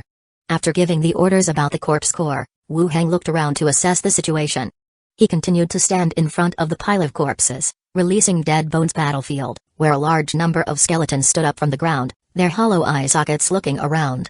"Stand over there," Wu Hang commanded. The skeleton slowly walked into the skeleton lineup. Wu Hang sat down and rested in the original place, drank 2 more bottles of spirit potion, continued to release the skill, and converted the skeletons. The harvest this time was significant. Aside from the level 11 skeleton, the number of ordinary skeletons was at least over 1,000. And the overall number of skeletons was approaching 10,000. It can be said that the number of skeletons indeed looked like an army now. He continued to convert skeletons until late at night. He had converted every corpse. Wu Hang reopened the boundary door and went back to rest. The next morning, after quickly eating some instant noodles, Wu Hang directly headed to the association. Upon entering the team's resting room, he saw the beastman Duke sitting there, gnawing on something that seemed like sweet potatoes. Chapter 118, Flying Axe or Spear Throwing. To seeing Wu Hang walk in, he immediately said, "Captain, why didn't you come yesterday?" Wu Hang frowned at him. "Does beastman not have a home? Why is he here every time I come?" From an outside errand runner, he had managed to become a dedicated clerk, always on time. "What's up? Did someone look for me yesterday?" Wu Hang walked in. "No one," Duke said. "Didn't the steward assign any tasks?" "No, there was hardly anyone yesterday. It's probably due to some unpleasantness with the 8th squad. So no new tasks were assigned." "Captain, do we have a task today?" Duke continued to ask. Wu Hang sat in the chair and thought, feeling this wasn't quite right. It was too time-consuming to report to the association every day.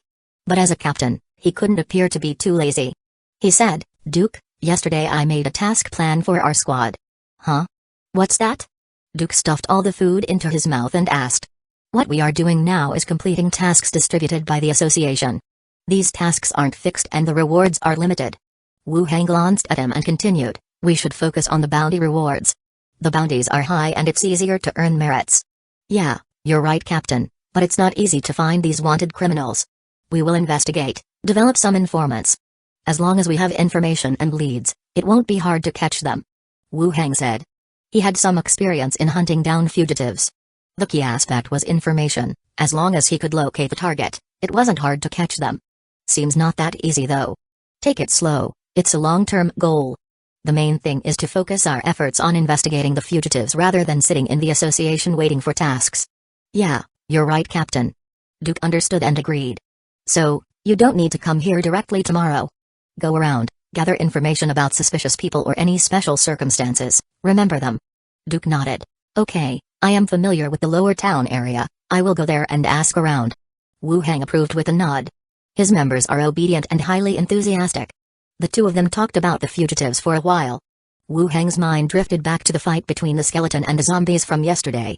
He continued to ask, "Duke, aside from using crossbows, what other ranged attacks do you have in close combat? For example, when the enemy is charging straight at you and hasn't reached you yet, how would you attack them?"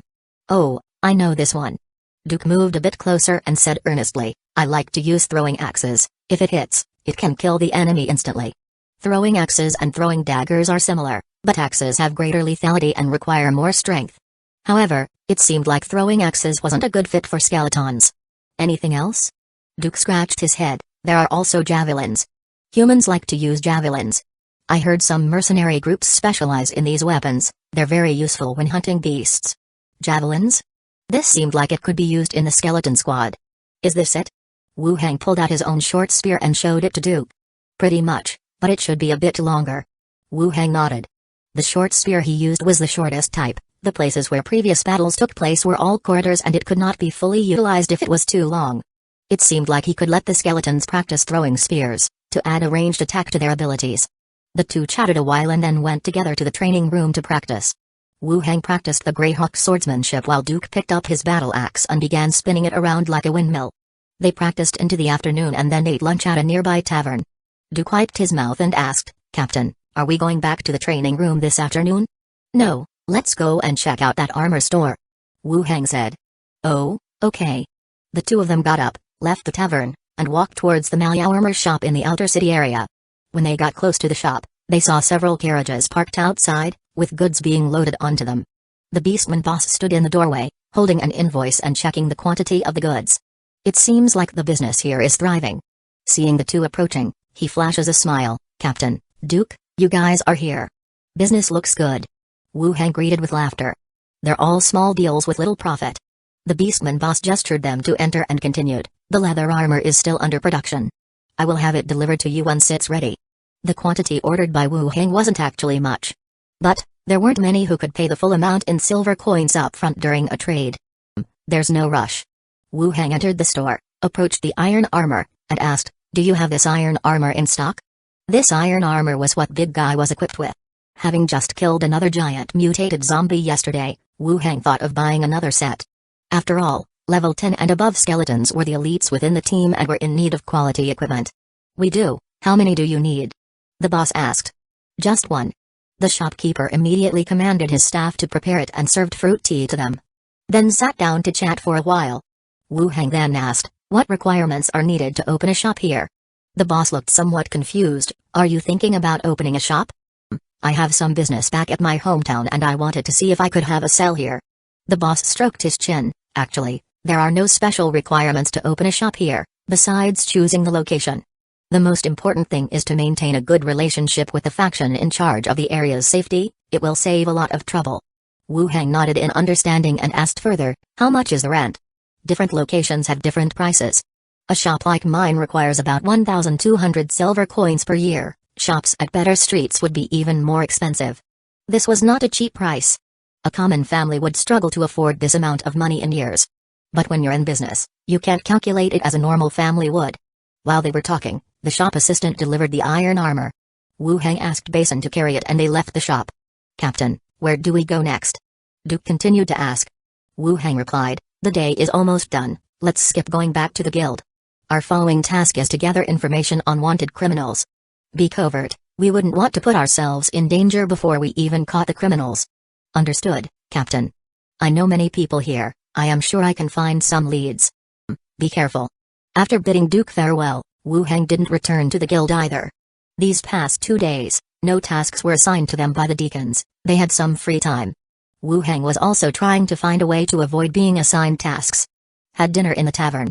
Then, he returned directly to his residence, asked Gianni and Gianner to sweep the entrance, and went straight up to the 3rd floor.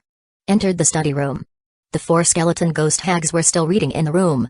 Other than changes in the pages of the book, their postures did not change much. They also haven't unlocked any skills. Normal spell learning is not an easy task, it requires a lot of studying and attempts before mastery could be achieved. The fact that Wu Heng could unlock a skill by reading once was something against the heavens. It's also for this reason that Yazd abandoned his original plan and insisted on taking over Wu Heng's body. After arriving at London City, Wu Heng stopped showcasing his learning ability. To avoid any problems. As for the ghost hags, their intelligence showed on the panel wasn't outstanding, so it would take some time to learn new skills. He closed the door to the study again. In the bedroom, he opened the boundary door and went straight to the zombie world. As soon as he walked out of the corridor, Wu Heng's brows furrowed tightly. There were a few corpses piled up on the open ground of the district. They were not zombies, but normal human bodies. The blood was red, and some were dressed in sportswear, leather jackets, and blue uniforms. Did they kill the survivors? Just as Wu Heng was about to approach for a closer look. Sizzle. A sound of current came from the walkie-talkie, followed by Li Yong's voice. "Boss, are you there?" Chapter 119, Waiting for Nightfall 1. Outside the residential complex. Li Yong and the others were all waiting outside. On the flatbed cart, a girl with a face pale from blood loss lay. It was the sister from the sibling pair they had rescued from the hotel last time. According to Li Yong, her brother was named Jia Jing and her sister was called Jia Yining. When they were children, Jia Yining had injured her spine in a car accident. Their family didn't have the money for treatment at the time, and they missed the window for her to recover. Since then, she had been unable to stand. With their current medical conditions, this type of injury was a death sentence. Wank was only a trainee nurse. She could handle basic wound dressing, but a gunshot wound that had pierced the body was beyond her. If she botched it, it would only hasten the girl's death. "Please save my sister. She has always been dealt a bad hand in life. If you save her, I will be forever in your debt," pleaded Jia Jing, kneeling and bowing repeatedly as Wu Heng emerged. Everyone knew that they couldn't save the girl. All hopes for her survival rested on Wu Heng now. Wu Heng glanced at them and ordered, "You all stay here. Li Yong, push the cart and follow me. Whether we can save her depends on her luck now." Although he didn't want to watch a person die, he had no guarantees he could save her. Li Yong pushed the cart and followed him into the residential complex. Behind them, Jia Jing's voice echoed, "Thank you, thank you. entering the residential complex. The girl was carried into a room by the skeleton. It was filled with bottles, jars, various tools, and ground medicinal herbs. "Can you save her?" asked Wu Heng to the dwarf skeleton. The dwarf skeleton knelt down, unwrapped the bandage. Blood gushed out from the wound, quickly staining the floor. After examining the wound quickly, the skeleton grabbed a scalpel from the side, and started cutting around the wound. Its desiccated fingers reached into the wound without hesitation, pulling out the bullet lodged inside. Then it picked up a bottle of finely ground red powder from a shelf, sprinkled it over the wound, and began stitching it up. Wu Heng recognized that medicinal plant. It was the leaf of the demon red flower, a common ingredient for medicinal concoctions. After stitching up the wound, a medicine was administered to the girl. The girl's face immediately looked better, a clear improvement from her previous ghostly pallor. "It's your job now." Wu Heng patted the dwarf's shoulder and walked out. The alchemist was apparently even more professional than he had imagined. At the very least, it knew how to stitch up a wound. As he exited the building, Liang was waiting at the entrance. "How is she?" "She's stabilized. She might need some time to recover, let's keep her here for now." Wu Heng continued, "Now, tell me what happened." Liang recounted. "At noon, an armored vehicle came barreling in. They started shooting as soon as they stormed our base. They injured several of us, but Jia Yinying was directly hit. Then the gunshots attracted the patrolling skeletons. They shot at the skeletons and ended up being killed by them. The patrolling skeletons all have basic souls and are at level 5. Wu Heng had given them an explicit order not to attack humans. This was mainly to protect Liang and her group, as well as to prevent innocent survivors from getting caught in the crossfire. However, this only applied if they didn't attack the skeletons first. If they attacked the skeletons, they would be identified as enemies and retaliated against accordingly. Those fellows were probably startled by the skeletons and attacked them out of panic. As a result, they were encircled and killed by a group of skeletons. Given the numbers and strength of the skeletons, even if they had managed to get back in their vehicle, they would not have been able to escape. Unless they had a tank. Were they from the prison? They should be. The prison hasn't been responding for the past 2 days to the messages about the scam to deceive survivors. They must have been planning this attack, intending to kill us all. As Liang spoke, her face turned pale. Even though the attackers were all dead in the end, it still left her with a lingering fear. Like facing off against someone online, lashing out with arguments till they had no comeback, feeling confident about having the upper hand. But then, the person on the other side just buys a train ticket and shows up at your doorstep. The sensation of being confronted in person wasn't pleasant at all. Even in a dangerous environment like this, they were willing to pursue and kill. Such audacity and ferociousness was not something average criminals would possess. How did the inmates of the prison find out about this place? Wu Heng continued. Unclear. Liang thought for a while, then added, the few people who joined us yesterday have been separated and locked up. We don't know if they have anything to do with this. It seemed they were suspicious of the 8 people who joined yesterday. But there was no reason for them to divulge the information. Unless, they had been in contact with the prison before joining. Let's go and ask them, Wu Heng proposed. The 2 of them walked up to the corpses. Wu Heng cast communicate with the dead, and a corpse sat up abruptly. Its empty gaze fixed on them. Wu Heng asked directly, where did you come from? The corpse answered, City South Prison. As Liang had guessed, they were indeed the inmates seeking revenge from the prison. How did you find out about the auto repair shop? We've met a group of new survivors at the prison who had passed through here. They provided a rough idea of the location, and we recognized the shop's sign when we arrived. Wu Heng glanced at Liang, who frowned in thought. It wasn't the information leaked by the 8 people who joined yesterday. Their position was exposed due to their own sign instead. Wu Heng continued with his inquiries. How many of you came? 12 people. What was your original plan? To go to the auto repair shop, capture the woman who had made contact, and kill everyone else, the corpse replied. After some thought, Wu Heng asked again, which route did you take to get here? From the north, passing by Sunlight Hotel. With the 5th question answered, the corpse fell back motionless. The situation was already very clear now. Some survivors in the area knew the location of the auto repair shop and had informed the City South Prison. The ones who came here were a bunch of desperados who drove over for a killing spree. Do you have any ideas? Wu Heng asked Liang.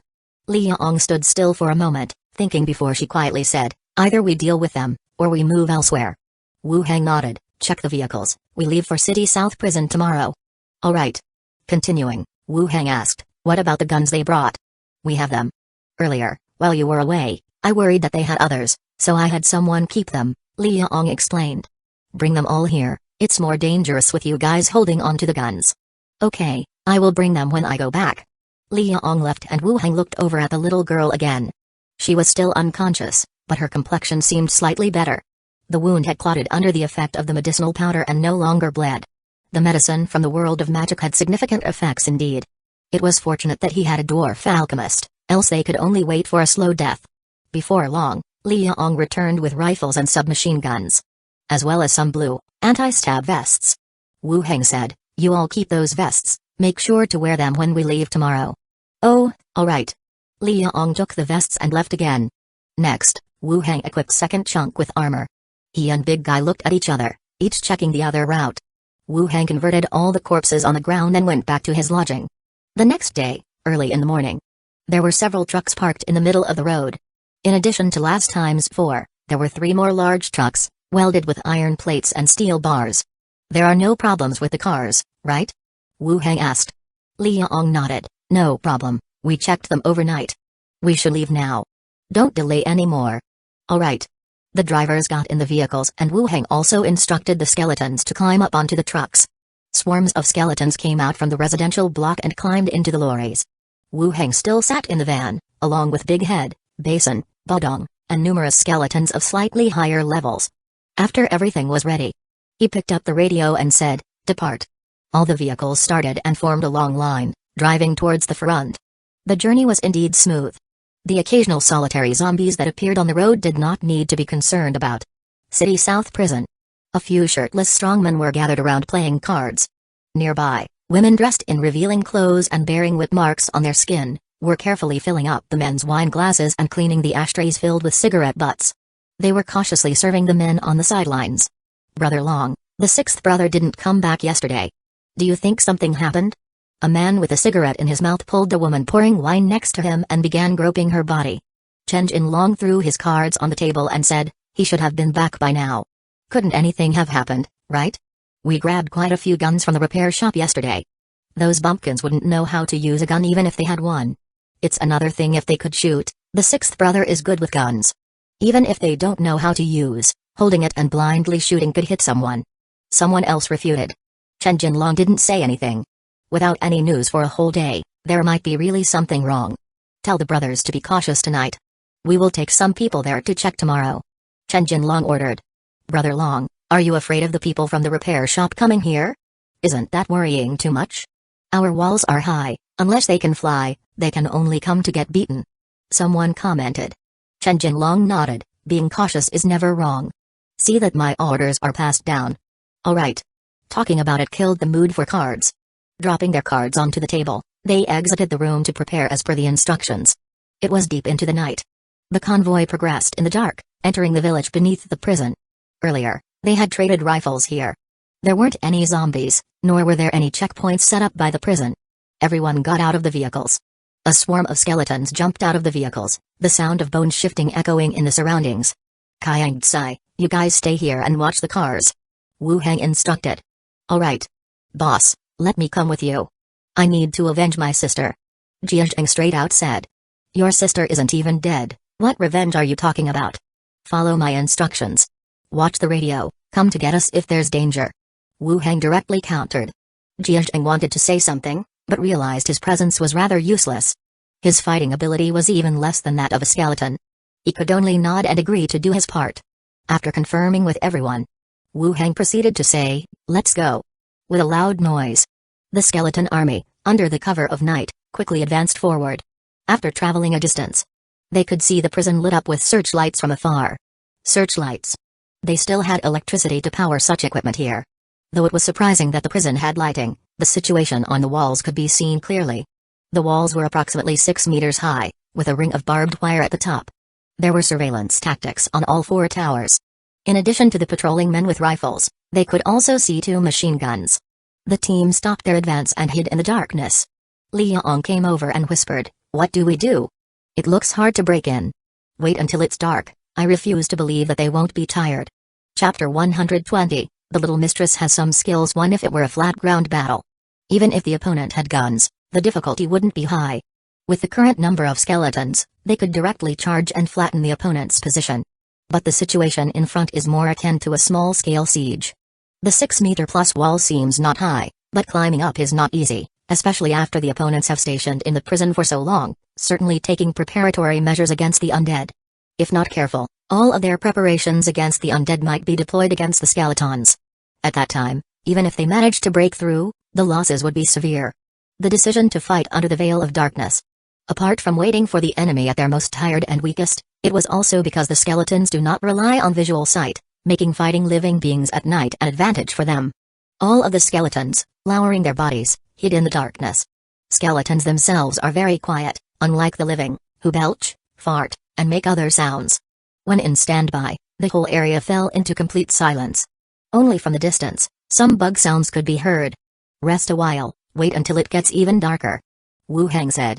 Liang understood and nodded her head, shrunk into a ball and started to rest with her eyes closed. From time to time, she reached out with her hand to swat away the mosquitoes approaching her. Deep into the night, it had become so dark you couldn't see your hand in front of your face. Wu Hang opened his eyes and looked towards the prison. The floodlights were still bright, but the people patrolling the wall had started to decrease. The people in the towers were leaning against the wall, it seemed like they were also dozing off. The people on the wall were not regular soldiers. They were all convicts or survivors forcibly recruited as heavies. To be able to properly patrol some distance with a floodlight was already good enough. Asking them to stay awake all night, fulfilling a regular patrol routine, was definitely unrealistic. At a glance, the top of the wall was empty. Wu Hang nudged Liang, who was beside him, embracing his thigh in a daze. She woke up and her face turned a little red. "What's the situation?" Wu Hang gave her a hush sign and said to the big head skeleton behind him, "Let the skeletons advance, slow down and approach." Whoosh. In the dim surroundings, a large number of figures suddenly stood up. Started to slowly approach. Despite this, the footstep and bone-rubbing sounds were still clear in the still night. They walked right into the range of the floodlights, and their skeletal army became ghastly pale under the light. There was still no one looking down from the wall. The skeletons continued to advance, stepping more slowly now, trying their best to lighten their footsteps. When they were still about 500 meters away, suddenly, a figure stood up from the top of the wall, yawned, loosened his belt, and started to urinate. The skeletons instantly stopped, as unmoving as terracotta soldiers. Wu Hang and Liang were also wide-eyed at this scene. Of all times to pee, he chooses now. But one thing was certain, the iron net on top of the wall was likely not electrified or perhaps was not wired at all. Otherwise, this urine stream would have been his demise. The skeleton army stood still, keeping silent. The man, while peeing, casually looked down and then furrowed his brows. He rubbed his eyes and looked again. The flow of urine abruptly stopped as he slapped himself twice. The pain on his face woke him up even more, and upon confirming that there were masses of skeletons under the floodlights, his heart almost stopped beating. In fear, he yelled, "Ghosts! Ghosts outside, goddamn! Damn!" From the distance, Wu Hang cursed as well. He immediately gave an order, "Attack, scale the wall, kill all weapon-holding individuals." Whoosh!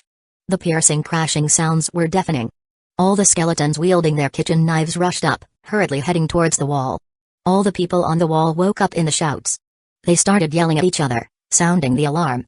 Everyone, in a panic, lifted their guns, pointing them downwards along the wall. They hastily triggered their guns but fired no bullets. With trembling hands, they tried to unlock their safeties and then started shooting downwards. Bang bang. Bang bang. Bang. Dense bullets started pouring downward. In the dim night, it was like a giant orange web was slowly falling onto the skeletons. Bullets were striking the soil. The skeletons maintained some distance with each other as they sprinted. Even though the skeletons were not afraid of bullets, there were still a vast number of them that had their bones shattered by the dense shower of bullets, scattering into piles of bones. The power of firearms was still massive. Bang bang. Bang bang bang. Soon after, the machine guns on the wall began to spray bullets. The bullets were even denser and quicker, like a beast's gaping mouth, emitting blinding flashes of light. A whole row of skeletons were swept into fragments, scattering all over the ground. Wu Hang and Liang were somewhat surprised as they watched this. The people on the wall were just a group of ragtag troops, yet they displayed such tremendous firepower. They were just skeletons, and the spots where bullets could hit were limited. If humans tried to attack, probably all would have perished under such scrutiny. The convicts in prison actually found themselves a really excellent stronghold. Let the riflemen come out and provide support. Wu Hang continued. From the darkness below, another group of figures dressed in leather armor quickly ran out, carrying rifles and submachine guns, and began to sweep fire towards the wall top. The bullets shot up at the wall, forcing the brazen gunmen to retreat back down.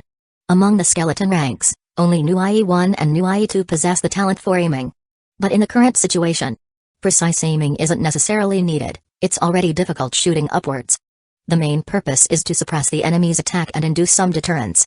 The effect was quite significant. The rate of gunfire clearly decreased. The skeleton army had already reached the bottom of the wall.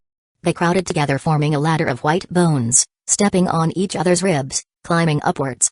In just a minute or two, they had already climbed halfway, nearing the iron fence. Just when they were about to climb over the wall, one after another, iron barrels were brought to the edge. The barrels were tilted, and the liquid inside poured down the bone ladder. At the same time, a strong gasoline smell instantly spread across the entire area. Then, the ignition materials were thrown down. Whoosh! A large fire instantly ignited, engulfing the whole pile of climbing skeletons. The flames, dozens of meters high, turned the entire night sky orange. Dodge the big fire. Wu Heng continued to give orders. With a swoosh, the gathered skeletons scattered instantly, avoiding the position of the fire. They continued to gather at other locations. Meanwhile, those on top of the wall were observing below, carrying iron barrels and constantly changing their location. At the rear, Wu Heng and Li Yong watched the entire battlefield. Big Head Skeleton could control the skeleton warriors, achieving quite a good effect. Especially dodging the fire, continuously dispersing and gathering, the results achieved were even more uniform than an army. The defense displayed by the prison was also surprising. Not to mention the bullets shooting down from above, even the reserved gasoline is enough to resist a certain amount of zombie attacks. This was also why Wu Heng was reluctant to engage with them. Zombies have a few attack methods, most of which are animal instincts. But humans were different, they would use various tools and traps to gain the advantage. Just like gasoline. Wu Heng had previously used gasoline to deal with the zombie swarm, and not all people in the prison are fools, they also thought of this. Now, they used it on the skeletons. Why don't we retreat, encircle them for a few days, and force them out for a decisive battle? Li Yong suggested. The current situation clearly puts the skeletons at a disadvantage. Even if they won by numbers, a considerable portion of the skeleton numbers would be lost. It's like damaging oneself 1,000, harming the enemy 800. Moreover, there are only about 100 people in the prison. Wu Heng shook his head, without saying much. Besieging was also a method. But for him, he didn't have that much time to spend here. He never underestimated these criminals. Being heavy criminals, they may be a lot stronger than him in many ways. Moreover, having begun the attack, there's no turning back. The prison must be captured today. Wu Heng continued to give orders to the big head skeleton.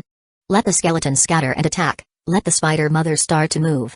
On top of the prison wall, Chen Jinlong loudly cursed, urging people to transport gasoline and ammunition, continuing to attack the skeletons. Listening to the alarm earlier, he also had a big shock. He hurriedly ran over. After the initial chaos, it was clear that the situation had improved significantly. Below the wall, there were fire seas everywhere. The places where the skeletons were able to attack were limited. The rifles and machine guns only had to focus fire on the vacant positions. Looking at it now, there were quite a number of skeletons. Their appearance was frightening, but their destructive power was just that. They couldn't even climb the wall, let alone threaten his safety. Also, there was an adequate reserve of gasoline in the prison. No matter how they attacked, it was very difficult for them to break through the wall. Once confirming that there was no danger to himself, he relaxed a bit. His gaze began to seek in the distant night. The origins of the skeletons weren't hard to analyze. The people who gave them information about the auto repair shop last time already mentioned there were a lot of skeleton monsters. They came to the prison out of fear of skeleton attacks. Now it seemed that these skeletons had a direct connection with the auto repair shop. Damn it, that woman does have some tricks up her sleeve. Chen Jinlong cursed. He said to others, "Bring the loudspeaker here." A loudspeaker was brought over. Chen Jinlong took a look at the distance and shouted, "Girl from the auto repair shop, I know these skeletons are your doing. You think these things can scare us? You dream. Wait for me to burn your monsters clean, then I will catch you, and make you a slave to everyone. I will torture you to death." All kinds of obscene language were broadcasted to the rear through the loudspeaker. If he was on the radio, Chen Jinlong would win an argument with the auto repair shop with this kind of language. Now, he didn't care, he cursed non-stop. Li Yong's face turned red with anger. Wu Heng didn't say anything, only continuing to issue orders to the skeletons. On the other side of the prison, searchlights constantly scanned below. Armed guards watched, faces stern. There were no abnormalities on this side. But the concentrated gunfire and sky-high flames on the other side made them extremely tense. As if they feared something in the darkness was rapidly approaching. Da-da-da. Suddenly, a sound like high heels stepping on tiles rang out. It became more frequent, and closer. Chapter 121, Let Me Go. The clear sound of landing was getting closer and closer. The already tense guards immediately became even more anxious. The searchlight was continuously sweeping over the darkness below. Rifles were being raised, also in search of the source of the noise. But despite the searchlight covering every bit of the area below, not a single figure could be spotted. The mosquitoes and moths that usually hovered around the searchlight were also nowhere to be found today. It was eerily empty. Still, the tap-tap-tap knocking sound persisted, getting closer and clearer. The less they could see, the more everyone became anxious. With grave expressions, cold sweat was streaming down their faces. Just as everyone was peering down below. Ah, save me. Suddenly, from the tower next to them, a cry of agony rang out. Everyone was startled, immediately lifting their heads to look. A gigantic spider was climbing up the tower. Its limb, sharp as a blade, pierced through a man's chest. Its fierce jaws were wide open, and under everyone's gaze, bit off half of a head. The body hanging from its limb immediately sagged down. No signs of life remaining. Everyone had their eyes wide open, looking disbelievingly at the scene before them. How was this possible? How could there be a spider that large? Shoot, don't fucking stand there. Someone shouted. The crowd frantically disengaged the safety and began to aim at the monster above them. With one bite, the spider crushed the searchlight atop the tower. Instantly, an area was plunged into darkness. And in that darkness, on the back of the enormous spider, a large patch of black was spreading like melting ink. It swarmed up the tower and the exterior wall. Bang bang bang. Gunshots were fired, the bullets directed at the approaching black torrent. Plop plop plop. Sounds of bullets piercing echoed. The spiders in the front row were shot to pieces. It's spiders, bullets can kill them. Someone shouted. But the next second, bang, the fallen spiders suddenly burst, a dense yellow smoke instantly spreading. The nearby guards covered their mouths and noses, coughing loudly, and fell to the ground. Soon after, they were swallowed up by the swarm of spiders, disappearing out of sight. Ah! It's spiders, damn it, it's spiders. Run, these things are poisonous when killed. Keep shooting, anyone who dares to run, I will kill him myself. Fucking hell, you stay and wait for death then. The situation on the surrounding wall became chaotic.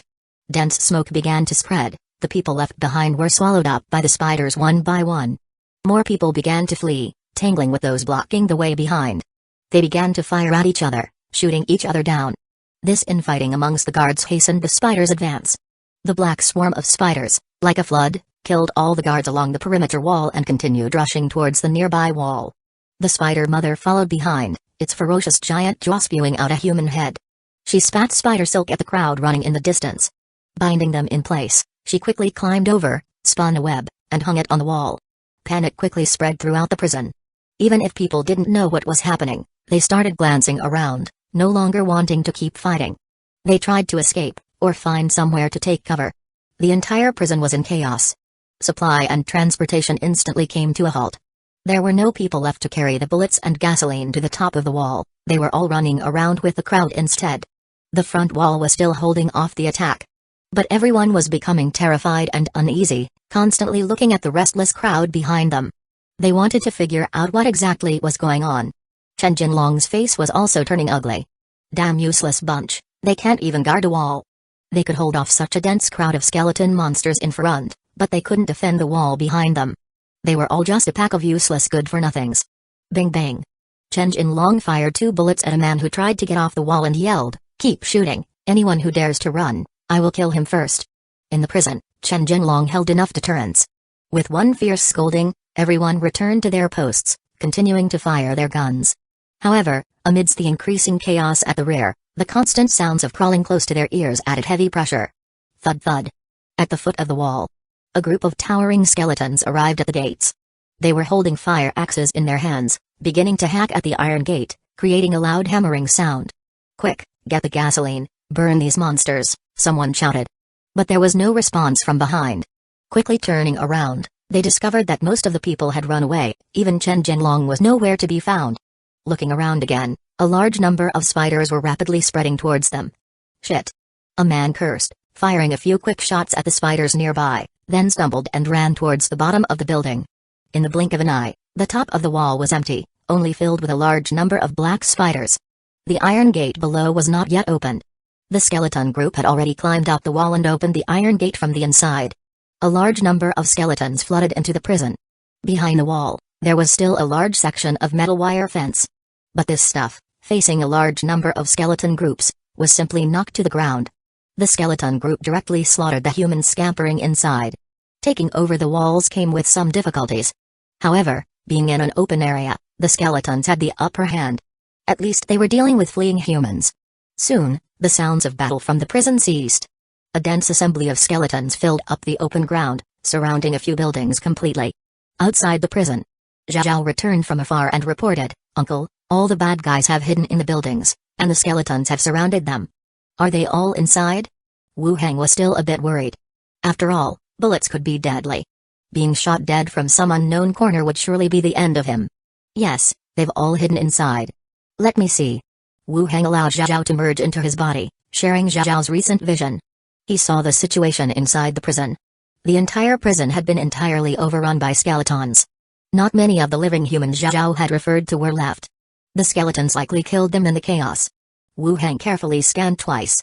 After confirming that there shouldn't be any danger, he led Liang and the skeletons, including Basin and Bodong, straight into the prison within the enclosure.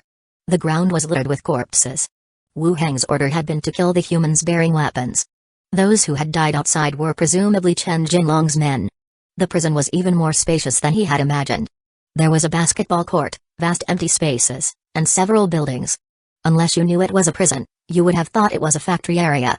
The interior was eerily quiet. No sounds could be heard. "Zhao, find that person who was insultingly shouting from the wall," Wu Heng instructed. Chen Jinlong was probably still alive. They hadn't seen his body along the way. "Okay." Zhao flew out straight away. Soon, she flew back. Pointing at a distant building, she reported, "That bad guy is in a room on the 4th floor of that building." "How many people?" "4 people. In addition to him, there are 3 women," Zhao replied. Wu Heng nodded and gave an instruction, "Avoid the windows, let's head over there." On the 4th floor, at the doorway, the skeleton troops were crowded in the hallway. From the other side, a man's voice could be heard, "You guys from the auto repair shop, I know it's you. We are all survivors. Why are we trying to wipe each other out?" Wu Heng glanced at Liang, who responded directly, "You were the first to try and wipe us out. We're just fighting back. Don't talk like that. I was wrong this time. I apologize to you all. Please give me a chance to live." The voice from the room continued. "Your apology is a bit too late," Liang retorted. Wu Heng gestured to Basin, who leaned forward and pulled out a wire to pick the lock on the door. He had a bronze key. But considering the current situation, he didn't plan to use it. "We are all survivors. There are few of us left alive. If you spare my life, I will be indebted to you," the man inside the room continued to plead. After Basin failed to open the lock, he returned and reported his failure. Wu Heng lost his patience and ordered Big Guy and Second Chunk, "Break the door down." The 2 giant skeletons donned armor themselves, lowering their body, ready to rush forward. Then they suddenly sprang into action. With a bang, they collided with the steel door. The strong steel door instantly caved in. Second Chunk continued to charge forward. Another loud bang resulted in further dents on the door. "Damn, you guys are coming after me hard, huh? I've rigged the whole building with explosives. If need be, we will all go down together." The man in the room continued to curse. Liang looked at Wu Heng in terror. He shook his head in response. He had already instructed Zhao to examine the room. Apart from Chen Jinlong, there were 3 women inside. There definitely were no explosives, and the sudden nature of their attack didn't afford the enemy time to plant explosives. Boom, boom, boom. Big Guy and Second Chunk alternately struck the anti-theft door.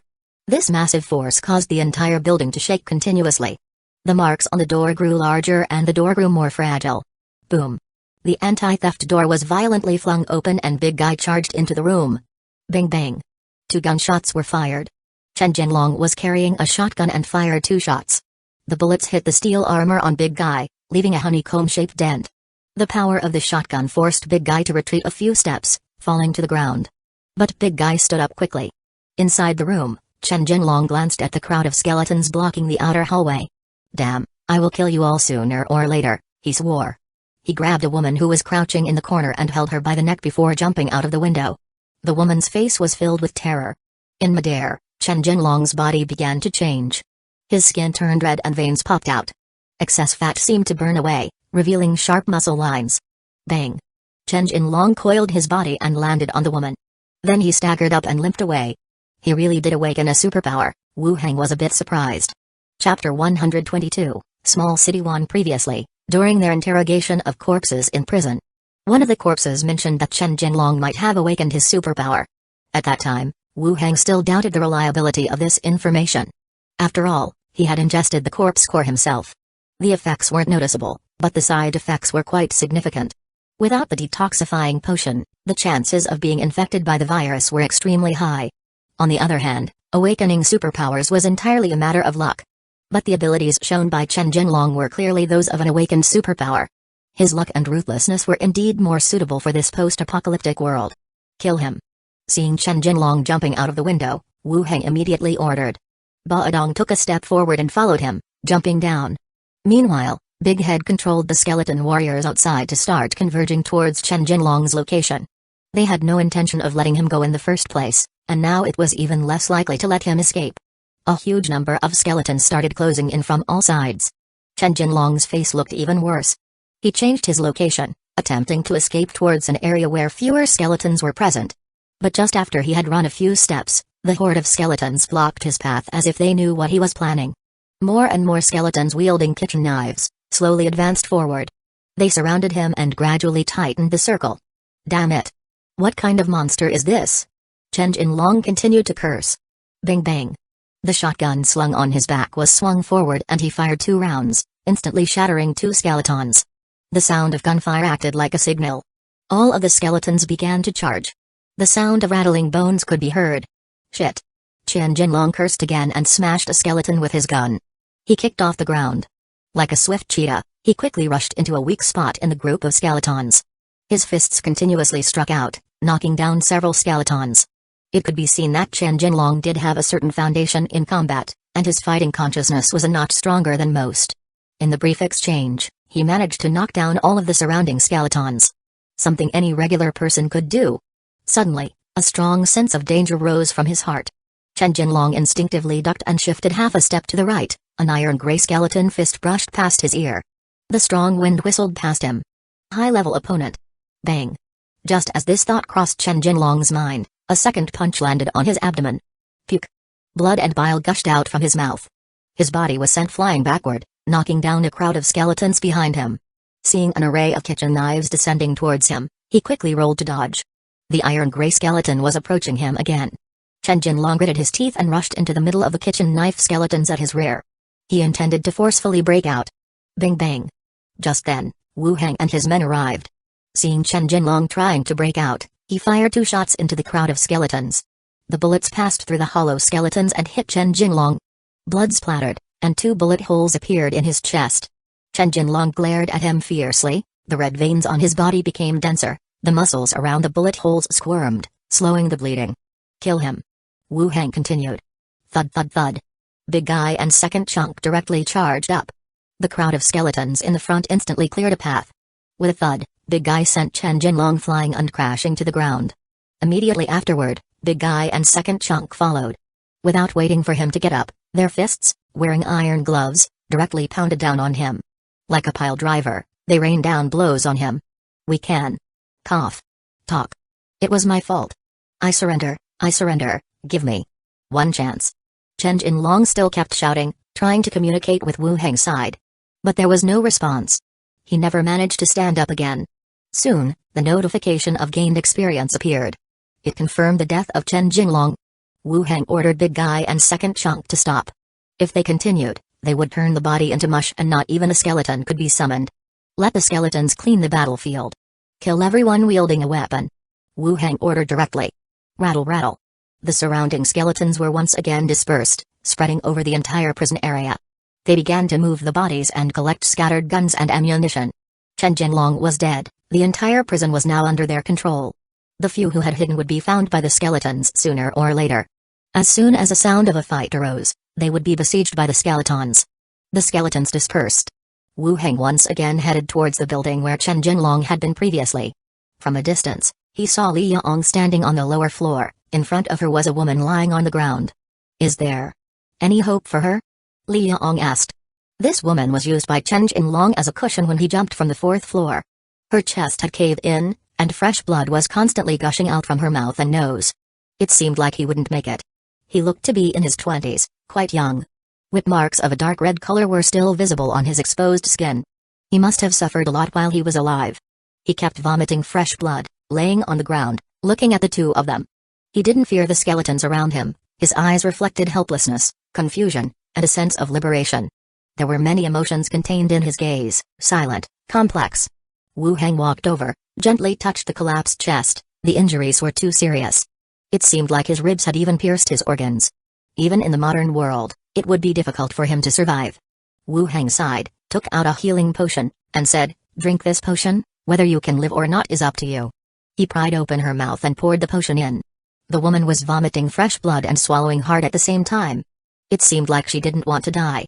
"Find her a room, let's see if she can manage to survive till daybreak," Wu Heng said. Li Yaong nodded, let the skeletons carry her and settled her into a room on the ground floor. The sky gradually brightened. The skeleton, clad in leather armor and holding a spear, took its place by the wall, standing still like a statue with its hollow eye sockets facing forward. The entire prison still remained silent. During the battlefield cleanup, a few gunshots rang out at some places, but they quickly subsided. The bodies, along with their weapons, were dragged here. The cement floor was littered with piles of bodies, filling the air with a heavy smell of blood. Wu Heng's gaze first fell on Chen Jinlong's body. He immediately activated the bone manipulation skill. The necromancy wrapped around the body, the flesh fell off, revealing a grisly white skeleton. Skeleton warrior, level 7, level 7 attributes, Constitution 17, Strength 16, Agility 14, Intelligence 12, Perception 11, Charm 5. Features, Hollow skeleton, Basic soul. Expertise, Combat specialization, Basic, Weapon specialization, Basic.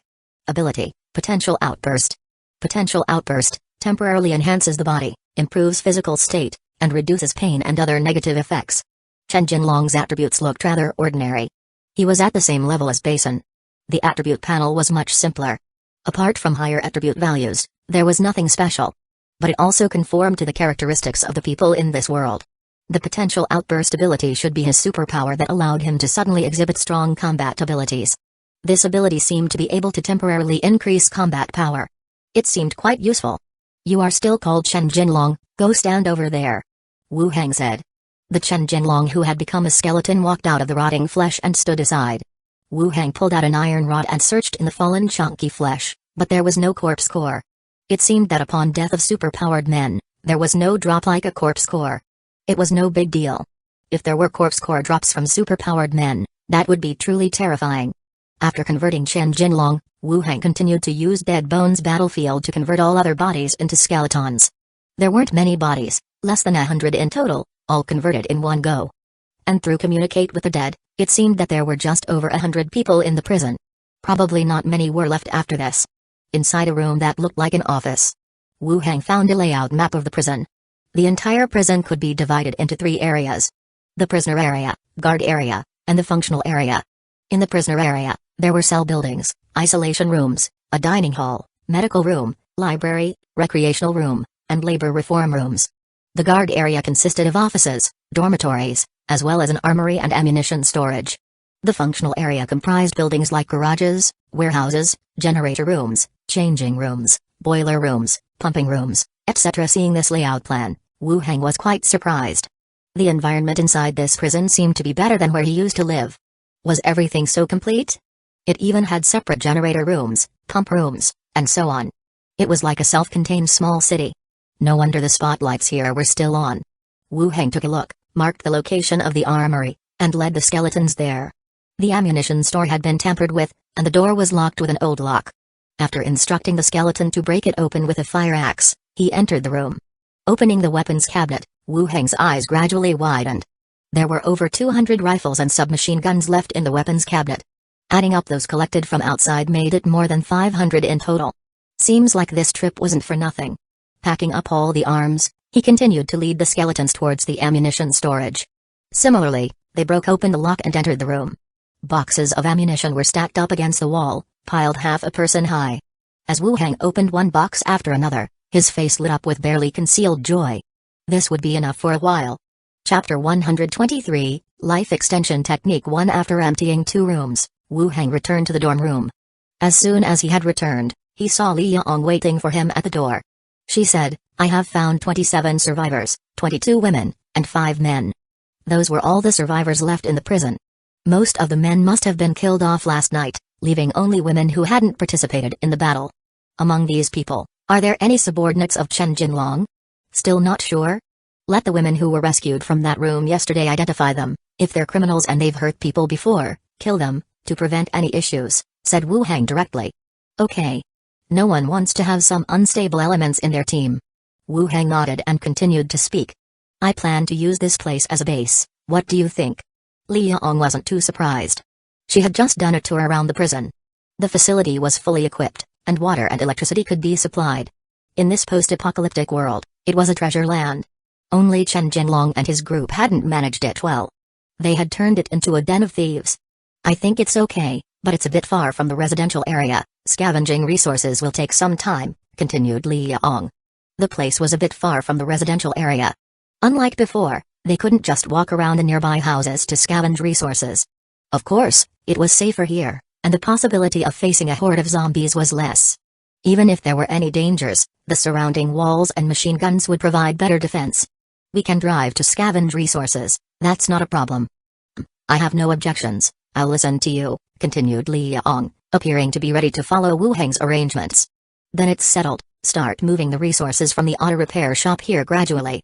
Li Yaong nodded, indicating she understood. At this moment, Yang Tsai's voice came through the walkie-talkie, saying that the convoy had arrived at the prison gate. "Go and let them in, then you guys tally up the resources in the prison." "Okay." Li Yaong left and ran toward the main gate. Soon, the gate opened, and the convoy drove straight in. Then, Yang Tsai, Jia and a few others got off the vehicle, looking around in surprise. It was already light outside, but the searchlight was still on. They were amazed that this facility could be powered, which was much better than their little generator. They were all saying something in astonishment. Meanwhile, Wu Hang went into a room and let a few skeletons guard it. He used the bronze key to open the door and entered London City. He had breakfast at a tavern at the door. Wu Hang then headed directly to the association. Upon entering the lounge, he again saw Beastman Duke sitting there. "Captain, you're here." Wu Hang nodded. "Was anyone looking for me?" "The steward came to assign a task yesterday, but as you weren't here, and it was just me, he left," said Duke. "Oh? They came to assign a task again?" "London City sure was busy." "I wasn't there, did the steward say anything?" Wu Hang asked, sitting down beside him. "I told him you had gone to investigate the criminals, and then he left." After saying this, Duke asked, "Captain, have we got any leads on the criminals?" "No, did you get any clues?" Wu Hang asked back. Duke scratched his head and said, "I heard something, but it's not exactly a clue, everyone else knows about it." "Everyone knows about the clue? What clue?" asked Wu Hang. "Ow, there's a gang of robbers on the trade route who always wander around it, hijacking merchant teams and people. The leaders and key members of this gang are criminals with a bounty on their heads that increases every year. All merchant teams hate them to death," said Duke. Actually, according to Wu Hang's thinking, gangs or mercenaries didn't differ much from robbers. Some of the robbers they encountered outside were mercenaries. It just depended on whether anyone found out and provided valid evidence. Those who were directly listed in the wanted list and robbing people in a fixed area. They were acting like kings of the mountain, doing it outright. Has no one tried to eliminate them? I heard some people tried, but the gang is quite strong. They never really got them. Wu Hang nodded and continued, "Well, we have a target in mind, let's keep gathering information to see if there are any other clues." "Okay."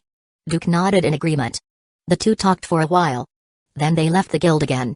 Duke went to investigate the wanted criminals while Wu Hang went straight to the Snake Badge Consortium opposite.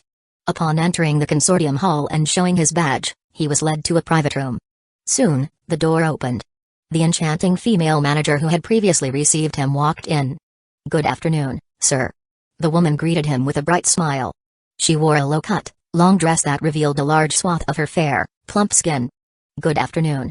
Wu Hang nodded and cut to the chase. "Has there been any news about the commission I placed last time?" "Let me check for you." The woman took his badge and sent someone to verify the commission information. Soon, someone came in with a wooden box and the badge. "There seems to be a result." The woman glanced at the commission paper and continued, You've collected 2 necromancy skill books from the commission you posted. There are still no results for the construction of ruined buildings in the burial ground. Wu Heng was pleased, the efficiency here was really high. They had already collected 2 books. You guys are quite efficient. He received the 2 skill books. Life Extension Technique, Disease Radiation, neither of which he had ever studied. But disease radiation had appeared in the skills of the skeleton ghost hag he had transformed. It should not be considered advanced magic. Life Extension Technique, Description, touch a dying creature to temporarily stabilize its injuries. This spell is ineffective on undead creatures, mechanical life forms, and deceased organisms, huh? Wu Heng glanced at the skill description, his forehead furrowing. Whoever said that necromancers only know how to research magic from the underworld? This seemed like some positive energy. The type could be considered a supporting spell too. When a teammate or another creature is critically wounded, it can temporarily stall their injuries, buying time for treatment. This point could play a crucial role at any time. However, stabilization is only temporary, and treatment is still necessary. If effective treatment could not be provided, death would still occur after the spell ends. Disease Radiation, Description, fires a black energy beam, resulting in poisoned status for the target and a chance of triggering lingering diseases. The second skill returned to the characteristic of necromancy once again. A skill to poison people and possibly trigger lingering diseases. This skill isn't noted for its damaging power but more so for its annoyance. During a battle, one use of this skill can make someone sick to the stomach, reducing their combat capacity by more than half. The unpleasant sight at the scene would also affect morale. How does it feel, sir? The woman sat down, her dress revealing her fair legs. Not bad. For these 2 skill books, the price for Life Extension Technique is 45 silver coins, and Disease Radiation is 77 silver coins. The price can be deducted from your previous deposit. The woman continued. No need, I will pay you directly, keep the deposit and continue to help me collect the relevant skill books. Very well, sir. The woman smiled and nodded. Following that, the woman called in a staff member, and they began to fill out a new commission form. Meanwhile, she continued to chat with Wu Heng. My name is Liza, how should I address you, sir? She shifted her sitting position, revealing her long legs. Wu Heng. Nice to meet you, Mr. Wu Heng. Same here. Given the identity of a guild leader, it wouldn't be a secret for long. Hiding it would only seem like he didn't trust them. Furthermore, given the capability of the Snake Badge Consortium, they might already know his identity. It was only a matter of who spoke it out. Does your consortium have avenues to purchase shops in the lower town area? Wu Heng, suddenly thinking of this, asked. The woman raised her eyebrows curiously. Giving him an inquisitive look. She answered, of course, we control some of the shops. Are you thinking of opening a store? Chapter 124, Take good care of yourself. When upon hearing that the Snake Badge Consortium also ran retail businesses, Wu Heng wasn't surprised. Real estate is an important investment in any city. And there was no way that the Snake Badge Consortium could have had a legitimate presence in the city without getting involved. He himself had indeed been considering opening a business. However, it seemed excessively troublesome to maintain connections with local merchants and to meddle with local gangs. Collaboration with an organization like the consortium could avoid many complications. The cost might be slightly higher than dealing privately. But not by much, because in business, an excessive price wouldn't make sense. Where are the locations? Wu Heng asked further. One moment. The woman turned around to give instructions to the employees outside. Shortly, a map was brought to them. The woman leaned forward, spread the map on the coffee table, highlighted a few spots on the map with her white fingertips, and said, these are the locations of our shops. You can see which one suits you. The map was of London City, including both the inner and outer city areas. The outer city was divided into 4 regions, east, south, west, and north. Each area had their shops. The number of shops wasn't large, but there were plenty for him to choose from. Wu Heng glanced over the map and asked, how is the rent calculated? Shops located on the main streets range from 2,300 to 3,500 silver coins, while those on the fringe streets are slightly cheaper, ranging from 1,700 to 2,000 coins. Wu Heng nodded. The price was only slightly higher than his expectation by a couple hundred silver coins. But it was still within an acceptable range. How will guild-related issues be dealt with? Wu Heng glanced at the map once again. You don't have to worry about that at all. Your shop will still belong to the consortium. We have our own agreement with the local guild. No matter how chaotic it gets, they will not interfere with your normal operations, the woman continued to explain. Wu Heng nodded, satisfied with her explanation. Moreover, this would be the fastest way to open a shop. On second thoughts, he found this amusing. Despite being a guild captain, he felt it was easier to deal with the consortium. As long as there was money, most problems weren't problems at all. Seeing his satisfaction, the woman directly said, "If you have made your decision now, we can start arranging for the cleanup of the shop." Wu Hang shook his head. "Not at the moment, we'll see in a few days." "That's fine, when you're ready, I'll help you choose an appropriate shop." Shortly, a clerk had completed the new acquisition order for skill books. The emblem was returned to Wu Hang. After a brief chat with the woman, he left the consortium and headed towards his residence. Back at home, he quickly had some instant noodles and snacks, and went straight into his study. 4 skeleton ghost hags were browsing through skill books.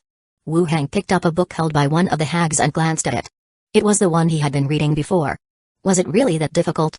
2 or 3 days had passed, and they hadn't unlocked any skills yet. Could it be that they simply couldn't learn it at all? He was starting to have doubts.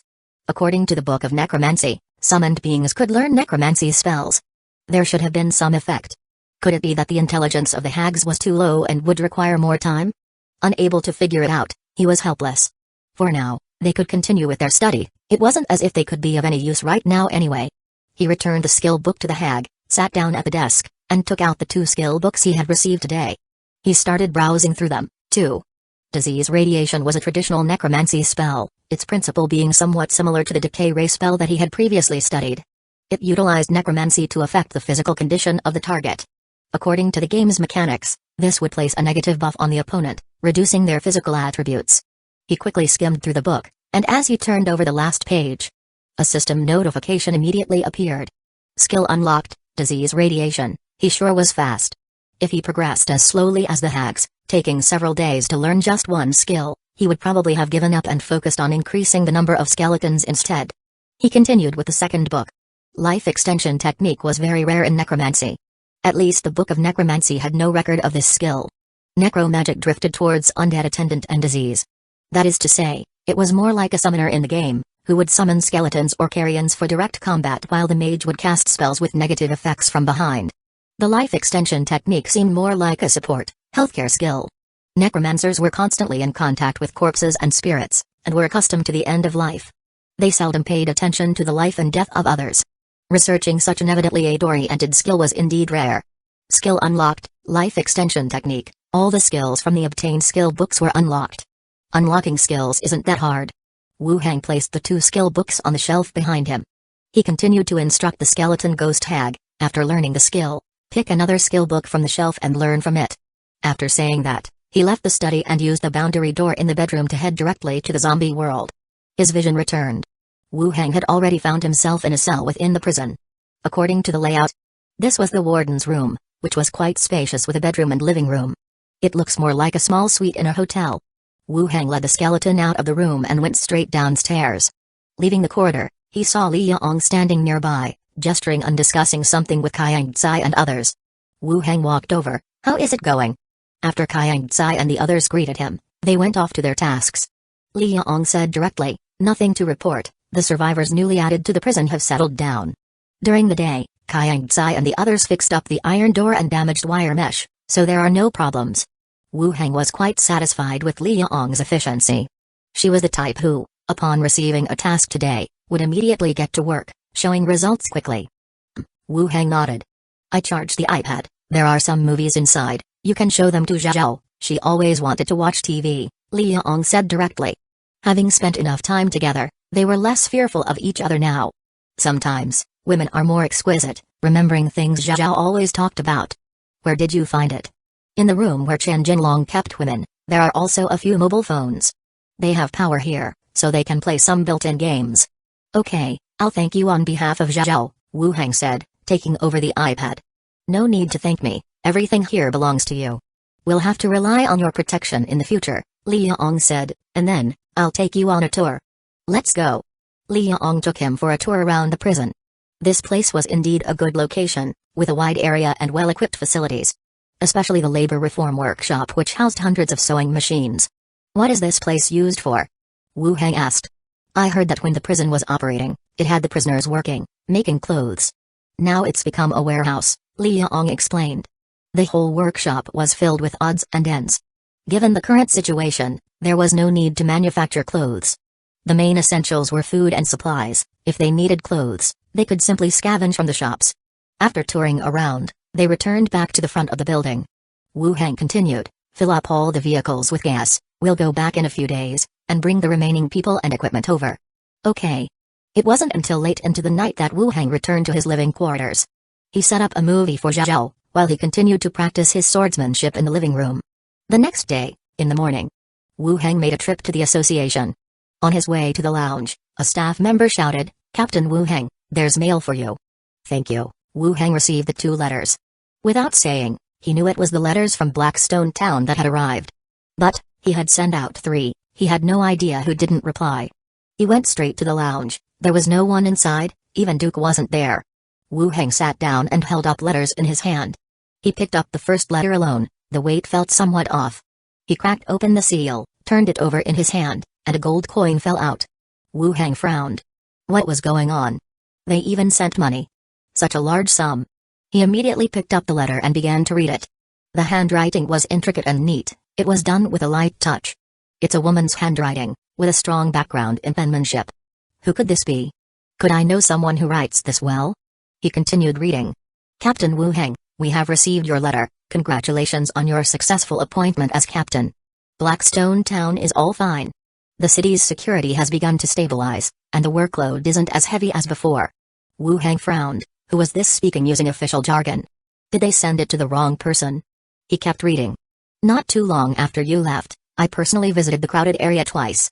There are 2 new security kiosks, so it isn't as chaotic as before. The residents of the crowded area all believe that you have changed this place. It is said that they are collecting money to build a statue of you." 4th Squad reassembled its team members. Captain Otrak led them to capture a few misbehaving mercenaries. Earning some bounty was not difficult, but earning merits was a bit of a challenge. "Yuli often misses you, write her a letter next time, she should be very happy. Everything here is fine, don't worry. In a few days, once things are more stable, I'll bring Yuli over to see you. Take care." Wu Heng, with wide eyes, was somewhat in disbelief. Having seen the end, he'd guessed who had written him back. Blackstone Town official Slither, a mature woman as attractive as a ripe peach. Seemingly, he didn't write to her. Why is it written in reply though? Wu Heng furrowed his brows and thought for a moment, quickly realizing that the letter he wrote to Yuli probably ended up in Slither's hands. Then, Wu Heng glanced at the gold coin that came in the envelope. What was the deal with this money? What does she mean by take care? Chapter 125, What's the big deal in killing someone? Wu Heng picked up the letter and glanced at its contents again. The first half introduced the situation in Blackstone Town, while the latter half appeared to probe a bit more personally. Damn, Slither isn't trying to test me, is he? Then again, if it was Slither on the other end, it probably wouldn't be too bad for me. He carefully folded the letter and set it aside. Then he continued to the second letter. The handwriting of the second letter was much cruder. Clearly, Captain Otrak had written it. It mainly talked about events happening in the town. And he also confirmed the romantic relationship with Tulisa, the second team captain. In reality, everyone already knew about it, only Otrak still believed he had kept it a secret. He also specifically mentioned it to Wu Heng. Wu Heng pulled out fresh letter paper from the drawer. This time, apart from replying to Slither and Otrak, he added an extra letter for Yuli. He retold his accomplishments of killing the ghost hag and the bloodthirsty pervert to Yuli, as well as some delicious local food. If she ever had a chance to visit, he promised to treat her with delectable meals every day, ensuring no repetition of the same dishes. And his second letter was to reply to Otrak, congratulating him on finding love and requesting him to inform him when he plans to marry so that he could send his blessings. And his response to Slither, the content of the third letter, was even bolder. He casually padded it out with recent events, saying he was looking forward to seeing Slither soon and hoped that he could move up his plans to drop by. As for the previous letter to Kavina, she had just been transferred to another town, and might not have settled down yet. A delay in her reply was normal. He packed the 3 letters in envelopes, this time indicating the recipients correctly to avoid any mix-ups. After sealing the envelopes with wax, he took them straight to the reception. Elsewhere, in a dim room in the outer city area, the door opened, and a figure cloaked in a mantle walked in. Covered from head to toe, only a pair of narrow, elongated eyes were visible on his face. He slowly walked in and sat down at the table. This person, who sat in the shadows across the table, after surveying him, said, "Fisher, when did you, an association captain, become so secretive?" The man then pulled down his scarf, revealing a middle-aged face. He said, "If I come to you, I need to be careful." Ha ha ha. The big man across the table laughed heartily. We don't welcome association captains here. People may talk if the news gets out. Well, I suppose a little disguise is beneficial for both you and me. The muscular man looked at him coldly and said, get to the point, what do you want? If it's information you're after, then you can leave. Fisher loosened his necktie and looked toward other people in the room. The muscular man also glanced at them and said, you guys step out, and don't let anyone else in. A few underlings immediately stepped outside, leaving only the two men in the room. Enough small talk. What do you want? Fisher said directly, I am here to arrange for you to kill someone. I thought it was a matter of great importance. You're making it sound so mysterious just to ask for a killing? The man picked up a glass of beer from the table, took a sip, and then asked, who is it? Just spit it out. A newly appointed captain of the association. The beer glass paused halfway to his mouth. He frowned at the man. A captain of the association? That's no small matter. The association was a massive entity, and local gangs rarely dared to mess with it. Murdering someone from the association would surely put a price on their heads, and there would be no safe place left in the world. A lifelong pursuit. Clank, clank. 2 money bags were thrown onto the table. 200 silver coins as a down payment. When the job is done, I'll give you 400 more. Make sure to keep it quiet, no one should know about it. You can leave town and hide for a while afterward, Fisher said. 600 silver coins. That was a high price even on the bounty list. The man squinted at him and continued, what's his strength? How many people are with him? He's just been transferred here. He has 2 attendants. This is where he lives. After a brief silence, the man gathered the money bags. Fine, I'll take this job. Fisher held onto his money-grabbing hand firmly. Kill, leave no survivors. If he lives, none of us are safe. Bullshit, we don't leave survivors in our operation. Good. Fisher let go of his hand, recloaked himself tightly, and left the room. Deliver this message to the front desk. Just as Wu Heng was about to leave, he was called by a staff member. Captain Wu Heng, the butler wants to see you, he said. Wu Heng nodded and went straight to the butler's study. After a gentle knock on the door, he pushes it open and enters. Butler, you wanted to see me? Wu Heng asked. The butler was looking at the documents and replied after nodding, what's your Squad 12 been busy with lately? Investigating warrant criminals. Any leads? Some clues, still under investigation. The butler looked at him and continued, which fugitive are you investigating and what clues do you have? Let me hear it. Wu Heng promptly replied, Ghost Hag on the bounty list, we found out they're planning a gathering, trying to lure some merchant teams on the way. The butler seemed surprised at Wu Heng's answer. Who would have thought they were actually investigating criminals on the wanted list? He didn't ask any further and handed him a file. Leave the Ghost Hag issue aside for the moment, let your team handle this, go verify the authenticity of this information. Wu Heng took a glance. The task was to confirm the information. Before he had a chance to look at the content, the butler continued, we've received information that a criminal has appeared in a deserted manor outside the city. Your team isn't large, so just go confirm this information and report back. A single criminal? Not sure, they've gathered some people. Remember, don't take risks, your task is just to confirm the information. Okay, I'll go get ready, we will set off immediately. Off you go. Wu Heng left the room and went straight back to the resting area. He had the staff go to Duke's house to find him. Before long, Duke came in shouldering his axe and gnawing on a grilled cake. Captain, you wanted to see me? Duke said, spewing cake crumbs as he spoke. We've got a task, we need to leave the city. Do you need to prepare anything? Asked Wu Heng. No, I'm all set. Okay, go register for a carriage, we're leaving right now. Oh, okay, Captain. Soon, Duke had prepared the association's carriage, and they rushed out of the city. The carriage galloped all the way, gradually moving away from the city. Duke was driving the carriage, while listening to Wu Heng explain the task. Captain, that manor has been deserted for a long time, some people used to go there to dismantle some ironworks and bring them back, but nobody goes there now. Oh, why was it left deserted? I heard that the entire family of the manor owner was killed, and the house was completely burned down by a fire, so it was left deserted, Duke bluntly said. How tragic. Yeah. In the afternoon, the carriage arrived near the manor. After settling the carriage, the two walked through the forest on foot. After walking a distance, they saw the abandoned manor built in the middle of the jungle. Thick vines had climbed up the 4-meter-high wall, and the stone castle building in the center was half collapsed, with the remaining half also covered in vines and moss.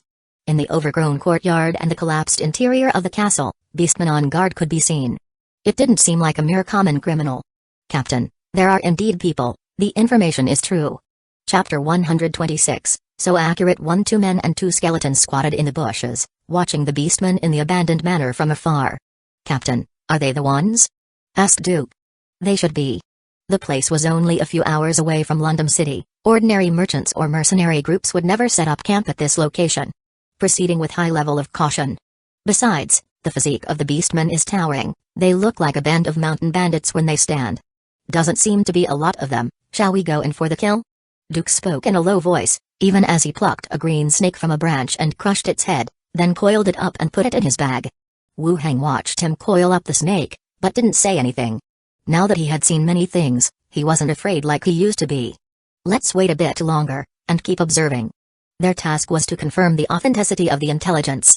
They could report back now, and other teams or more personnel would be arranged for the kill later. However, Wu Heng was feeling a bit troubled. Their own team hadn't had any tasks in the past few days, and if they returned, they might be given new tasks for no reason. He squatted in the bushes for a while. Zhao, under the invisibility spell, flew back from the opposite side. She directly burrowed into his body, and the images from inside the stone fort appeared in his mind. In a half-preserved room inside the stone fort, 6 towering beastmen huddled together. Their heavy armor was set aside and they were leaning against the wall whispering. There was a fire pit and iron pot in the middle of the room with some sort of animal's meat stewing inside it. The scene shifted again as Zhao directly flew up to the 3rd floor. There was a strong female beastman on a collapsed open-air platform on the 3rd floor, keeping watch outside. A heavy crossbow was placed in the corner of the wall. Tallying up the one in the courtyard on lookout duty, there were 8 beastmen in total. They seemed to be a small group. And it looked like they were preparing to spend the night here, as they were already setting up leather beds. There are 8 beastmen in total, one on the 3rd floor is a crossbowman. Wu Heng reported the situation. Duke, while brushing bugs off his body, asked, "So we're charging in?" "Charging directly in is a bit risky. It would be best if we could find a way to sneak attack." How to sneak attack?" While they were talking, something happened inside the manor. 5 or 6 beastmen emerged from the stone fort with their weapons, shouting at each other about something, and one of them pointed towards the place where Wu Heng and Duke were hiding. "Damn, we've been detected." Wu Heng cursed. Many professionals have the means to detect and alert each other. Apparently their actions had been noticed by the other side. Before Wu Heng could decide whether to run or fight back. Whoosh! The sound of the wind breaking suddenly rang out. A crossbow arrow hurtled towards them. Clang! It directly hit the side of Duke's helmet, sparks flew everywhere, and the crossbow arrow was deflected. Overthrown by the massive inertia, Duke fell backwards. In shock, he touched the dent in his helmet, still shaken up. "Captain, I almost died."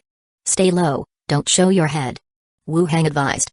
Duke lay flat on the ground and shifted his position. Whoosh! The second sound of breaking wind rang out, and a crossbow arrow flew towards Baodong's chest. But Baodong caught the flying crossbow arrow with one hand and swung his arm, embedding it into a tree. Such precision! Wu Heng was somewhat surprised by the opposition. At the same time, he quickly lit a poison fog thunder and threw it forward. Bang! The poison fog thunder exploded, a heavy red smoke engulfing the entire area and obstructing the view of both sides. The beastmen on the other side immediately raised a clamor. "Damn reptiles, always hiding. Quickly, charge them, don't let them run. Kill them, or we will have to relocate." The beastmen yelled, thinking that the release of the smoke meant we were trying to run. They picked up their pace, moving quickly through the grass towards us. Listening to their movements, Wu Heng immediately said, "Kill them, don't hold back on bullets." Basin and Baodong stood up, raised their rifles, and fired towards the front. The skeleton sight was not affected by the smoke, they were able to precisely target their positions. Bang bang bang. A barrage of bullets hissed out, piercing the smoke and shooting forward. The beastmen's shouting was drowned out by the gunfire, which startled a flock of birds in the forest. Clang clang poop up. Some of the beastmen's plate armor did offer a little protection. The bullets that hit the edges of the armor were deflected, but more often than not, bullets would pierce through the armor and penetrate the beastmen's bodies. For some beastmen, they hadn't even put on their armor and were immediately shot full of holes. After a brief round of gunfire, it was quiet again, only the groans of pain from the bushes were heard. "Move forward." Wu Heng's voice echoed from his gas mask. With one hand on Basin's shoulder, they started to navigate through the smoke. Passing through the beastmen area, they fired shots and directly killed the beastmen who were not completely dead. They quickly penetrated the smoke and approached the wall of the mansion. As they burst out, there was a whoosh, and another crossbow arrow shot over. They quickly took cover by the wall. Then, Wu Heng raised his hand towards the third floor and cast the fireball technique. The scorching fireball flew towards the upper floor and hit the wall with a bang, scattering a large amount of burning flame. It set the third floor on fire and forced the crossbow shooter to retreat. Inside the mansion, the remaining 2 beastmen walked out of the stone fort. They looked around vigilantly. Kill them. Wu Heng continued. The sound of gunfire rang out again, aimed at the exiting beastmen. One collapsed in fear, while the other held a broad battle axe across his chest, acting as a shield. Bullets rattled against it without causing much effect. Badong, go and kill this beastman. Basin, go to the third floor and kill the crossbowman. Wu Heng quickly ordered. Badong charged towards the beastman with the battle axe. Basin, from a different angle, quickly dashed through the ruins towards the third floor. Wu Heng fired 2 shots, keeping the axe-wielding beastman in check, while simultaneously releasing decay ray and disease radiation. The 2 rays hit the beastman directly. The posture of the beastman holding the battle axe noticeably sank. At this point, Badong also rushed to the front and swung his fist. The beastman roared, his figure became even stronger, he swung the battle axe, and chopped down. Badong dodged, while throwing consecutive punches to the beastman's ribs and lower back. The 2 entangled with each other. At this moment, Duke also ran out, coughing and rubbing his eyes. His eyes were bloodshot and tears were streaming down. He shook his head forcefully, raised his battle axe, and charged towards the opposing beastman. He immediately joined the fight. 2 against 1, the other side struggled to cope and kept retreating. Bang, bang.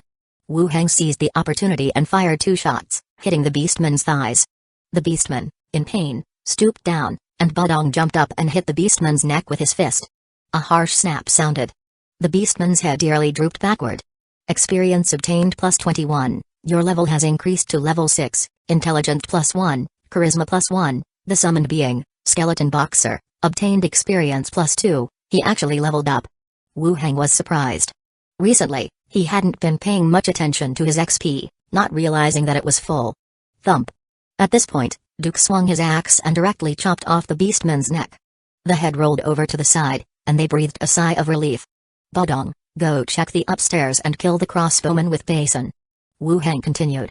Badong ran towards the upper floor again. Faint sounds of fighting and cursing could be heard. Soon, the fighting stopped, and Basin came down dragging the corpse of a female beastman. Duke, are you okay?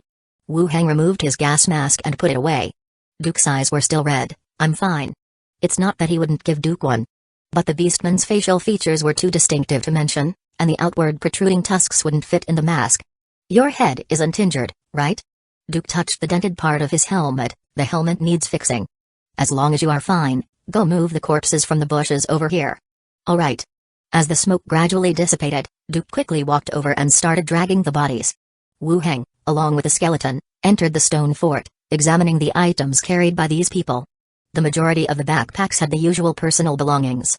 The major gain was that every person's bag had a coin pouch, except for in 2 pouches where the number of silver coins was greater, the rest had exactly 120 coins each.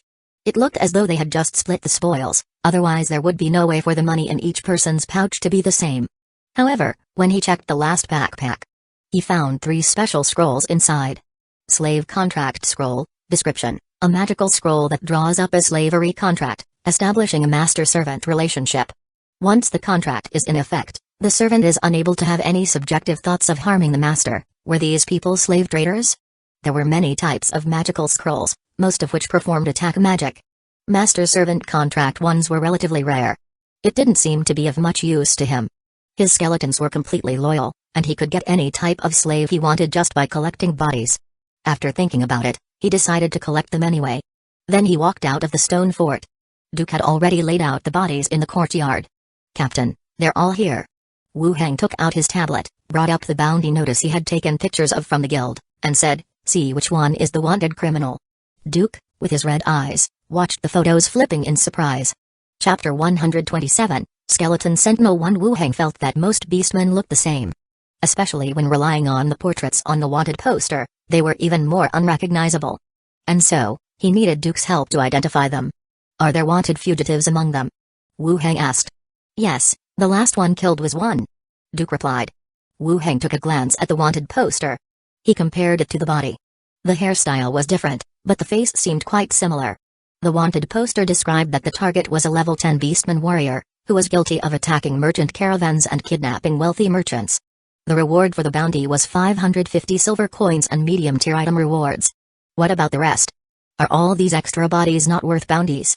Wu Heng inquired. No, they aren't. Even if they were extremely wicked, without a bounty on their heads, they would be considered a local public security matter. If this were in Blackstone Town, they might have checked to see if the guards had placed a bounty on these folks, but inside London City, there would be no reward. At most, it would be considered ridding the population of harmful elements. Actually, it was fine, the bounty was filled within a moment. This meant they could slack off for another few days. Alright, you go get the carriage, we'll carry these bodies back. Wu Heng continued. Oh, okay. Duke ran off to fetch the carriage. Fearing they might alert potential threats, they had parked the carriage a little distance away. Wu Heng watched as Duke disappeared into the distance. He found a shabby door inside the stone castle. He directly opened the boundary door, making the skeleton guards move all the bodies and scattered equipment into the boundary door. Afterward, he had Badong carry the body of the wanted criminal and wait by the road. Duke returned, driving the carriage over. Badong hoisted the body onto the carriage. Start heading back. Commander, we're just leaving the rest of the equipment here? It should be worth something. No need, it's too heavy.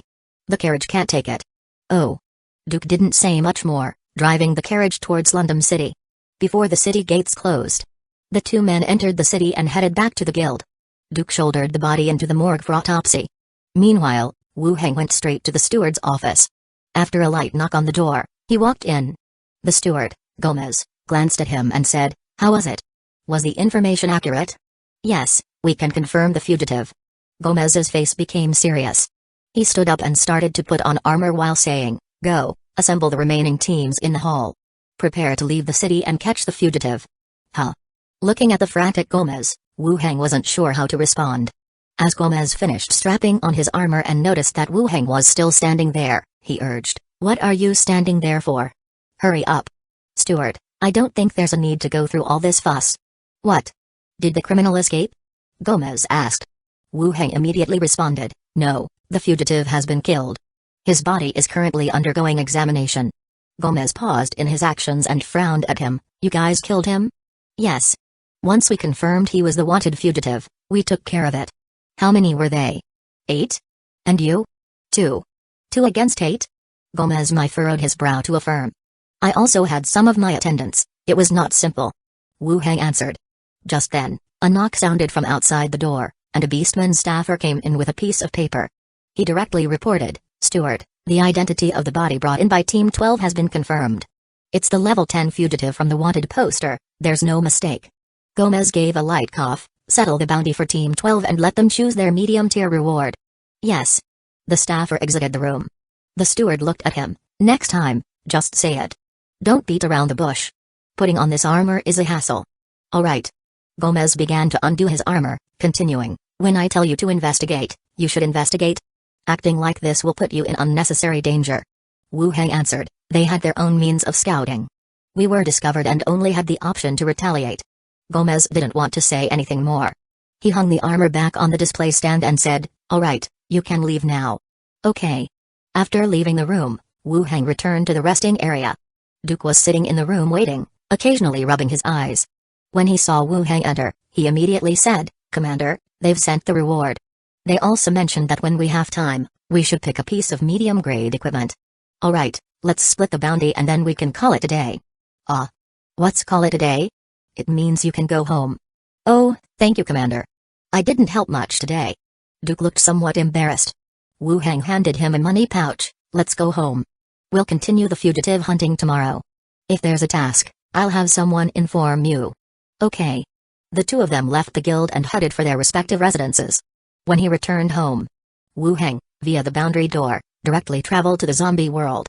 Actually, today was somewhat fruitful, as those beastmen seemed to be of reasonable level. He walked out of the room and found several bodies piled at the doorway. The stench of blood was overwhelming. Commanding the skeletons to lift the bodies, they headed outside together. Just as they exited the corridor, he saw Li Yong waiting at a distance. As she saw the strange figures being carried out, all donned in ancient armor, she was taken aback. Some were hesitant to approach. After Wu Heng came over, they spoke up. "The woman who jumped down with Chen Jinlong, she's not going to make it. She might not hold on for much longer.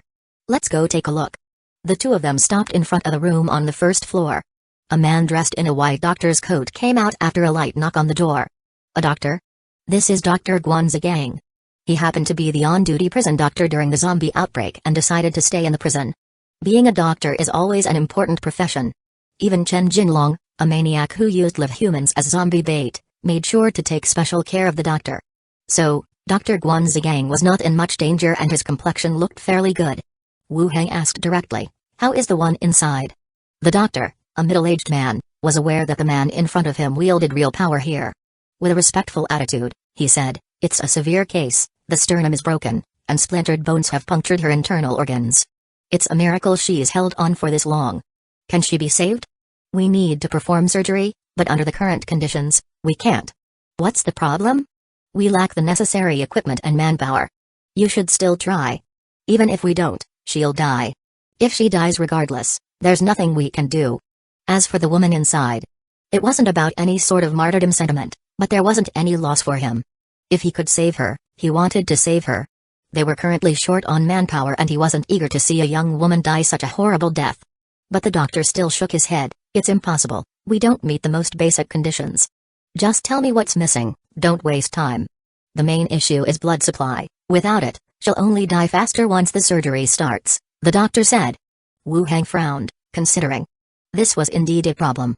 With so few people in the prison, even if there was a matching blood source, the success of the surgery with transfusion equipment was uncertain. So as long as she doesn't die on the operating table, it'll be okay, correct? "Yes. Alright then, prepare for the surgery. It's not as simple as..." The doctor still wanted to persuade him. Wu Hang interrupted him, "Do as I said, and hurry." Despite a sigh, the doctor proceeded to prepare. Wu Hang then entered the sick room. The woman, pale as a sheet, lay on the bed. Her skin was terribly white and she was clinging on to life. She wasn't that old. She might have been married or just entered the workforce. Facing the apocalypse, and then running into Chen Jinlong, she truly had bad luck. Wu Hang walked over. The woman opened her eyes slightly as if she was looking at him.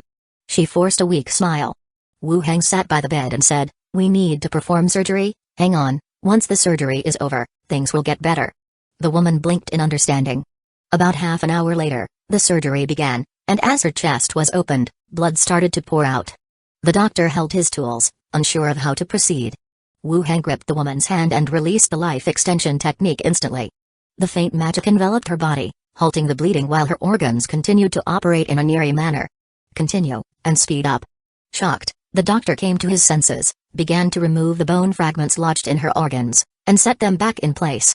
The operation was incredibly difficult to watch. Sweat the size of bins constantly appeared on the doctor's face, and the nurse's assistant constantly wiped his brow. Time slowly passed. They started to suture the wound. All of her exposed chest was stitched up. Once they finished suturing, the doctor immediately checked on the woman. "She's still alive." Wu Hang nodded, took out a bottle of potion, removed her oxygen mask, and made her drink it. The doctor wanted to say something but held back. Once the woman was confirmed to be out of immediate danger, Wu Hang ordered others to take care of her, then left the operating room. "How is it?" Li Yong asked.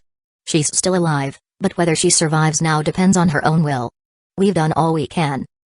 Li Yong nodded. If it were anyone else, even if it was Li Yong, under these circumstances and for a stranger, they would have given up long ago. And they wouldn't feel guilty about it.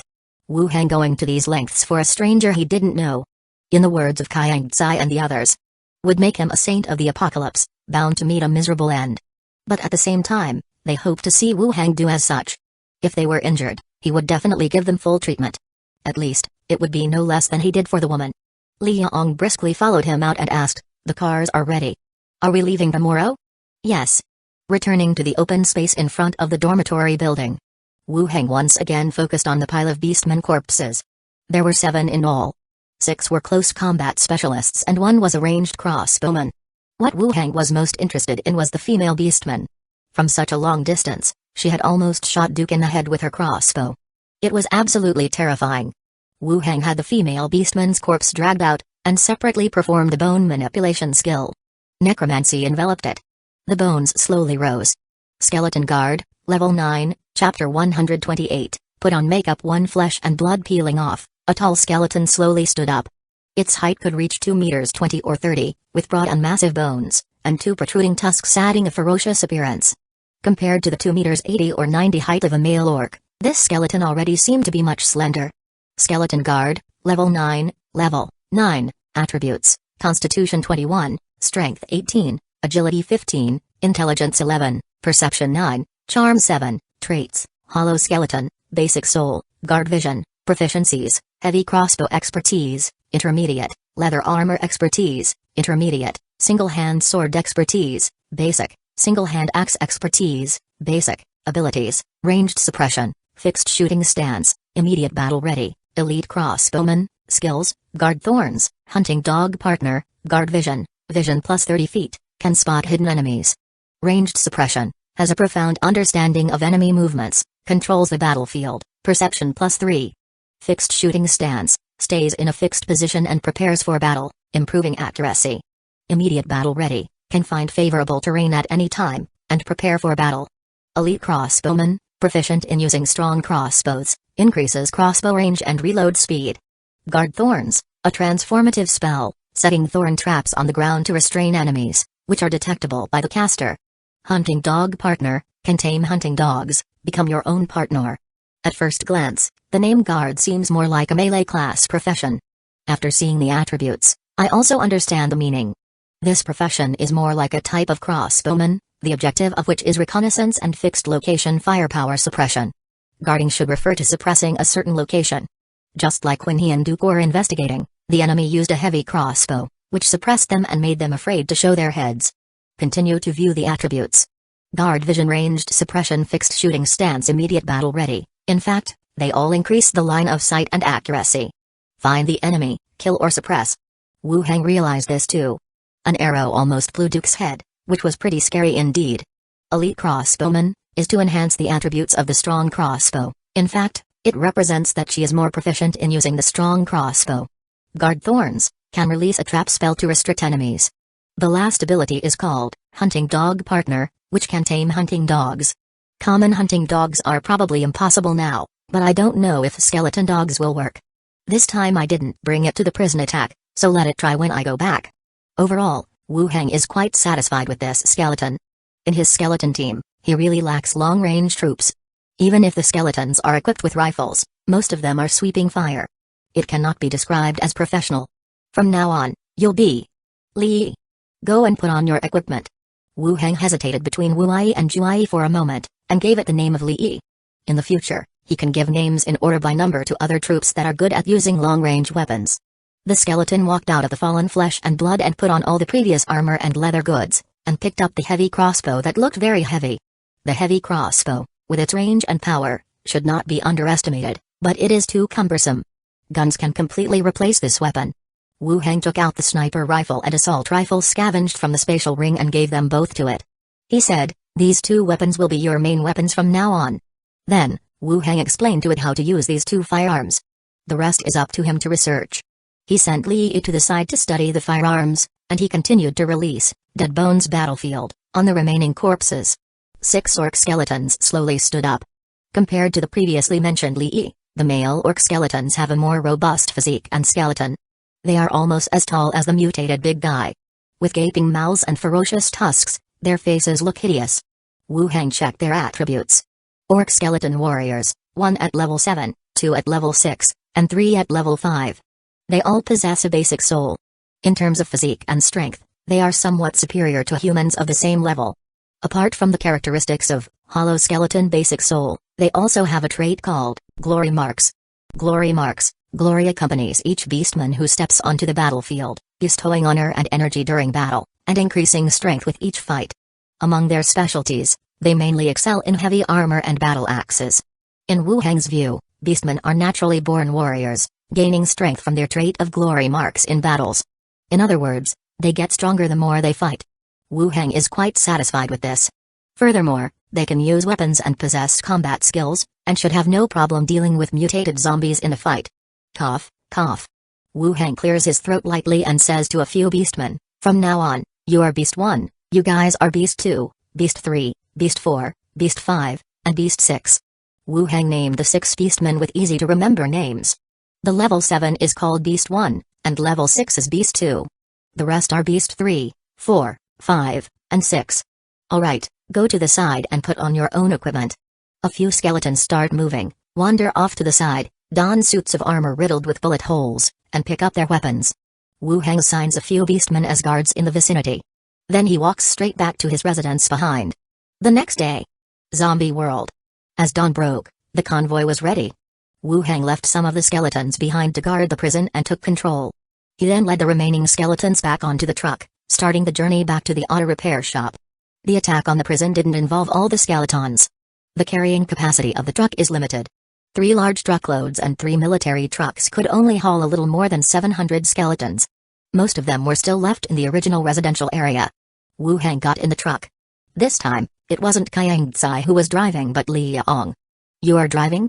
Li Yong turned her head to look at him. What, you don't trust a female driver? Li Yong looked somewhat different today. It seemed like she had dressed up, but he couldn't tell exactly how.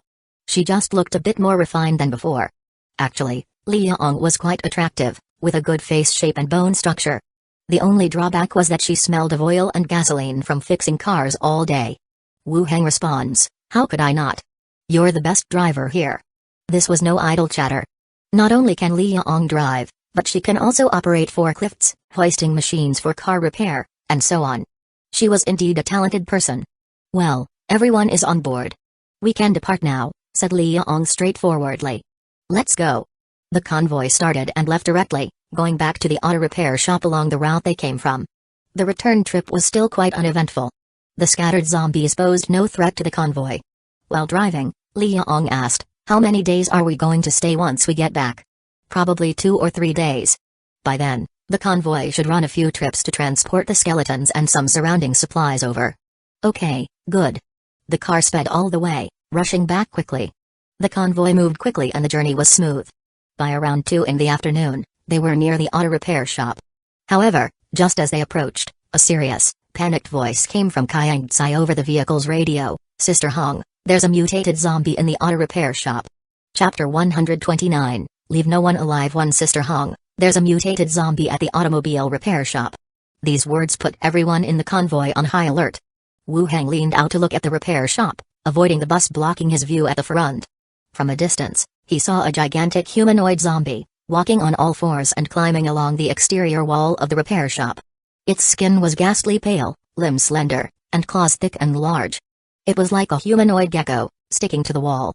Its enormous claws were incessantly ripping at the place of a window. As Wu Heng looked at it, the mutated zombie also noticed the convoy. With a couple of forceful rips at the sealed window, it jumped off the wall and charged towards the convoy. It's coming at us, it's coming, what do we do, shit? Calamity panicked voice came through the radio. He was in the lead car, now afraid to stop while a mutated zombie was rushing at him. A dilemma situation. Li Yong anxiously looked at Wu Heng. Tell Calamity to stop the car, none of you should get out, Wu Heng said. Li Yong picked up the radio and immediately responded, Convoy, stop the vehicles. Do not get out under any circumstances. Screech. The sound of brakes resonated all around. The gecko-like mutated zombie, seeing the convoy stopping, became more excited and began running towards them. The tread of its footsteps was loud. As the vehicle steadied, Wu Heng immediately ordered, have the skeletons get off, target to kill. Clatter. A large number of skeletons leapt from the vehicle, forming a line around the convoy. They hadn't brought back all the skeletons this time, only the big head skeleton, Bodong, and over 100 other level 5 and above skeletons with basic souls. The running gecko zombie, seeing the sudden appearance of the skeletons, abruptly halted its forward thrust. Warily watching the opposing side, it began to slowly back away. Clatter. All of the skeletons dismounted from the vehicle, seized their weapons, and began to charge. The gecko zombie turned and began to flee to the other side. Then it jumped high, reaching the exterior wall of a building, quickly climbing several meters, and looking down to confirm whether these skeletons could climb up. Bang! A deafening gunshot rang out. Li, standing on top of the vehicle, pulled the trigger. The bullet instantly hit the back of the zombie's head. The enormous force caused its skull to collide violently against the wall. It fell straight down from the height. The skeleton beast warrior wielding an axe and a humanoid skeleton armed with a spear swiftly rushed to the falling location. The gecko zombie quickly got up. Shaking its head, it appeared dizzy and disorientated. Next, before the encircling skeletons could reach, it once again climbed up the wall. Bang! Bang! 2 more gunshots followed. The bullets hit the zombie's back and waist, splattering dirty blood. Then, it fell off the wall for the second time. Although the bullets couldn't kill it, the power of the firearms could still interfere with its actions. This time, the skeletons were beforehand waiting below. They quickly swarmed it, enclosing it entirely. The weapons in their hands swung down. The zombie struggled fiercely. Its immense strength threw the skeletons into the air. However, more numerous skeletons obstinately clung to it, not stopping their hacking and stabbing. The mutated zombie was overwhelmed. Experience gained plus 35, summon creature, skeleton beast warrior, experience gained plus 10, the increase in experience signified that the zombie had been killed. The skeletons returned, dragging along the zombie whose whole body seemed to be coated in a layer of white powder. Wu Heng reopened the car door and said, "The zombie is dead. You all can return. Clean up and see if there's anything we need to take from nearby." "Okay." Li Yong and the others got out of the vehicle. The gates of the auto repair shop swung open, and Wank and the rest sprinted out immediately. They directly ducked into Li Yong's embrace. "Sister Hong, I thought we were going to die in there." Li Yong patted her head. "We couldn't possibly die, we still have a lot of time to live." "Sister Hong, did you use perfume? You smell so good." "No way." Li Yong pinched her face. "How did the zombies get here?" "They came from the direction of the building materials market." They talked while walking and entered the repair shop. Wu Heng led his skeleton army back to their compound. There were no changes in the compound. In the alchemist's room, Jia Yining, who was previously hit by a bullet, had recovered. She was looking out the window. Wu Heng pushed the door open. "All better?" "Yes, thank you for saving me." Jia Yining bowed in gratitude. "It's nothing. Let your brother take you home." Wu Heng ordered a skeleton to escort her out. Jia Jing, who was waiting outside, had a face full of joy. He bowed 3 times toward the compound, pushed his sister, and then they departed. Wu Heng quickly checked the compound's interior and reorganized the patrolling skeleton troops. London City. In a dimly lit room in the lower town area. Smoke curled into the air, filling the room with a rich, sweet aroma. It was the scent of hallucinogenic potion, a substance in this world that could induce the sensation of euphoria. In front of a desk stood several middle-aged men. They were dressed in leather armor, with long swords attached to their waists, emanating a menacing aura. On the other side of the desk sat a man with a robust figure and a full beard. This was the boss of the outer city area's pinned gang, a butcher named Rocky. A man whose reputation had gone down the drain in the human city, forcing him to retreat to London City, where he re-established his gang and resumed his underground dealings. "Boss, we've confirmed his location. He indeed only has 2 attendants with him," one man reported. Rocky opened a purple potion and guzzled it down. A sickly sense of relief washed over his face as he instructed, "Let our brothers prepare. We will make our move tonight. Spare no one, and bring back all the corpses." Upon hearing this, the others in the room all nodded in agreement. "Understood, boss." With that, they exited the room.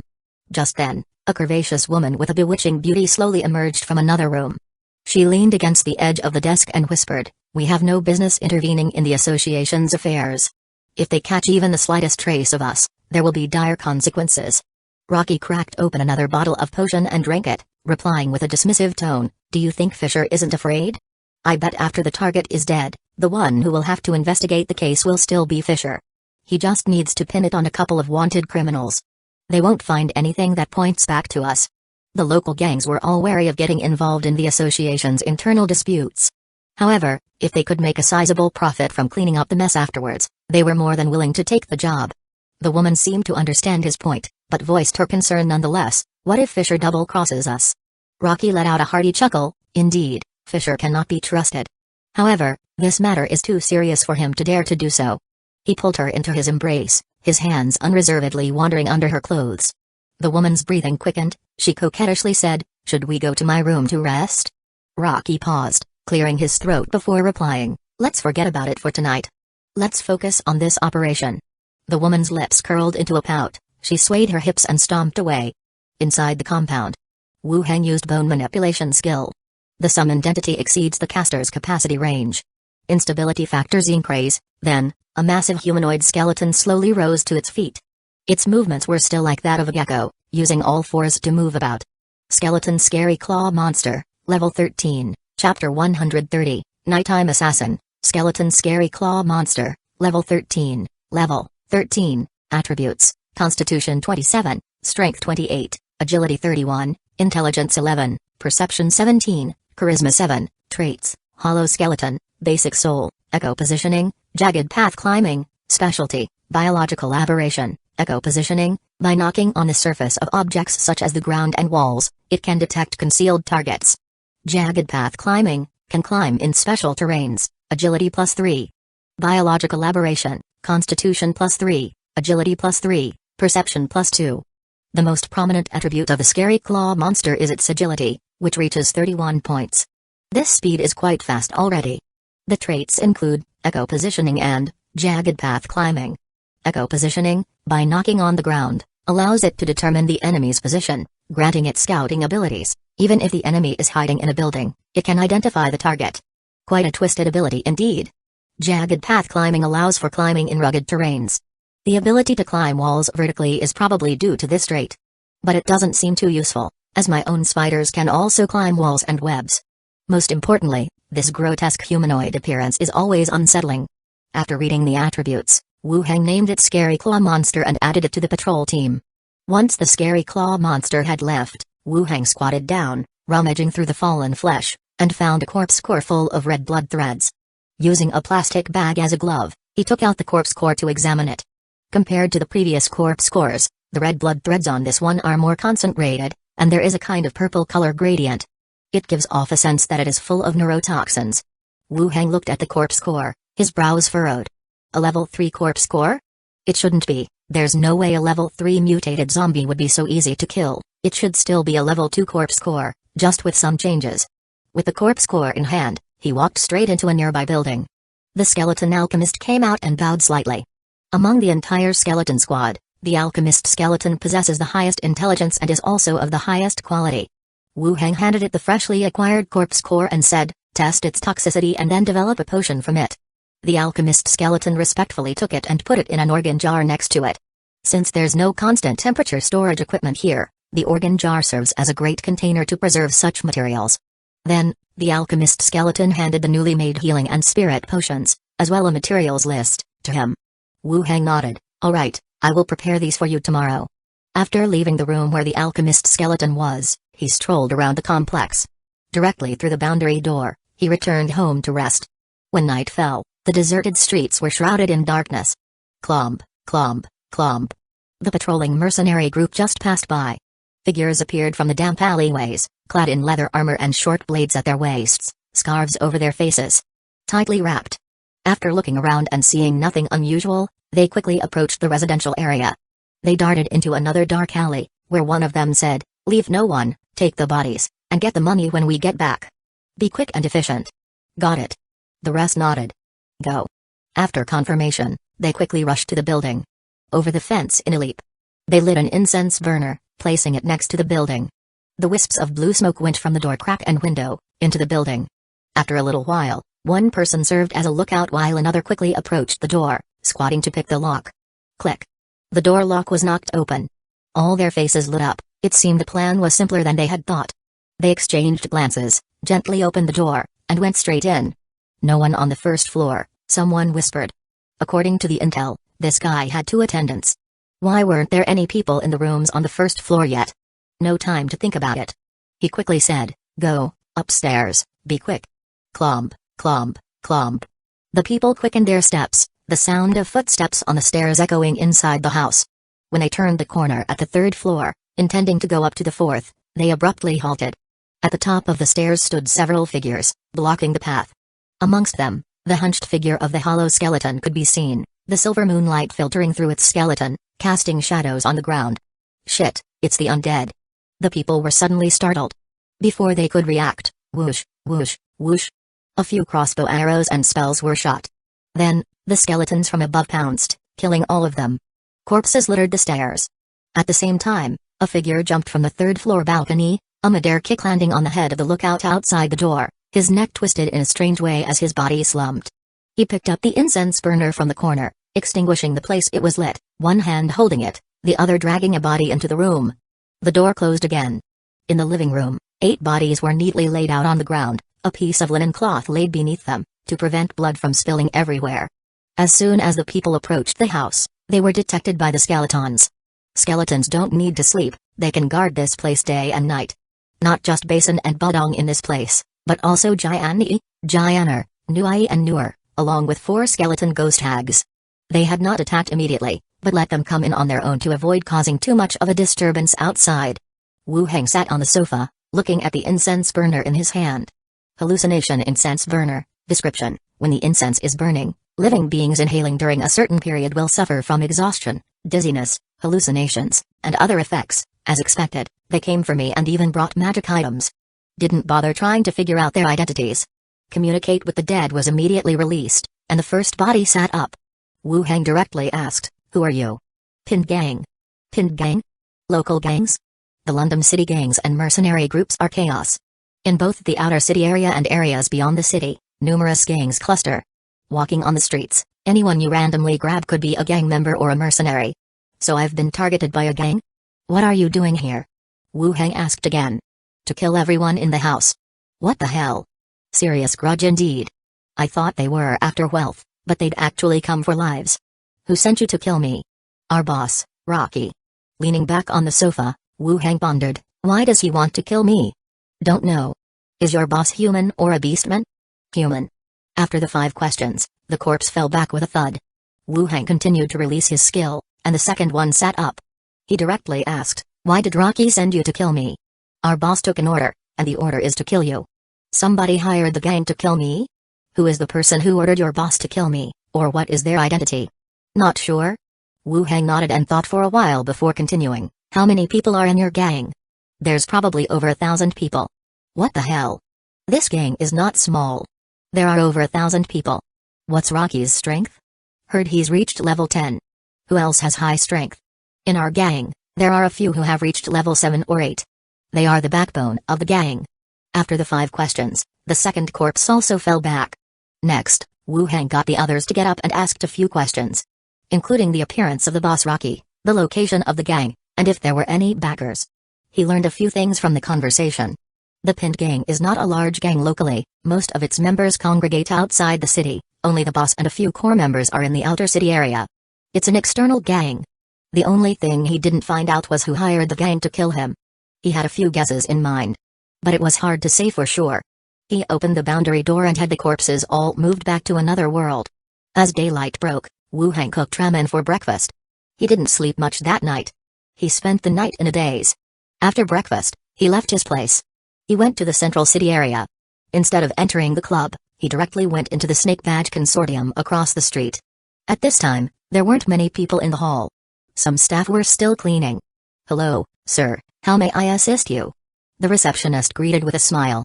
Wu Heng took out his snake badge and continued, "Is Miss Liza in?" "Yes, sir, please wait in the lounge."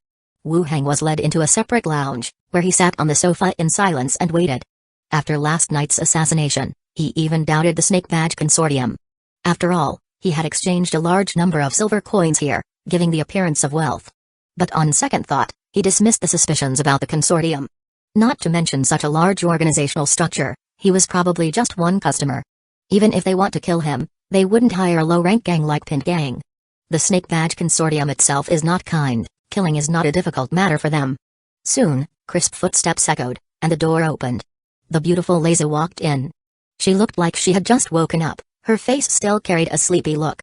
She closed the door with a smile. "Good morning, Mr. Wu Heng." "Good morning." Wu Heng also greeted, and said directly, "I came here today to ask if the consortium has any tools to conceal my appearance." "Of course we do, let me get someone to prepare them." The woman instructed someone outside, she then sat down across from him. The two chatted briefly before someone brought in 2 items and put them on the coffee table. Trick earrings, when worn, can blur your facial features. It's a pretty good item. Illusion veil, a special item, changes your outer appearance when worn. The woman introduced each of the items. Wu Heng also focused on the 2 items on the table. Trick silver earrings. Description: silver earrings engraved with illusion magic that can form a fuzzy illusion on the face. It can block creatures below level 20 from recognizing the wearer's face. This is an item that can make your face fuzzy. This item is actually a bit redundant. It's no better than wearing a mask that covers all of your face. But I can understand the idea behind this item. One's eyes and hair color could lead to identity exposure. If everything is blurred, it would be harder for others to recognize you. But it doesn't seem to be what I need. I then focused on the second item. Illusion veil, special item, type, special item, function, illusion, mimicry, side effect, wearer will unconsciously attract males, Chapter 131, Illusion Veil 1 Illusion Veil, Special Item, Type, Special Item Function, Transformation, Mimicry. Side effect, when worn, it will unconsciously attract males. Description, when worn, it covers the body and clothing with a female magic illusion and mimics a female voice. Physical examination cannot deceive the transforming effect. If perception is 30 or above, it will see through the transformation effect. Shit. Ghost Hag's ability. When in the ruined temple, a few scantily clad nuns with provocative expressions made a deep impression. If they hadn't been in the form of the ghost hag, an old woman with a face full of sores, Wu Heng would have found them quite an eye candy. The ghost hag's ability to change her appearance is called transformation. Even after becoming a skeleton, this skill had stayed. But impersonating a living being had imposed certain restrictions. This special item in front of him must somehow be related to the ghost hag, otherwise how could it be so similar to her? The effect of transformation can turn one into a woman and mimic voices. This would completely meet the requirements for disguises, but this side effect, attracting males, well, it might not be unacceptable. Attraction, huh? Not like anything really needs to be done. And besides, the duration of wearing it might not be that long. After he thought it through quickly, he asked straight away, how much for this veil? The woman looked at him and smiled, 2,500 silver coins. That expensive. The corpse wrap only cost 1,500 silver coins when he bought it, and the invisibility effect of that was not inferior to this one. The woman still kept her smile. Given the side effect and display effect of this item, it's worth the price. The side effect of the corpse wrap was that if it was used by a living being, they would be tainted by the death energy on it, their skin would rot. For living beings, this was a major side effect. But unconsciously attracting men, it didn't seem to pose much of a problem. Alright, I'll take it. Wu Heng took out the corresponding amount from his space ring and handed it to her. After the woman had recorded it, she handed the veil to Wu Heng. This is now yours. Wu Heng nodded, okay, I won't disturb you anymore. Take care, customer. After leaving the consortium, Wu Heng went straight back to the association's lounge. Duke wasn't there, Wu Heng was the only one in the lounge. Sitting on the sofa, he rethought his plans. He took out the veil he just bought and put it on his head. A transparent light covered his whole body from the top of his head, then everything returned to normal. Wu Heng raised his arms, looked at his palms and the back of his hands, and then looked at his body. There were no changes at all. Holy crap, don't tell me it's not working. He took out a mirror from his space ring, placed it on the coffee table facing him. Looking at it, Wu Heng's expression on his face became weird. In the mirror was him, golden hair, green-eyed, fair-skinned with rosy cheeks. Shit, I feel hot. He actually turned into a woman. But looking at his arms and body with his own eyes, there was no change at all. Through the mirror, he could see slightly protruding breasts. Won't this attract even more attention if I go out?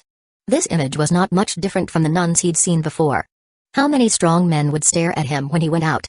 It would be better if the face could appear less attractive. He thought to himself. Another beam of light flashed over him. His appearance began to change again, this time less provocative. This effect made Wu Heng happy. The appearance could be adjusted. This item was worth it. He continued, lower it some more. Keep lowering it. After lowering it a few times, Wu Heng transformed into an ordinary middle-aged woman. She wasn't ugly, but you couldn't tell she was especially attractive either. A normal, unremarkable face was less likely to attract other people's attention. Feeling that there were no problems, Wu Heng walked out of the lounge, and went to the reception desk. The receptionist looked at him and smiled, "Ma'am, how may I help you?" "No, I'm just looking around." Confirming that the receptionist didn't recognize him and that his voice did sound like a woman's, he walked out of the association and headed for the lower town area. Wu Heng left the association and headed straight for the lower town area. According to the information obtained from the interrogation yesterday, he arrived at the location of the Pinned gang. There were hardly any people around. Only at the entrance were two gang members leaning against a wall, standing guard. Wu Heng summoned Zhao and asked her to explore inside the building. If they discovered someone like Rocky, the boss of the Pinned gang, they would send someone in to kill him straight away. Soon, Zhao returned, burrowing back into his body. The shared vision from just a moment ago. There was no one in the building, not even in the small courtyard. They couldn't have run already, could they? Wu Heng muttered. The target hasn't been discovered. Wu Heng made a round in the neighborhood, casually flirted at a few burly men, then went straight into a nearby pub. The pub was a mixed bag. You might catch a piece of useful information, or stake out until your target arrived. At this time, the pub was not particularly busy, but there were still quite a few patrons. Wu Heng chose a seat in the corner. A bartender soon came over asking, "Madam, What'll you have? We have drinks made especially for ladies. Wu Hang glanced at the menu and ordered a fruit wine. The beverages in London City were somewhat pricier than in Blackstone Town.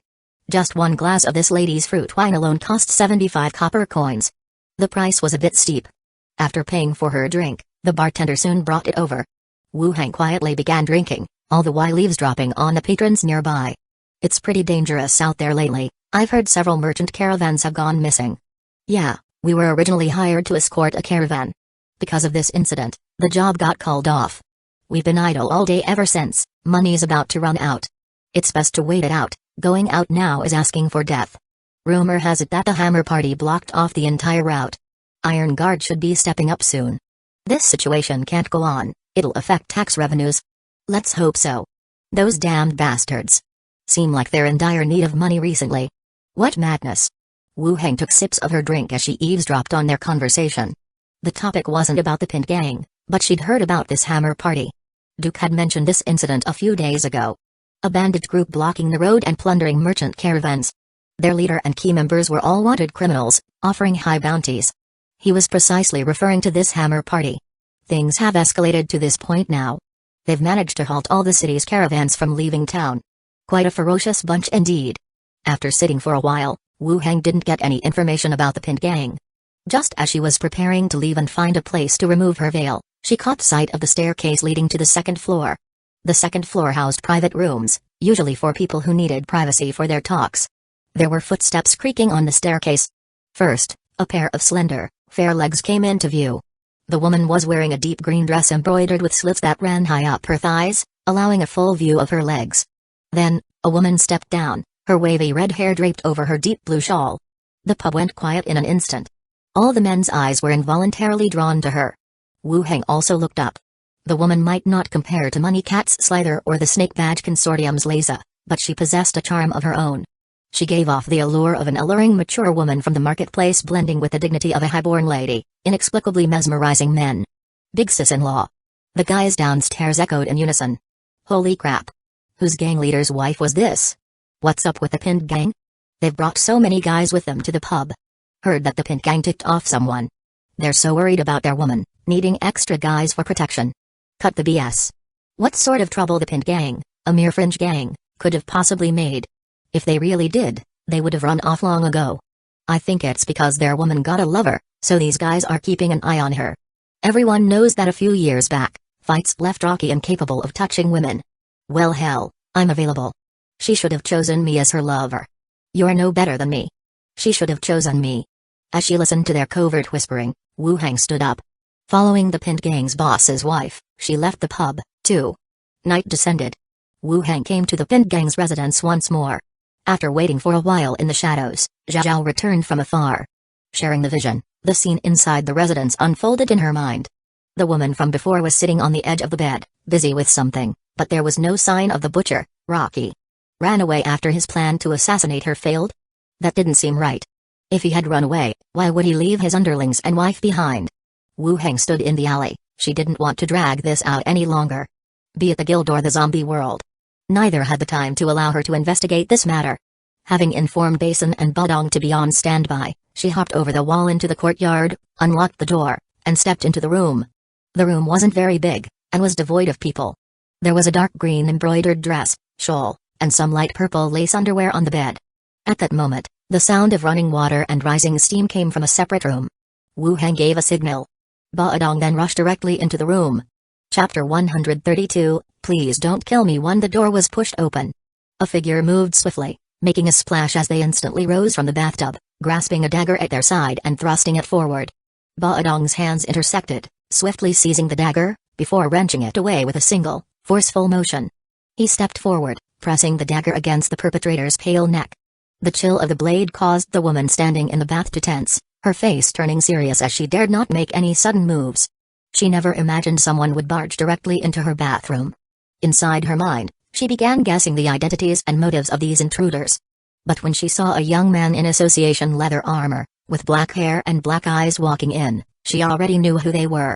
Her heart turned to ice. She might not survive today. Wu Hang unabashedly examined the woman's body. Her smooth skin was beaded with water droplets. Voluptuous and delicate, she was truly a rare beauty. The lady of the house is home, I see? Wu Heng asked directly. Sir, I'm afraid there must be some kind of misunderstanding here. If we have offended you in any way, I'll apologize first. We will also compensate you to your satisfaction, the woman said gently. Wu Heng chuckled, you don't recognize me? Then how did you find my house last night? Those several men admitted that they were from your Pendant gang. The woman's face turned even paler, this must be. Seeing her try to argue, Wu Heng didn't bother to waste any more words. He made a glance at Badong. The dagger against the woman's neck began to press, its sharp blade piercing her skin. The woman felt a sharp sting and chilliness on her neck. Her face turned pale with horror. She quickly said, it was Fisher. Wu Heng raised his hand to stop Badong from applying more pressure. Trails of blood trickled down from her neck, staining her chest red. The woman's face was full of horror, yet she didn't cry out or scream. She hurriedly said, the one who wanted to kill you was Fisher. He gave 500 silver to Rocky as down payment. After your death, he would pay the rest. I am a member of the association too, a secret speaker, and we are on the same side. I wouldn't harm you. As she spoke, her face grew paler. Wu Heng had planned to kill Wenshai initially. But it seemed the woman wasn't as obstinate as he had thought since she confessed everything. Moreover, she was smart enough to know right off the bat what he cared about the most. His conflict with the 8th Squad leader Fisher was known by only a few people within the association, so the chance of it reaching a gang was quite slim. Considering the connection to the assassination attempt last night, everything she said was probably true. Unexpectedly, the mastermind behind this was Fisher, yet it also made sense. Initially, his prime suspects had been the associates of some wanted criminals he had captured before. As for Fisher, he had suspected him, too, but didn't think their issues would escalate to a life-and-death struggle. It appeared Fisher harbored great animosity towards him. The woman looked at him cautiously and continued, I had nothing to do with this incident. I have no reason to harm you. Wu Heng retorted directly, compared to your words, I trust the dead more. The woman turned deathly pale. She quickly replied, I tried to dissuade Rocky from getting involved in the association affairs, but he didn't listen to me. I have nothing to do with this incident. Sir, you're an emissary working in the field. I'm a secret speaker and maintain a high prestige within the Pendant gang. I can help you gather much useful information. As you've just come to London City, you need some people to help you out. I can do that. Sir, I can be of use to you, please don't kill me. Speaking rapidly yet clearly, the woman was making her case. Wu Heng examined her up and down, and to be honest, he was somewhat tempted. This woman was clever, every word she said hit home. Rocky had to die, there's no doubt about that. However, once Rocky was dealt with, this Pendant gang could potentially help him gather information and handle matters he couldn't personally deal with. That certainly wouldn't be a bad thing. Supporting a gang under his control became a necessity. Do you want to live? Yes. With a wave of his hand, Wu Heng took a scroll out from his space ring. Slave contract scroll, description, a magical scroll drawn with a slave contract. Once the contract is in effect, the contracted cannot harbor any negative thoughts towards their master. What you said indeed interests me, but you are not trustworthy. I need you to sign a slave contract with me. This is your only chance of survival.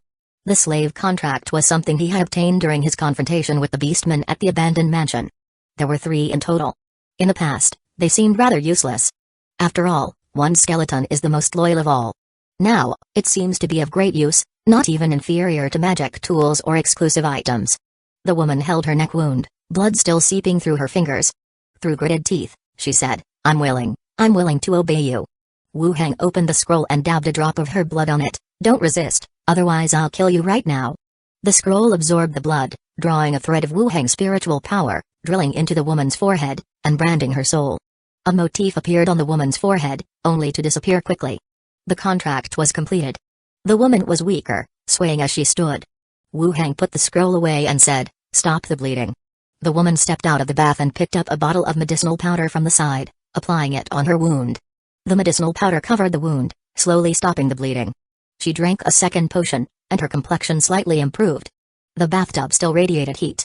Petals floated on the water's surface, spreading a faint scent. The woman stood cautiously on the side, newfound reverence in her eyes. She spoke softly, Master, may I put on my clothes first? Her voice was weak. Put them on, Wu Heng replied. Baodong put away his dagger and returned as well. The woman turned, bent over in the bathtub to wash off the blood, put on a robe, and stepped out. Wu Heng sat on the edge of the bed while the woman knelt on the ground beside him, her expression humble. Where is Rocky? Wu Heng asked again. Rocky fled, He sneaked out the city as soon as the gate opened this morning. If something goes wrong, he will leave immediately, she replied. He didn't take you with him? No, he was uncertain whether you had discovered us. The other gang members don't know what has happened. I stayed here to keep them under control. If nothing dangerous happens, he will return and continue to lead the Pint gang. He's ruthless, abandoning such a beautiful woman so easily. The woman cautiously looked up at him and whispered, Rocky was injured some years ago, and we haven't lived together for a long time. At most, he would occasionally touch me. This was similar to what Wu Hang had heard at the tavern. Rocky was injured, and it was a wound that even the potions in this world couldn't heal. Yet judging by the woman's tone, it seemed she intentionally emphasized this point. I'm going to kill him. What are your thoughts on that? Wu Hang asked, his gaze fixed on her. I will follow your instructions, master. We don't have much sentiment towards each other and we can abandon each other. Good, I want to kill him as soon as possible. Do you have any ideas? I'm not sure where he is hiding, but he will return at most in 3 days, once he's sure it's safe here. I'll let you know when he returns. Wu Hang was satisfied with her answer. Throughout, she gave an impression of being obedient and docile. What's your name? Wen Mancha. Sit by the side, you don't need to kneel on the ground, Wu Hang continued. Wen Mancha carefully stood up and neatly sat by his side. Then, after some thought, she sat back on her knees next to Wu Hang, gently rubbing his leg. The loose collar of her robe exposed a wide expanse of ivory skin, below the hem, round thighs. Wu Hang hadn't had his mind on anything other than murder and questioning before.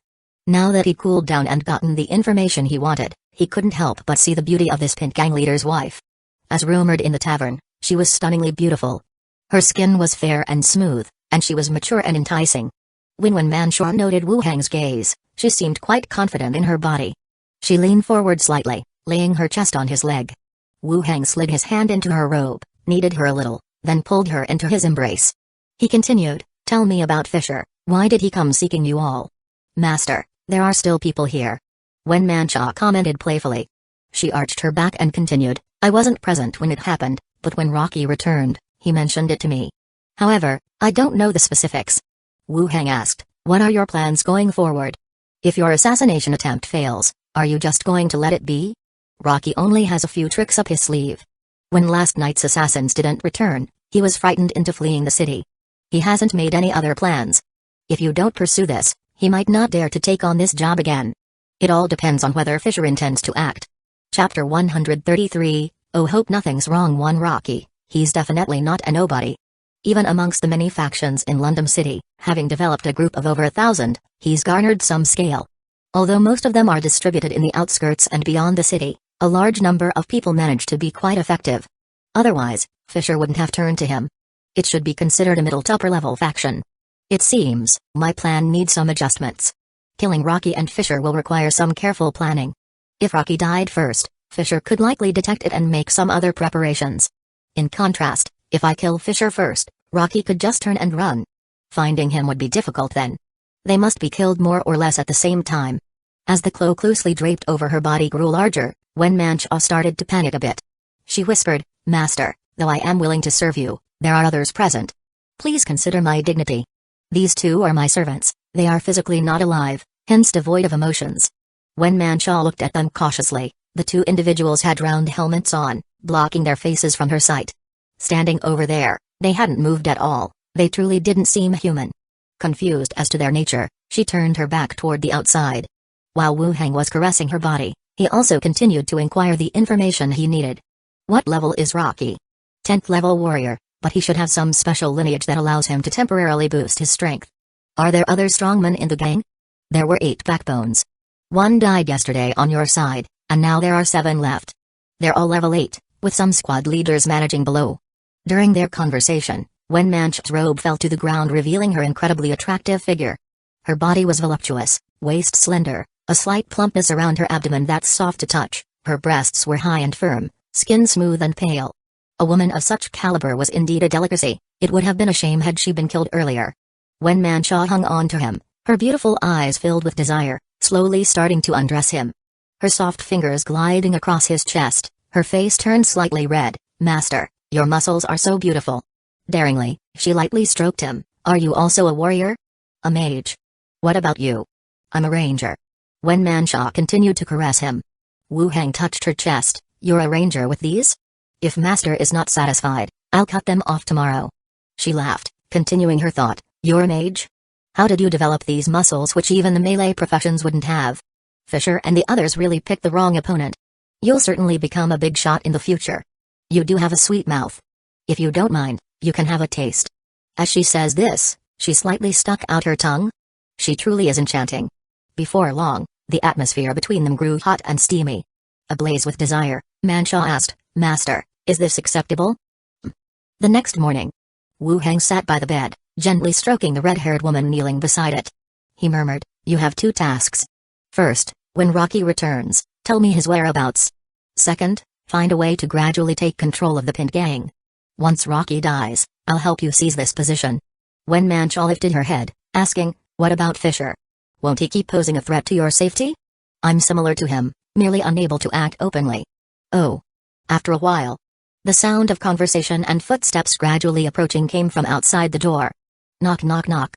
The door was knocked upon, and a voice was heard, Sister-in-law, breakfast is ready at the pub. Cough. I got it, you guys wait outside the courtyard, I'll be out soon. Yes, ma'am. The footsteps faded away. When Manshaw whispered, Master, I need to go. I will send someone to report to you. When Manshaw changed into a fitted long dress, a scarf hiding the pale scars from last night, changing from her provocative demeanor back to her reserved and indifferent self. She stepped outside.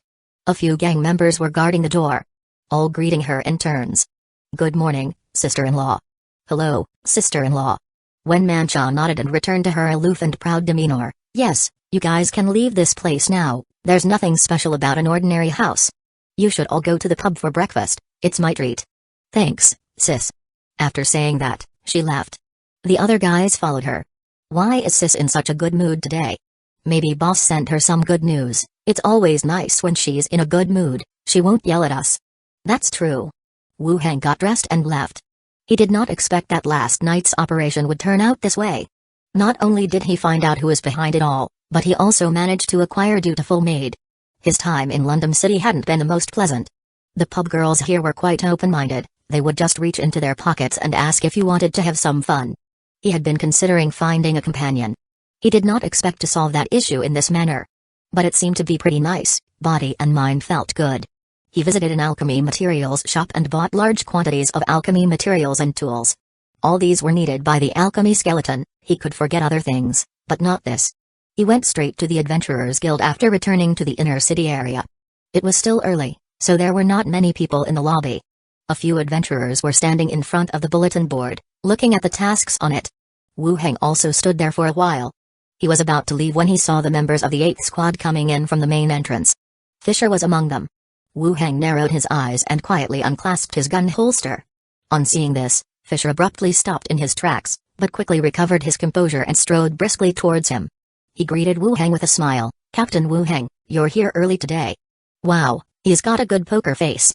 Wu Heng also stopped and said, Don't get me started, my place was broken into by thieves the night before, I haven't slept well for 2 nights. Fisher's face changed slightly. Oh my god, were you injured? People dare to steal in the inner city? I wasn't hurt, but I've been wondering about the identities of those guys, Wu Heng replied, feigning distress. Fisher took a glance at Wu Heng's expression and continued, London City is like this. There are too many idle people. Forget about you, I heard that even the city hall has been robbed. As long as no one died and nothing valuable was lost, there is no need to dwell on it. Just be more cautious next time. Yeah, you're right, Fisher. Wu Heng glanced at the team members standing behind Fisher. Is the 8th squad heading out on a mission? No, we had some misunderstanding with the 12th squad last time. We just got back to work and came to report to the executive. Fisher glanced in the direction of the executive's office. Ah, you should hurry then. Don't keep the executive waiting. We'll chat next time. Sure. The several people said their goodbyes and went their separate ways. After walking a few steps, Fisher turned his head slightly to glance at Wu Heng, who did not look back. Wu Heng didn't look back. He left straight away. Fisher's acting was quite good. If he didn't have the information from last night, he might have been tricked by him. But knowing that he was the man behind it all, Wu Heng could detect the probing in his words, and the relief in his expressions when he heard himself talking about thieves. He must be worried that Wu Heng would find something investigative and report it directly to the guild. Killing a fellow adventurer is no small matter. But the procedures might be complicated: investigation, confirmation. It would be difficult to really nail it down. Wu Heng didn't plan to settle it through the guild.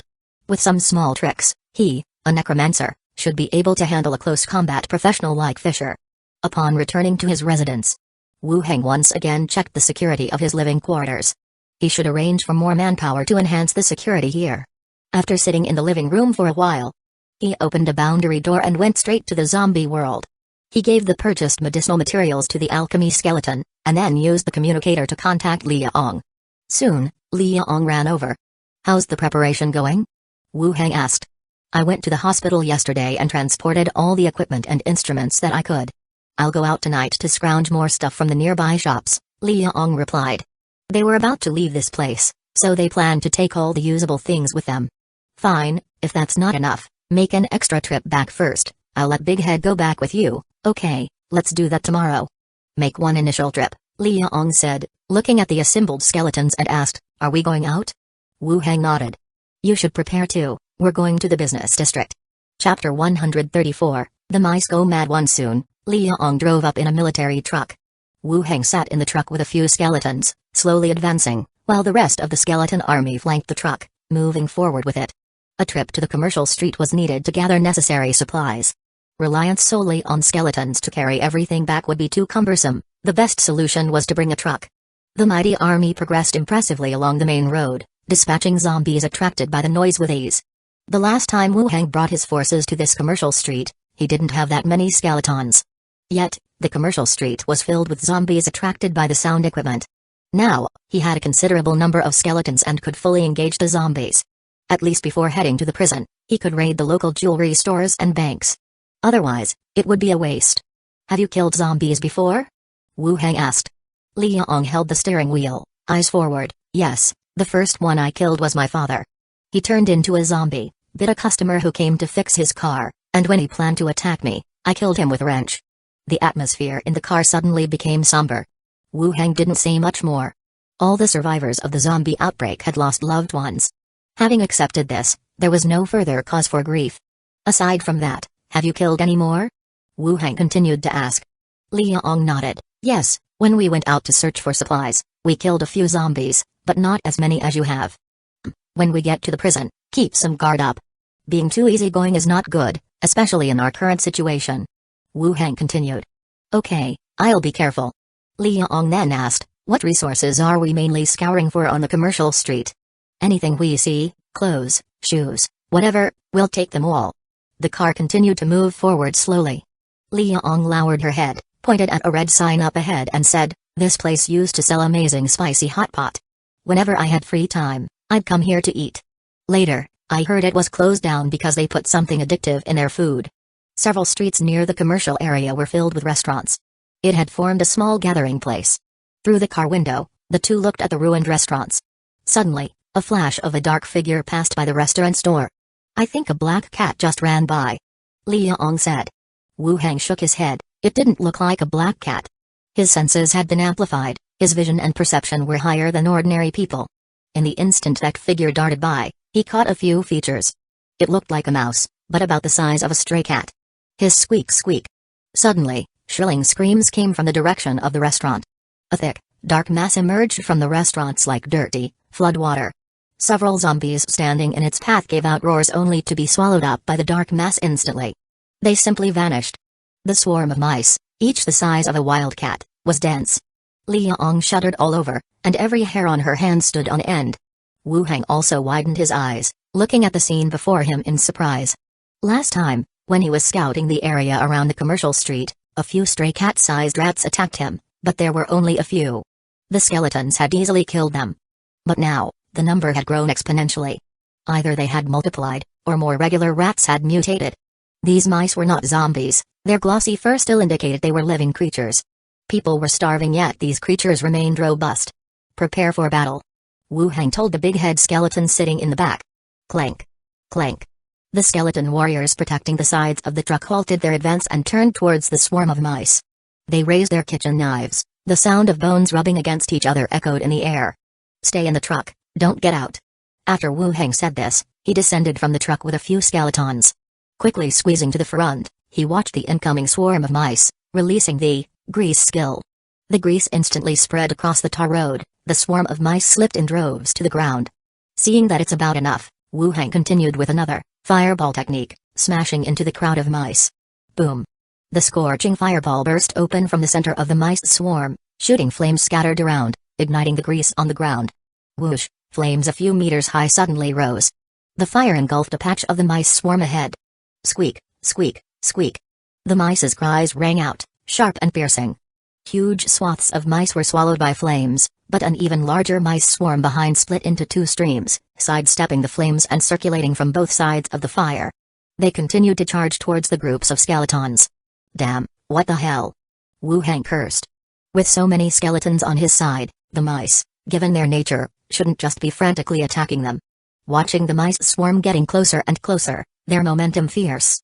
All Wu Heng could do was to give an order, attack. Crash. A large wave of skeletons charged, holding cleavers, they faced the oncoming mice swarm head-on. The white and black wave clashed together. A fierce battle commenced. Crack splat, throb, throb, throb. The sound of the bone being bitten and crushed, and meat being chopped, instantly filled the entire space. Zhao, go check and see what's happening over there. What is wrong with these mice? Wu Heng sent out Zhao. Uncle, I'm a little scared, the mice are too disgusting. Zhao flew out and hid behind Wu Heng, looking very cautious. Cough. Well, these are just regular mice, we're adults now, we can't be scared of these things anymore. Not scared of zombies, but scared of mice. This is kind of strange. But, I'm scared too. Fly higher, keep your distance from them, then go in and take a look, confirm whether there are any other monsters and then come out. Wu Heng continued to coax. Zhao hesitated for a second, but eventually nodded in agreement. Okay then. The aqua semi-transparent body immediately shot up high, flew towards the opposite restaurant area, and dived into the shop. On the front, the skeletons and the mice swarm had already tangled together. It was pure chaos. Skeletons can't feel pain. They don't have the weaknesses of living creatures. But when facing the mice swarm, they seemed at a disadvantage. The mice crawled close to the ground and moved exceptionally fast. The skeletons had to squat down to hack these mice, making their movements particularly awkward. Wu Heng, standing near the truck, could even see the mice climbing up the skeleton's bones and directly entering the rib cages, randomly gnawing at the rib bones. From the looks of it, the skeleton swarm seems to be overwhelming the mice swarm, but the death rate of the skeletons on the battlefield is higher than that of the mice. Soon, Zhao flew back from the opposite side. She said, "It's all mice. They have nested in there. Come back, let me see." Zhao flew back into the body. Wu Heng saw the scene inside the restaurant. Still, it was a huge swarm of mice. And even more mice were climbing out of places like sewage outlets, continuing to join the mouse swarm, charging towards them. Damn, just my luck. Wu Heng cursed. Going out, encountering a crazed mice swarm. Bang, bang, bang. At this time, Li Yong was sitting in the truck, knocking on the car door vigorously. Look ahead, the zombie swarm is coming. Wu Heng looked straight ahead. A large number of zombies poured out from the commercial street. As black as the sea, they entered the main road, then rushed toward them. Damn. Chapter 135, Gnawing Bone 1. The cacophony of footsteps echoed heavily. Hordes of zombies poured out from the commercial street, charging into the main road, hissing and howling, rushing towards the position of the skeletons. In a blink of an eye, it was crowded. Damn it. Wu Heng cursed under his breath, his face turning grim. The sound of the battle had attracted those zombies. On one side was a rat swarm, and now there were also zombies to contend with. If they weren't careful, it could become dangerous. There are also zombie dogs here, Li Yong continued.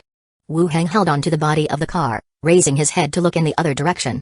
5 mutated dogs were watching from afar. They loitered around, seemingly contemplating whether or not to join the fray. Wu Heng's brow furrowed instantly. To his left was the rat swarm, on his right were the mutated dogs, and right before him lay the undead horde from the commercial street. Great. If it weren't for the fact that zombies lack intelligence, he'd have suspected that the 3 sides had set a trap to lure him in. What should we do? Shouldn't we back off? Li Yong seemed slightly frantic. Those who have survived the zombie world, understandably, have their mental strength upgraded. But facing the current situation still induced a sense of fear. It felt like being surrounded. The rear was currently enemy-free, they could still escape by car, but they would have to leave some of the skeletons behind. Don't panic. Wu Heng said, turning his head to the big head zombie. Have the spear-wielding skeletons form a spear array to face the horde. Unlike Li Yong, Wu Heng didn't believe that he was going to lose.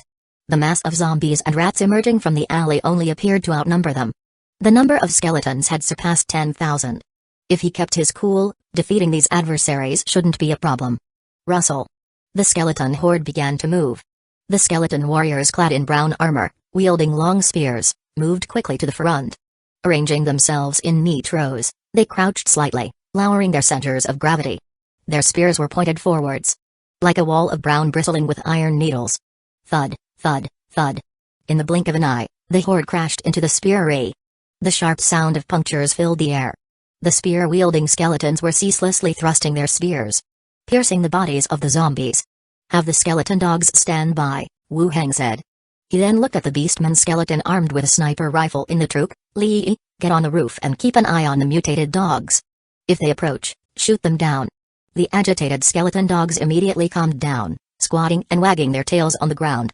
Skeleton Li climbed onto the roof, holding his sniper rifle securely and watchfully eyeing the wavering mutated dogs on the other side. These mutated zombies were different from regular zombies. They would run away at the first sign of danger, making them quite tough to catch. So, he couldn't attack them directly now. It was better to wait for them to get closer, to ensure he could take them all out. With all the orders given, the situation had temporarily stabilized. Wu Hang turned his attention back to the swarm of rats. Rats, the size of wild cats, were climbing and gnawing in the ribcage of the skeletons. The cracking sound of breaking bones rang constantly in their ears. When he was younger, he had read a novel. It was about a rat plague. The rats consumed all the food and started to prey on humans. The humans tried numerous methods to exterminate the rats, but all failed. In the end, they were forced to abandon their city and leave. Back then, he thought the story was an exaggeration. How could rats ever defeat humans? But now that a similar situation had unfolded before his eyes, he truly understood how formidable the rats were. As Wu Hang surveyed the battlefield, his brow furrowed tightly. The swarm of rats was dense, and using the number of his skeletons to kill them off wasn't a viable method. He went over all his skills and all available attacks, thinking about how to exterminate the rats more efficiently. He didn't want to rely on the quantity of his skeletons to finish off the rat swarm. "We brought a few spare oil barrels in the car," Liang chimed in again. "Quick, take it out." Liang opened the car door, bent over, reaching into the rear seats of the truck. She passed out the gasoline-stuffed soybean oil drum, barrel by barrel. 5 barrels in total. Not much in quantity, but it should be enough to block a side of the road. She tightened the lid of the soybean oil drum and handed it to the spectating big guy, saying, "Go, throw these barrels into the rat crowd, spread them out." Big guy picked up a soybean oil drum with one hand and threw it out directly. With a thud, the full oil drum knocked down a few rats. Simultaneously, the barrel shattered, and gasoline splashed all over the rats and the ground. Thud, thud, thud. Following that, one oil drum after another was thrown out, scattering into the rat crowd. A large group of rats, dizzy from the blow, started to hiss angrily at the front. Wu Hang saw that it was about time. He lifted his hand, aimed at the sky above the rat crowd, and cast a fireball technique. The orange-red fireball flew to midair, exploded with a bang at a certain height, and dispersed like fireworks. Several streams of flames fell into the rat crowd, igniting the gasoline. Whoosh! A flame larger than the grease skill instantly covered the rat crowd, spreading across the entire street. The wave of fire, like a collapsing furnace, carried scorching roasts. The air began to distort from the burning. Squealing. The rats swallowed by the sea of fire began to struggle and hiss, issuing piercing screams. The great fire continued to spread in the direction of the rat crowd. The densely packed rats chasing after them didn't stop spreading. The rat crowd, frightened by the fire in front of them, began to scatter and flee, retreating into the shops behind them, vanishing into the private rooms. Only the rats swallowed by the fire were left, still struggling non-stop, gradually losing their resistance. Whoosh! Seeing the rat crowd retreat, Wu Hang also breathed a sigh of relief. These things are really troublesome. Thud. Suddenly, a gunshot sounded. Wu Hang turned his head and saw Li had already pulled the trigger. A horse-like black-backed dog in the distance had a hole pierced through its forehead, staggered a few steps, and then fell to the ground. The several others who were tearing at the skeleton's mutated dog were stunned on the spot. They looked around in terror, wanted to turn around, and flee in the distance. Bang, bang, bang. The gunshots sounded again, the bullet piercing through the bodies of the mutated dogs. At the same time, several skeleton dogs rushed out from the team and charged towards the mutated dogs. The mutated dogs not yet dead showed their panic, wanting to escape. Bang, bang, bang, the gunshots rang out again. Their bodies were pierced by bullets. The skeleton dogs charged up to them and began to tear madly at the bodies of the mutated dogs.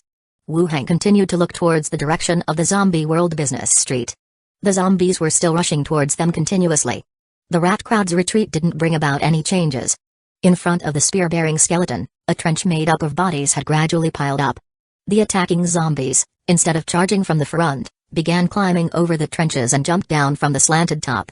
They threw themselves into the forest of spears. Standing in the back watching the battle, Wu Hang continued to order, "Big guy, second chunk, you go clean up the zombies too." The two giant skeletons, wearing iron armor, charged directly out. Like raging bulls, they rammed right into the crowd of zombies. Their arms swung like pendulums, throwing out large groups of zombies, scattering them everywhere. Wu Hang once again confirmed the direction of the rat crowd, and seeing there was still no movement, he continued to order, "Move forward." Clatter. The crouching spear-carrying skeleton warriors stood up, climbed over the pile of bodies, and continued to advance in the form of a spear array. Chapter 136, Scouring for Gold Bars. 1. The skeleton troop, like a meat grinder on the battlefield, started to push forward. The zombies in front were driven back, while the ones on the sides planning to outflank were blocked by even more kitchen knife skeletons. The slaughter and the fight resumed. The two sides clashed together. Wu Hang did not participate this time. He was issuing orders while paying attention to the direction of the rat swarm. Although the rat swarm was repelled by the fire, it was uncertain if they would madly rush forward again. If the rat swarm attacked humans, or some animals, it would be understandable. Bullying the group of skeletons was somewhat difficult to comprehend. Had they gorged on meat and grain, were they now planning to gnaw on bones to replenish their calcium?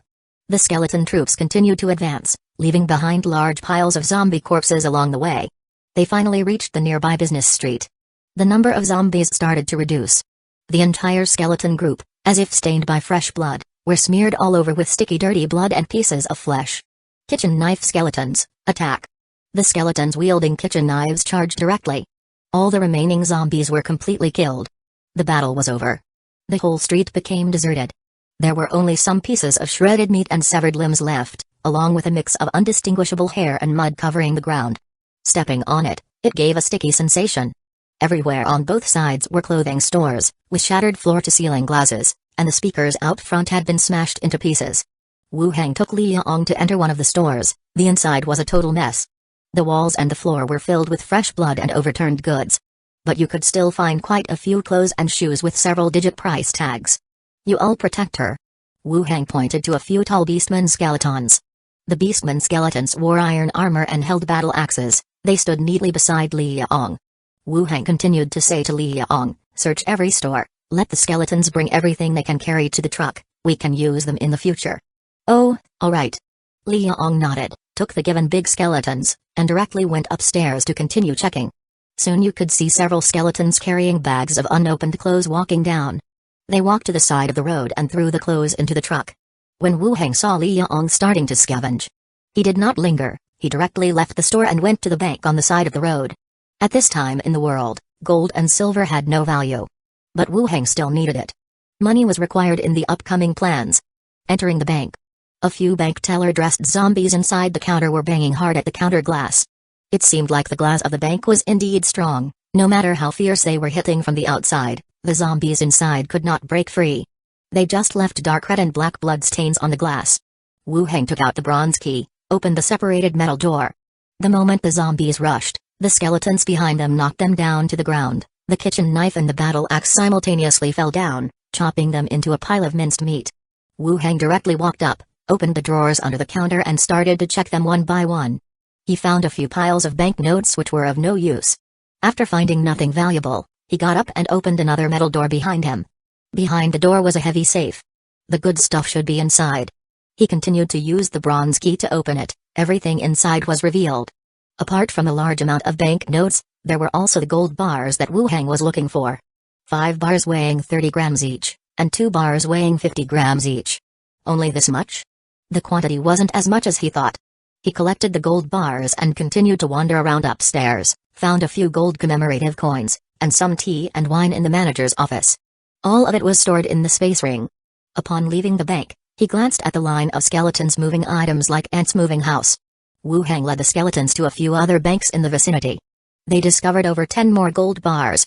The majority were 30 grams, with only one being 100 grams. It was less of a haul than anticipated. Returning to the commercial street, they entered a jewelry shop.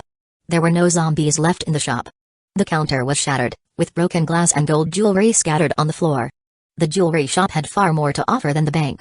A wide variety of gold and jade jewelry was displayed before their eyes. Wu Hang finally smiled. It seemed there were still gains to be made. Bursting open the glass cases, they picked up the jewelry from the broken glass and stored them in the space ring. In addition to the glittering gold jewelry, there were many luxury gift boxes under the counter, quite prestigious looking. After packing everything away, they continued to scavenge the inside of the shop. Still the same safe, inside contained 5 finished gold bars. There was no label indicating their weight, but they seemed close to 10 grams each. He stored everything in the space ring and left the shop satisfied. Relying on his previous memory, he walked to the next shop, only to find that it had changed into a milk tea shop. God damn it, it's gone, they've changed the sign. Wu Hang strolled down the commercial street, but didn't find a second jewelry shop. Being just a district of a small city, it wasn't very developed, and there was only one such shop on the whole street. Still, the gains were decent. Doing a rough estimate in his mind, he had over 700 grams of gold bars, which could be exchanged for quite a sum of money. At the very least, it would be enough to get by in London City for a short period of time.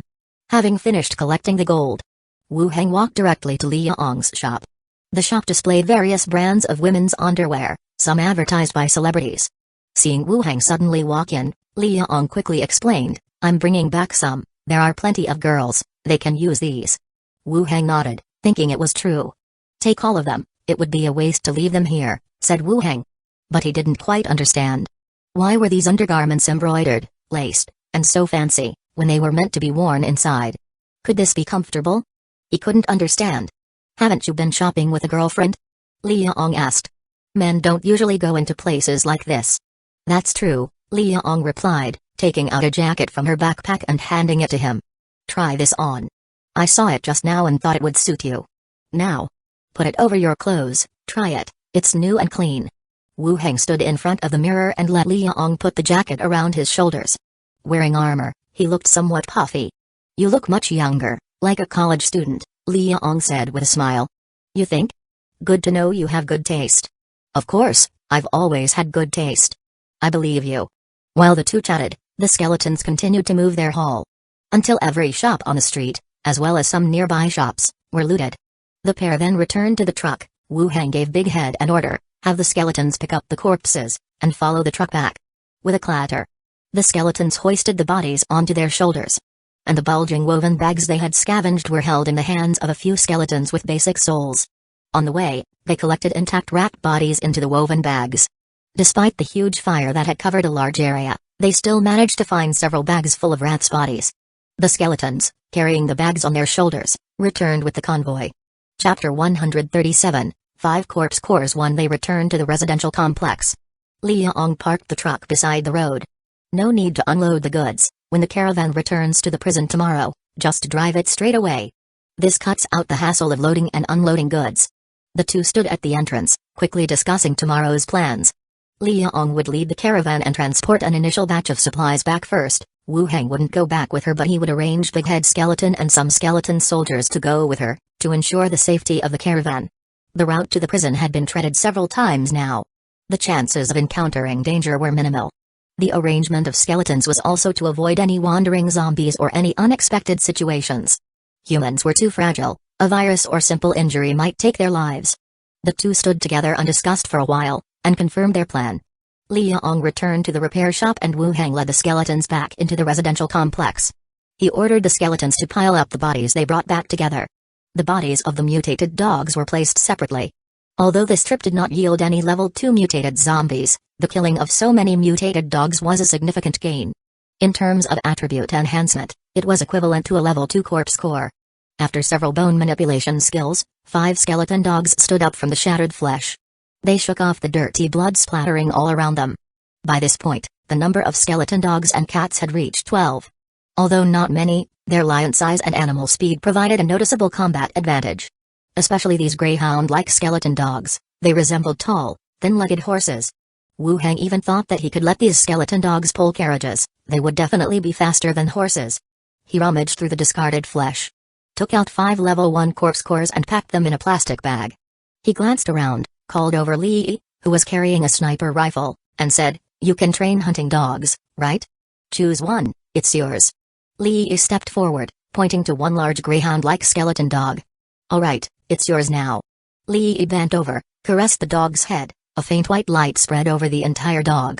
The next moment, the skeleton dog happily waved its tail and started circling around Lee. The remaining skeletons were instructed to patrol according to the original plan. Wu Heng walked straight into the alchemist skeleton's room, handing him the 5 corpse cores. As it seems now, the number of alchemist skeletons was still insufficient.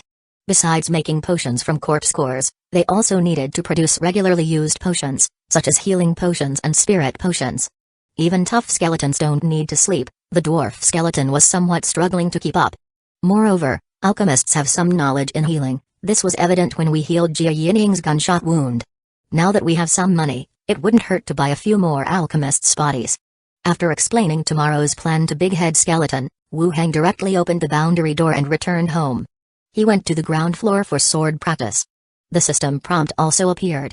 Swordsmanship unlocked, Greyhawk slash, beginner, Greyhawk slash, quickly slash at a target up to 10 feet away. After hitting the target, the attack speed is increased by 5% and it disrupts the target's spell casting or charging.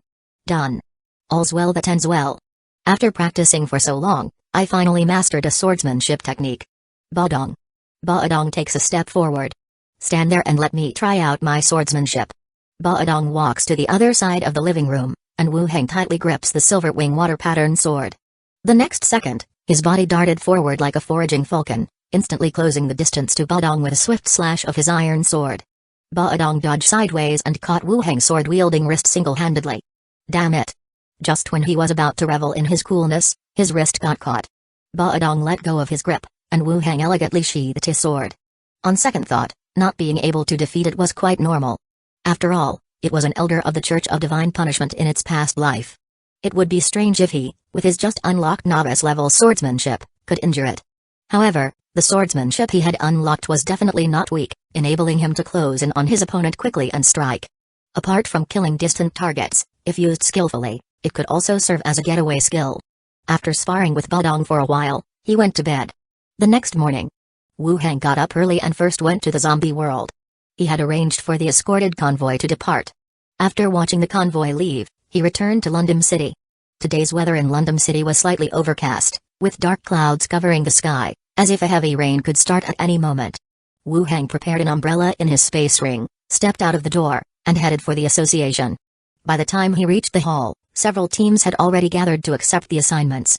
The professional association supported a fair number of teams and mercenaries. He approached the front desk. The staff member gave him a smile. "Good morning, Captain Wu Heng." Having spent a few days at the association, he had become a familiar face. "Good morning," Wu Heng responded with a smile, continuing, "I had won an intermediate item reward last time, I came to redeem it." The staff member checked her record book. "Captain, what type of reward would you like to redeem?" The intermediate item reward was rather ordinary. It could be exchanged for some lower-level scrolls, relatively exceptional weapons and equipment, as well as skill books. Only when reaching the high-level item rewards would magic items or special items appear. Scrolls were one-off items and not worth the cost. He didn't need weapons either, as he killed his enemies with guns now. Thus, skill books were more useful due to their feature that one just needed to read them to unlock skills, which suited him the most. "A mage's skill book, please." "Please wait a moment." Soon, the staff member came over with a few skill books. These were all low-level spells, such as Acid Splash, Dancing Light Skill, etc., all of which he had already unlocked. After roughly comparing them, he chose a book on the Featherfall skill. Description: designate up to 5 fallen creatures within the casting range to be under the effect of the spell. They will not receive any fall damage if they touch the ground before the spell ends. Featherfall was a supporting ability. However, in critical moments, it could be a lifesaver. Moreover, it wasn't just for him. Up to 5 individuals could receive the spell at the same time. It was a practical and strong skill. Having confirmed his reward, Wu Heng left. He crossed the corridor and headed to the team's rest area. Entering the lounge, aside from the beastman Duke, there was a green-skinned female beastman dressed in leather armor, with a dagger and quiver hanging at her waist and bow on her back. "Good morning, Captain," Duke greeted him. Today, Duke was wearing different attire. Aside from the usual flat plate armor, there were additional designs and patterns, making it look much more refined. The helmet was especially noteworthy. It was all metal, and there was an extra layer of protection at the forehead, making it appear rather heavy. Wu Heng nodded. Morning, Duke. Who is this? This is our new team member. Chapter 138, Duke Yukam One. The beast girl stood up, made a beastman-like gesture and said, Captain Wu Heng, I am Mada, a level 7 ranger. Wu Heng paused. That's right, my team isn't fully formed yet, I forgot about that. Do you have your documents with you? Wu Heng asked. The beast girl handed over the personal details prepared by the association. Wu Heng glanced at it and found it to be the same as written in her details.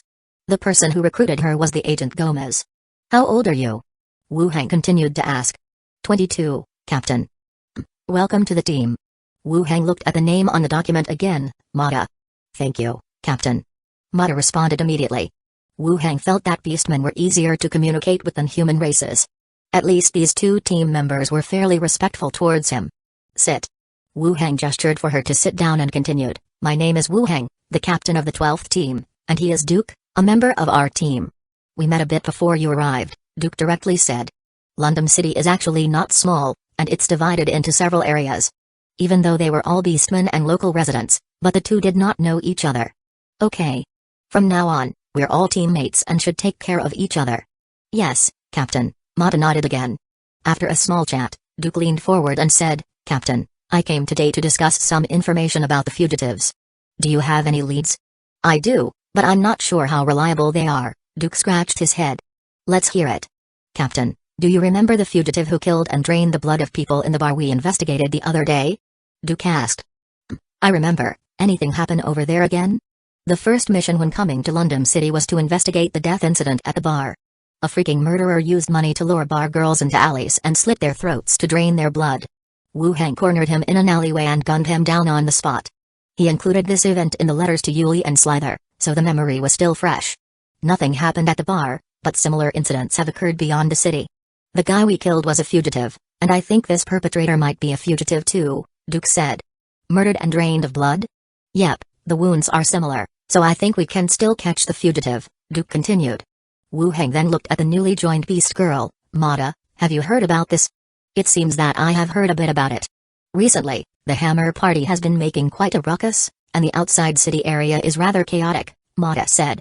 Wu Heng nodded, looking at the somewhat dim sky outside.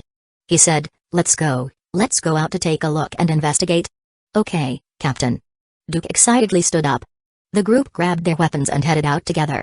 They walked out of the association's main gate. Mada whistled towards the sky. A black-winged eagle descended from the sky. It landed on Mada's leather-gloved forearm, its sharp eyes fixed on the people nearby. This is my tame beast, Black Feather. Then she said to Black Feather, this is my captain, and this is my teammate.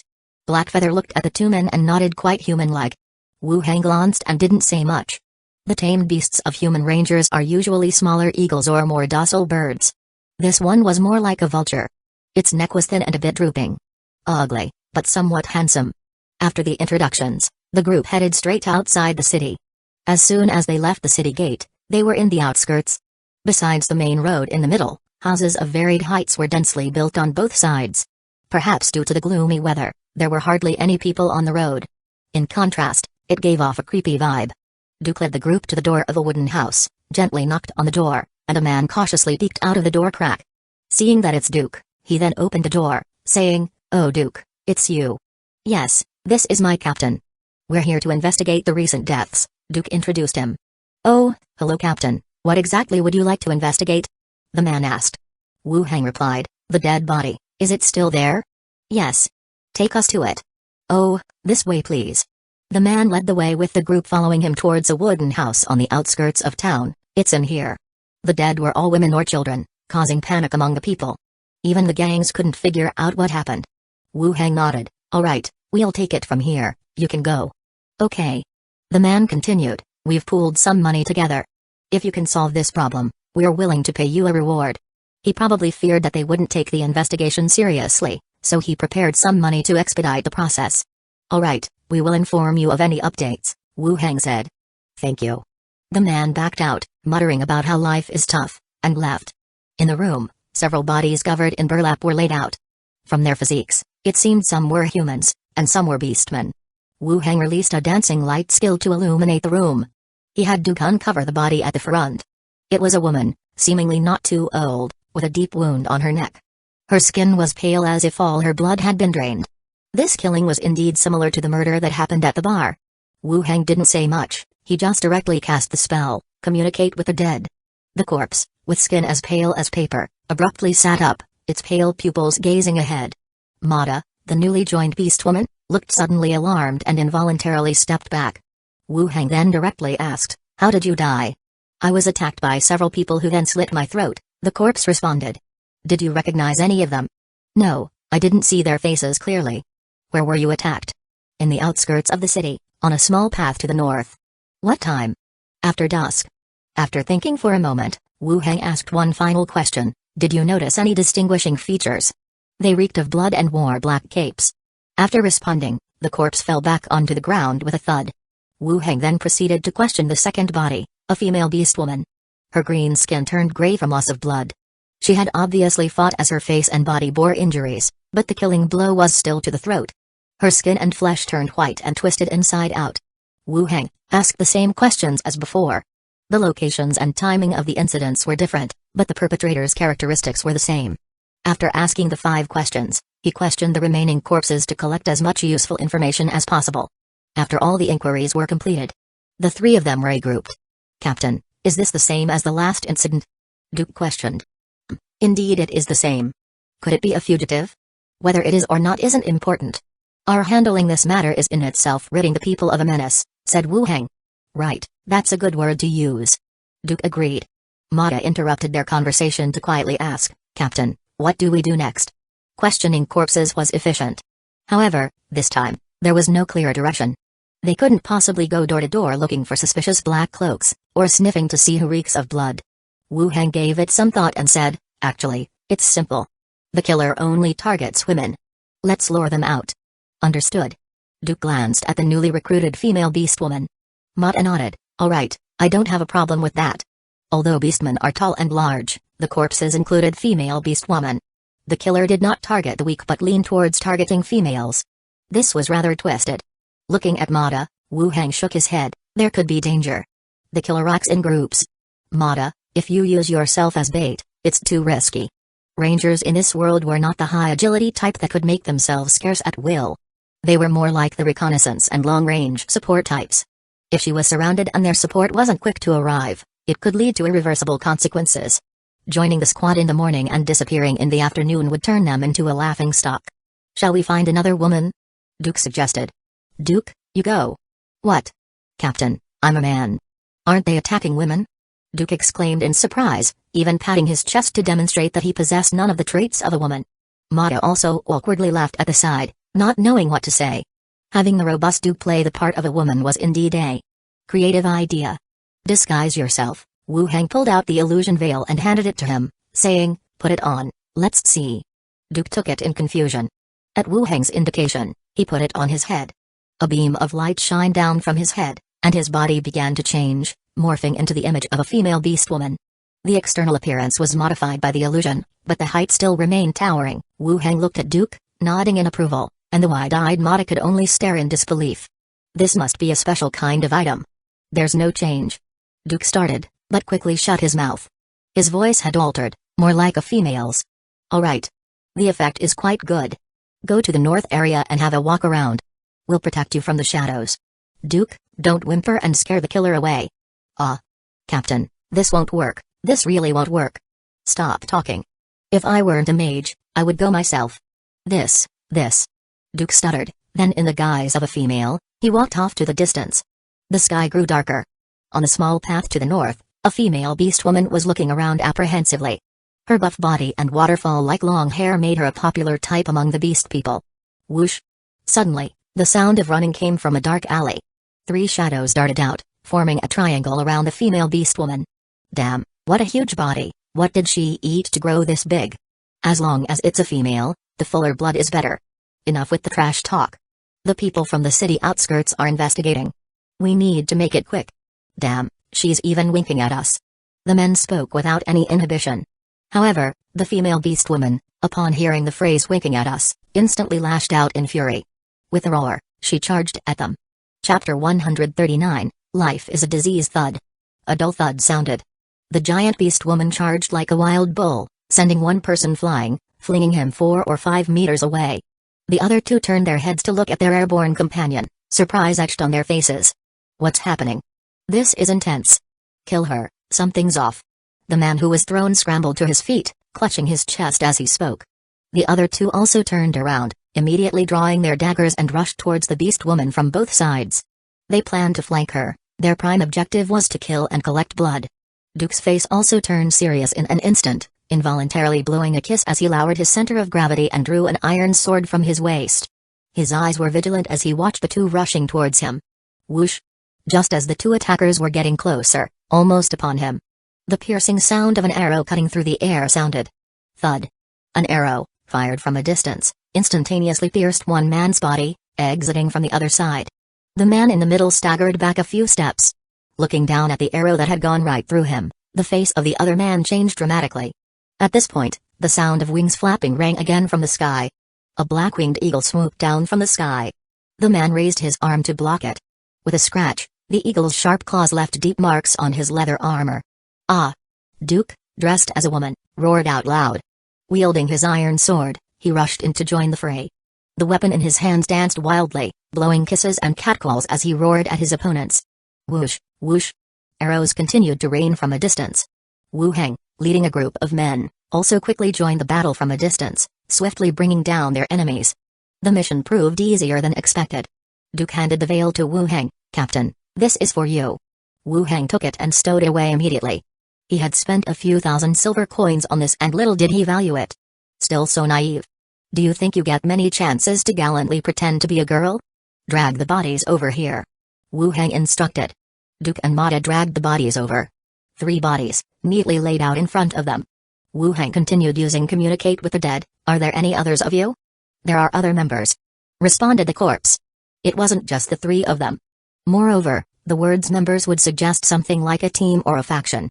Wu Heng tried asking, what is the name of your organization? The Blood Worship Sect. What the hell, there really was an organization. Wu Heng looked at Duke and Mata, both of whom shook their heads to indicate that they had never heard of it.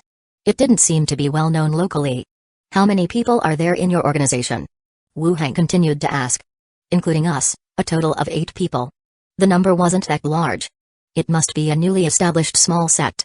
That's why they were sneaking around, killing people everywhere. Compared with some cults proclaiming strange doctrines, these random killers were even more detestable. What's your purpose in killing? Collecting fresh blood. Wu Heng wanted to ask what the fresh blood was for, but he felt that was not important. He continued to ask, where is your sect located? To the north, there's a separate house. At the end of 5 questions, the body fell back with a thud. Blood continued to flow from the wounds. Wu Heng continued to awaken the second body and immediately asked, what are the distinctive features of the house where you're hiding? The corpse replied, there's a red crescent moon pattern on the walls. What is the name of your leader? I don't know. Don't know? What's the strength of your leader? Level 10. Apart from the people of the Blood Worship Sect, are there any others helping you? No. You. After questioning the second corpse, Wu Heng started asking the third one. Communicate with the dead recalled the original memory. Sometimes, different people had different perspectives on the same question and thus gave different answers. Repeatedly asked about the number of people in the church and the level of the leader. He could confirm that it was just the newly established small sect. There were still 5 more people in the base, including their leader. A professional at level 9 or 10. Most likely level 10, because the one they killed in the tavern last time was a level 9 outlaw.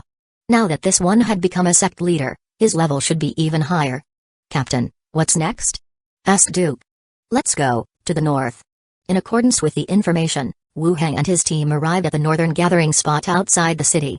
Standing in a dark alley, they waited silently. The black-feathered eagle circled the sky twice.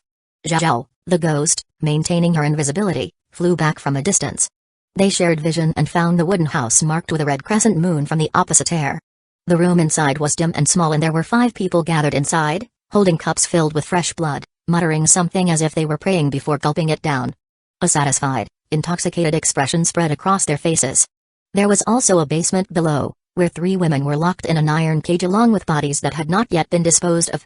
It seemed that the hunters were not the only 3 who had come out. Wu Heng frowned and contemplated a moment, then gestured towards the building across and said, there are 5 people in the house. Duke, Come with me. Mada, find a location and keep a watch. Pay attention to kill anyone who gets close or tries to escape. Understood. The two nodded. Wu Hang led Duke and the two skeletons towards the house. As they approached, a voice came from beyond a door. Who's there?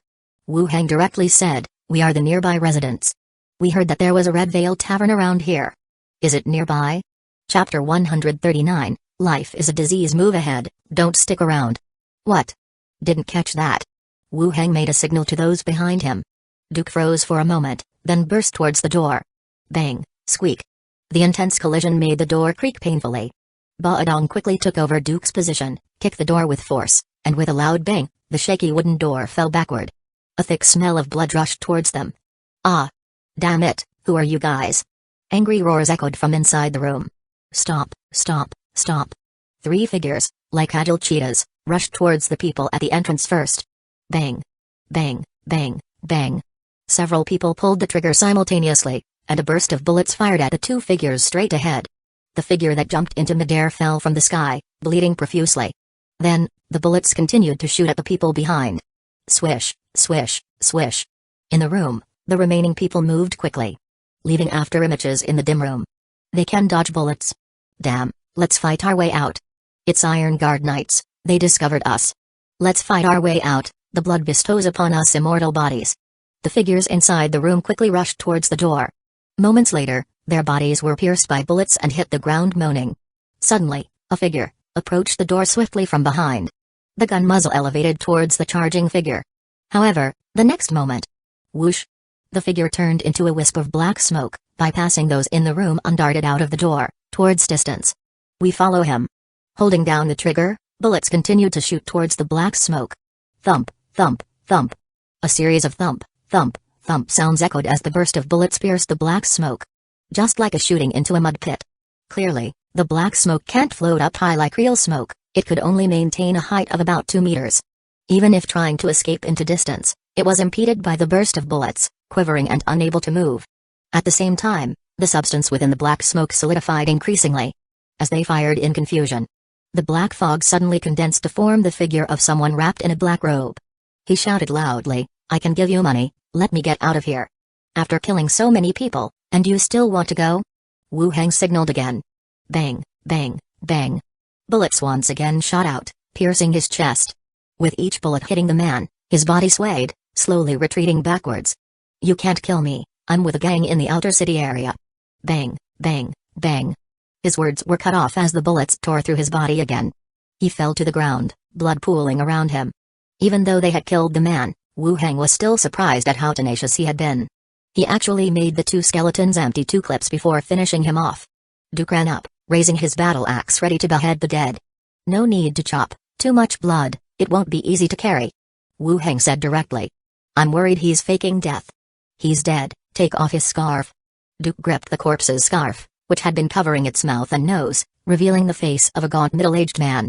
Wu Hang took out a tablet device, called up the bounty list on the guild's network and began to compare. Paul check, reward of 720 silver and mid-level tool rewards. At this point, Mada also ran over. Looking together at the screen. When it was discovered he really was a criminal, she was taken aback. He'd escaped from the Yoko Kingdom. The reward included money as well as mid-level tool rewards. It was quite a wealthy bounty. This trip for their team hadn't been for nothing. Really a wanted criminal. Duke also expressed surprise. Although he provided the information, he didn't expect it to be an actual wanted criminal. After all, luck plays a big part in these kinds of things. Wu Hang continued, Duke, get a horse-drawn carriage. Mada, go to the basement of the room and rescue those women. Be careful not to fall into any traps. Yes, Captain. The two agreed and immediately set off in different directions. Wu Hang then went over to the last corpse, extended his right hand covered with a leather-armored glove, and opened its mouth for a look. 2 tusks, very noticeable. Just like the vampires seen in movies. Strip him for me. Basin and Baodong immediately stepped forward and began to remove the clothes from the corpse on the ground. Only a thin layer of clothing was left on the inside. A black cloak, leather armor, a short blade, and a backpack. Wu Hang squatted down and directly opened the backpack. Money bag, snake badge consortium's deposit and withdrawal certificate, and a golden wine cup, the edges of which were filled with various gems. Blood cup, special item, type, special item, function, Drink fresh blood with the cup to transform physical constitution. Side effect, blood dependence, light phobia. Description, life is a disease, curing it requires a high price. Special item. Such a small group from the church actually had a special item. This was indeed somewhat unexpected. But it could be confirmed that the high agility displayed by these guys, especially the leader with the ability to turn himself into smoke and become completely immune to physical damage for a certain time, was definitely related to this special item, the blood cup. That's why they had to drink blood. The side effect was blood dependence. But he wanted that power to turn into smoke himself. Soon, the women detained in the room were set free, crying and wailing. They must have been scared out of their minds. Some people had also gathered nearby, including the gangs responsible for the security of the area. Mado was communicating with those people. Wu Heng took all the equipment and the backpack and put them into the space ring. In a little while, Duke came over in a horse-drawn carriage, threw the bodies on the carriage, and the team began to head back. On the way, the middle-aged man who had led them to the body earlier also hurried over. "Thank you, Captain." "Thanks, everyone. This is all the money we could scrape together. Use it to buy some drinks," he said as he handed over a bag of money. "Never mind, give it back to everyone else. This was a wanted criminal, so we'll have a bounty after we get back." Wu Heng said. "How could that be? We had an agreement. You must accept it." The situation in the outer city area was different. When an issue became too complex, even the governing gang could not handle it. Residents in the vicinity would have to pool money to hire mercenaries to handle it, which would require more money and may not yield any results. Wu Heng looked at the man holding onto the money bag tightly, took the bag, and said, "All right, I will take the money. If there's a problem in the future, come find Duke. If we can help, we will." "Thank you, Captain." "Thank you, everyone." Wu Heng waved his hand. The carriage continued on its way, passing through the city gate and entering the outer city area. The carriage creaked along. The sky began to drizzle, seeming to herald an impending storm. Duke and Mada escorted the carriage. The black-feathered eagle perched on the carriage, its eyes fixed on the bodies, remaining still. "Captain, did we do a good deed this time? We even managed to save a few people." Duke asked, his hand casually leaning on the side of the carriage. "Yes, it's a good deed. Continue to gather information afterwards. Our target is still the wanted criminal." "All right. I believe I have managed to grasp some methods," Duke replied. The team slowly advanced ahead pulling the carriage. They passed by a tavern. By chance, they saw a red-haired busty woman in a trench coat came out of the tavern. An underling was holding an umbrella next to her, whispering something. Wen Mansha, the wife of the Pinned Gang's leader. As the carriage passed by them, their gazes briefly met. Wen Mansha gave a little cough. "The weather isn't so great today. I don't need someone to stand guard for me. Ma'am, things have been chaotic lately. I'm afraid it might be dangerous if we don't arrange for someone to guard," one of the underlings said. Wen Mansha glared at him. "Only if you say so. It's raining heavily tonight. What if our brothers catch a cold? They can come back tomorrow morning." The rest of the underlings were happy. They thought to themselves, "Ma'am really cares for us. Thank you, ma'am. Order some food from the tavern and have it sent to my room, then you all can leave." "Yes, ma'am." The carriage rolled past the front of the tavern. It entered the inner city and returned to the guild ship. The bodies were taken to the morgue, handed over to the staff for identity verification. "All right, everyone can go home.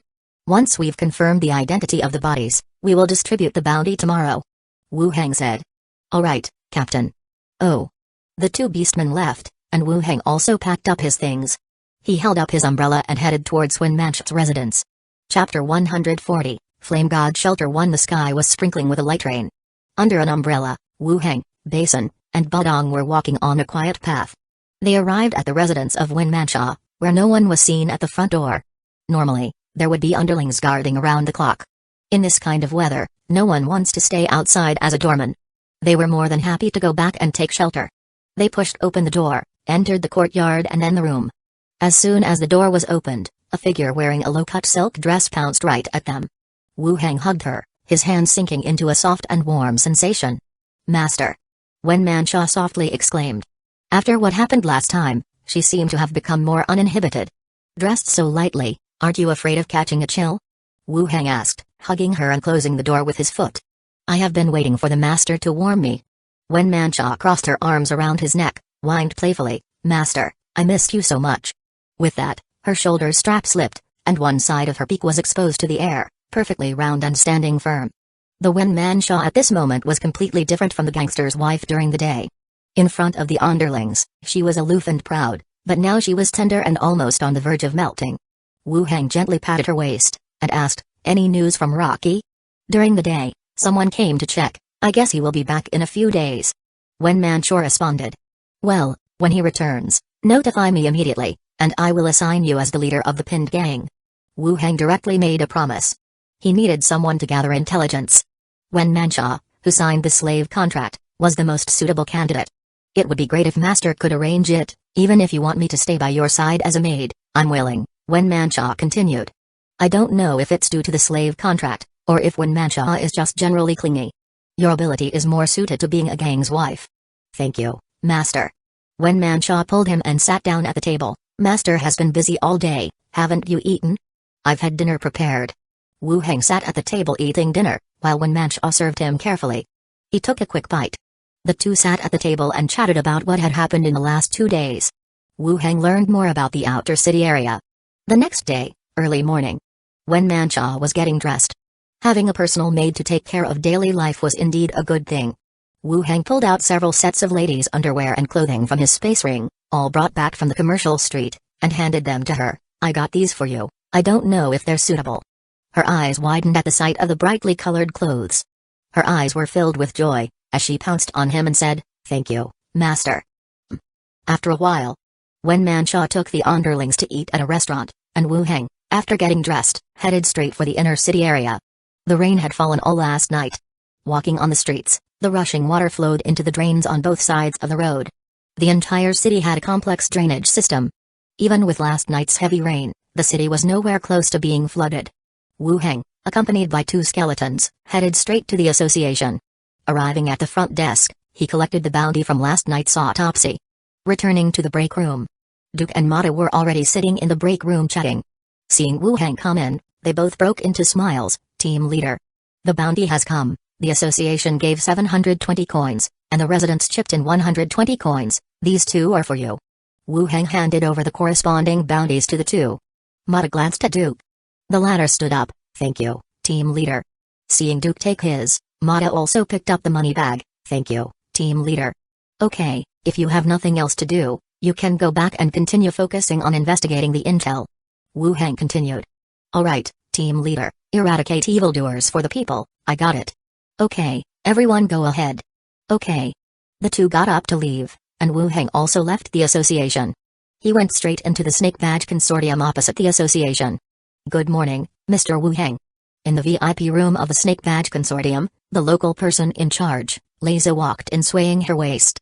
"Good morning." Liza sat down opposite him, a hint of her fair leg visible from under the hem of her skirt. She smiled and asked, "Did Mr. Wu Heng come this time to inquire about the construction of the burial ground?" "Yes, I wanted to see if everything is ready.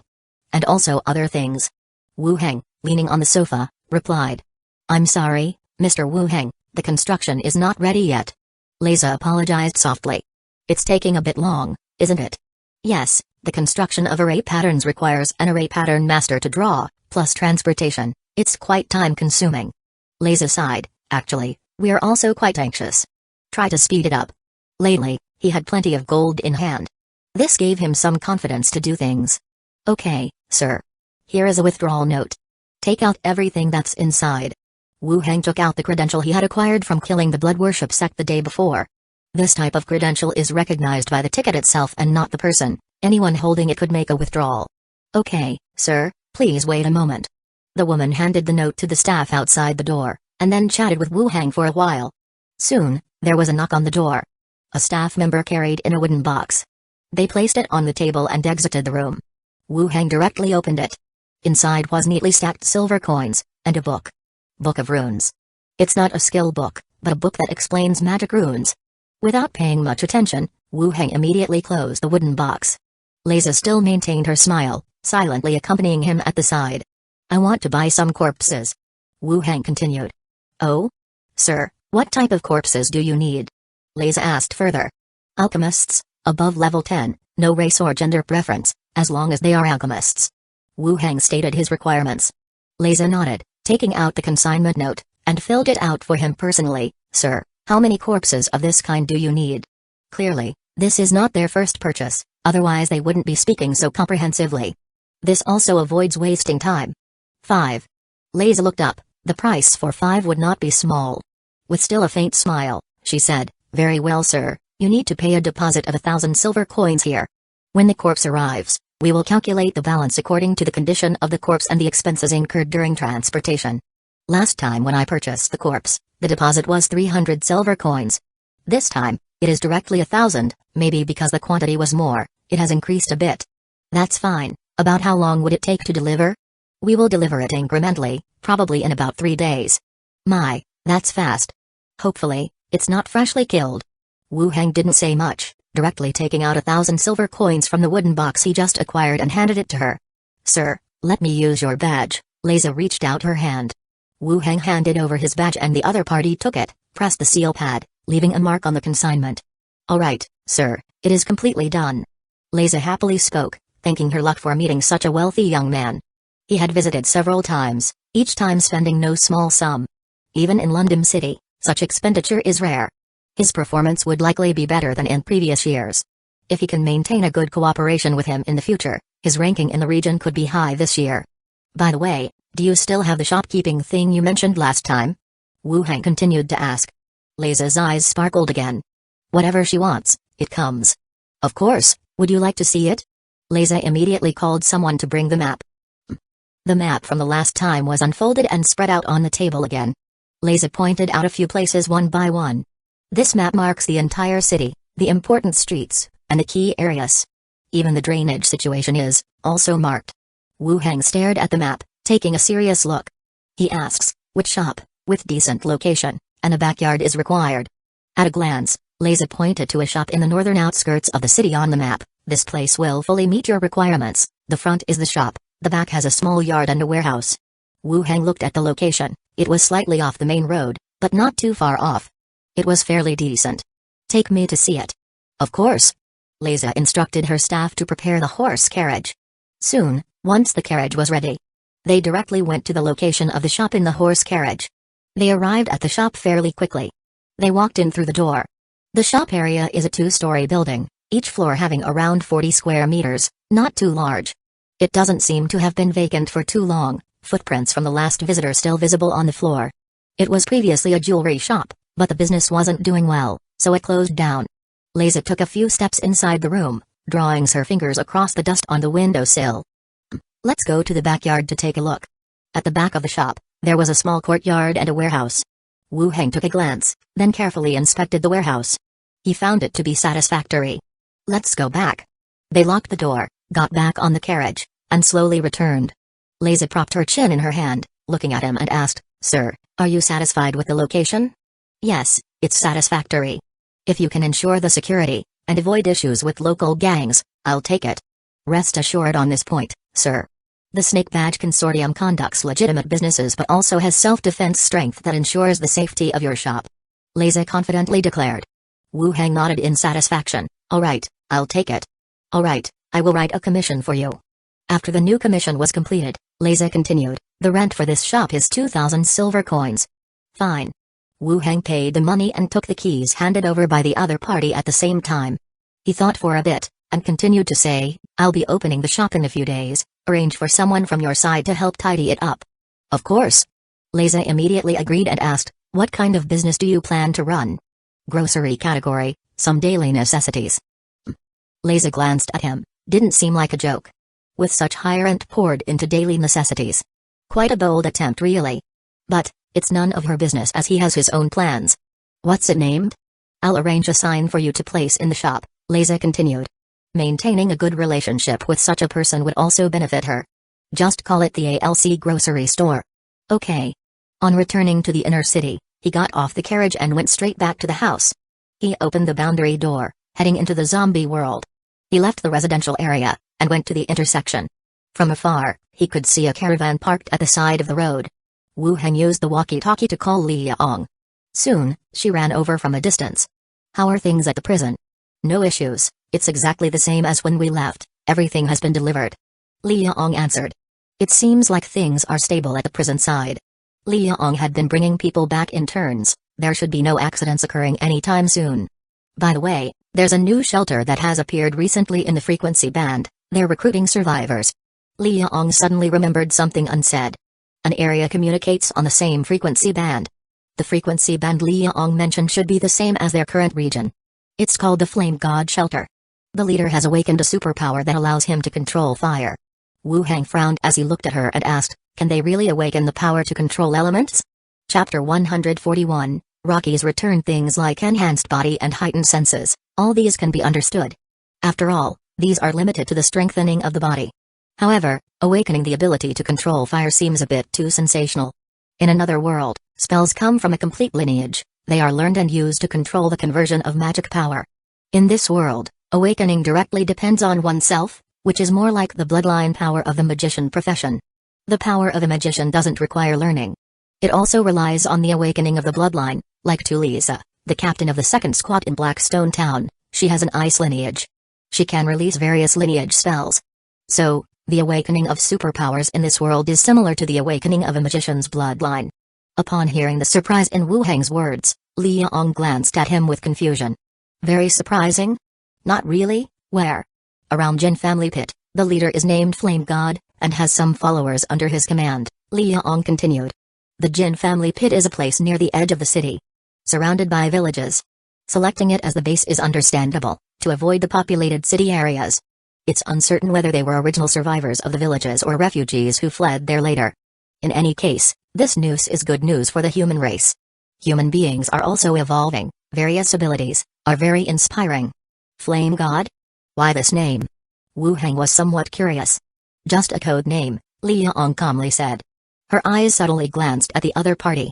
Although it couldn't be confirmed, she felt that when they came up with Flame God, it was very likely influenced by the name King Yama.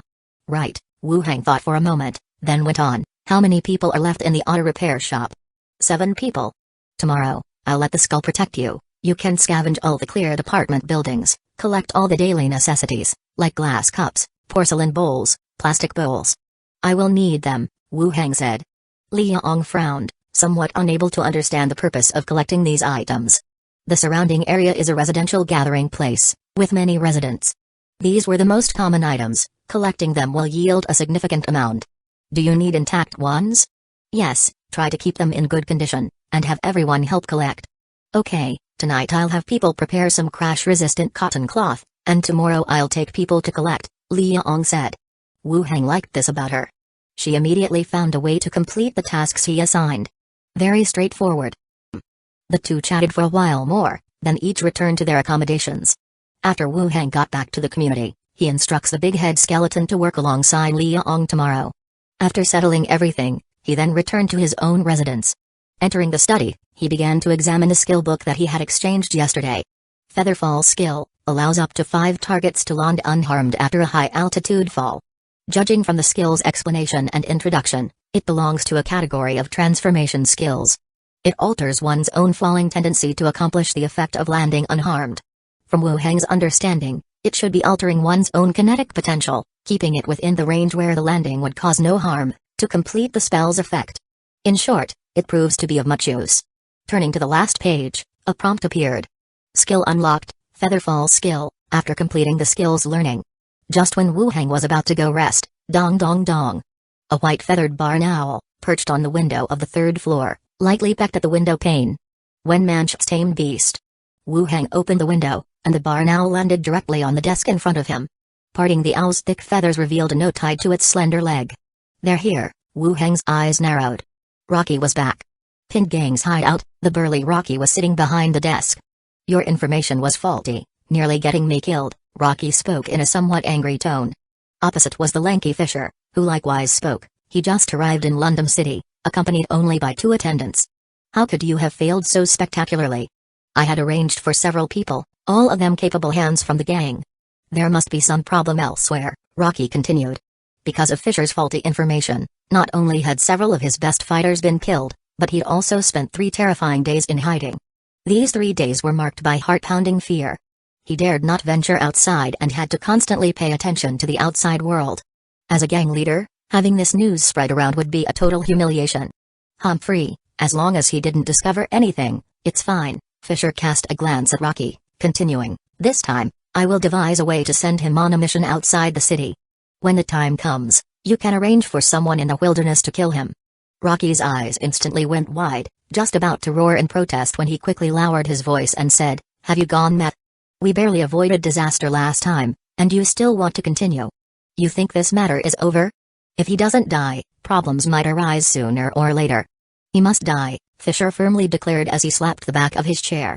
Rocky was still staring at him, understanding that Fisher had definitely pegged him as the prime candidate. Backing out at this stage seemed somewhat impossible. Either he would have to leave Fisher here, or consent to his plan and continue trying to kill the kid from Team 12. Both options involved killing associates. There was no retreat for him now. He took a deep breath and said, "Fine, inform me when it happens. We must kill him this time." "That's exactly what I want to hear. As for the finances, I won't let you suffer losses. Just ensure it all goes smoothly this time," Fisher said before donning his scarf and cloak, leaving the hideout straight away. Rocky sighed, watching him leave. At this time, Wen Mancha came out from a back room. She spoke in a soft tone, "Are you not planning to back down?" Rocky's gaze fell on his woman, whose appearance seemed to have changed significantly since his last departure. Her skin was smooth and moisturized, her complexion even more ruddy. He reached out, attempting to pull her into his arms, but she easily evaded him. He sighed, still angry then.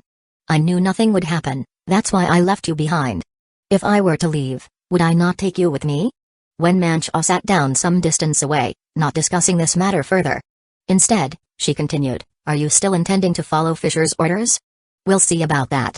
If he truly manages to lure that guy out of the city, into some deserted location, it wouldn't be impossible to have the kid killed," Rocky said.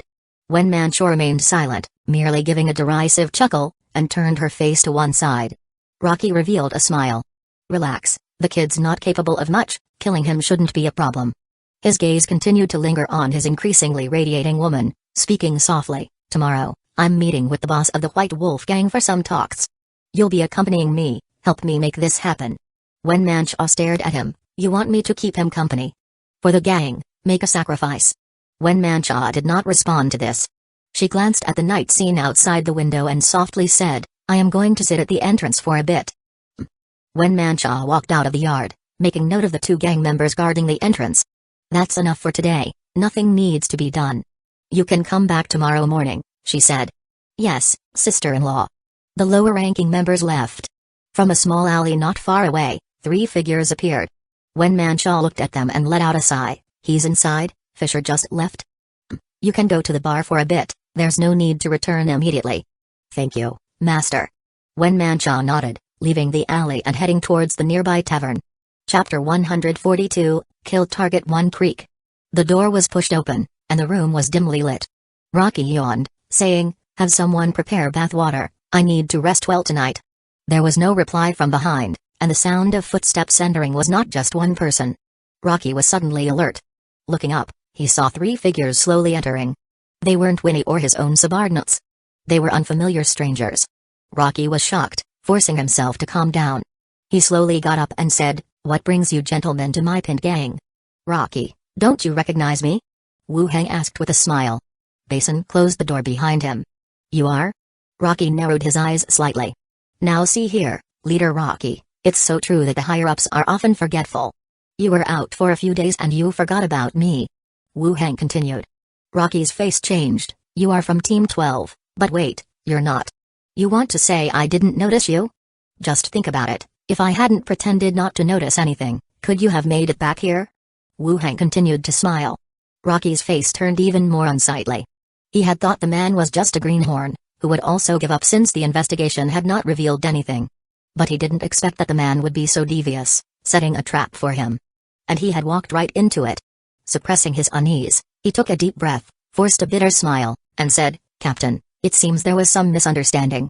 I was tricked into doing what I did.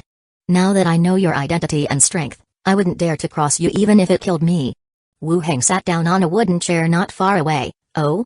Is that really what you think, Leader Rocky?" "Of course." Rocky continued, "You're a guild captain, and I'm just a small gang. How could I oppose you? I hid away a few days ago because I realized I had done something wrong." Rocky lost his bossy demeanor, showing the weakness and humility typical of a small fish. He made out Wu Heng as very strong, while he himself was weak. "Then just now, didn't Fisher come to discuss your next move with you?"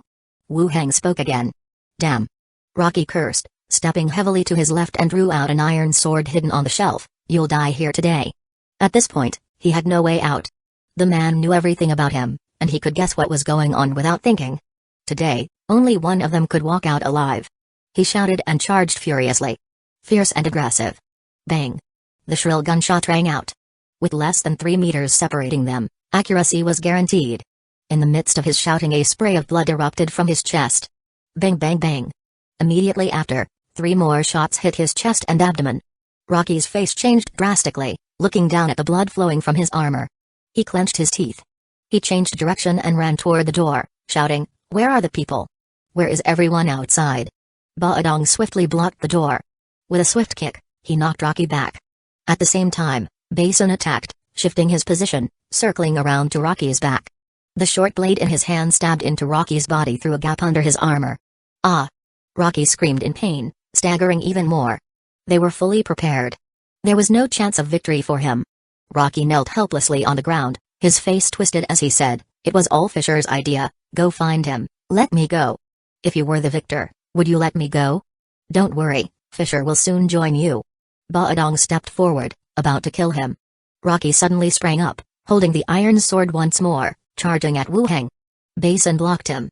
Wu Heng raised his hand and fired 2 more shots, hitting him in the body and the head. Rocky's eyes bulged, his face filled with unwillingness. He fell to the ground. "Strip him and search his body," Wu Heng ordered. Basin crouched down, stripped off his armor, and found a money bag. Inside were 2 gold coins and several hundred silver coins. Who would have thought he'd be so rich? Creak. A moment later, the door was pushed open, and when Mancha entered, seeing the body on the floor, her face also turned a few shades paler. If she had reacted slower last time, she would have met the same fate as Rocky. "Master." When Mancha called out softly. There were some people outside attracted by the noise, I've dismissed them. When Mancha took a few steps forward, clutching his arm. They must have been attracted by the gunfire. But it wasn't a big deal in the outer city area. There weren't few gangs that had fights at night, any excuse would do, and no one would care. "Rocky is dead, do you have any plans?" Wu Heng asked, resting his hand on her shoulder. "When the time comes, I'll say Rocky left again. I'll manage things for now, and gradually replace some people with my own to take control of the Pint gang," replied Wen Mancha. Wu Heng nodded, "Good, as long as you have a plan." He then looked at the body, "Take him to the backyard." Basin dragged the body to a patch of ground in the yard. Wu Heng cast the bone manipulation skill. Flesh fell away, and a skeleton slowly stood up. Wen Mancha's face turned even paler. She involuntarily backed away a couple steps, cautiously hiding behind Wu Heng. Their bond was unbreakable, and out of instinct, they trusted and stuck to each other even more. Skeleton warrior, 10 Latvian laddie, Rocky was indeed a level 10 warrior. Looking at his attributes, it was evident he was a traditional warrior, with a focus on strength and constitution. Nothing particularly special. Wu Heng explained, "I am a necromancer." He is now a servant of the necromancy. "Are you scared?" "No, I'm not scared. I've seen my fair share in the Pint gang," she replied confidently. "Good, then let him stay by your side to protect you," Wu Heng continued. Wen Mancha looked at the skeleton, then at Wu Heng, and said softly, "Master, aren't you staying the night?" Wu Heng pinched her cheek, "I have other things to do. You take care of things here, I'll come to see you later." "Yes, master," she answered. Wu Heng nodded, then left with Basin Baodong. Wen Mancha started to clean up the room. The night deepened. The sky was so dark it felt like a heavy curtain, making it impossible to see even one's hand before them. Deep in the heart of the city, outside a certain residence, a yawning patrol of the Iron Guard Knights passed outside the community, gradually moving off into the distance. Out of the blue, a skeletal arm materialized from the darkness. A censer with 3 lit incense sticks was placed at the edge of the building. Trails of green smoke rose up and seeped into the building in front of it. This was a tool of the Pint gang, the hallucination incense burner. Once the incense burned and was inhaled by living beings for a certain period, it would induce extreme fatigue, and even manipulate the senses. After the smoke persisted for a while, everything around remained silent. The skeletal arm materialized once more, lifting the lid of a cast iron well by the road. Rustling. The sound of countless scrambling feet filled the air.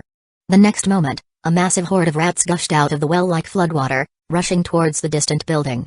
The rodent horde flowed directly into the building. This was followed by the squealing of the rats and painful howls and screams. Lights gradually lit up in the surrounding buildings. Soon, the cries from the room ceased, the horde of rats poured out of the building and disappeared back into the sewer. The skeletal arm gathered up the incense burner and disappeared into the night. Come morning, at the scene where Fisher was found dead. Inside the small room, Butler Gomez was standing to one side, forcibly suppressing his rage. A senior captain actually died in his own house. Gomez scanned the room with his eyes. This is a disgrace to our association. You all are captains of the association. Is this how you maintain order?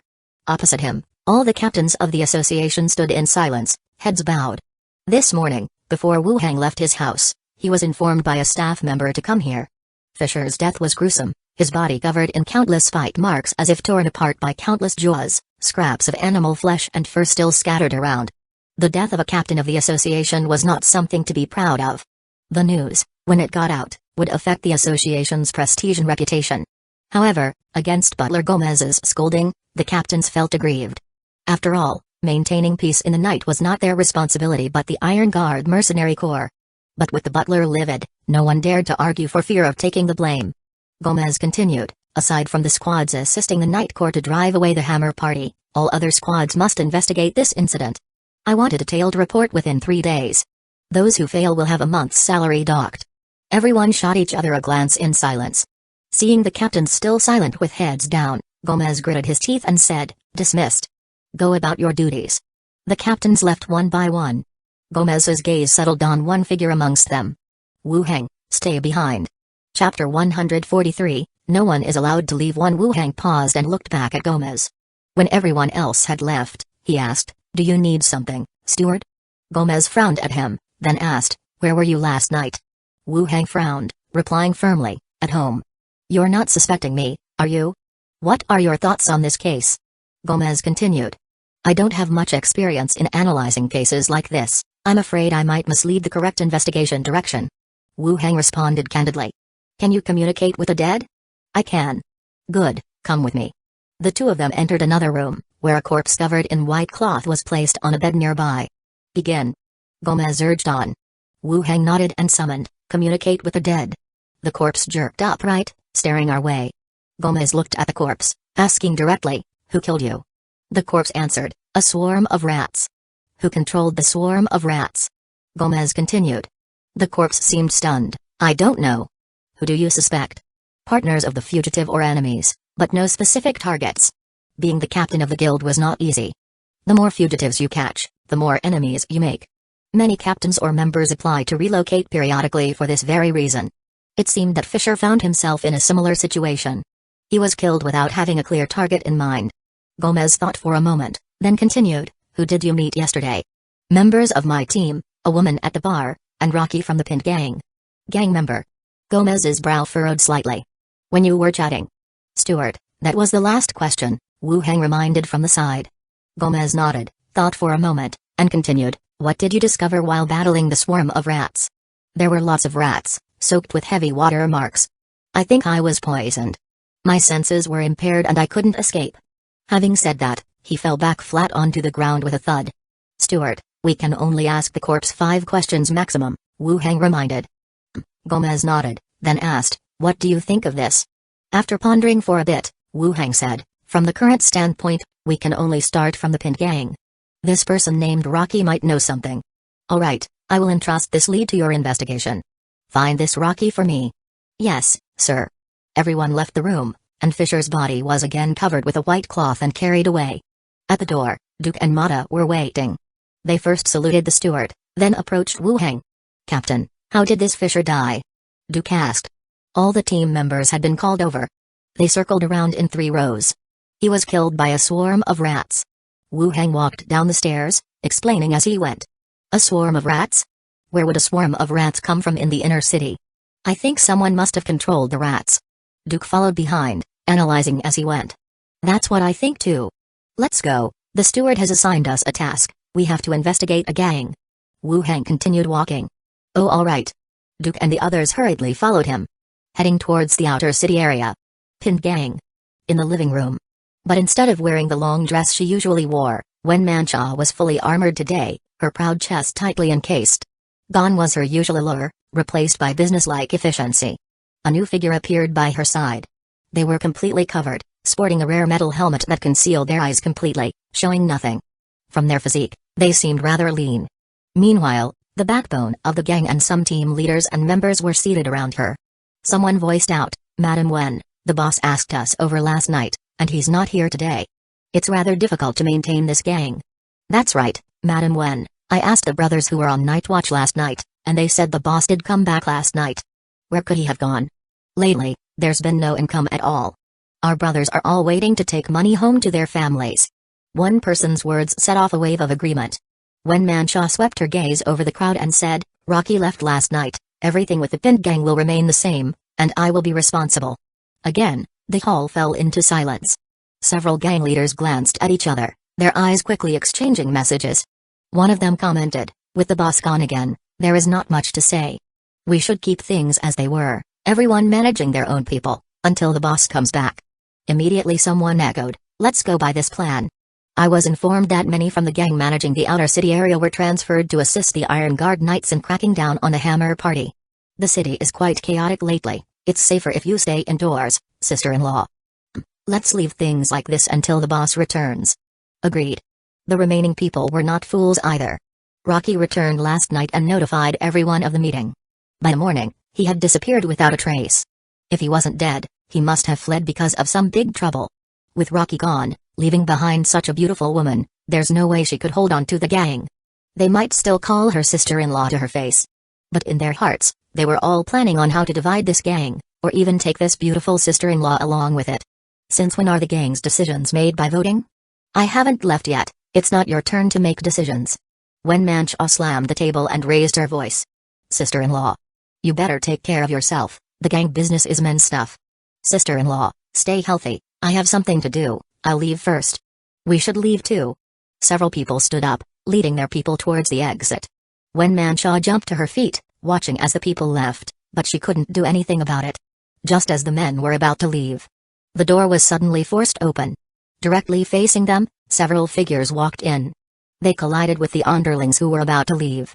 "This is the Pinned Gang's territory, if you wish to die, then come storming in." One of the gangsters blurted out.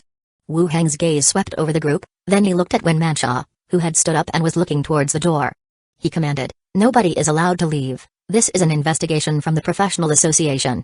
"Oh, the Professional Association? When did they get so haughty, coming to local gangs for investigations?" One of the leaders said mockingly. Wu Heng gave him a look. "Anyone who leaves will be put on the association's wanted list, see then how much bounty you'll be worth." All of them stopped in their tracks, none dared to take a step further. If their name was linked to the association, they would become public enemies. No matter where they went, they would be pursued, their lives would be filled with fleeing. This threat still held a great deterrent force. In the living room, Wu Heng took the main seat, facing a group of gang members. He asked, "Who here is Rocky?" All the underlings gasped. As expected, it involved Rocky. What did he do to have the entire association after him? All eyes fell on Wen Manshaw. Wen Manshaw stood up and said, "Rocky's not here, he left last night." "He left? Where did he go?" "I'm not sure, he left in a hurry." "Did he meet anyone last night?" Wu Heng continued to ask. "Yes, he did meet someone, they talked for a bit and then he left." Wu Heng stared at everyone sternly. "Humphrey, the team leader of the 8th team, Fisher, was killed last night. He visited Rocky before his death. What do you know about this?" All the faces in the room changed. Killing the team leader of the association, that's a big offense. Looks like Rocky didn't die, he fled overnight. Team leader, this has nothing to do with us, Rocky left overnight, he must have done something. One of them immediately dissociated himself from Rocky. Another one chimed in, "Yes, if we were involved, we would have run too." Wu Heng surveyed the chaotic scene. He continued, "Now, who was the leader of the Pinned Gang?" The crowd went silent all of a sudden, then they turned to look at Wen Manshaw. "This is our sister-in-law." Wu Heng nodded. "Duke, Mata, take them for separate interrogations, don't stop anyone who wants to leave, just remember their faces." "Understood, sir." The two began to select people one by one. Wu Heng then turned to Wen Manshaw, "Come with me, I need to ask you some questions." A few gang leaders were separated for individual interrogations. Wen Manshaw followed Wu Heng into the inner room. Chapter 144. Don't move rashly, beware of accidental discharge. When the door was tightly shut, isolating them from the outside, Wu Heng sat down on a nearby chair, and Winnie nestled in his lap, loosening her tight leather armor to make it easier for his hand to slip inside. "What's going on?" Wu Heng asked. Winnie sighed softly with her arm slung over his shoulder. Last night, Rocky called a meeting, and when they found he was gone this morning, they planned to split up and go their separate ways. What impact will their departure have? We don't have a lot of gang members to begin with. Once they leave, our overall strength will be reduced by more than half. I don't mind, as I'm sick of gang life. I just worry it will hinder our intelligence gathering for you, explained Winnie, loosening her armor a bit more. What do you want to do? Wu Hang asked. I hope Master can put some pressure on them, so they're forced to stay for now. I'll gradually consolidate some power, Winnie proposed after some thought. Okay, Wu Hang agreed, then added, Fisher is dead. During the postmortem, the Pin Gang was mentioned. You say Rocky is gone, that's all you need to know. As Master wishes. Winnie rested her chin on his shoulder, whispering her response. Her soft tongue flicked at his earlobe, before saying again, Master, would you like to rest a little? Wu Hang patted her firmly on the waist, saying, Stop messing around, we have serious business to attend to. Hee, alright. Winnie laughed, still hugging his shoulders, offering him her tongue once more. The two chatted in the room for a while. Then they left the room directly. Outside, Duke, Mata, and others had interrogated the rest of the people. Duke reported, Captain, they all claim they know nothing. Wu Hang frowned, sweeping a cold gaze over everyone present. Dare to lie to me, it seems none of you wish to stay in London City. Nobody responded. He turned his gaze back to Winnie, since Rocky is gone, you're the leader now. I'm warning you, no one is allowed to leave the city until this case is solved. Anyone who leaves without permission will be considered Rocky's accomplice and they will be wanted. Understood, Captain, Winnie said, her voice somewhat constrained. She continued, when can we be back to normal? When we catch Rocky and prove your innocence, Wu Hang said sternly. Winnie wiped sweat from her forehead with a handkerchief, nodded and replied, Yes, Captain. Wu Hang further looked at the gang's core members sitting down, Don't let me catch any of you doing wrong, let's go.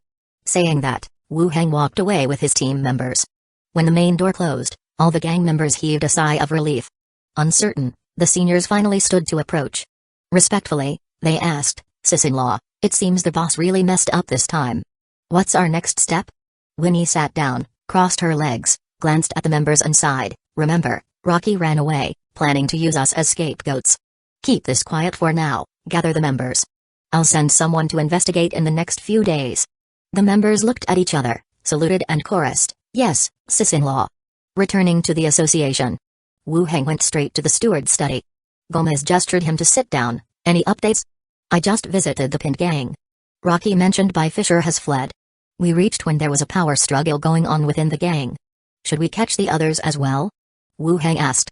Gang chaos in London City. Each gang has hundreds, if not thousands of members. It's impossible to catch that many people. And how could ordinary members kill a veteran captain? Did you find anything? Gomez continued to ask. Wu Hang shook his head. I did a separate investigation. Rocky had left the city for a while before this, only returning last night. He disappeared again after meeting Fisher. What about his family? No real family. Just a woman in the city who knows nothing about this. I told the core members of the gang that they can't leave the city for now. If needed, we can arrest them anytime. Gomez stood up and thought for a while, then instructed, keep an eye on the Pin Gang. If Rocky reappears, kill him immediately. Okay. Go back for now. Look at the information from other teams these days. Walking out of the steward's room, Wu Hang finally let out a breath. Back in the staff room, Duke asked again, Captain, what's the situation? Nothing much, it doesn't concern us. Be careful these days, the city looks quite chaotic, Wu Hang instructed. Alright, Captain. Okay, nothing more. Go get some rest. The team disbanded and departed from the association. After having dinner at a nearby pub, Wu Hang returned directly to his residence. There were noticeably fewer city guards around. No wonder the operation last night went so smoothly, patrolling had been reduced. Gleaned from the steward's comments, the city guard, professional teams, and the 4 gangs in the outer city area had all been diverted to corner and expel the Hammer Party.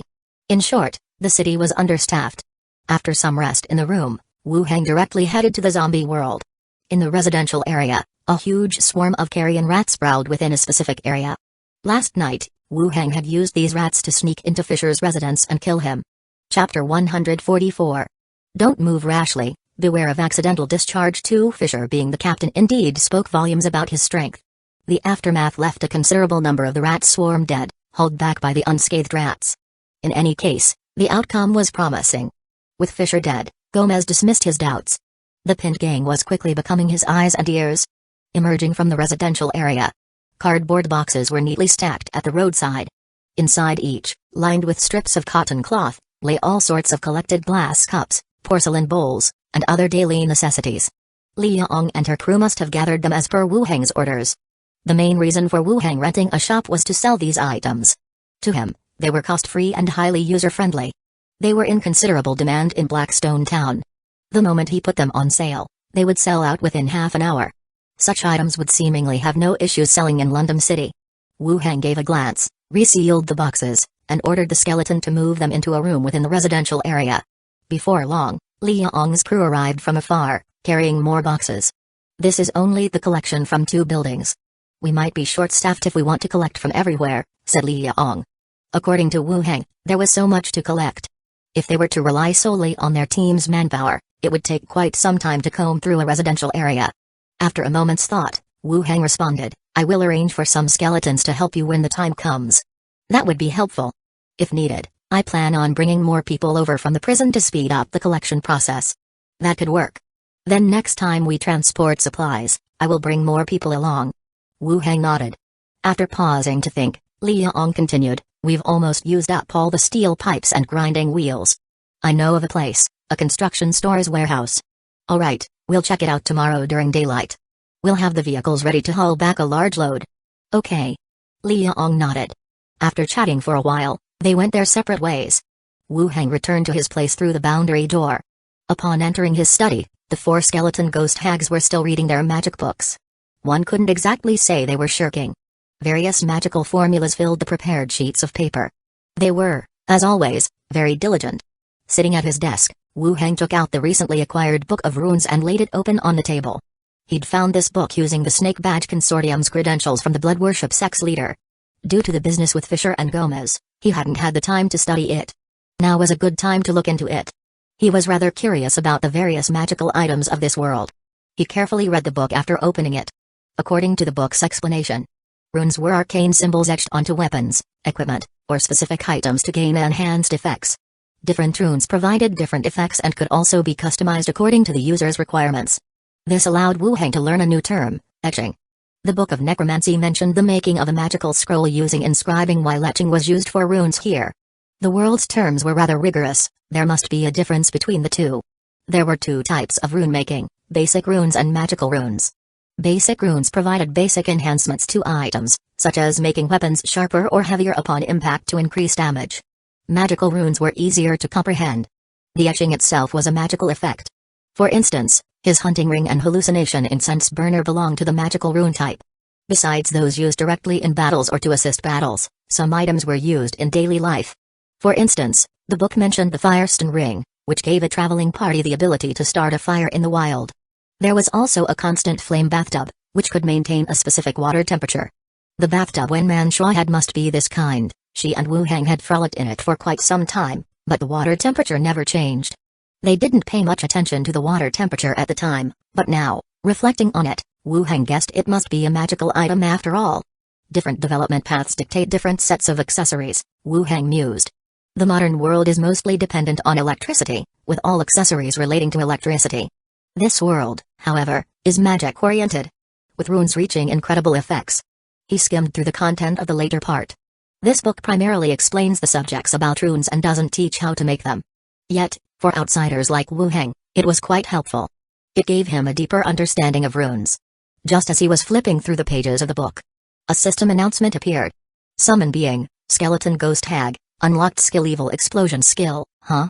Wu Heng looked sideways. One of the skeleton ghost hags slowly stood up, placed the magic book back on the bookshelf, then picked up another one. Moving back to her original spot, she resumed reading. A ghost hag had finally unlocked a skill. So much time had passed that Wu Heng almost believed that skeletons were incapable of learning skills. Now that one had unlocked a skill, he knew they were merely slow learners due to their low intelligence. Closing the Book of Runes, he returned it to the bookshelf behind him. He went downstairs for some sword practicing before retiring to his room for rest and sleep. The next day. The Zombie World. Chapter 144. Don't move rashly, beware of accidental discharge. 5 trucks were driving rapidly down the road, each one loaded with skeletons. The mission for today was to scour building material warehouses, replenishing spare materials and tools. Because the destination was somewhat distant, Wu Heng opted to transport a portion of skeletons with trucks rather than having them cover the distance on foot as before. As they began to leave the residential area behind, the road started to clear up. Occasionally, scattered zombies were attracted and left far behind by the convoy. Wu Heng sat in the passenger seat of the middle truck, with Li Yong behind the wheel. "Did you sleep well last night?" Li Yong glanced at him and struck up a conversation. "Not bad, how about you?" Wu Heng replied. Back in Blackstone Town, when the zombie outbreak first started and the necromancer profession was suppressed, he often struggled with sleepless nights. During that time, he would drill spear techniques late into the night until he could fall asleep. Once they had arrived in London City, where there was no limitation on the undead mage, he began to gradually adjust. His sleep was better after that. "I'm pretty good. Was worried before about zombies rushing at us, but now I can sleep soundly through the night." Li Yong shared with a smile. "When we return to the prison, we'll each have separate living quarters for better rest," Wu Heng stated. "Yeah. It'll still have power supply, life will definitely be better than here," Li Yong continued while steering the truck, then asked, "What plans do you have later?"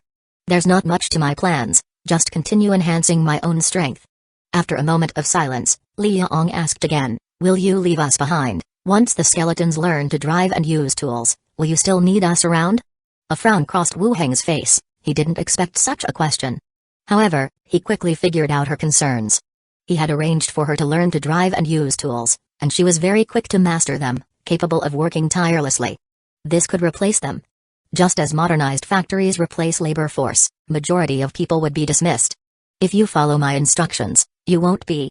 Li Yong lifted her head somewhat defiantly. "Am I not obedient?"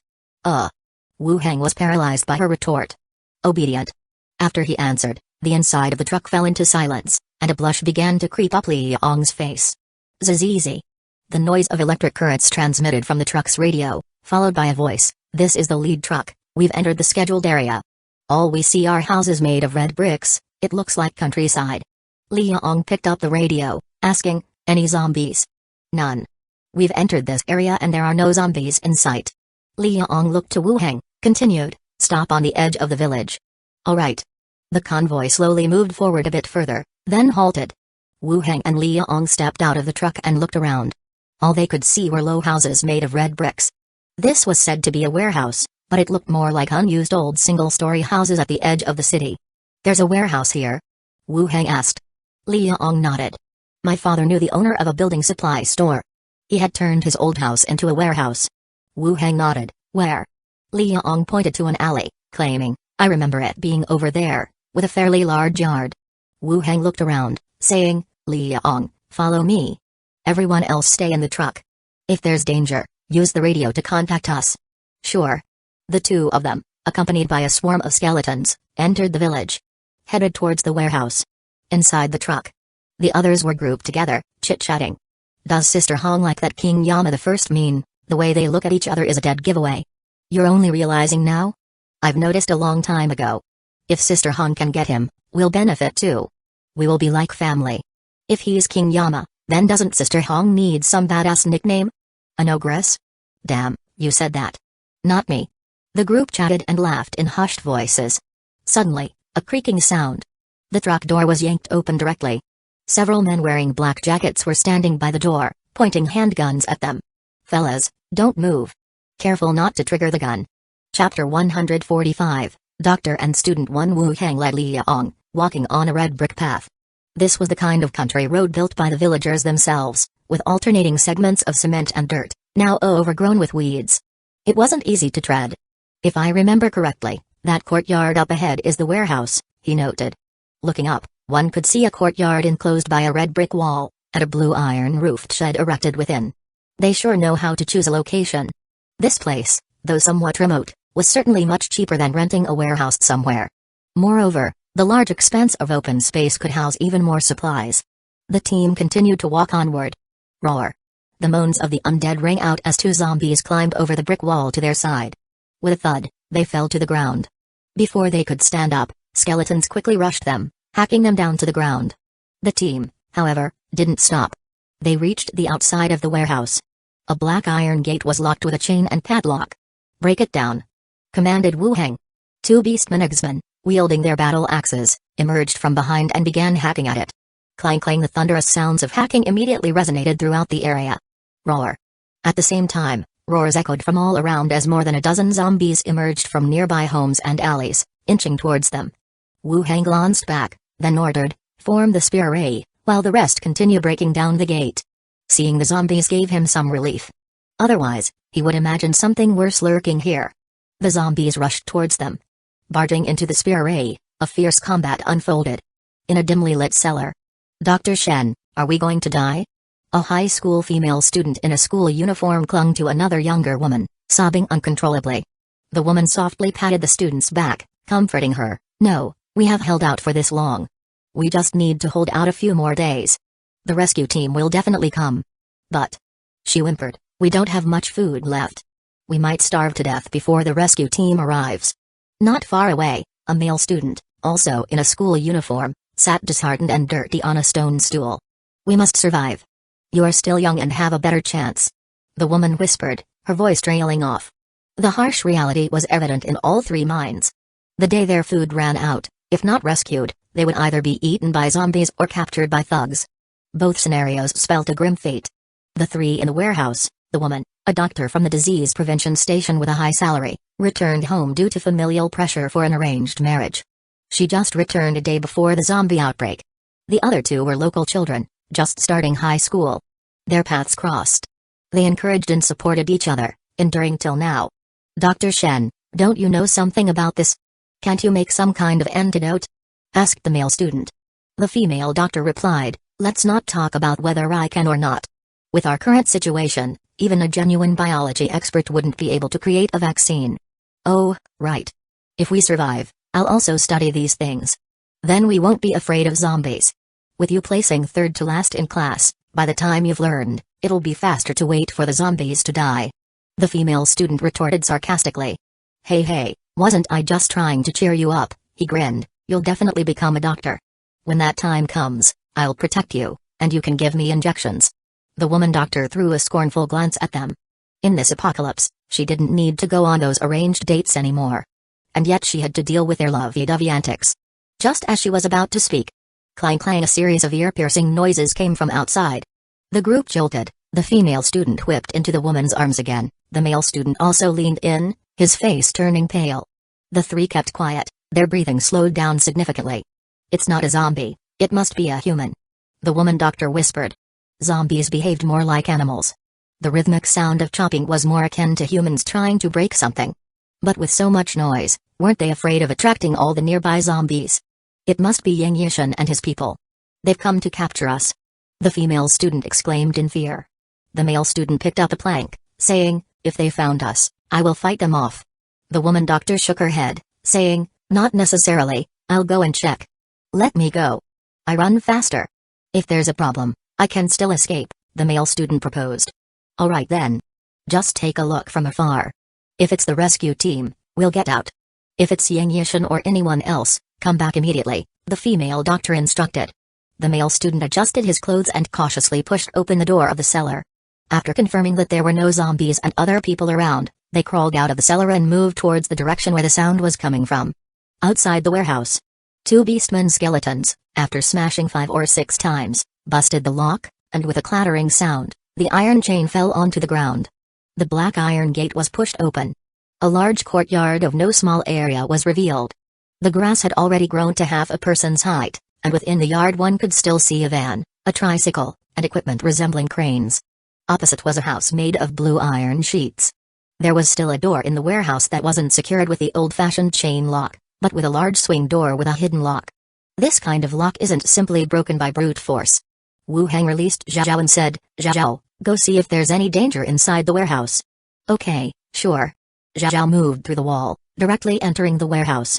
Soon as she flew back again. "There are no monsters, just some iron stuff. Scout around the area, and notify me if there's any danger." "All right." Zhao flew into midair, heading towards one side. Wu Hang stood in the yard, first inspecting the iron gate. He then tried to open it. He said, "This door is tricky. While I figure it out, can you go check if the van and forklift are still operational?" "Okay." Li Yong agreed and went to inspect the vehicles in the yard. Wu Heng quickly produced a bronze key, inserted it into the lock, unlocked it, and had a skeleton open it directly. Soon, Li Yong came back. Looking at the fully opened large gate, she asked, "How did you open it?" It seems there was no lock, a skeleton opened it with a pull. The area of the warehouse was vast, and besides the road in the middle, both sides were stacked with a large amount of iron pipes, wires, and tools. A pleased look appeared on Li Yong's face. "All the things we need are here, enough for a while." Wu Heng nodded and after evaluating the surroundings, felt satisfied. All the things in this warehouse couldn't be moved in a day. It would take several trips by the motorcade to completely empty this place. Wu Heng then straightforwardly said, "Okay, let's find the main road. The small road over there is not good for the motorcade." "Yes," Li Yong replied. The two walked out of the warehouse, and instructed the skeletons to close the warehouse door a bit, leaving a small crack. Just as they thought about closing the iron gate of the yard, Zhao flew back from the sky, pointed to the distance with her small hand and said, "Uncle and Aunt, a person was there just recently and then sneakily left." "A person? A survivor? Where is he?" Wu Heng asked. "He ran away, but I know where they went." "That's a good job, Zhao. Humphrey, I'm not a child. When we get back, I'll let you watch a cartoon, lead us to where that person is hiding," Wu Heng said directly. "Okay." Zhao was leading the way in the air, with the others following her. Inside the vegetable cellar, the boy's face was pale and sweat was pouring down. "Why don't you speak up? What's happening outside?" the girl asked anxiously. He took a deep breath and said, "There are so many skeletons outside, they picked up weapons and killed all nearby zombies." "Skeletons? What kind of skeletons?" Both girls had curious looks on their faces. "It's like a human skeleton." "How is that possible?" "I don't know. But it's true, many, the entire alley is full of them," the boy continued. The faces of the two women turned pale as well. And just as they fell silent in the cellar, dang dang dang, 3 knocks came from the iron plate above.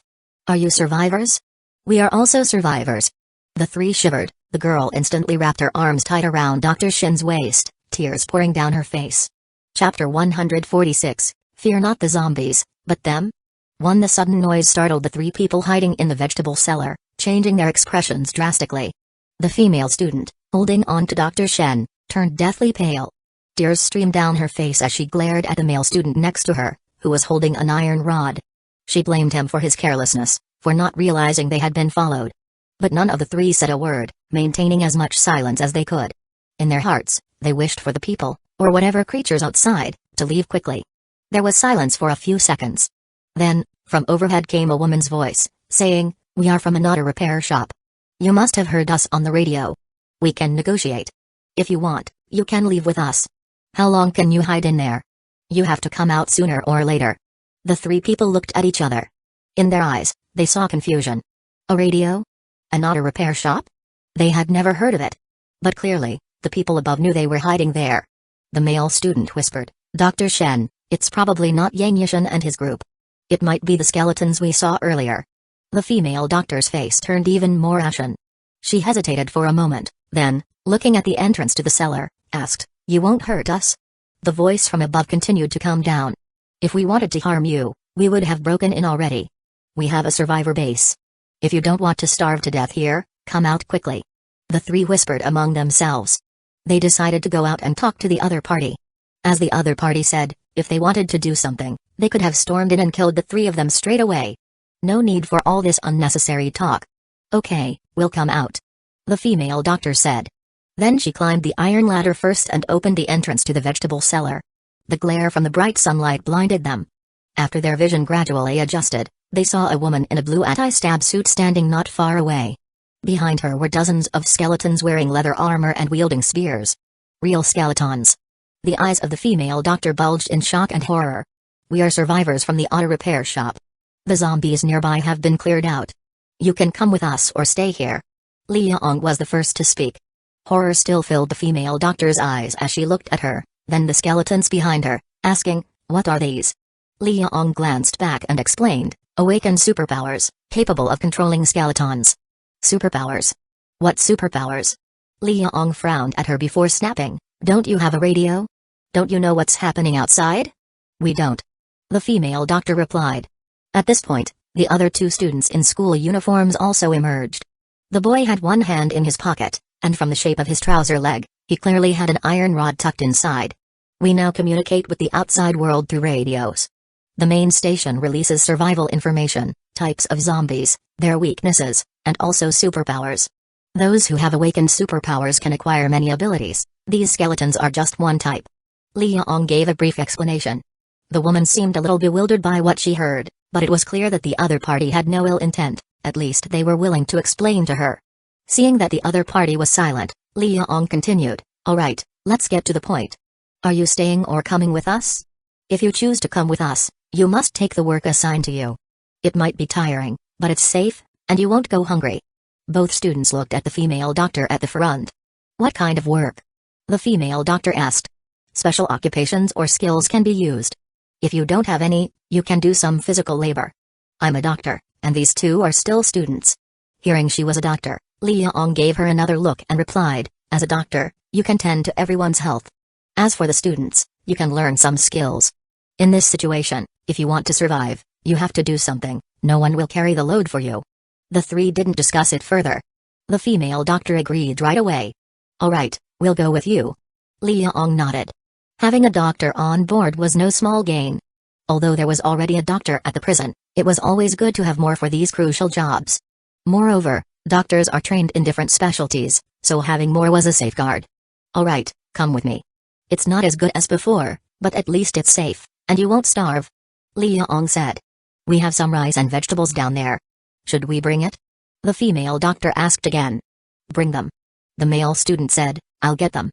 He pulled out the iron rod from his trouser leg and tossed it aside, running down and carrying a nearly empty bag of rice and some necessities back up. Liang didn't say anything more and led them out of the small courtyard. Once they stepped out, the three of them turned paler. They quickly followed behind Liang. The entire alley was densely packed with skeletons. Among them were a few that were clearly animal skeletons, their tails wagging frantically, just like dogs. Wu Heng was waiting at the alley entrance. Watching as they came out, he nodded, "Let's go." "Okay." The large group moved again, returning to where their trucks were parked. Soon, they returned to where the trucks were parked. Standing there, Wu Heng and Liang simultaneously furrowed their brows. There was no vehicle to be seen here. Without question, something must have gone wrong. "What's going on?" Wu Heng asked. Liang also shook her head. There shouldn't be any problems. If there were zombies or any danger, Kaiang Tsai and the others would inform us via radio. Something must have happened, Liang analyzed. It's impossible that the people in the convoy drove away to betray them and escape. Here, with Wu Heng, they had food and drink. Once they were moved to the prison, their living conditions would even improve. It would be very hard for them to survive if they ran away on their own. So, they didn't suspect that they had left. Instead, they suspected that they had encountered some danger. At this point, a male student from the back carrying a bag of rice stepped forward and said, "They might have been captured by Yang Yishan." Wu Heng turned around to look at him. His face and uniform were all grubby. "Yang Yishan? Also a survivor?" The male student put down the bag of rice and said, "Yang Yishan and his group robbed people. There were a few survivors who were lured to the zombies by the noise they made and were bitten to death. This Yang Yishan, is he also from your village?" "No, not far from the village, there is a main road with fewer cars. They often ride motorcycles there. There are quite a few people in the village who mix with them. When the zombie outbreak occurred, they should have been nearby and then fled to the village," the male student explained. "How many of them are there?" 6 people. 6 people? If there are only 6 people, it might not necessarily be enough to beat those from the convoy. The male student saw the doubt in Wu's eyes and said, "They have guns. I don't know where they got them from, otherwise I wouldn't be afraid of them." "Guns?" This indeed complicated things. "What kind of gun?" "Handguns." Wu Heng nodded, indicating he understood, and continued to ask, "Do you know where they are?" "Yes, just over there." On one side, Li conducted a check at the original location and pointed towards the same direction. "Move, let's go over there." Wu Heng gave the order, and the team began to head towards the direction. On the other side, Yang Yishan walked around the military vehicle, patted the side steel plate with satisfaction and said, "This car's modifications are quite impressive." They were also into vehicles, but what they were into were motorcycles. Even if they had the tools to modify the car into this condition, they wouldn't have the ability. "Yang, those people might be dangerous. They have military radios in their cars, we might be in trouble," somebody reminded him. Yang Yishan turned around and kicked him, cursing, "You're a scaredy cat. At a time like this, what are you afraid of? We're already in a fight for survival." We're not afraid of zombies, so why would we be afraid of them? Exactly, we've already robbed them, what's there to be afraid of? Even if people come, we'll just run. You're right, who's afraid of who at this point? Yang, what should we do with the drivers? Someone continued to ask. While walking back, Yang Yishan asked, did you get anything out of them? Yes, they said they came from an auto repair shop. They came here to find steel, someone following behind replied. Find steel for what? To eat? They say they need it to build barriers and stuff. That makes sense, if we could build some barriers, we can also add a layer to our yard, Yang Yishan realized and continued to ask, are there any other people with them?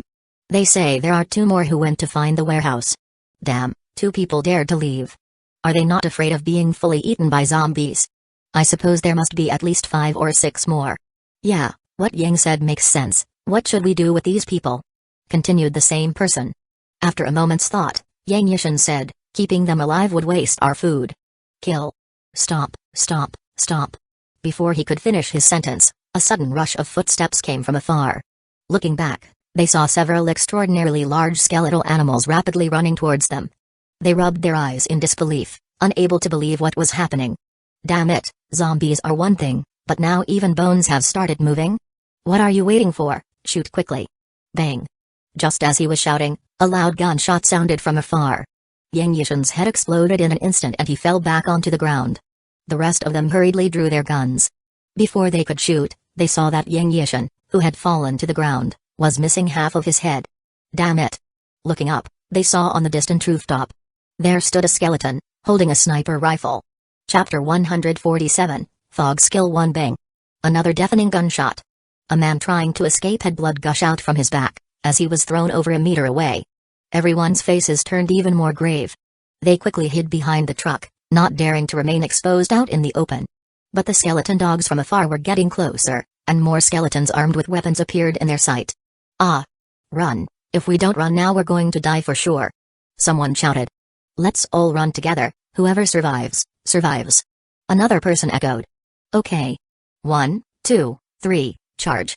The moment the voice fell, one person showed his head. Bang. The sound of the sniper rifle echoed, his chest was pierced by a bullet. The few who were left streaked out from behind the vehicle in a flash, scattering and fleeing away. Whoosh. The skeleton dogs swiftly passed them by, quickly catching up and knocking a few down, ferociously tearing their flesh apart. The entire area was filled with the agony of screams. When the field gradually quieted down, Wu Heng and the others, escorted by skeletons, emerged from one side. Glancing at the truck parked on the side, they lead their team into the farmyard across them. The yard was spacious, with some crops growing. It seemed that this group of people had a decent lifestyle. They even had fresh vegetables to eat. Apart from the area where crops were planted, 5 cool-looking black motorcycles were parked on one side of the concrete floor. Although Wu Heng didn't know much about motorcycles, he was sure they weren't cheap given their appearance. These people must have been quite wealthy before. After looking over the yard, they turned their gaze to the middle 2-story house, which was covered with white porcelain tiles. It was one of the nicest places in the area. The skeletons went in first to inspect the place. After confirming there were no dangers, Wu Heng and the others followed. The inside was filled with household items, scavenged food. Kayang Tsai and the others were bound on the firewood stack on the ground, huddled up there. Seeing that the people were fine, Li Yong sighed in relief. These people were her backbone, those she could trust. When they would reach the prison, she would rely on them to hold her ground. If they were to die here, it would be a loss for her. After all, they were all companions who had survived together. She didn't want them to die here either. The people on the ground became embarrassed when they saw Wu Heng and Li Yong come in. Shamefaced, they turned their heads to one side. Untie them, and check the vehicles, Wu Heng said directly. Li Yong walked in, kicked the men lying on the ground a couple of times, and bent over to untie the hemp rope that bound their hands and feet. The few of them had their heads lowered. They wanted to explain themselves, but didn't know what to say. Go check the cars, Li Yong said. The men left in a hurry. Search the room, take everything that's useful, Wu Heng commanded. Li Yong and the newly joined med student began to rummage. Wu Heng went back outside. The skeleton dogs had dragged the corpses of the escapees back. They searched the bodies and found 3 handguns. The bullets were not plentiful, likely not scavenged from the Public Security Bureau. After all, the firearms there were kept in safes, getting them out wouldn't be easy. They directly transformed the corpses into skeletons and let them join the ranks of the skeleton troop.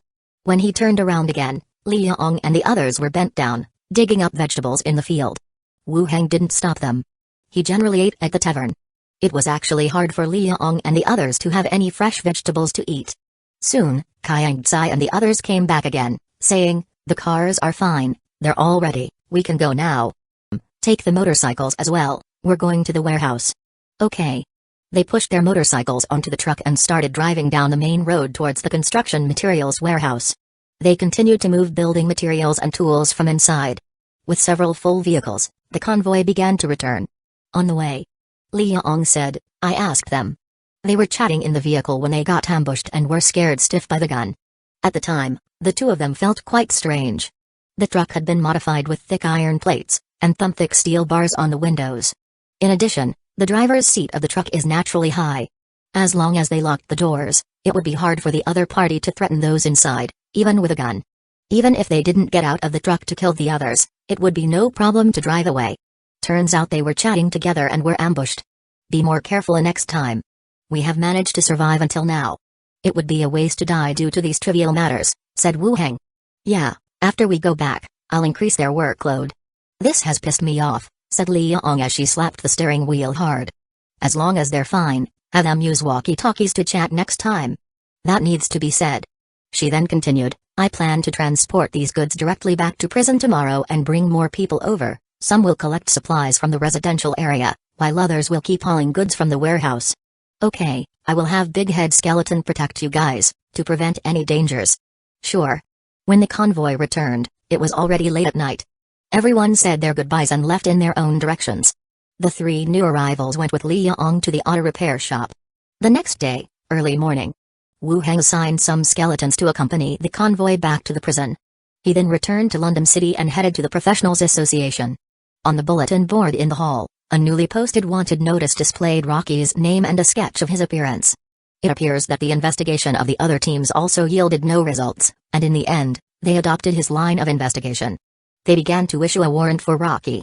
After looking at the bulletin board, he went to the front desk to choose the intermediate tool reward for killing the leader of the blood worship sect.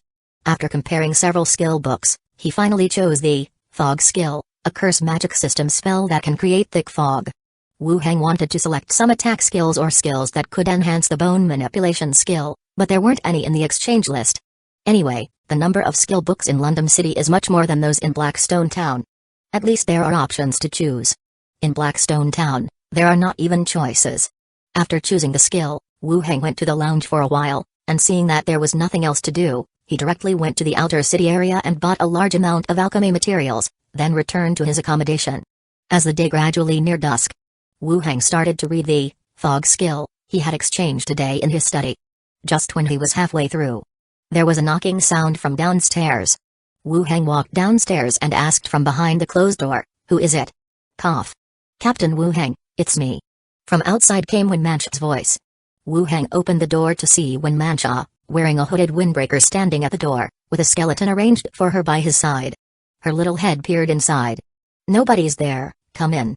Wen Mancha immediately let out a smile, strolling right in and looking around the room in awe. "Master, your place is so nice," she exclaimed.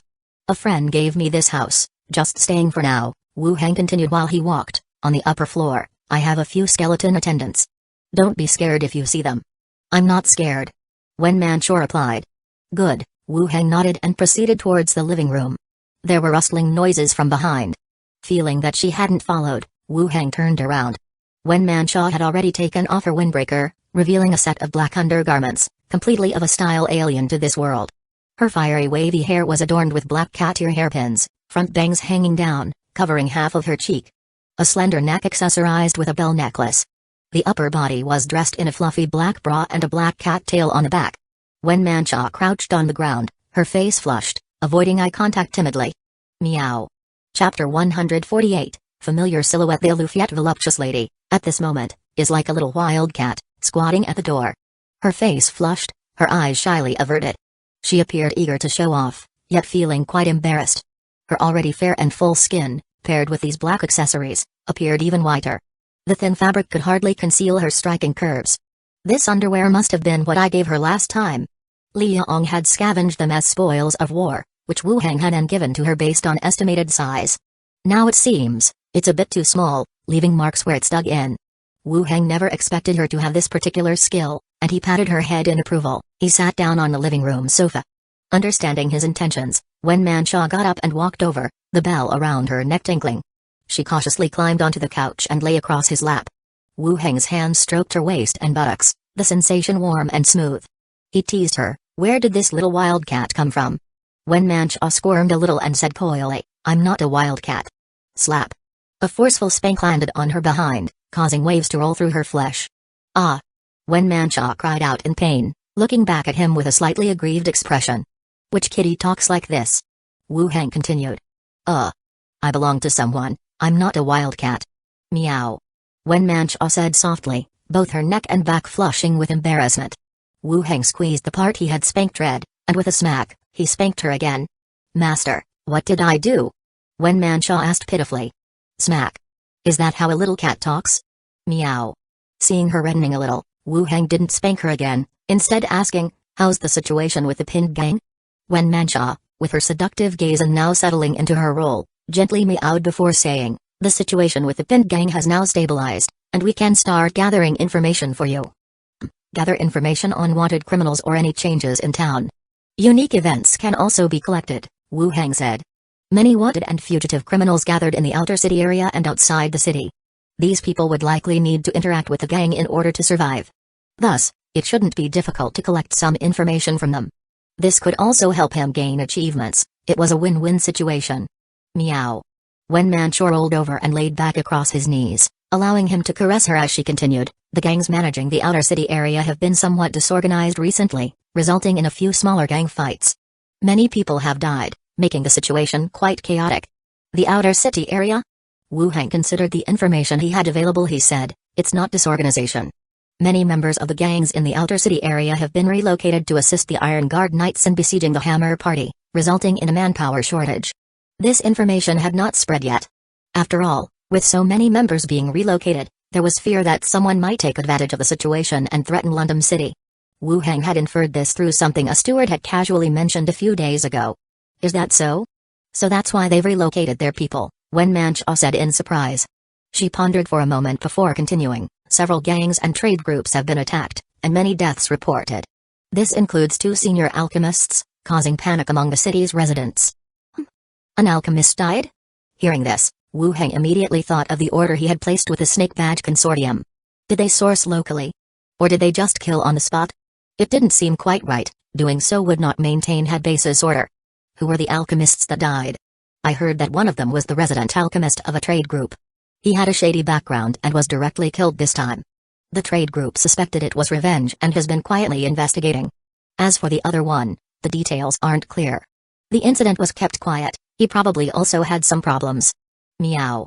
When Mancha called as she spoke. Wu Heng nodded. This made sense then. These were not random killings, but those with unique identities whose deaths would not be pursued if kept quiet. London City was a middle ground for 2 groups, a wholesale market for trade and a gathering place for criminals and fugitives. There should be some alchemists who had escaped here. Once he understood the situation, Wu Heng lightly patted her. When Mancha looked up questioningly, met his gaze, then got up and sat facing him on his lap. Her delicate little tongue extended towards him. When Mancha's body slowly heated up. Surveying their surroundings, Wu Heng took off her collar and said, "Bite it, keep your voice down, everyone else has gone to sleep." Meow. Before long, inside the room. When Mancha's pale skin was covered in a fine sheen of sweat, her complexion reddening even more. Kneeling by the side of the couch, she extended her delicate hand, massaging Wu Heng's back, easing his muscles. She continued, "Master, how about I stay with you? I'll just wait for you at home every day." Wu Heng looked at her, and said, "You lack nutrition, you wouldn't be able to handle it." When Mancha gave a coy smile, "You're naughty." Her big innocent eyes gave him a teasing look, as she continued, "Master, the pinned gang only undertakes some covert tasks. The gang will never grow large that way. Once you rise in status, we won't be of much help." Wu Heng understood what she meant and asked, while lying on his side and looking at her, "What are your thoughts?" "I want the pinned gang to develop some of our own industries. We don't have to aim for the very top, but it would be enough to sustain the gang, and it would spare the pinned gang from being so lowly," When Mancha said. Chapter 148, Familiar Silhouette Industry. The income sources of the pinned gang varied, They dabbled in everything and nothing they did was particularly honorable. For instance, shady arrangements made under the table were common, and many involved were pickpockets and thieves. In short, even the local gangs looked down on them. They only dealt in rat-like businesses. It was understandable if Wanmansha, the current leader, wanted to make some changes. Which industry do you plan to break into, and what are you good at? Wu Heng looked at her, waiting for an answer. Actually, I haven't thought it through. There aren't many decent people in our gang, so I hope you could give me some ideas. Wanmansha said softly. Wu Heng crossed his arms behind his head and pondered. He was considering starting a general supplies store to deal with idle daily necessities from the zombie world. However, this was a venture he didn't want to entrust to Wanmansha. He wanted it to be his own establishment that he managed directly, rather than an asset for her to manage within the gang. But it was particularly challenging to find a suitable business path for Wanmansha's gang. An apothecary shop or a rune artifact shop could be viable options. The fields they involve are relatively advanced and the competition is sparse. It might work out at the moment. Wu Heng analyzed. Weapon stores and leather armory shops are the most common in town, having formed a wholesale industry chain. Unless you have a distinctive technology others lack, it's hard to break into the market. If he were to open such a store, it would be solely for procuring supplies for the skeleton army in the other world. Moreover, manufacturing weapons and leather armories would require training of artisans. This couldn't be achieved in a short time. My dear. What if I venture into lingerie for women? Would there be a market for it? Wanmansha, looking at her own attire, blinked curiously at Wu Heng. Wu Heng paused, smacked her buttocks and said, "Next time, just spit it out. Stop beating around the bush." Wanmansha pouted and pleaded, "I was just hoping for some fresh thoughts from you. After all, you're a mage, an intellectual one at that." Women in this world usually wore corsets, which lifted their bodies from the bottom and were complemented by regular bodices on the top. If she introduced modern lingerie here, it would certainly be innovative. Wu Heng responded, "You could give it a try, might be a hit." "Okay, if you have any special designs, could you prepare some for me? I could serve you wearing them and also explore a variety of designs and work on their production." "Sure. I can arrange for some to be sent over when I get the chance." Wu Heng explained that the lingerie was sent over from his hometown, which was far away from here. Wanmansha nodded gleefully, "Meow, you're so good to me." Wu Heng patted her curvy waist and whispered, "Go back to your room. Don't leave tonight." "Thank you, my dear." The next morning, the delicate body in his arms was exquisite and smooth. Little cat ornaments were strewn messily around the room. Wanmansha rolled over and nestled comfortably in his arms. After an hour of exercise, they finally got dressed. As the head of the pinned gang, Wanmansha had to be present at the gang's base. She could come over in the evening, but she had to return the next morning. She put on her little cat lingerie. With a playful tone, she complained, "My dear, look at what you've done. It's all swollen now. I've been so obedient and yet you were so hard on me." Touring her waist a bit, she showed him her slightly swollen body. "I'll be gentler next time." "Nah, don't bother." Wanmansha giggled and continued, "Do you have any clothes here? I didn't think much when I came over last night, but if I go back now, there might be people waiting at the door. It could be a bit awkward." Wu Heng smiled, fetched a sportswear from his closet and handed it to her. "Try this on." Wanmansha took the clothes into her hands. While the design was rather unique, it was very comfortable to wear. She put it on, tied her fiery long hair up, and suddenly, she appeared like a sporty lady next door. "My dear, I might be a bit busy these days. I'll come back to serve you once things have settled down." Wanmansha hugged him as she spoke. "You're turning more and more like a clingy little kitty. I can be anything you want me to be. And, if you really like kitties, you can check out the slave market. There are some from the cat tribe there." Wu Heng smacked her butt again, "Seems like I've gone easy on you." "Hee hee, see you then." With that, Wanmansha bounced out of the room with her skeletons. Wu Heng tidied the room briefly and headed out. He bought some breakfast on his way and went straight to the association. He reached quite early today and there was no one in the lounge. He pulled out the partially studied fog skill manual and kept reading. The fog skill belonged to the curse magic system. It could create a dense fog environment. However, this environment could be easily dispelled, such as with natural wind, wing flapping by beasts, or wind created by magic. Any form of wind could affect the dense fog, either lightening it or blowing it away completely. When choosing this skill, Wu Heng had considered it as a replacement for the poison smoke thunder. After a detailed reading, he found out that it could obstruct vision but was less toxic. However, it was sufficient for his current combat style. Wu Heng continued reading and when he flipped to the last page, a system prompt followed closely behind. Unlock skill, fog skill. He closed the book and put it into his space ring. Chapter 148, Familiar Silhouette. Learning all these skills, I feel like I can't use many of them. Wu Hang felt like he was just collecting skills without having many opportunities to use them. During every battle, it's basically up to the skeleton and the gun to solve the problem. If it comes to using skills, he either illuminates with the dancing light skill or disgusts the enemies with a couple of disease beams. The rest of the skills are essentially ornaments. I don't think there's any need for me to be so keen to collect skills. Wu Hang muttered to himself. There was a creak. The door to the room was pushed open. Duke, carrying his war axe and a roasted pancake in his hand, walked right in. Seeing Wu Hang sitting at the table, he looked startled. Wow, Captain, you came to the guild. What are you talking about? It's as if I never come. No, I'm just a bit surprised. Duke handed over the pancake he was holding, asking, Captain, do you want some? No thanks, you've earned quite a lot of bounties. Why are you always gnawing on pancakes? My family is big, several brothers and sisters. I give all the money to my family. And there's also the cost of making equipment, so I don't have much left. Duke explained. How many brothers and sisters do you have? 6 in total. Wow, that really is a lot. Do beastmen always have such large families? Wu Hang looked at him again, asking, did you come to the guild to look for me? Captain, the Maoyao armor shop said that the leather armor you ordered is ready. They told me to inform you. Duke replied. Alright, let's go take a look. Okay. Wu Hang stood up, leaving the guild with Duke and heading towards the outer city area. They arrived at the Maoyao armor shop. The shopkeeper was standing in the shop chatting with someone. Seeing them come in, he immediately put on a happy face. Captain, there was no need for you to come yourself. I had planned to send it straight to you. The beastman shopkeeper courteously said. Wu Hang directly replied, I came to check the merchandise. Understood, it's over here. I'll take you to the warehouse to inspect it. There's absolutely no problem with the quality. The shopkeeper led him into the warehouse at the back. He opened the warehouse door and was hit with a sour stench of leather.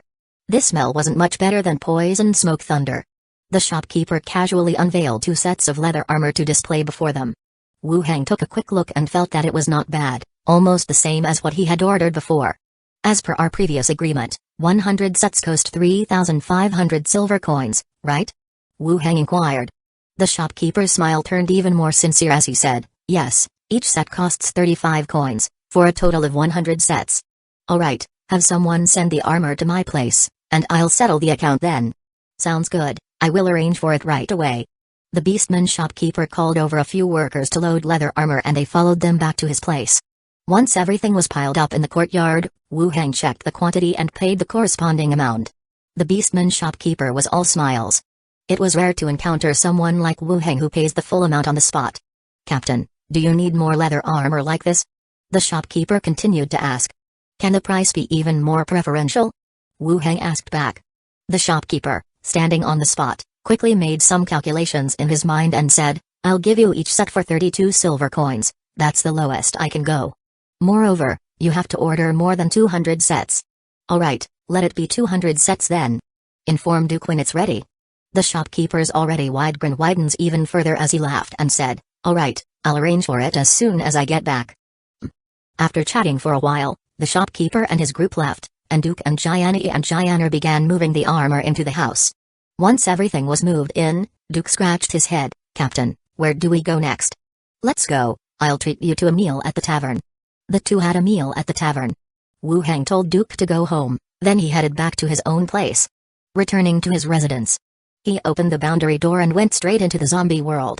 He instructed the skeletons to come over and move all of the newly purchased leather armor over. They piled it all up in another room. Next, he picked out 100 level 5 skeletons and started equipping them with the leather armor. Big Head had gone with Li Yong and the others to the prison side. Doing it himself was a bit troublesome. The caravan hadn't come back yet, so he would probably have to wait until tomorrow. After being busy for a while, he finally got everything sorted out. Only then did he open the boundary door and return to his residence. The next day, in the morning, Wu Hang again went to the professional guild. As he entered the hall, he noticed there seemed to be considerably more people in the guild than a couple of days earlier. The earlier dispatched squads that had collaborated with the Iron Guard Knights were all back now, standing in front of the counter talking about something. Wu Hang got closer and eavesdropped for a moment. They were talking about the reward of artifacts. It seemed that the Hammer Party mission was over. He just didn't know how it turned out. Just as Wu Hang was about to turn around and go to the resting room, out of the corner of his eye, he saw the silhouette of a woman heading deeper into the corridor, under the escort of a few mercenaries. She had long brown hair and was wearing a suit of leather armor. A cheetah followed by her side. Chapter 149, Blow on it and it won't burn anymore. Wu Hang furrowed his brows as he looked at the distant figure. The stature, the way of walking, and that cheetah, all gave a familiar feeling. Has Slither arrived? The owner of Money Cat, the manager of Blackstone Town. A very domineering woman. Wu Hang wanted to go and confirm, but there were quite a few people around the other party. After thinking about it, he did not approach. If it really was Slither, she would come to him later. After some consideration, he walked straight to the front desk and asked, "Do I have any letters?" The staff member checked the records and said directly, "Team Leader Wu Hang, there are no letters for you here, but we expect to deliver new letters to you in the next couple of days." "Okay, thank you." Wu Hang thanked them and headed to the lounge. It seemed that the issue with the Hammer Party was resolved. The passage was open at least, the teams involved in the eradication of the Hammer Party had returned, and the goods and letters left behind would be sent to the city in the next few days. Considering this, it might well be that Slither has come. After sitting in the lounge for a while, he went to the training room and practiced his swordsmanship. Feeling a bit sweaty, he immediately left the guild and walked straight across to the Snake Badge Consortium. The Snake Badge Consortium. "Good afternoon, Mr. Wu Hang," Leza greeted with a smile. Despite coming unannounced, it appeared that Wu Hang had become an important guest. As soon as he entered the reception room, Leza followed him in. "Good afternoon. How is my commission and the store going?" Wu Hang directly asked. Leza nodded and smiled. "The store has been cleaned according to your requirements. The people in charge of that area have been notified. You can open the store at any time." Then, she presented him with the store keys. "These are the keys to the store." Wu Hang accepted. "Thank you. We should do our jobs. If you have any special requests, feel free to mention it. We will try our best to accommodate you," she assured him. Wu Hang nodded and continued, "What about the rune array of the burial ground and the alchemist's commission? Has there been any news?" The matter of the burial ground was more of a casual inquiry. After all, construction, transport, and manufacture are slow processes. The main concern was the matter regarding the alchemist's corpse. After all, he had heard from a certain little wildcat that 2 alchemists had died in the outer city area. Moreover, the consortium gave him a deadline of 3 days to collect the goods. "The alchemist's commission is ready. Please wait a moment." Leza smiled and called out the door for clarity. Very soon, 5 bodies, 2 covered with white cloth, and 3 inside black coffins, were brought in. Among these, 3 are human alchemists, 1 dwarf and 1 beastman, Leza softly introduced. From their body sizes, one could tell who was the dwarf, and who were the humans or the beastmen. Wu Hang looked over to the side. Basin came forward and revealed the bodies under the white cloths. A human and a beastman. Both had pale faces, but it could be determined that they had died within the last 3 days. It seemed that there was indeed a connection between the consortium and the assassination of the alchemists. It wasn't necessarily their doing, but the bodies of the deceased were indeed transported here. After the other 3 coffins were opened, they revealed somewhat dry bodies. They seem to have been dug out from somewhere else and transported here. "Are they all at level 10? Wu Hang asked. Meanwhile, in the black market of Blackstone Town, the black market worker with the crooked beard would introduce the identities and names of these bodies. Apparently, Leza did not have this intention. Wu Hang wasn't interested in the histories of these bodies. As long as they were confirmed to be alchemists, that was enough. "Of course, if there are any problems, feel free to come to me," Leza assured confidently. "I'm very satisfied then." "As long as you are satisfied, sir. We charge 7,500 silver coins for 5 bodies in total," Leza made the offer straightforwardly. It is different to buying something. When buying, one can bargain with the boss to reduce the price. But for a commission, the fixed price is the fixed price. There is no room for negotiation after completion. Wu Hang took several bags of silver coins out of his space ring, using gold bars for the larger amounts. Recently, his silver coin exchanges had been considerable. The amount he was spending could sustain an ordinary family for a lifetime. Seeing Wu Hang bring out the gold, Leza's eyes lit up. This young and well-off man was indeed worth the cost. After collecting the gold and silver coins, her face brightened even more. "Mr. Wu Hang, have you had lunch yet? I can order the preparation of lunch for you. If we have another opportunity, I will host a banquet for Miss Leza." "Sir, you are too polite. You are the guest after all," she playfully pointed out. Wu Hang continued looking at the bodies. "I cannot transport these out." His space ring already had quite a few items inside. It wouldn't be able to fit in all these coffins and bodies. Oh, don't worry, sir. I will have someone deliver them to your place, Liza assured him. After she said this, she went out to instruct some workers. Soon, someone with a sachet-type storage item collected all 5 bodies. It seemed that there was a difference in the sizes of storage items. And organizations like consortiums, which transport various goods, also rely on these items. Bigger than his space ring, they could store more items. Wu Hang nodded and walked out. The worker with the sachet also followed him out. They both returned to his place. The worker placed all the bodies in the living room. After another bow, he promptly left to return to the consortium. Once the visitor left, Wu Hang opened up the boundary door, allowing the skeletons to carry the corpses and coffins into the zombie world. With the consecutive release of the bone manipulation skill, 5 distinct skeletons all stood up. All 5 corpses were at level 10. But they had only reached level 10. This hardly seems like a bargain in his favor. Wu Hang looked at the skeletons and said, "From now on, you are alchemy number 2, you are number 3, number 4. He named all the skeletons in order. The number of his alchemy skeletons had reached 6. They could completely meet the simultaneous usage of several potions. After assigning the skeletons to alchemy number 1 and setting them to create potions from the ingredients he had prepared, he again inspected the neighborhood. Confirming there were no issues, he returned home. In the study, Wu Hang continued to read the Book of Runes, learning about magic artifacts. Knock, knock, knock. Soft knocks resounded from below. Wu Hang descended the stairs and opened the front door. Standing in the dusk was Slither, dressed in leather armor with a cloak over her, her lower half adorned with tied leather trousers, and a cheetah at her side. "What are you looking at? Don't you recognize me?" Slither lifted her hood, smiling. "Hold on," Wu Hang said, closed the door with a thud. He quickly ran upstairs, commanding the skeleton ghost hag and the 2 to return to the boundary door. He also took the cat ear collars on the bedside table and put them into the space ring. While he was naturally happy to see Slither, she was a member of the Secret Speakers, who had shown great interest in his affairs back in Blackstone Town. What needed to be hidden still had to be hidden. Outside, Slither gaped at the closed door in disbelief. She was, after all, a notable character. Rich and powerful, and had come a long way, only to be shut outside the door. A fiery anger spurred in her heart, and she turned around to leave. The door opened again. Wu Hang was there, smiling, wiping the sweat off his forehead. "The room was a bit untidy, I had to clean up a bit." Slither stood there, glaring at him. The cheetah by her feet bared its teeth. "What's wrong? Please come in." Wu Hang stepped aside. After some hesitation, Slither chose to believe him and slowly stepped in. She glanced around suspiciously. "You're not hiding anyone here, are you?" "Of course not," Wu Hang replied, helping Slither off with her cloak. He then asked, "When did you get here? Why didn't you give me a heads up? I could have picked you up." Slither glanced upstairs along with the staircase, then sat down on the sofa. The cheetah also leapt onto a chair nearby, curling up and settling down. "I arrived at the border 2 days ago, but the roads were blocked, so I only managed to come over today," Slither explained. "What would you like to drink?" Wu Hang asked. "What do you have?" "Iced tea and hot milk tea." "Milk tea it is." Wu Hang boiled some water and took out 2 packets of instant coffee from the drawer. "If I had known, I might have asked you not to come. It's been quite dangerous lately." Slither studied him. "What, you wish I hadn't come?" "Of course not, I'm thrilled." Wu Hang sat down opposite her. "Nonsense." Slither rolled her eyes at him. "How are you settling in here?" "Slowly getting used to it." Wu Hang responded. "How does it compare to Blackstone Town?" "It's not bad, but the people here are not as easy to approach." Slither crossed her legs. Her round thighs were tightly wrapped in leather pants.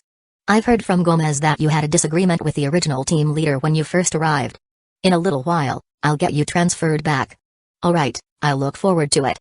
The water was ready. Wu Hang got up and poured a cup of coffee for each of them. The fragrance of coffee immediately filled the room. "That smells good. No wonder Yuli always says you have good taste," Slither commended. Wu Hang delivered the coffee to her. "Why didn't Yuli come with you? Do you think I came here for fun? Besides, it's rather dangerous here. Bringing her might court unnecessary trouble," Slither said. She switched legs, leaned lazily against the sofa with her body tilted, half her curvaceous backside pressed tightly against the leather. Slither seemed to notice something and looked at him with surprise.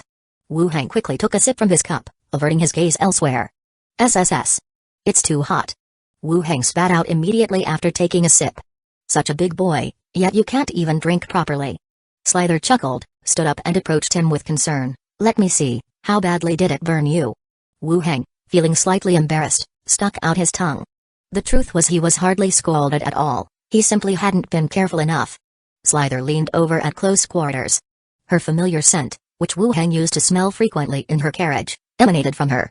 Slither, holding his chin and turning somewhat red-faced. Phew. Blow on it, it won't burn. Chapter 150, Choose someone to take care of you. Slither blew lightly. Nice and gentle, the wind was filled with a sweet scent. Alright, we're good now. Slither got ready to leave. But a hand landed on her waist. Slither's face reddened, like that of a light intoxication after a drink. What's wrong? Slither feigned confusion as she looked at him. You're stunning today. Wu Heng said softly. Slither's face grew even redder, she lightly pushed him away. Don't talk nonsense. Seeing she didn't pull away, Wu Heng looped both his hands around her waist. With a gentle pull, she was drawn onto his lap. Hiss. The cheetah next to them immediately jumped up, baring its teeth and getting ready to pounce. Slither gave it a stern look and gestured with her eyes. The cheetah then bounced off the couch and lay down at the back with its eyes closed. I'm quite a bit older than you. Slither turned her head and said. We're not much different in age, it is not an excuse. Wu Heng replied. Slither's neck began to grow red as well. She clearly knew what Wu Heng wanted to do, as their letters had been much more explicit than their encounter. Partly for work, she had come all the way here. But more so, she had came to see him. Although she had prepared herself mentally, reality made her feel unexpectedly anxious. As he whispered sweetly in her ear, she began to soften. So be it. Otherwise, I would have traveled all this way for nothing. Wu Heng held her head and gently brought her lips to his. Slither gradually got into the mood. She raised her arms, allowing him to unfasten her breastplate. When he clumsily couldn't undo her waistband, she laughed, took a deep breath, and said. All right, I'll do it myself. You're still not a grown man, are you? And so she unfastened her waistband. Wu Heng took the opportunity to strip her completely. Why does it look like this? Wu Heng pointed at her round and protruding asset with a confused look. Slither, sitting in his lap, stroked his hair and said, It will emerge naturally in a while, kiddo. You're being too much. Let's move this to your room, not here. Slither whispered. Wu Heng stood up, causing Slither to shriek as she was swung up in his arms. He carried her to the bedroom. In the dim light, he admired her graceful figure. Stop looking, hurry up. Slither opened her eyes and extended her arms. All right, here I come. During the depths of the night, Wu Heng, holding her from behind, began to gently stroke her impressive body. Will you be staying for a few more days? Slither pushed back slightly. Accompany me out tomorrow, I will be heading back in the afternoon. So soon? I have been here for 5 days, if I don't head back soon I might encounter issues as I am, after all, an executive. Slither turned to look at him. What, can't bear to part with me? Who wouldn't be reluctant to part with a charming beauty like you? I have never realized that you are so good at sweet talking. Previously, you always accused me of trying to cheat your money, Wu Heng reminded her. I am still doubtful now, perhaps you were after my money. Wu Heng replied, well, you may end up with neither money nor romance. I'll accept it. Turn around. Slither and Wen Manshaw are both mature women, but they give entirely different vibes. Wen Manshaw is clingier and seems eager to show her fervor, while Slither seems more dominant.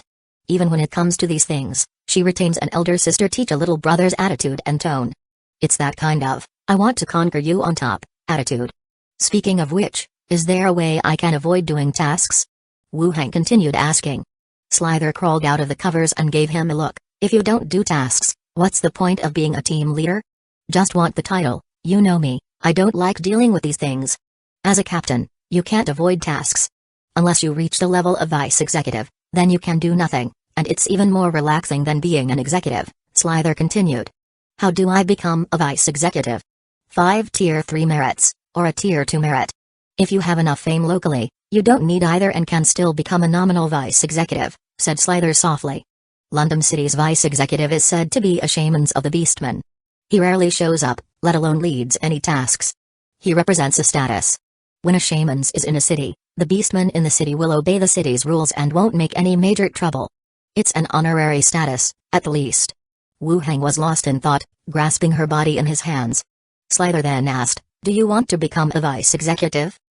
To have the title and not have to do tasks. Why don't you quit? Go back to Blackstone Town and let me look after you. Wu Heng laughed and pulled her a little. I have money too, it's not certain who will be taking care of whom. Alright, let's rest now. Lie down and don't move. Slither pulled up the thin quilt, and lay on top of him. The next day, in the morning, the carriage creaked along. Following Slither's carriage, there were several other carriages carrying goods, escorted by Slither's personal mercenary group. It was evident. Besides seeing him, she was actually here to purchase some merchandise. In the carriage, Wu Heng asked, "Are you sure you don't want to stay a few more days? When you have time,